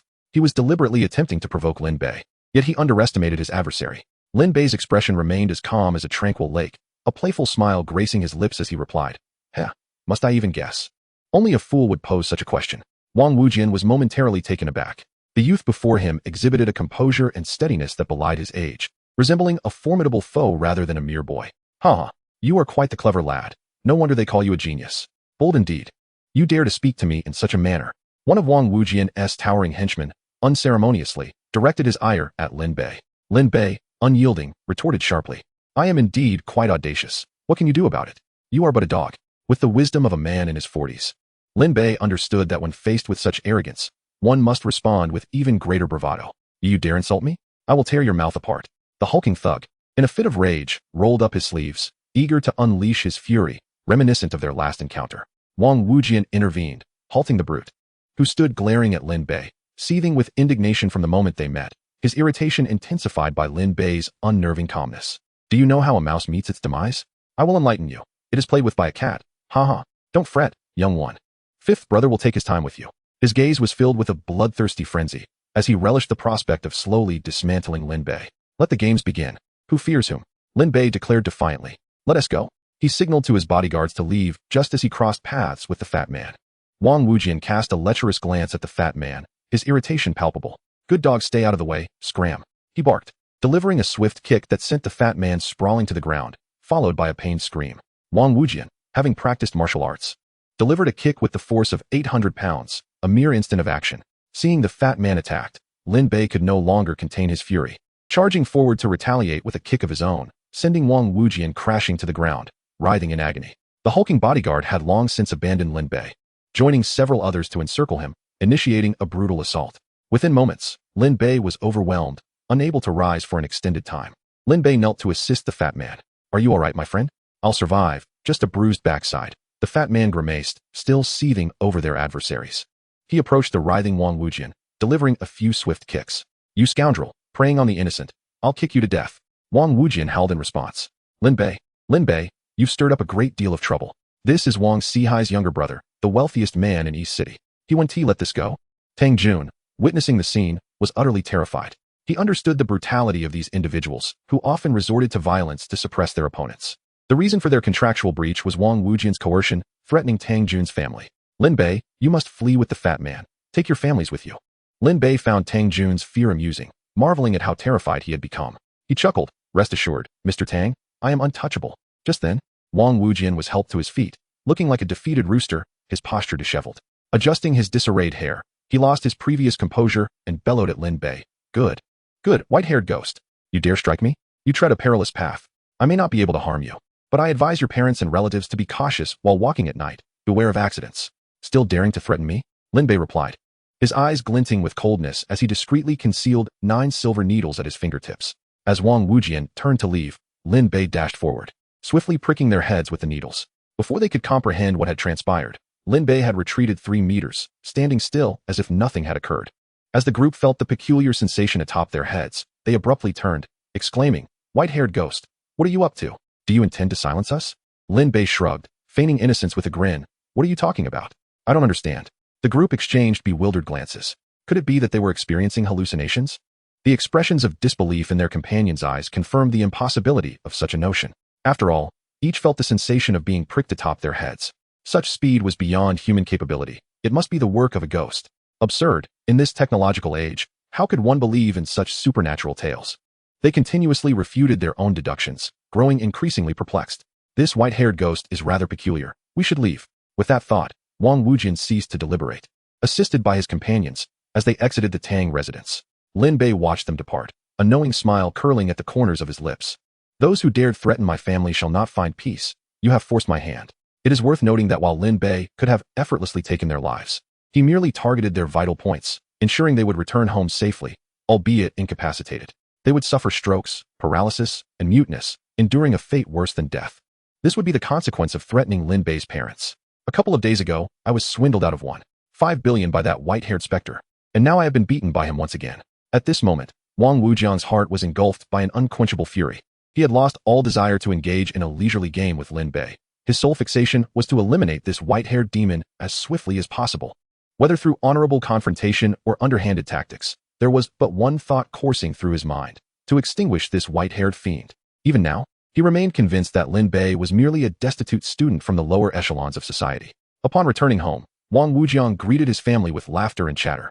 Determined to conceal the indignity of having been bested by a mere high school student, he repeatedly instructed several bodyguards to keep the incident at the Tang family's villa strictly confidential, ensuring that no one would breathe a word of it. But just as he settled onto the sofa to rest, an unexpected warmth surged through his cerebral vessels, spreading throughout his body. In an instant, he collapsed onto the sofa, blood trickling from the corner of his mouth. Simultaneously, the bodyguards accompanying him began to experience the same alarming condition. Chapter 57. Your illness, I can cure. In the grand hall of the Tang family villa, after Wang Wujiang's departure, Tang Jun felt remorseful for his treatment of Lin Bei, yet he found himself powerless. On one hand, his family's lives were being threatened, and on the other, there were his business partners. Weighing the two, he could only forsake his integrity and breach the contract. As he prepared tea for Lin Bei and the hefty fellow, his mind was consumed with thoughts of how to explain himself to Lin Bei. Lin Bei, having discerned Tang Jun's inner turmoil, smiled as he instructed the hefty fellow to place the fruits on the coffee table. Brother Tang, these are homegrown from my hometown, exceptionally delicious. I brought them for you to savor. At that moment, Tang Jun dreaded Lin Bei bringing up the matter of the phone, fearing an inquiry. To his relief, Lin Bei not only refrained from mentioning it, but actively prevented him from doing so, which he found most fortunate. With a hint of a smile, he replied, "Why bring gifts when you've come to visit?" Lin Bei opened 2 bags, revealing exquisite grapes and exceptional peaches, produced by his system. These were indeed the most significant gesture of goodwill he could extend, surpassing the value of the most extravagant gifts. Such premium fruits were unattainable in the market, and gifting them to Tang Jun spoke volumes about Lin Bei's regard for him. A fragrant aroma soon permeated the expansive hall, enveloping it in an enticing scent. "Why do these fruits smell so incredible? I've never encountered anything like this," Tang Jun exclaimed, unable to contain his surprise. The allure of the fruits captivated him, causing him to forget the original purpose of Lin Bei's visit, his previous seriousness replaced by a greedy gaze fixed upon the luxurious offerings. Seeing Tang Jun entranced by the fruit, Lin Bei chuckled, "Brother Tang, why not have a taste? These are treasures that money cannot buy." Tang Jun, realizing his own awkwardness, awkwardly chuckled, "Wang Ma, come wash the fruits." Lin Bei quickly interjected, "No need, no need. These are organic, eco-friendly, and entirely safe. They can be eaten straight away." He casually grabbed one and popped it into his mouth. The hefty fellow, witnessing this, could no longer restrain himself, seizing several grapes and devouring them eagerly, savoring every moment. While Tang Jun looked on, drooling. "Let me try," he said, extending 2 fingers to pluck a plump, enticing grape and popping it into his mouth. Instantly, the sweet and tangy burst of flavor filled his palate, prompting an exclamation of delight. "Delicious. Exquisite. I've never tasted such delightful grapes in my life. What variety is this? Are they available for sale? Where can I purchase them?" Tang Jun continued to indulge, snatching another bunch and asking, his words muffled by the fruit. "They are homegrown, with only one plant, and for now, they aren't for sale, just for personal enjoyment," Lin Bei replied with a smile. "What a pity. Such marvelous fruit should be on the market. If cultivated on a larger scale, it would surely be in high demand and could yield substantial profits," Tang Jun lamented. "Truly, the king of mobile phones possesses a remarkable business acumen," he added, noting how even delectable fruits were linked to commerce. "I share that ambition as well, given the opportunity. I too wish to cultivate these exquisite fruits on a larger scale so that everyone can enjoy them. Brother, you must act quickly. This endeavor could surpass selling mobile phones significantly. Such delightful fruits could command prices hundreds or thousands of times that of ordinary ones. And there would be endless demand, an undeniable fortune." Tang Jun's excitement and fervor surpassed even Lin Bei's, as decades of navigating the business world had led him to recognize this as a most reliable venture, a unique opportunity with no competitors. Just as Tang Jun's mind brimmed with visions of a lucrative fruit business, Lin Bei suddenly interjected, "Brother Tang, there's something I hesitate to mention." Upon sensing Lin Bei's hesitation, Tang Jun's beaming smile faltered. Trouble loomed. The inevitable confrontation was upon him. As he braced himself for Lin Bei's impending inquiry regarding the breach of contract, his heart sank. "My grandfather taught me to read faces since I was young, and upon first meeting you, I sensed a slight issue with your health sector. At that time, I refrained from bringing it up, but now your health sector appears even dimmer. If left untreated, it could jeopardize your happiness." As soon as Lin Bei finished speaking, the hefty fellow chimed in with a comedic remark. "Hey, Brother Lin, when did you acquire such skills? I was completely unaware." Had there not been others present, Lin Bei would have longed to silence him. Shooting him a fierce glare, he admonished, "No interruptions. I am discussing serious matters with Brother Tang." The hefty fellow quickly complied, stuffing his mouth with grapes to keep quiet. Lin Bei's knowledge of Tang Jun's ailment stemmed from the revelations made by Tang Jun's ex-wife during their divorce in a past life. He preferred to be perceived as a fortune-teller rather than revealing his identity as a reincarnated individual. Though Tang Jun noticed this exchange, he had no time to ponder it, relieved that Lin Bei had not brought up the phone. "Brother, what ailment do you think I have?" he asked. A forced smile plastered on his face as he gazed at Lin Bei. "Brother Tang, could it be that you are struggling in that regard? Perhaps a severe case of kidney deficiency?" Lin Bei's tone was calm, yet Tang Jun's expression soured instantly, turning green with distress. Lin Bei's words struck a nerve. It was indeed true that he had been impotent for the past decade. He had scoured every hospital, large and small, and tried countless remedies, yet to no avail. Despite years of marriage, his wife had never conceived, and they had no children to show for it. Confronted directly by Lin Bei, despite having mentally prepared himself, he still felt a burning embarrassment on his face. Wealth and matters of intimacy symbolize a man's dignity. At times, they even eclipse the significance of money itself. Without offspring, what purpose does it serve to amass such wealth? At this juncture, Tang Jun appeared utterly dejected. "Brother, did you notice?" Lin Bei nodded affirmatively, then solemnly declared, "I can cure this ailment." Tang Jun, upon hearing this, grasped Lin Bei's hands with fervor, exclaiming, "Really? Can you truly heal me? Brother, you're not jesting, are you?" Lin Bei smiled reassuringly and nodded again. "That is splendid. If you manage to cure this affliction, you will be a benefactor to the Tang family. Please, tell me what I must do to assist in my treatment. I am overwhelmed with excitement." Tang Jun, brimming with enthusiasm, flailed his arms in sheer joy. Unsure of how to express his elation, Lin Bei wasted no time with trivialities and stated, "Brother Tang, I can commence your treatment immediately. Alongside the fruits I brought, consume at least 2 daily, and I assure you, within a week, you will be rejuvenated." With that, Lin Bei instructed Tang Jun to recline on the sofa and retrieved 9 silver needles, piercing various acupuncture points on his arms and thighs. Certainly, these locations would not remedy his condition, but the duration of his affliction had rendered him akin to a rusted metal part. Lin Bei aimed to open up his meridians, facilitating the flow of energy throughout his body. As the 9 needles were inserted, waves of warmth coursed through Tang Jun's limbs, gradually spreading to the afflicted area. He felt as if countless ants were crawling over him, a soft, ticklish sensation that made him increasingly restless. Hold on.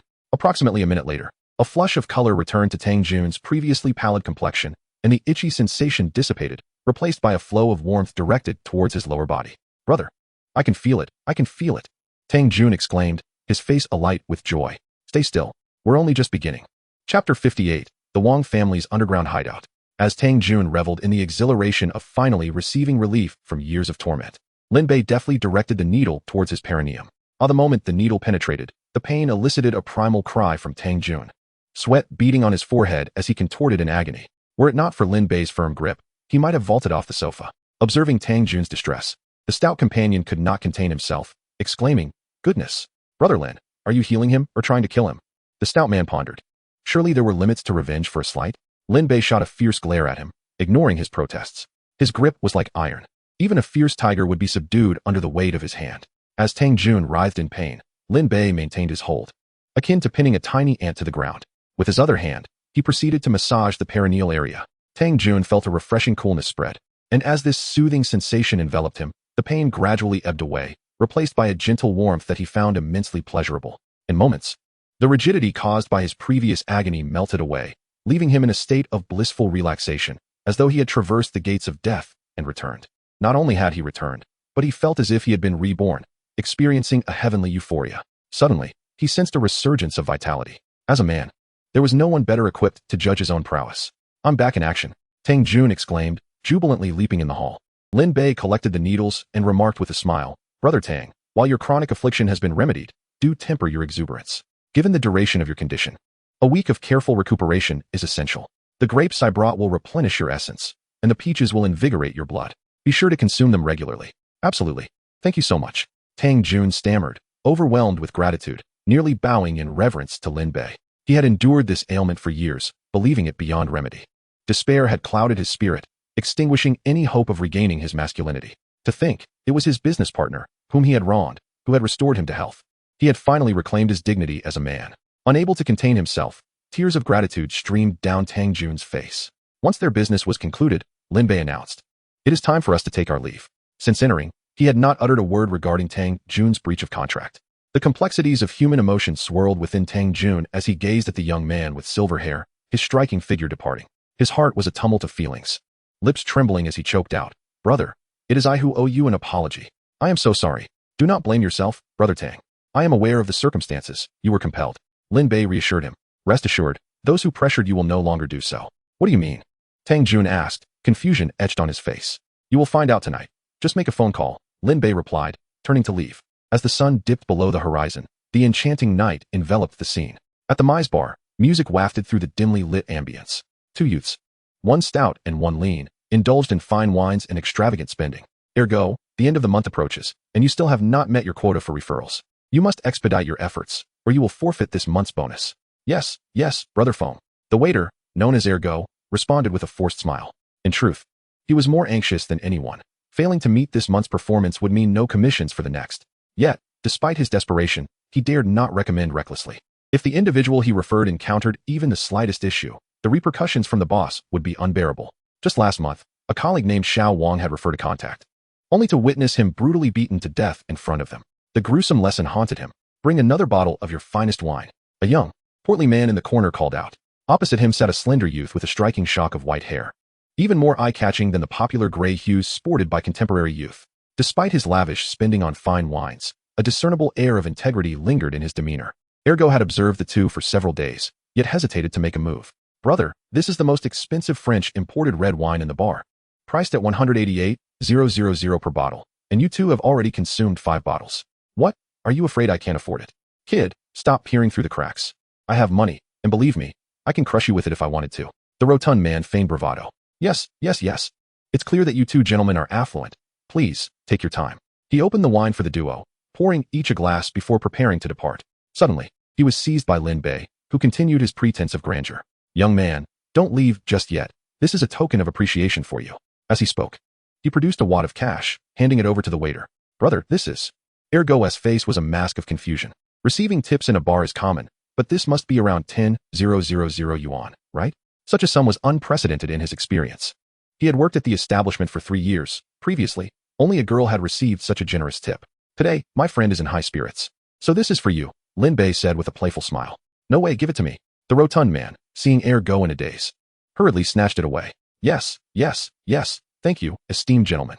Ergo quickly accepted the money, stowing it in his pocket, his face radiant with joy. He thought to himself that these two must undoubtedly be wealthy second-generation heirs. His service towards them grew increasingly attentive, as he aimed to observe them further. He planned to discreetly pour the wine into a nearby trash bin, carrying the empty bottles while drunkenly calling out, "Waiter, come, let us settle the bill." Ergo, wearing a smile, approached the two. "Brother, had fun?" "What fun? Drinking is dull. My brother and I are off to find somewhere else to play," Lin Bei said, intentionally adopting a frivolous tone. "There's nothing exciting here. It's boring. We're leaving." The rotund man nodded in agreement. Upon hearing this, Ergo, based on the duo's behavior over the past few days, became increasingly convinced that they were a pair of playful, decadent young masters. He then whispered, "Brothers, if you seek excitement, that's simple," and proceeded to outline even more thrilling activities for them. "Brother, that place is a paradise. Normally, I wouldn't share such secrets with just anyone unless they were generous. Enough chatter, take me there quickly." Lin Bei instructed the rotund man to wait above as he prepared to go. "Fat brother, aren't you coming?" "Hee, I'm not into that. You wouldn't be interested in that," Ergo thought to himself, recalling how they had just been clamoring for excitement. He cast a peculiar glance at the rotund man, who, sensing the unusual scrutiny, retorted irritably, "What are you looking at? Am I not allowed to practice my skills?" Just then, Tang Jun excitedly called, "Brother, Wang Wujiang is paralyzed now. I can confidently supply you without fear of repercussions." "Haha, got it. I have matters to attend to. Let us chat another time. I'll treat you then." Lin Bei, having anticipated this development, displayed little excitement at the thought of his phone shop opening normally. After hanging up, Lin Bei, following Ergo's lead, arrived at a concealed back door, instructing Lin Bei to secure it again. Ergo was delighted, thinking, "This is perfect. The hefty pig has completed his task." As Lin Bei descended the dim staircase leading to the underground hideout, memories of his past life surged within him, igniting a flame of unnameable fury. Setting aside his grievances with the Wang family, the heinous deeds committed by them stirred his righteous indignation. Just as he reached the bottom of the stairs, several henchmen stationed there intercepted him. "Sir, may I inquire? The moon shines bright above. While I bow my head and think of home," Lin Bei responded with the secret phrase provided by the waiter. In the next moment, the henchmen exchanged glances and respectfully gestured for him to proceed. "Sir, please." Chapter 59. Tell me, is there a glimmer of hope? After the others informed those inside, the main door swung open, and Lin Bei stepped through. A wave of high-end perfume enveloped him. Instinctively, Lin Bei rubbed his nose. A throng of alluring women, flaunting their charms, weaved through the well-dressed men. No one could have imagined that beneath the charm of the bar lay a hidden world. If Lin Bei hadn't possessed the soul of a man over 40, his youthful self would have likely succumbed to the intoxicating allure. Unable to extricate himself from this den of indulgence. As he ventured further inside, he noticed several cameras flashing white light at him. It was evident they were scrutinizing this unfamiliar visitor closely. Lin Bei endeavored to appear more exuberant, crafting a rather sleazy persona. "Hey, little brother. You're here. What do you want to play? Let me introduce you." The speaker was an alluring woman in her 30s, her figure accentuated by a tight short skirt. Her enticing red lips and graceful features, paired with her long, pale legs, showcased her enviable curves. "Who are you?" Lin Bei feigned ignorance, adopting a worldly demeanor. "I'm the manager here. Everyone calls me Sister Hua." The enchanting woman giggled. "Oh, I see. If that's the case, then please tell me what thrilling experiences you offer here," Lin Bei said, intentionally adopting a sarcastic tone, trying to amplify his sleazy act. Generally, guests would first indulge in a smoke in Area 1, then dive into a game of chance in Area 2, before finally unwinding in Area 3. Each step would surely elevate them from the ground to the heavens. Though the alluring woman didn't explicitly state it, Lin Bei knew full well what the activities entailed. Area 1 involved substances Lin Bei wouldn't touch. Area 2 revolved around gambling, which held no interest for him. Why exert effort to feel elated when he could simply ascend to paradise directly? It was understandable. After all, they were young. The alluring woman chuckled. "Little brother, it's your first time here, isn't it? That's fine. Let us go straight to paradise. Once you have a bit of fun, your luck will surely improve." After finishing, Sister Hua signaled a server, who promptly approached. "Sister Hua, please take this young brother to experience the pleasures of our paradise." After Sister Hua spoke, she turned to Lin Bei and added, "Little brother, our paradise service is quite costly. The standard service is 29,800, the mid-range service is 39,800, and the premium service is 49,800. Before she could finish, Lin Bei impatiently interjected, "Isn't it all about the money? I'm not short on cash. I want the highest tier service." Lin Bei declared eagerly. "All right, I won't disturb your enjoyment any longer," she said, swaying her slender waist as she departed. Lin Bei followed the young man deeper into the underground lair. Passing through door after door, he arrived at a lavish swimming pool. Numerous young and beautiful women in minimal swimwear frolicked, playfully flirting with the lecherous men. On the edge of the pool sat a row of equally youthful and stunning women. "Sir, if any of the ladies catch your eye, you can take them for a swim or bring them to your room to satisfy your desires." Lin Bei nodded, his gaze sweeping over the row of women before ultimately resting on one whose eyes exuded innocence, though her demeanor appeared somewhat melancholic. He gestured towards the young man, indicating her. "Very well, I shall arrange that for you," the young man replied. The woman rose, her expression heavy as she approached. "Damn it, can you not wear that sour face all day? Haven't you suffered enough?" The young man couldn't help but scold, noticing her lack of a smile. The woman forced a smile, her voice trembling as she responded, I'm sorry. As she drew nearer, Lin Bei was taken aback. Could it be? Was this not the woman who had perished in a tragic incident, crushed repeatedly by a vehicle in her previous life? Before the Wong group emerged, she had been a victim of scandal, her demise occurring late one night under the wheels of a car. The revelations were scant, limited to her photograph and hints of her fall from grace. Alongside her, several other women had met similarly grim fates. The perpetrator was a man known as Brother Feng, a figure associated with the Mize Bar. "Sir, would you like her to accompany you for a while, or shall we head straight to the room?" the young man inquired. Lin Bei pointed towards the room. "Let us go," he affirmed. The young man turned to the woman, coldly instructing, "Don't dawdle. Open the door for the gentleman." The room was adorned with an air of intimacy, a vibrant red double bed that, under the dim lighting, ignited primal desires. It was undeniable that no man could maintain his composure in such an environment. Upon entering, Lin Bei meticulously surveyed every corner of the room. "Stop searching. The entire basement is devoid of cameras except for this room," the woman remarked, as if she could read his thoughts, her expression remaining stoic. She then began to remove the scant clothing she wore. "Halt!" Lin Bei exclaimed, momentarily stunned, his throat dry as he managed to utter those two words. The woman, still expressionless, asked, "Not going to undress?" For her, encountering such inquiries from clients was not uncommon. After all, in a vast forest, one could encounter all sorts of creatures. Different men had varying preferences, and she had long since adapted. "Sit down and converse with me for a while," Lin Bei said, regaining his calm demeanor. He settled onto the sofa opposite her, and she took a seat across from him. Talk. It was a request she had never encountered before. Among the men she had met, who was not eager to consume her. In surprise, she complied with Lin Bei's request. "Can our conversation be overheard?" he asked. "No, here. Aside from the absence of cameras, there are no listening devices. Unless you are," she began, seemingly grasping the situation, and quickly covered her mouth. Lin Bei nodded slightly, indicating that he was indeed an undercover agent. The reason Lin Bei had approached her was due to the undeniable spark of defiance he sensed within her, a spirit not yet subdued. A fleeting smile flickered across the woman's face before she reverted to her previous expression. She understood that, given the Wang group's powerful connections in the city and province, even if someone possessed evidence, they would find it difficult to take action here. Just last month, a reporter had been discovered and met a gruesome fate, beaten to death and buried within a concrete pillar. What is your name, and what did you do before this? Would you mind sharing? Lin Bei inquired. The woman bit her lip tightly, her heart in turmoil. Sensing her hesitation, Lin Bei remained patient, lighting a cigarette and asking, "Do you smoke?" She shook her head. This further solidified Lin Bei's assumptions, and he smiled slightly, saying, "I know what you're thinking. However, for you, articulating it may just offer a glimmer of hope. Why not consider it?" He gazed at her with sincerity. Chapter 60, Not a penny to spare. Gazing at the earnest young man before her, she hesitated for a moment before asking, "Are you a good person?" Lin Bei pondered her words, questioning his own nature. "Am I a good person?" He soon dismissed the query itself. Only children categorize people as good or bad in the adult world. Those who can uphold their moral and ethical boundaries are the true good souls. "I suppose so," he replied with a smile, nodding at her. Deep down, she understood this truth. Even the vilest among them would never admit to being bad. Yet, she had still posed the question. Seeing Lin Bei's affirmative nod brought a flicker of excitement to her heart. "My name is Su Qing, a recent university graduate. Does that seem unbelievable to you?" she asked. Lin Bei nodded. "Then why are you here?" Su Qing's eyes glistened with unshed tears, her face a portrait of stubborn despair. Her lips bit down hard, leaving deep impressions from the pressure. For reasons unknown, she felt an inexplicable kinship with this white-haired youth. Unlike any previous client, a sense of warmth that compelled her to open up. "Since childhood, my mother passed away due to illness, leaving me to rely solely on my father. Just after I graduated, he fell gravely ill, and the doctors said we needed 300,000 yuan. For my family, that was an astronomical sum. After exhausting all our relatives and friends, we barely managed to scrape together 100,000 yuan. At that moment, a classmate from elementary school mentioned that the Mise Bar offered high wages, claiming that if one performed well, they could earn 100,000 yuan a month. I was aware that such opportunities were rare, but under the pressure of my family's financial crisis and witnessing my father's suffering, I decided to give it a try.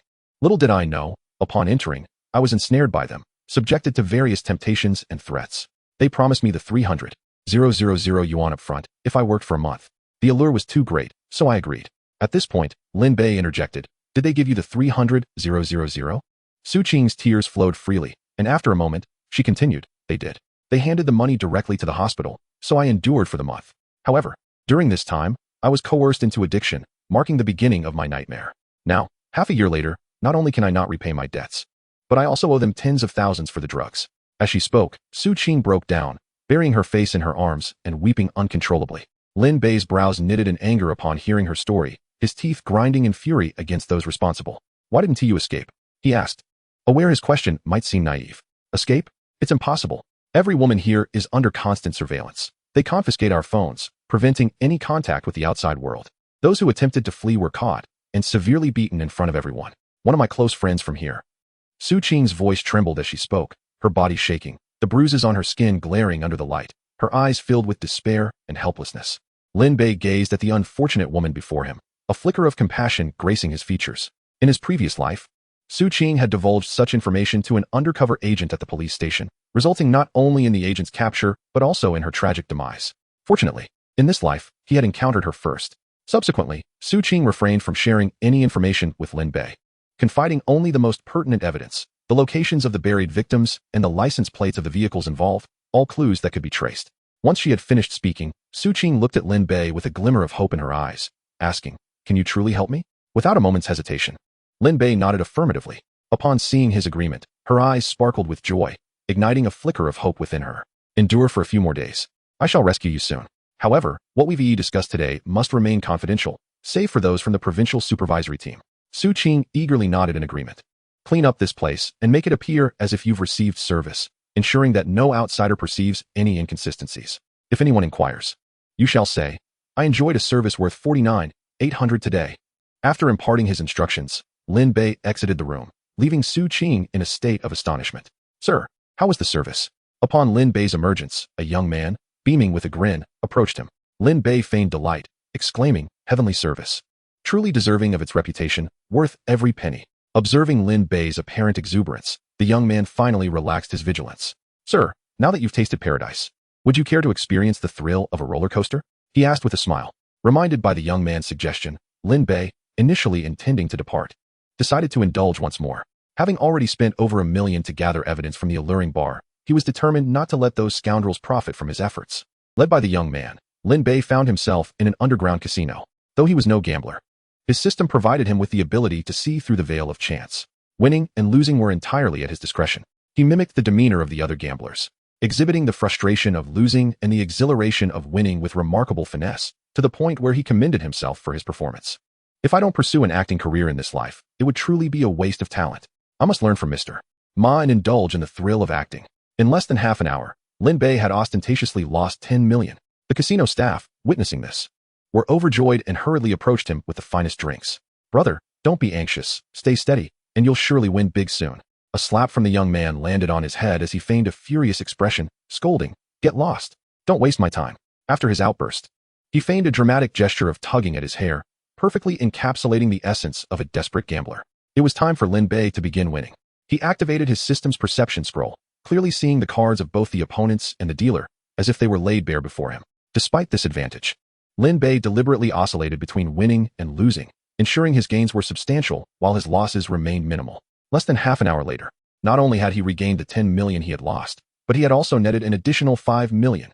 Seeing that it was enough, Lin Bei declared, Sir, with such good fortune, why stop now? I'm tired and will return another day. Or perhaps, would you like to experience a taste of the divine again? Get lost and stop bothering me, Lin Bei growled, adopting a fierce demeanor before heading to the counter to settle his account. With the 5 million he had won in hand, he hummed a tune as he exited the alluring bar. Sister Hua, this brat not only spent not a dime, but also walked away with our 5 million. Should I have someone take care of him? A young man remarked fiercely. No need. A spineless loser like him will only become more reckless with his hands the more he thinks he can get away with it. Just wait. When he returns, we'll ensure he coughs up what he owes. Sister Hua said, holding a champagne glass with a cold smile. Inside a black Santana, Brother Lin, what is down below? Share some insights with me. I'd like to broaden my horizons, the chubby man said with curious eyes. Lin Bei contemplated for a moment before playfully chiding. Drive properly and mind your own business. This is not suitable for children. He didn't want to involve this ordinary person in such matters, as knowing too much could only bring him harm.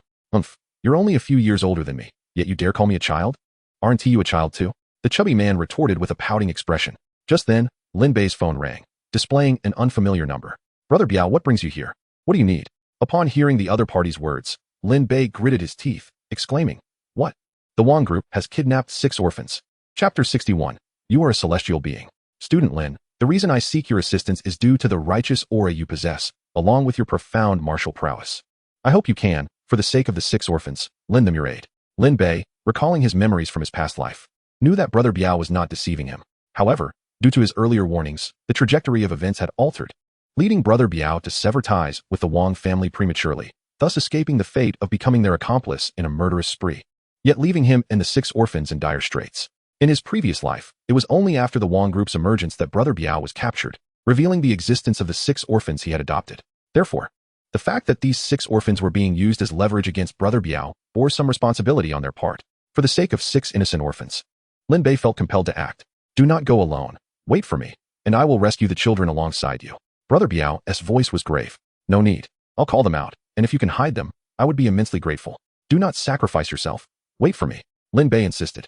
After Brother Biao provided the address, he hung up. Chubby, pull over. I have something to take care of. You can take a taxi back. No way, Brother Lin. I'm worried about you. I'm coming with you. Lin Bei understood that the chubby man had overheard the call and was concerned for his safety. However, he was merely an ordinary person and could not afford to put him at risk. Reluctantly, the chubby man was eventually persuaded to exit the car. As the powerful engine roared, the vehicle sped toward the dilapidated urban village.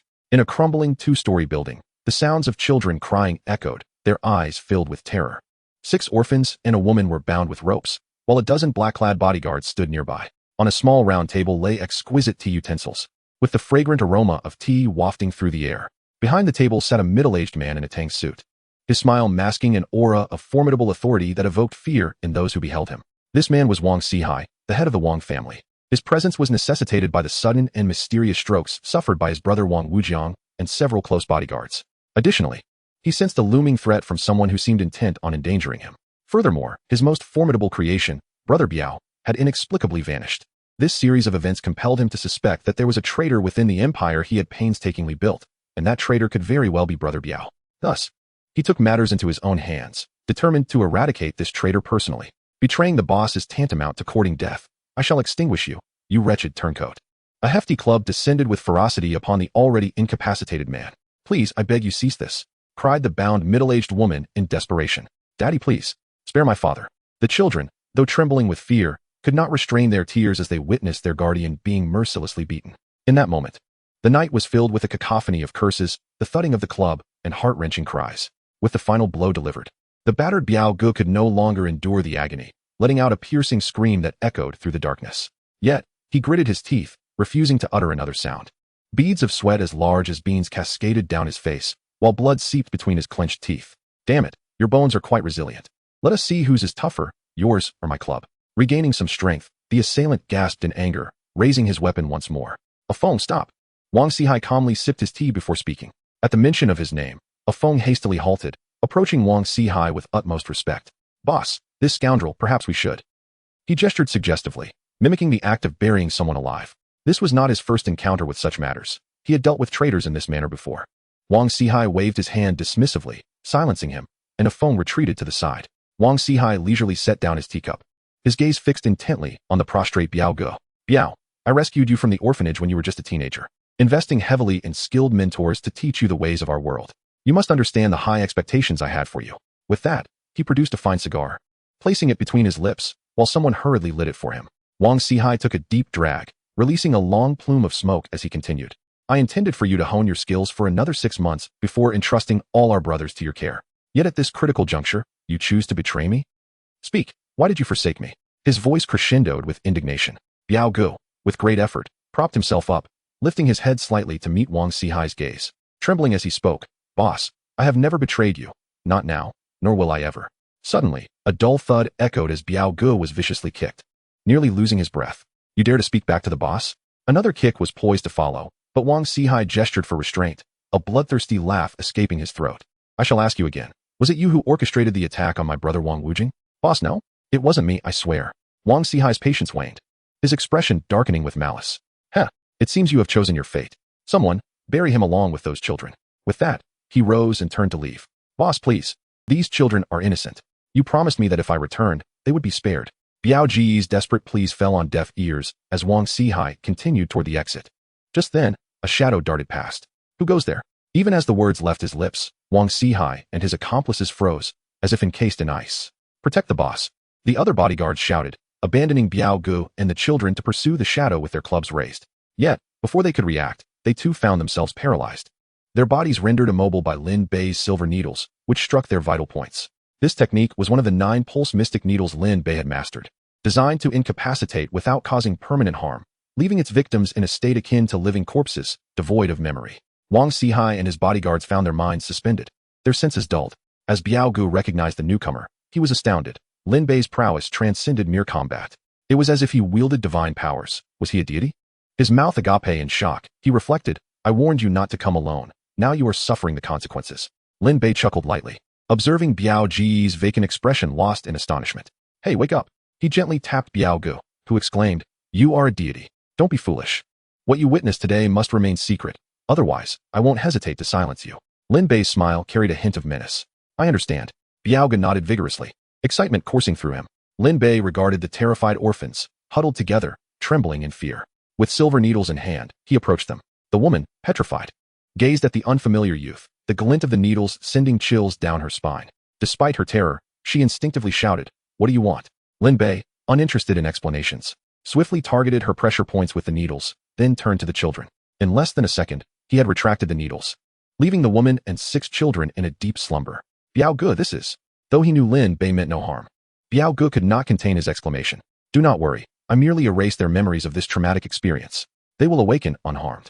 Now, you should report to the authorities voluntarily. Your issues should be manageable. I will ensure these children are taken to an orphanage, and you may find me upon your release. As Lin Bei departed the courtyard, Biao Gu remained in stunned silence. Back at home, it was already midnight. Lin Bei, refusing to rest, locked the door and began to organize all the evidence he had gathered against the Wang group. With this evidence, along with Biao Ji's forthcoming confession and other leads from his previous life, he meticulously compiled everything on his computer, the Wang group's illegal activities, the lives they claimed, the methods employed, the identities of the perpetrators, and the locations of the buried victims. He also documented their hidden protectors and the depraved den beneath the Mize bar, all of which were meticulously catalogued for the attention of the authorities, though the Wong group would inevitably face justice. Lin Bei had merely expedited the process by a few months that could save countless lives. He recalled how, in his previous life, the Wong group had unleashed a frenzy of violence just before their downfall, claiming many innocent lives. The next day, Lin Bei, undeterred by fatigue, ventured out early, printing all the gathered materials and placing them into a black plastic bag. Following the memories of his past life, he made his way to the Provincial Supervisory Group's headquarters. To conceal his identity, he disguised himself and did not deliver the evidence directly, but instead left it in a nearby green space. If memory serves me correctly, this marks the third visit of the Provincial Supervisory Team to Ingqing, and their purpose is undoubtedly related to the Wong group. Following the setbacks of their previous 2 visits, this time, the provincial team has arrived incognito, their presence shrouded in secrecy. "Is that you, team leader's son?" Lin Bei inquired, standing across the street and casting a glance at the verdant landscaping, lowering his voice. Upon seeing an unfamiliar local number from Ingqing, team leader's son momentarily froze. He had taken meticulous measures to ensure that news of his arrival remained tightly under wraps. How could anyone possibly be aware of his movements? Could it be that this time, pushing aside his thoughts, he replied casually, "It's me." "Who are you?" "Team leader's son. Your third visit to Ingqing must surely concern the Wong group, correct?" The moment he heard the caller articulate the purpose of his visit, a sense of wariness instinctively washed over him. "Who are you? What do you want?" "Nothing sinister, I assure you.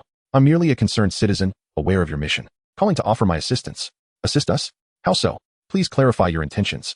"Indeed, without my help, you may very well return empty-handed once more," Lin Bei asserted. Recalling how during their last visit, team leader's son and his team had departed without achieving their objectives. It was only months later, when a high-ranking official associated with Wang Sihai fell from grace, that team leader's son's fourth visit ultimately succeeded in eradicating the Wong group's malign influence. As Lin Bei concluded his statement, team leader's son was plunged into contemplation, pondering whether the caller might be an undercover agent for the Wong group. "Team leader's son, I have compiled all the incriminating evidence and leads against the Wong group. It's conveniently located downstairs, a mere 20 meters to the right in the farthest green area. This dossier contains sufficient information to facilitate the complete dismantling of the Wong group." "Who on earth are you?" Team leader's son could no longer maintain his composure. His breathing grew heavy. "I've already told you, I'm a concerned citizen. But who I am is of little consequence. Hurry and retrieve the materials before someone else does." With that, Lin Bei hung up. He did not depart, but instead concealed himself at a distance, waiting for team leader's son to descend and secure the documents. Only after this did Lin Bei make his exit. Upon acquiring the materials, team leader's son initiated immediate action. Within the opulent confines of the Wong family villa in Ingqing, Wang Sihai, the owner of the Wong group, had been taken into custody by law enforcement the previous night and released that morning. Seated on the living room sofa, his brow furrowed and demeanor grave, he incessantly massaged his temples. He sensed danger looming. Someone was conspiring against him. Particularly troubling was the shadow he had glimpsed the night before, which had led him to be betrayed and apprehended. To this day, he remained baffled by the incident, and the mere thought of it unsettled him.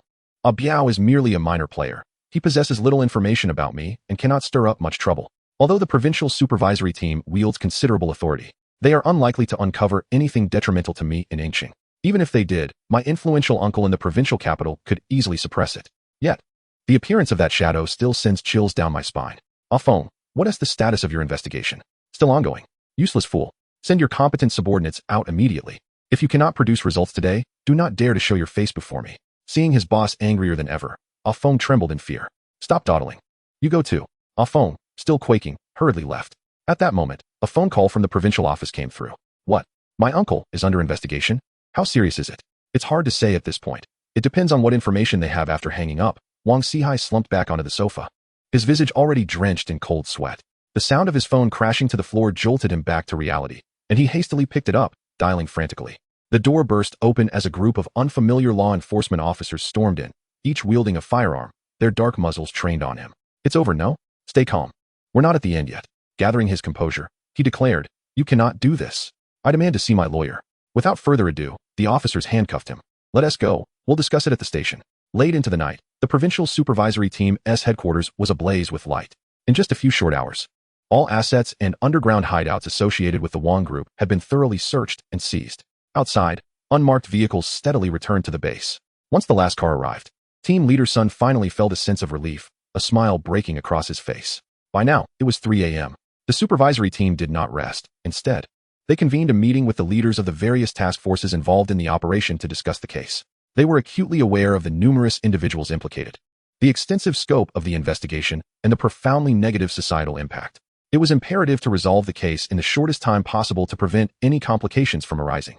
Meanwhile, Lin Bei, deep in slumber, was abruptly awakened by the insistent ringing of his phone. "Can't anyone let me sleep at this hour?" Groggy and irritable, Lin Bei answered, his annoyance evident. "Lin, something has happened. Something big," exclaimed Li Jinshan, his voice brimming with excitement. "What is it?" Lin Bei, jolted awake by his urgency, sat upright in bed. "Lin, tonight, every single asset of the Wang Group has been seized. Wang Sihai has been taken by law enforcement, and his uncle in the provincial capital has also been arrested. This spells the complete downfall of the Wang Group. And my nemesis, Wang Wujing, that fool, has inexplicably suffered a stroke and is now paralyzed. Is that all? Is there anything else?" "Nothing more. I'm going back to sleep." In stark contrast to Li Jinshan's fervor, Lin Bei appeared remarkably composed. "Moreover, our short selling of the Wang Group is bound to yield tremendous profits this time. Lin, you truly are a genius. Your predictions were spot on." "Understood. Sleep well. We can discuss this further tomorrow." Though Lin Bei maintained an outward calm, deep down, he felt an immense exhilaration. After all, in addition to reaping financial rewards, he had also played a part in eliminating a significant societal blight. Team leader Sun of the provincial supervisory team had indeed exceeded his expectations. Chapter 63, When the Heavens Rain, Calamity Befalls Man. It is worth noting that Lin Bei had invested a staggering 3 billion in short-selling the Wang Group. Based on the previous life's trajectory, the Wang Group's stock had plummeted by 80% overnight, conservatively estimating that he would profit around 2 billion. This would elevate his total assets to over 5 billion, allowing him to earn even more from future investments. "Hello? Lin, are you still there?" "I'm here. Go ahead." "Lin, you're truly my brother. From now on, I'll just call you brother." With the Wang Group under investigation, their stock is bound to crash when the market opens tomorrow, and our short position will yield massive profits. "Lin, you truly are remarkable. How could you predict this so accurately? You are indeed a genius." "Hold on. You're 5 or 6 years older than me. Calling me brother will only shorten my lifespan." Li Jinshan's exuberance had clearly reached an extreme, as he eagerly addressed Lin Bei as brother. In truth, Lin Bei had little inkling of the intricate and profound animosity that existed between Li Jinshan and Wang Wujiang, a sentiment far more complex than he could fathom.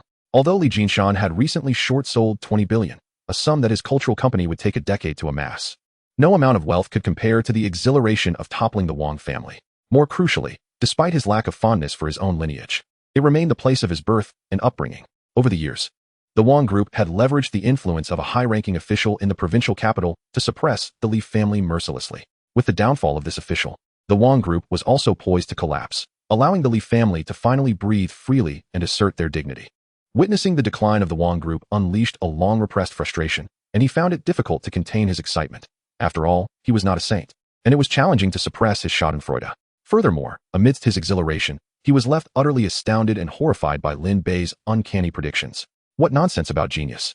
It was merely a sixth sense that alerted him to the impending troubles of the Wang Group. Lin Bei endeavored to maintain a calm demeanor, urging him not to dwell on the matter further. After all, for someone like him, a reborn individual equipped with a system, such matters hardly elicited joy. It was akin to winning a game through cheating. How could it bring genuine pleasure? Enough of this. Let us discuss shorting the Wang Group. How much did you invest? Not much, merely 20 billion. 20 billion isn't much? Li Jinshan exclaimed. How can someone who hasn't even started to make a fortune be so buoyant? Li Jinshan continued. From now on, you shall be my Lin Go, my idol. Lin Bei, apathetic to the frivolity, allowed it. After all, being called brother by someone, despite his own soul being that of a man in his 40s, seemed a small concession. The 20 billion was a considerable sum, and it meant he could profit as well.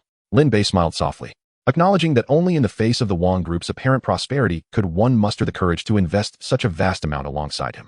In this world, apart from Fatty, Li Jinshan and Su Jia were the only ones willing to follow him unreservedly. By the way, Lin Gu, may I pose an irrelevant question? Knowing it's irrelevant, why ask? I cannot comprehend why. If the Wang Group were to mock and belittle you one day, would you still consider shorting them? Upon hearing this question, Lin Bei laughed heartily. As you said, this premise is inherently flawed. The misfortunes of the Wang Group are destined, seemingly unrelated to our decision to short them. Indeed, it's their own hubris that has led to this. Li Jinshan chuckled awkwardly. Those who are arrogant will inevitably face calamity. Such is the nature of life, Lin Bei remarked. All right, enough idle chatter. I shall take a brief rest. Lin Bei yawned and hung up the phone. The following day, as was customary, Lin Bei and Fatty arrived early at the second-floor office of the mobile phone market. This was his newly renovated workspace, though not luxurious. It was spacious and tidy. For someone like Lin Bei, who possessed billions, this was more than adequate. A high-end office, no matter how lavish, could not provide him with much joy. Rather, this simplicity allowed him to appreciate the authenticity of life. Preparations for the mobile phone market's grand opening were underway. Organized by Wang Dongxue, bustling with a sense of urgency. Early in the morning, the future mobile of mobile phones arrived at Lin Bei's office. Appearing more jubilant than Lin Bei himself, he expressed his gratitude profusely, extolling Lin Bei for curing his partner's ailment and pledging unwavering support. Brother, rest assured. Your supply will be entrusted entirely to me, with guaranteed priority and the lowest prices, Tang Jun declared, his smile unwavering. Lin Bei did not require his gratitude. He merely sought his steadfast loyalty. Lin Bei had long intended to bring this mobile phone tycoon under his wing. Tanggu, you flatter me. We shall collaborate as brothers. There will undoubtedly be ample opportunities for you to assist me in the future, Lin Bei responded earnestly. Just then, the door swung open abruptly, and without permission. In walked Li Jinshan, unmistakably the sole visitor. Lin Gu, Li Jinshan greeted with a grin. The events of last night are now the talk of the town. The Wang family. However, upon noticing a stranger seated on the couch, he quickly halted. Lin Gu, who is he? Lin Bei promptly rose and replied with a smile. This is my business partner and elder brother, Tang Jun. Tang Jun, recognizing the distinguished aura of the newcomer as Lin Bei's friend, quickly stood and presented his business card to Li Jinshan. Li Jinshan glanced at it. And though he felt a twinge of disdain, he maintained a smile upon learning of Tang Jun's association with Lin Bei. Oh, so you are the owner of Mingcheng Trading. Since you are Lin Ji's friend, you are also mine. We should gather together more often. Li Jinshan's thoughts were understandable. Tang Jun, a small business owner, was inconsequential in the presence of the Li family. Had he not been associated with Lin Bei, Li Jinshan would have likely ignored him.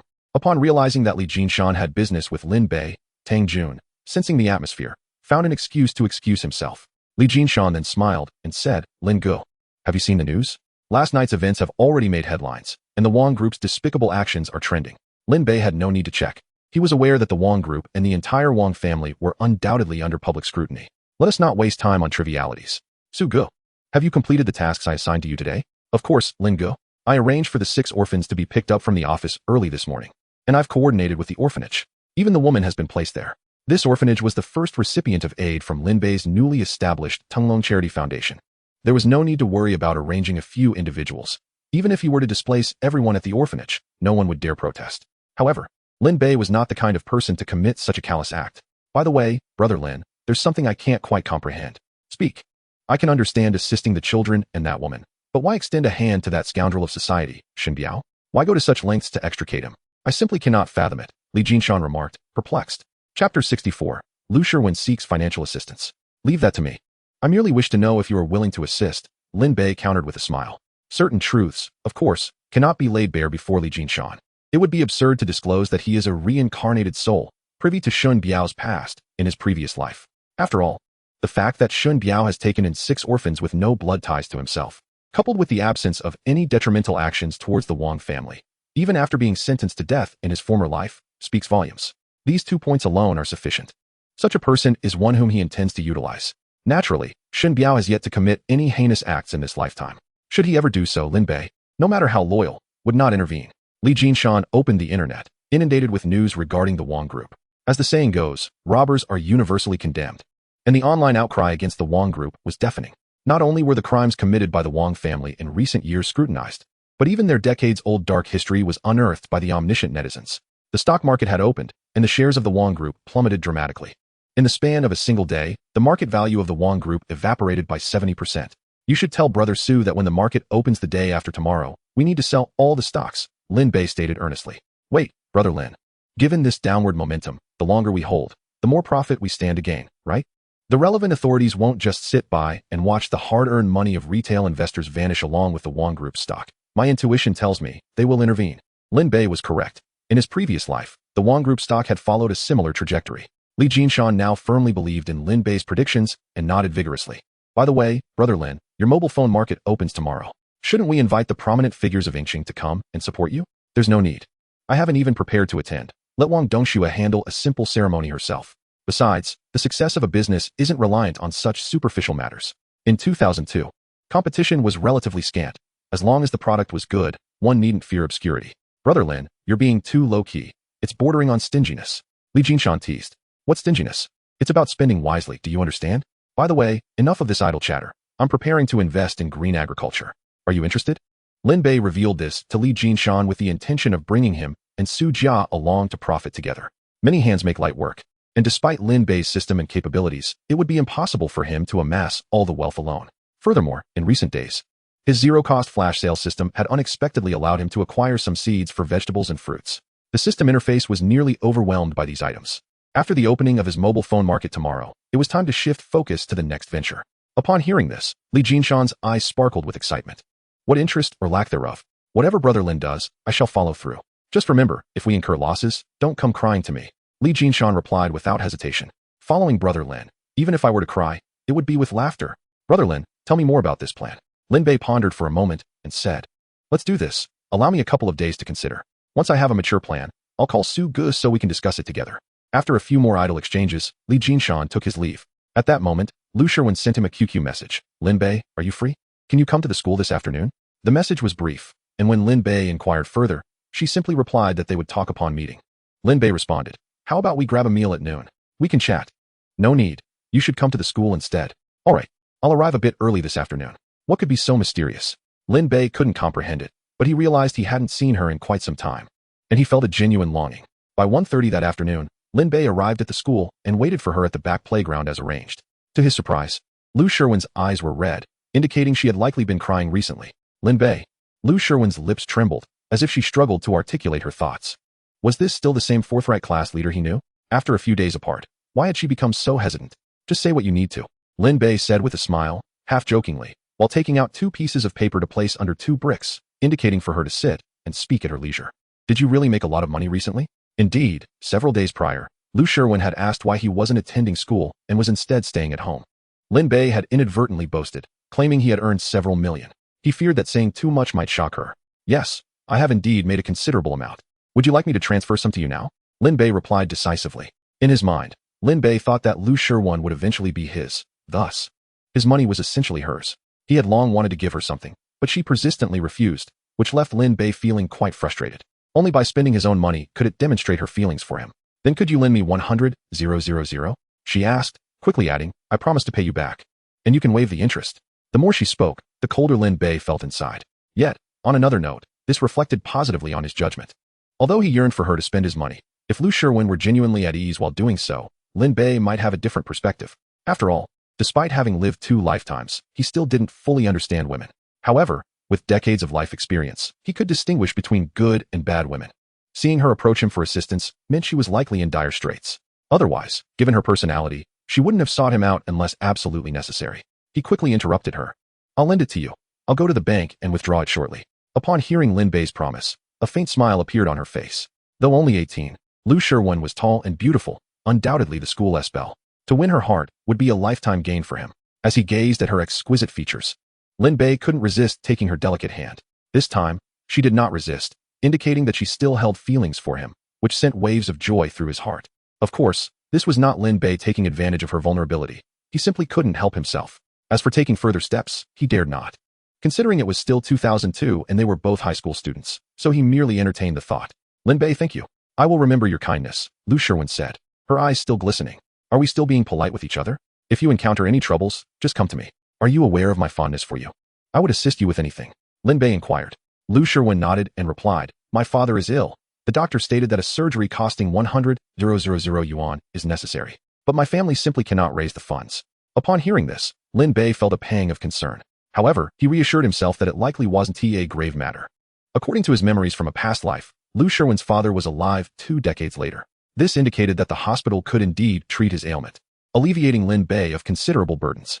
After all, he had not yet contemplated meeting this potential future father-in-law. If that is the case, 10,000 yuan wouldn't suffice. I will lend you 200,000. No need to repay me. Just knowing I helped is enough, Lin Bei remarked, half jokingly. He did not intend to take advantage of her plight. Even if she never married him, Lin Bei would still extend the loan. For saving a life is a noble act that accrues good karma. At a pivotal moment, it is essential to voice significant sentiments, is it not? I may not be able to repay you right now, but I promise I will once I graduate from university, Lu Sherwin said, wiping away her tears. Lin Bei chose not to elaborate further, understanding her character. She would not easily accept such a substantial debt. Nevertheless, he recognized the importance of seizing this opportunity. All right. I shall withdraw the money from the bank right now, he stated. Thank you, Lin Bei. I will head back now, Lu Sherwin said as she turned and hurried toward the classroom. Upon reaching the school gate, Lin Bei unexpectedly encountered his former rival, Wang Fei. Instead of driving his flashy green Porsche, he was now riding a simple bicycle. He appeared rather despondent, lacking the arrogant demeanor of a wealthy heir. When Wang Fei saw Lin Bei, he hesitated, their gazes meeting briefly before Wang Fei averted his eyes, silently pushing his bike away. Observing Wang Fei's tall, forlorn figure, Lin Bei sighed inwardly. The rise and fall of a family profoundly impacts its descendants. As for the Wang family, their misfortunes were self-inflicted, and Lin Bei felt no pity. Upon arriving at a nearby bank, a melodious notification echoed in his mind. Ding! 0 yuan flash sale system gift refresh reminder. Lin Bei discreetly accessed the system interface, which only he could view, unfazed by the possibility of others catching a glimpse. 2 items had refreshed today, a royal green jade diamond ring, and 500 gene of exquisite strawberry seeds. After a moment of contemplation, Lin Bei dismissed the strawberry seeds, having amassed an abundance of fruit seeds over the past few days. The royal green jade diamond ring, however, would make a splendid gift for Lu Sherwin. With graduation approaching, Lin Bei anticipated that their paths might diverge in university, so this would serve as a cherished memento. Even when he was no longer by her side, he hoped she would think of him upon seeing the ring. Without hesitation, he selected the royal green jade diamond ring. Lin Bei casually slipped his hand into his pocket and withdrew it, revealing a beautifully crafted small gift box. Inside lay a meticulously designed platinum diamond ring, adorned with a large royal green jade that shimmered brilliantly. I hope she will like it, he mused, tucking the box back into his pocket as if nothing had transpired. After retrieving the cash from the counter, he returned to school with less than 5 minutes before afternoon classes began. Lu Sherwin, there's 200,000 yuan in your backpack. Take it. I won't need that much. Just lend me 100,000 yuan, she replied. Keep the other 100,000 as a backup, Lin Bei said, firmly placing the backpack into her hands. Take it. If it's insufficient, let me know. We must ensure your father receives proper treatment. Before Lu Sherwin could fully process her gratitude, Lin Bei grasped her delicate fingers and slipped the royal green jade diamond ring onto her finger. This is for you. Do you like it? Although she was unaware of the ring's true value, its exquisite craftsmanship made it evident that it was worth a considerable amount. Overwhelmed by Lin Bei's generous gestures, her heart raced, and her mind felt slightly clouded. Lin Bei offered her no chance to refuse. With a quick peck on her cheek, she blushed fiercely, her face aflame with indignation as she instinctively reached to swat him. Lin Bei, grinning mischievously, darted away. Lu Sherwin stood frozen for a while, her heart still pounding. Amidst her embarrassment and anger, a warmth lingered within her. While waiting for his friend to pick him up, Lin Bei pondered his 0 yuan flash sale system. Although the system was beneficial, the side effect of white hair was somewhat daunting. In less than a month, his formerly lustrous black hair had developed a 2-finger-wide streak of white. Though the emergence of white hair was one thing, the gifts the system provided relied entirely on luck. Only with good fortune could he acquire the items he desired. Perhaps this was what people referred to as, nothing in this world is perfect. Even he, a reincarnated being with a system, could not escape this reality. In the subsequent 2 days, a stream of good news flowed in. After Lin Bei's generous contribution of 200,000 yuan, Lu Sherwin's father underwent surgery the following day, which proved successful. Upon leaving the hospital, he promptly sent a message to Lin Bei, who felt a surge of joy, regardless of Lu Sherwin's status as his girlfriend. He was elated to have saved a life. My father said that once he is discharged, he would like to invite you over for dinner to express his gratitude in person. Do you want me to come? Whether I go or not is up to me. Initially reluctant to attend, Lin Bei was uncomfortable with such gratitude directed towards him. However, upon receiving the message, he quickly replied, I will come. Soon after, a smiling emoji was sent in response. Meanwhile, Su Jia transferred the profits earned from short-selling the Sihai Group into Lin Bei's account, totaling 2 billion yuan. The mobile phone marketplace Lin Bei had planned quietly opened, and the business was booming from the outset. This bolstered Lin Bei's confidence in his strategy to invest in the mobile phone and electronics industries. During a core management meeting, he emphasized the urgency of recruiting personnel to prepare for the opening of the second and third mobile phone stores.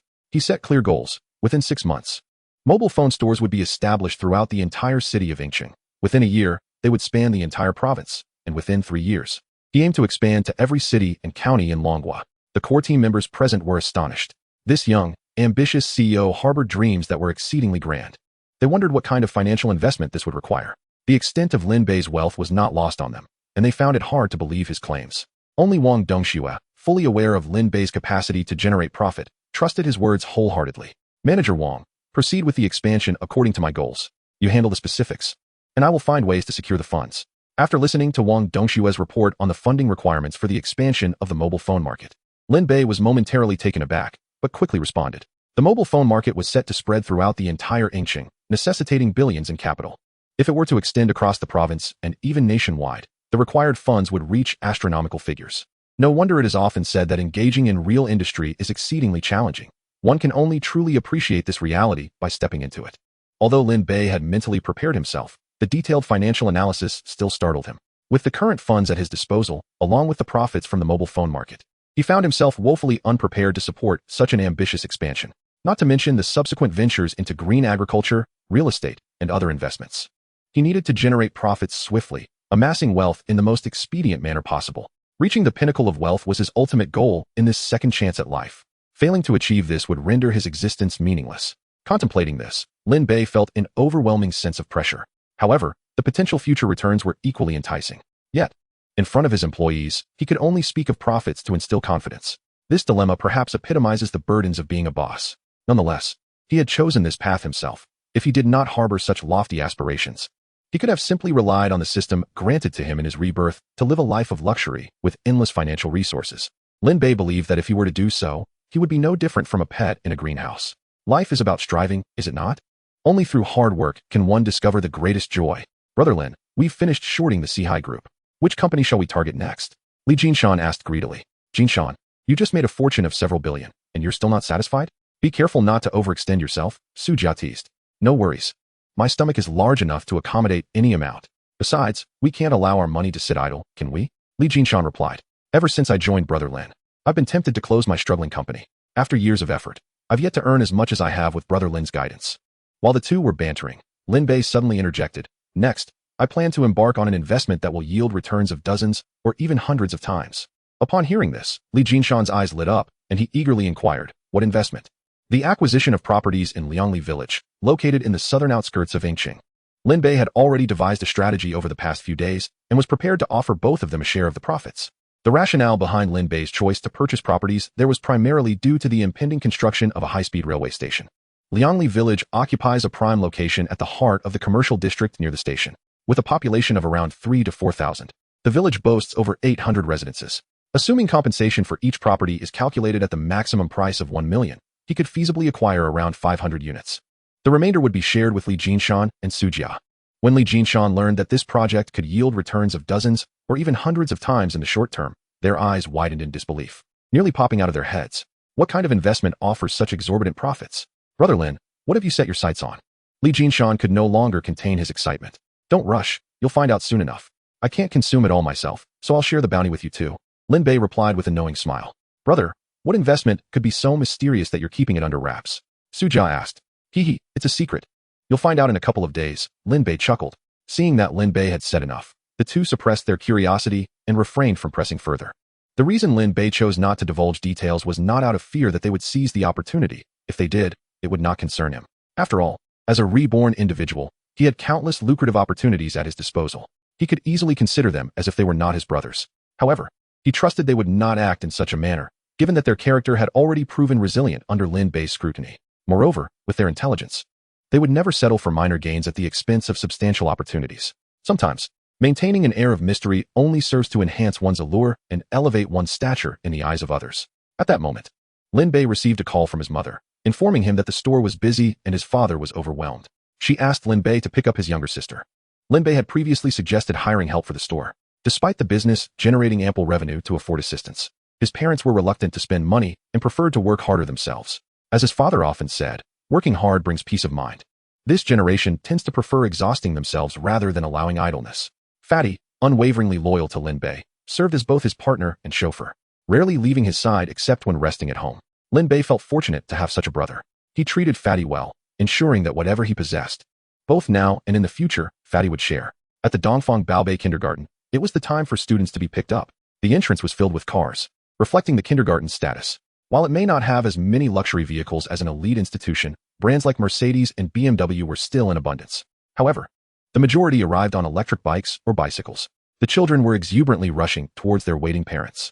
As usual, Xiao Linnan sat alone on a stone at the school entrance, waiting for her parents to pick her up. She had grown accustomed to this, as her busy parents always arrived last.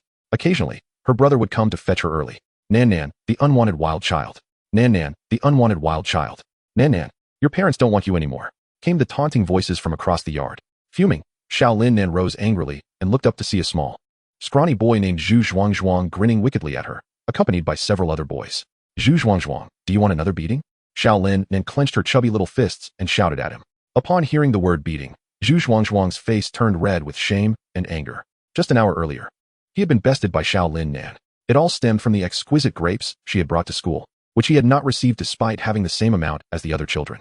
He had held a grudge against her ever since. Earlier, they had quarreled over a toy, and in retaliation, he had kicked Xiao Lin Nan. The result was a thrashing that had nearly brought him to tears had it not been for the teacher's intervention. I swear, if you call me a wild child again, I'll make you cry, Xiao Lin Nan declared fiercely. Zhu Zhuang, emboldened by his companions, retorted, I will call you that. What of it? Xiao Lin Nan, unwanted. Xiao Lin Nan, wild child. Zhu Zhuang, having been beaten earlier, harbored a belly full of resentment and was eager to retaliate, even if it meant inviting another beating. Kobayashi Nan swiftly removed her small backpack, charging at Zhu Zhuang like an enraged lion. She extended her delicate little hands, attempting to seize him. Already terrified by her curse, Zhu Zhuang panicked and fled, only to receive a scratch on his arm. Not pursuing him further, Kobayashi Nan stood her ground. Not far away, Zhu Zhuang halted, crying out in distress. Come on, you guys. Didn't we agree to gang up on him? You've eaten plenty of my snacks, so you must keep your word. Unyielding. Kobayashi Nan retorted fiercely to the group of boys. If anyone dares to assist him in attacking me, just wait until you are alone. I will deal with you then. Her companions, witnessing Kobayashi Nan's valor, remained rooted to the spot, none daring to approach. The typically docile and gentle Kobayashi Nan now seemed transformed into an entirely different person. Faced with her intimidation, the boys recognized her prowess and gradually retreated, eventually slipping away as their earlier plan to confront her faded into oblivion. Seeing no one come to his aid, Zhu Zhuang's cries grew more sorrowful. Wah, Kobayashi Nan. Just you wait. I'll have my mom come and deal with you. My mother won't let you off, you little beggar, unwanted wild child. Initially inclined to let the matter rest, Kobayashi Nan, enraged by his insult, charged at him. Knowing he was outmatched, Zhu Zhuang fled, but in his haste, he tripped and fell, landing in a most undignified manner, injuring his lip in the process. Kobayashi Nan, rushing towards him, froze in place. Other parents picking up their children assisted him to his feet. At that moment, the kindergarten principal, Director Li, arrived in a flurry. She quickly pulled Kobayashi Nan aside. Nan, what happened? Why are you fighting? How many times have I told you? Aren't we all supposed to be good children? After addressing Kobayashi Nan, Director Li helped Zhu Zhuang wipe the blood from his mouth. Noticing that his injury was merely a scraped lip, Director Li felt a slight relief. As for the scrawny Zhu Zhuang, Director Li found herself quite exasperated.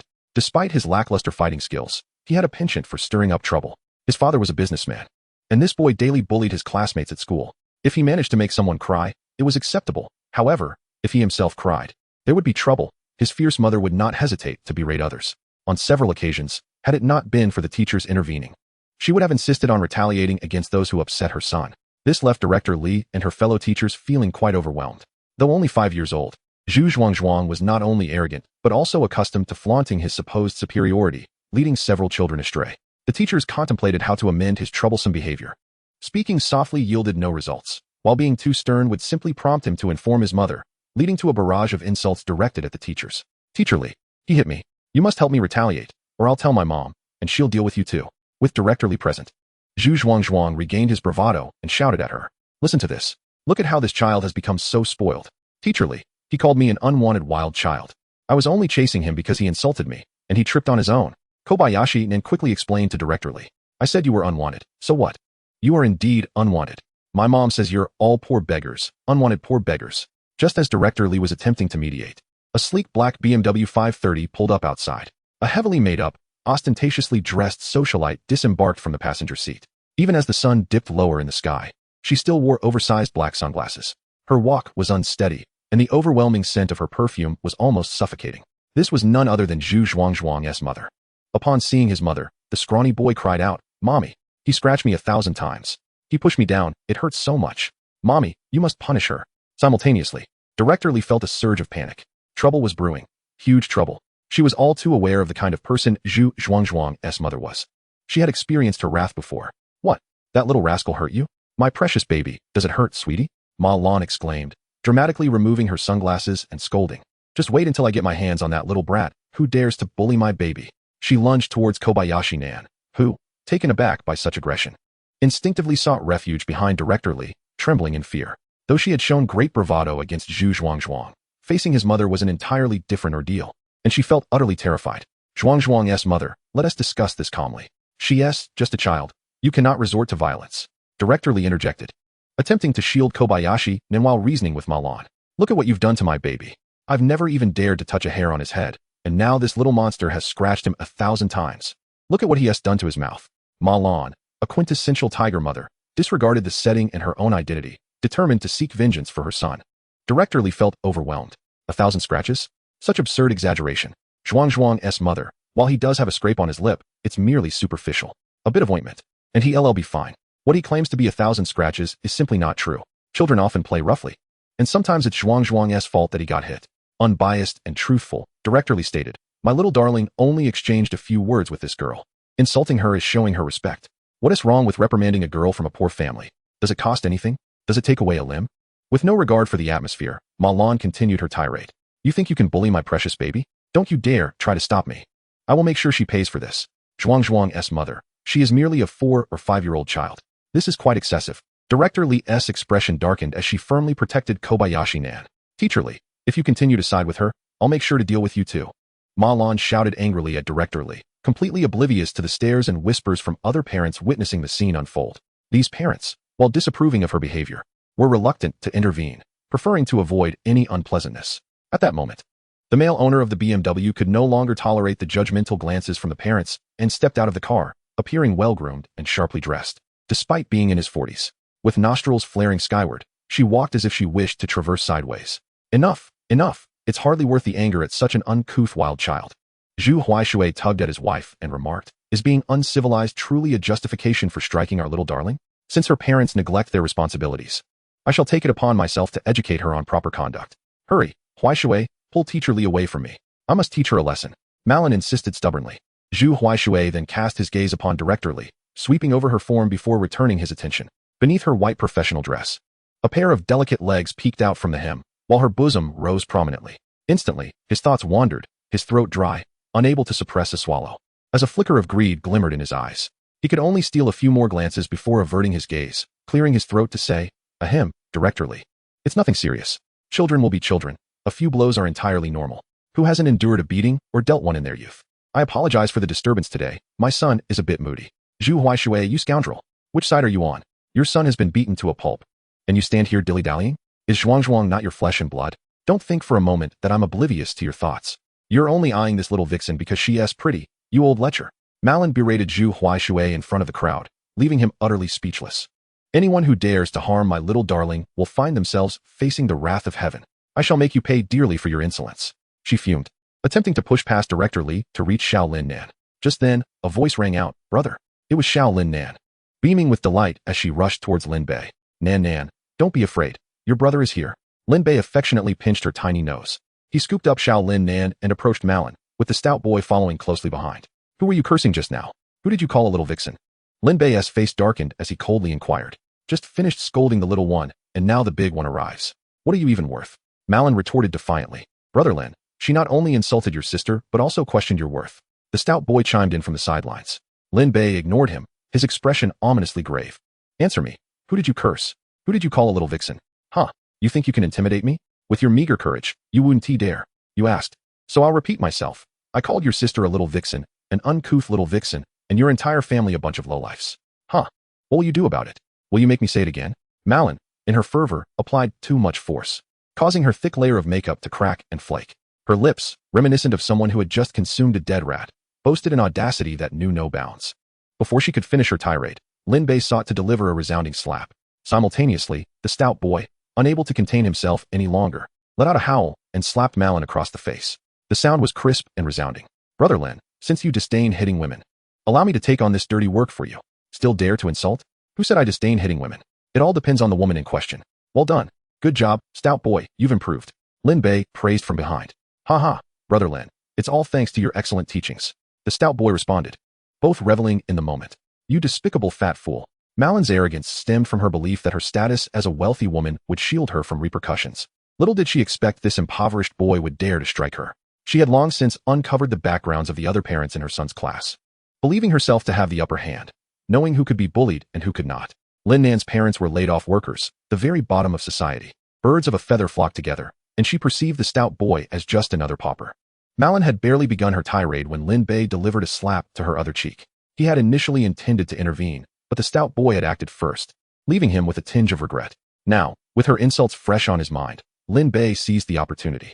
Slap, slap, slap. The blows came one after another, silencing her and leaving the onlookers in shock. Yet, more than anything, they felt a sense of vindication, some even wishing to join in. Still dare to insult? If you continue, I'll keep slapping until your mouth is clean. Chapter 68. Clumsy and playful. Gazing upon Malin's face, now swollen and resembling a pig's head, Lin Bei wore an expression of indifference. Zhu Huaishui, by all that is holy, what a spineless coward you are. Your wife and child are being bullied right before your eyes, and you stand idly by? Had I known you were this pathetic, I would never have married you. I must have been blind. Woe is me. Malin cried out, feeling as though she had just lost a fight, her tears flowing freely. Earlier, had she not glimpsed Lin Bei's menacing gaze, she might have stood her ground.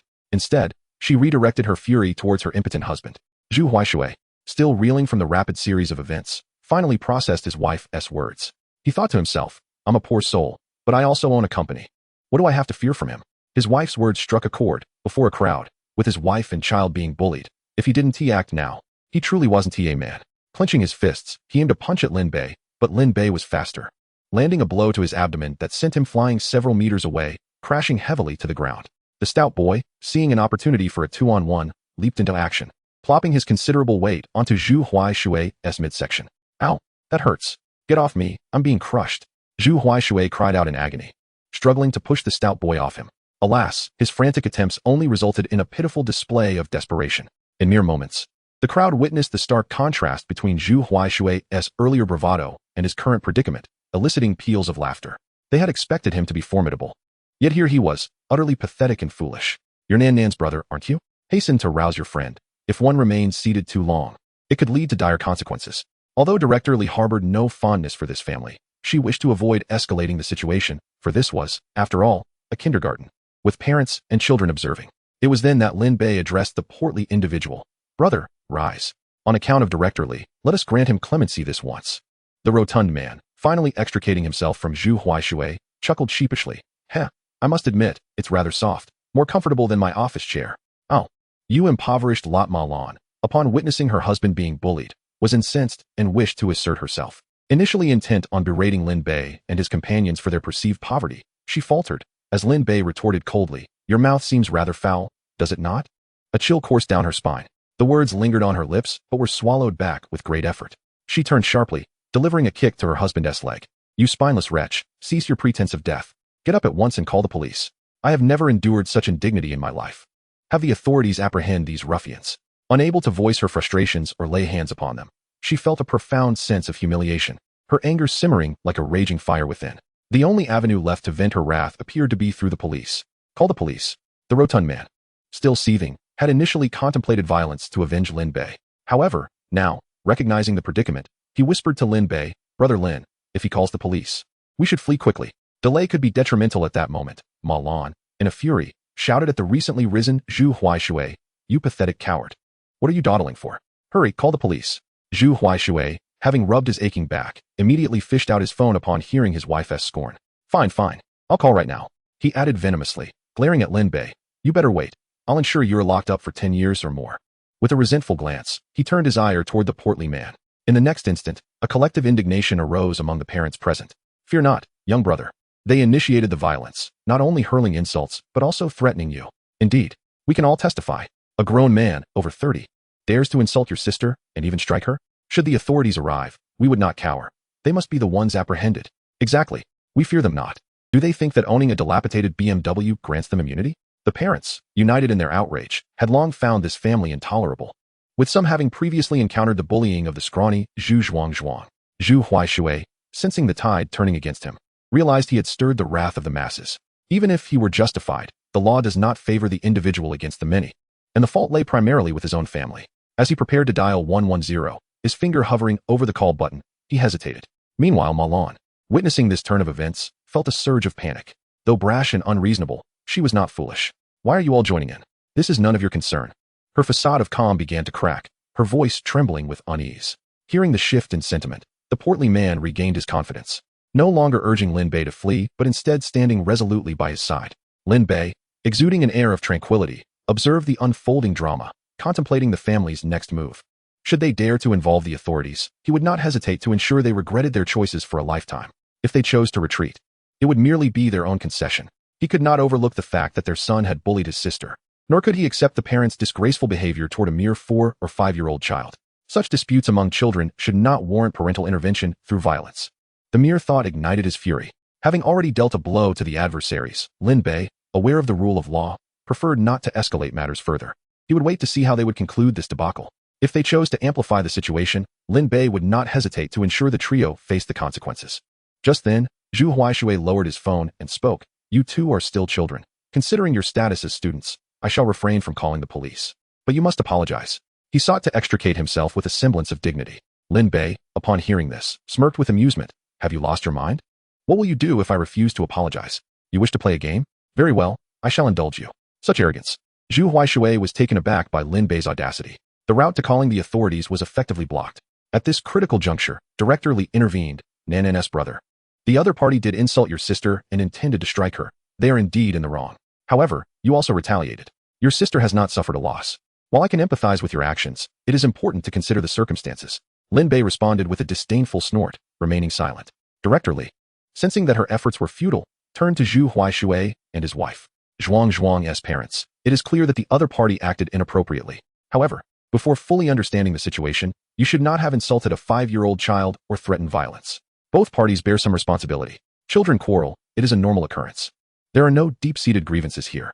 Children share the same classroom. It is best to resolve this amicably. Though aware that Director Li was attempting to mediate, Zhu Huaishui and his wife seethed with frustration. They found themselves at a loss, as the opportunity for resolution had been presented, albeit imperfectly. Chapter 69, Former City Government Chief Su Weihua. Very well, in light of Director Li's intervention, I shall let this go. But I have one stipulation. The little girl must not strike my child again. Ma Lan finally relented, seeking to salvage her pride with a minor demand. At this point, she had no other recourse. Director Li, amused internally, thought, your little scrawny one will not provoke trouble if left undisturbed. After all, Xiao Lin Nan is a well-behaved child at the kindergarten. She approached Lin Bei to seek his perspective. Since the other party had already compromised, Lin Bei saw no need to be merciless. Teacher Li, this is easily said. I know my sister well. She would never strike someone without cause. However, if anyone were to provoke her, I cannot guarantee the outcome. Upon finishing this statement, he raised his voice deliberately for Ma Lan to hear. If there is a next time, I assure you, my response will be far more severe than this. The Zhu Huaishui couple, at this point, had little regard for each other's assurances. Before Lin Bei could finish his words, Zhu Huaishui interjected.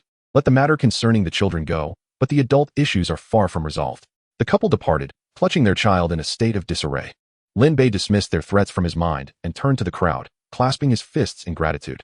Thank you all for today, young man, and you, the stout fellow, remarkable. Indeed, true gentlemen. No need for thanks. We assist reason over kinship. It is but our duty, came the response. This family is truly despicable. Presuming that just because they run a dilapidated company, they can swagger about in their worn BMW. Such individuals deserve to be put in their place. Laughter ensued as the crowd dispersed. Under the evening sky, the neon lights glimmered. Stout brother, please inform your parents not to cook tonight. I shall treat them to a splendid meal. The recent days had seen a booming business for the IP telephone supermarket, causing Lin Zhengwo and his wife to return home quite late. Lin Bei had repeatedly advised his parents to ease their burdens, suggesting they either hire help or close early. Each time, Lin Zhengwo rebuffed him, stating, who needs help? Your mother and I are perfectly capable. There's no need to let others profit from our efforts. His parents had toiled their entire lives, barely scraping by. Having finally discovered a profitable venture, they were undeterred, even with Lin Bei frequently sending money home. Yet they only wished to save for a couple of days, brimming with enthusiasm. At times, Lin Bei pondered whether assisting his parents in running this shop was wise or misguided. Brother Lin, don't even mention it. The last time I treated the old couple to seafood, it cost over 1,000. They grumbled at me for days. They insisted that no matter how much money one earns, one must be frugal. Why seek out extravagant meals when one can simply whip up a few dishes at home? Enjoying the comfort of one's own cooking? Upon hearing the stout fellow's words, Lin Bei felt a resonance in his heart. The previous generation had grown accustomed to frugality. Perhaps each generation has its own aspirations for life. However, it mattered little. Despite their words, I can assure you, they must feel joy witnessing your success. How about this? You tell them to take it easy, and we will skip dining out. Instead, we can buy some food from the restaurant to take home for my parents. All right, Brother Lin, I shall heed your advice. The stout fellow chuckled, playfully teasing little Lin Nan, and soon the car was filled with joyous laughter. Steering the wheel, Lin Bei gazed at the bustling city, his mind swirling with thoughts. Stout brother, last time you mentioned that you and my brother earned several billion. How much is that? So much. Little Nan's voice chimed in, her cherubic hands gesturing animatedly. Nan, your little hands cannot encompass that. We would need a train. A train? That must be more than the height of a skyscraper. Stout fellow, don't mislead my sister, or you'll spoil her. Haha, I'm just jesting. Little Nan is quite clever. In a serene corner of the Su family courtyard, Li Jinshan was dining with his grandfather. His grandfather was no ordinary man. He was the former head of the city government of Yingqing. During his tenure, he maintained a commendable reputation, and even in retirement, his counsel on significant municipal decisions remained sought after. Having lost his parents, Li Jinshan could not shake the emotional distance he felt towards the Li family. He regarded his grandfather, Su Weihua, as his closest confidant, frequently visiting him. Recently, he had mentioned his newly acquired friend, Lin Bei, to the elder. During dinner, he inadvertently revealed the details of short-selling the Wang family conglomerate, the wealthiest in Dongqing. Fortunately, Lin Bei had not disclosed the specifics of acquiring the Liangli village Fang residence. Otherwise, the entire operation could have been jeopardized. What sort of person was Su Laozi? He was not one to tolerate nonsense. Upon hearing this, Su Laozi paused, bewildered. Grandfather, what troubles you? A sudden unease gripped Li Jinshan, fearing his grandfather was unwell. Jinshan, you mentioned this fellow known as the white-haired genius. Lin Bei, was it? Indeed, Lin Bei, Li Jinshan confirmed. Seeing the elder still able to converse, he felt reassured. So, all those billions you've earned recently, was it all under his guidance? Li Jinshan nodded, confused. What's the matter, grandfather? Do you not believe me? No. I merely inquired. Unbeknownst to him, Su Laozi was profoundly intrigued by this young prodigy, Lin Bei. Setting aside other instances, the fact that he had short-sold the Wang family conglomerate could not be assessed with conventional foresight. To outsiders, the flourishing Wang family business appeared to be thriving, with their stocks soaring. In this time and place, who would dare to short-sell? Not even the most seasoned investment analysts would risk such a gamble. How could he possess such astute judgment? Did he have insider information? Perhaps someone from the supervisory group was clandestinely feeding him intelligence. Impossible. Given Lin Bei's family background, it was unlikely he could access such information. Yet the reality was undeniable. His judgments were eerily precise, his actions decisive, qualities atypical of a mere youth. Having served a lifetime in government, Su Laozi found himself baffled. The supervisory group's leader, Sun Zhengmin, had often sought his opinion on matters. He was privy to their clandestine operations, yet he had never divulged a word. The group had decisively eradicated the toxic Wang family enterprise and dismantled its protective network, all executed flawlessly, with no possibility of an informant. But how did Lin Bei know? Short-selling Tesla, auctioning antiques, such feats could be attributed to sheer luck. However, short-selling the Wang family conglomerate was an entirely different matter. It could not be mere fortune. Grandfather, are you all right? You seem lost in thought. Is your health amiss? Observing Su Laozi's distracted demeanor, Li Jinshan grew increasingly anxious. No, it's nothing. I'm simply fascinated by this young man, Lin Bei. Could you invite him over tomorrow morning for me to meet him? The elder refocused his thoughts. Is that so? Weren't you just saying that none of my friends are reliable? What has sparked this sudden interest? Li Jinshan recalled that aside from his own friend Su Jia, the elder had never shown interest in anyone else. A couple of days ago, I mentioned Lin Bei to him, and he remarked that this friend was unreliable, advising me to keep my distance. How so? Or has he suddenly developed an interest? Enough with the idle chatter. Can it be done or not? Su Weihua, weary of his rambling, deliberately invoked the authority of his grandfather, asserting, absolutely capable. I assure you the task will be accomplished. Li Jinshan replied, though his mind was filled with confusion and doubt.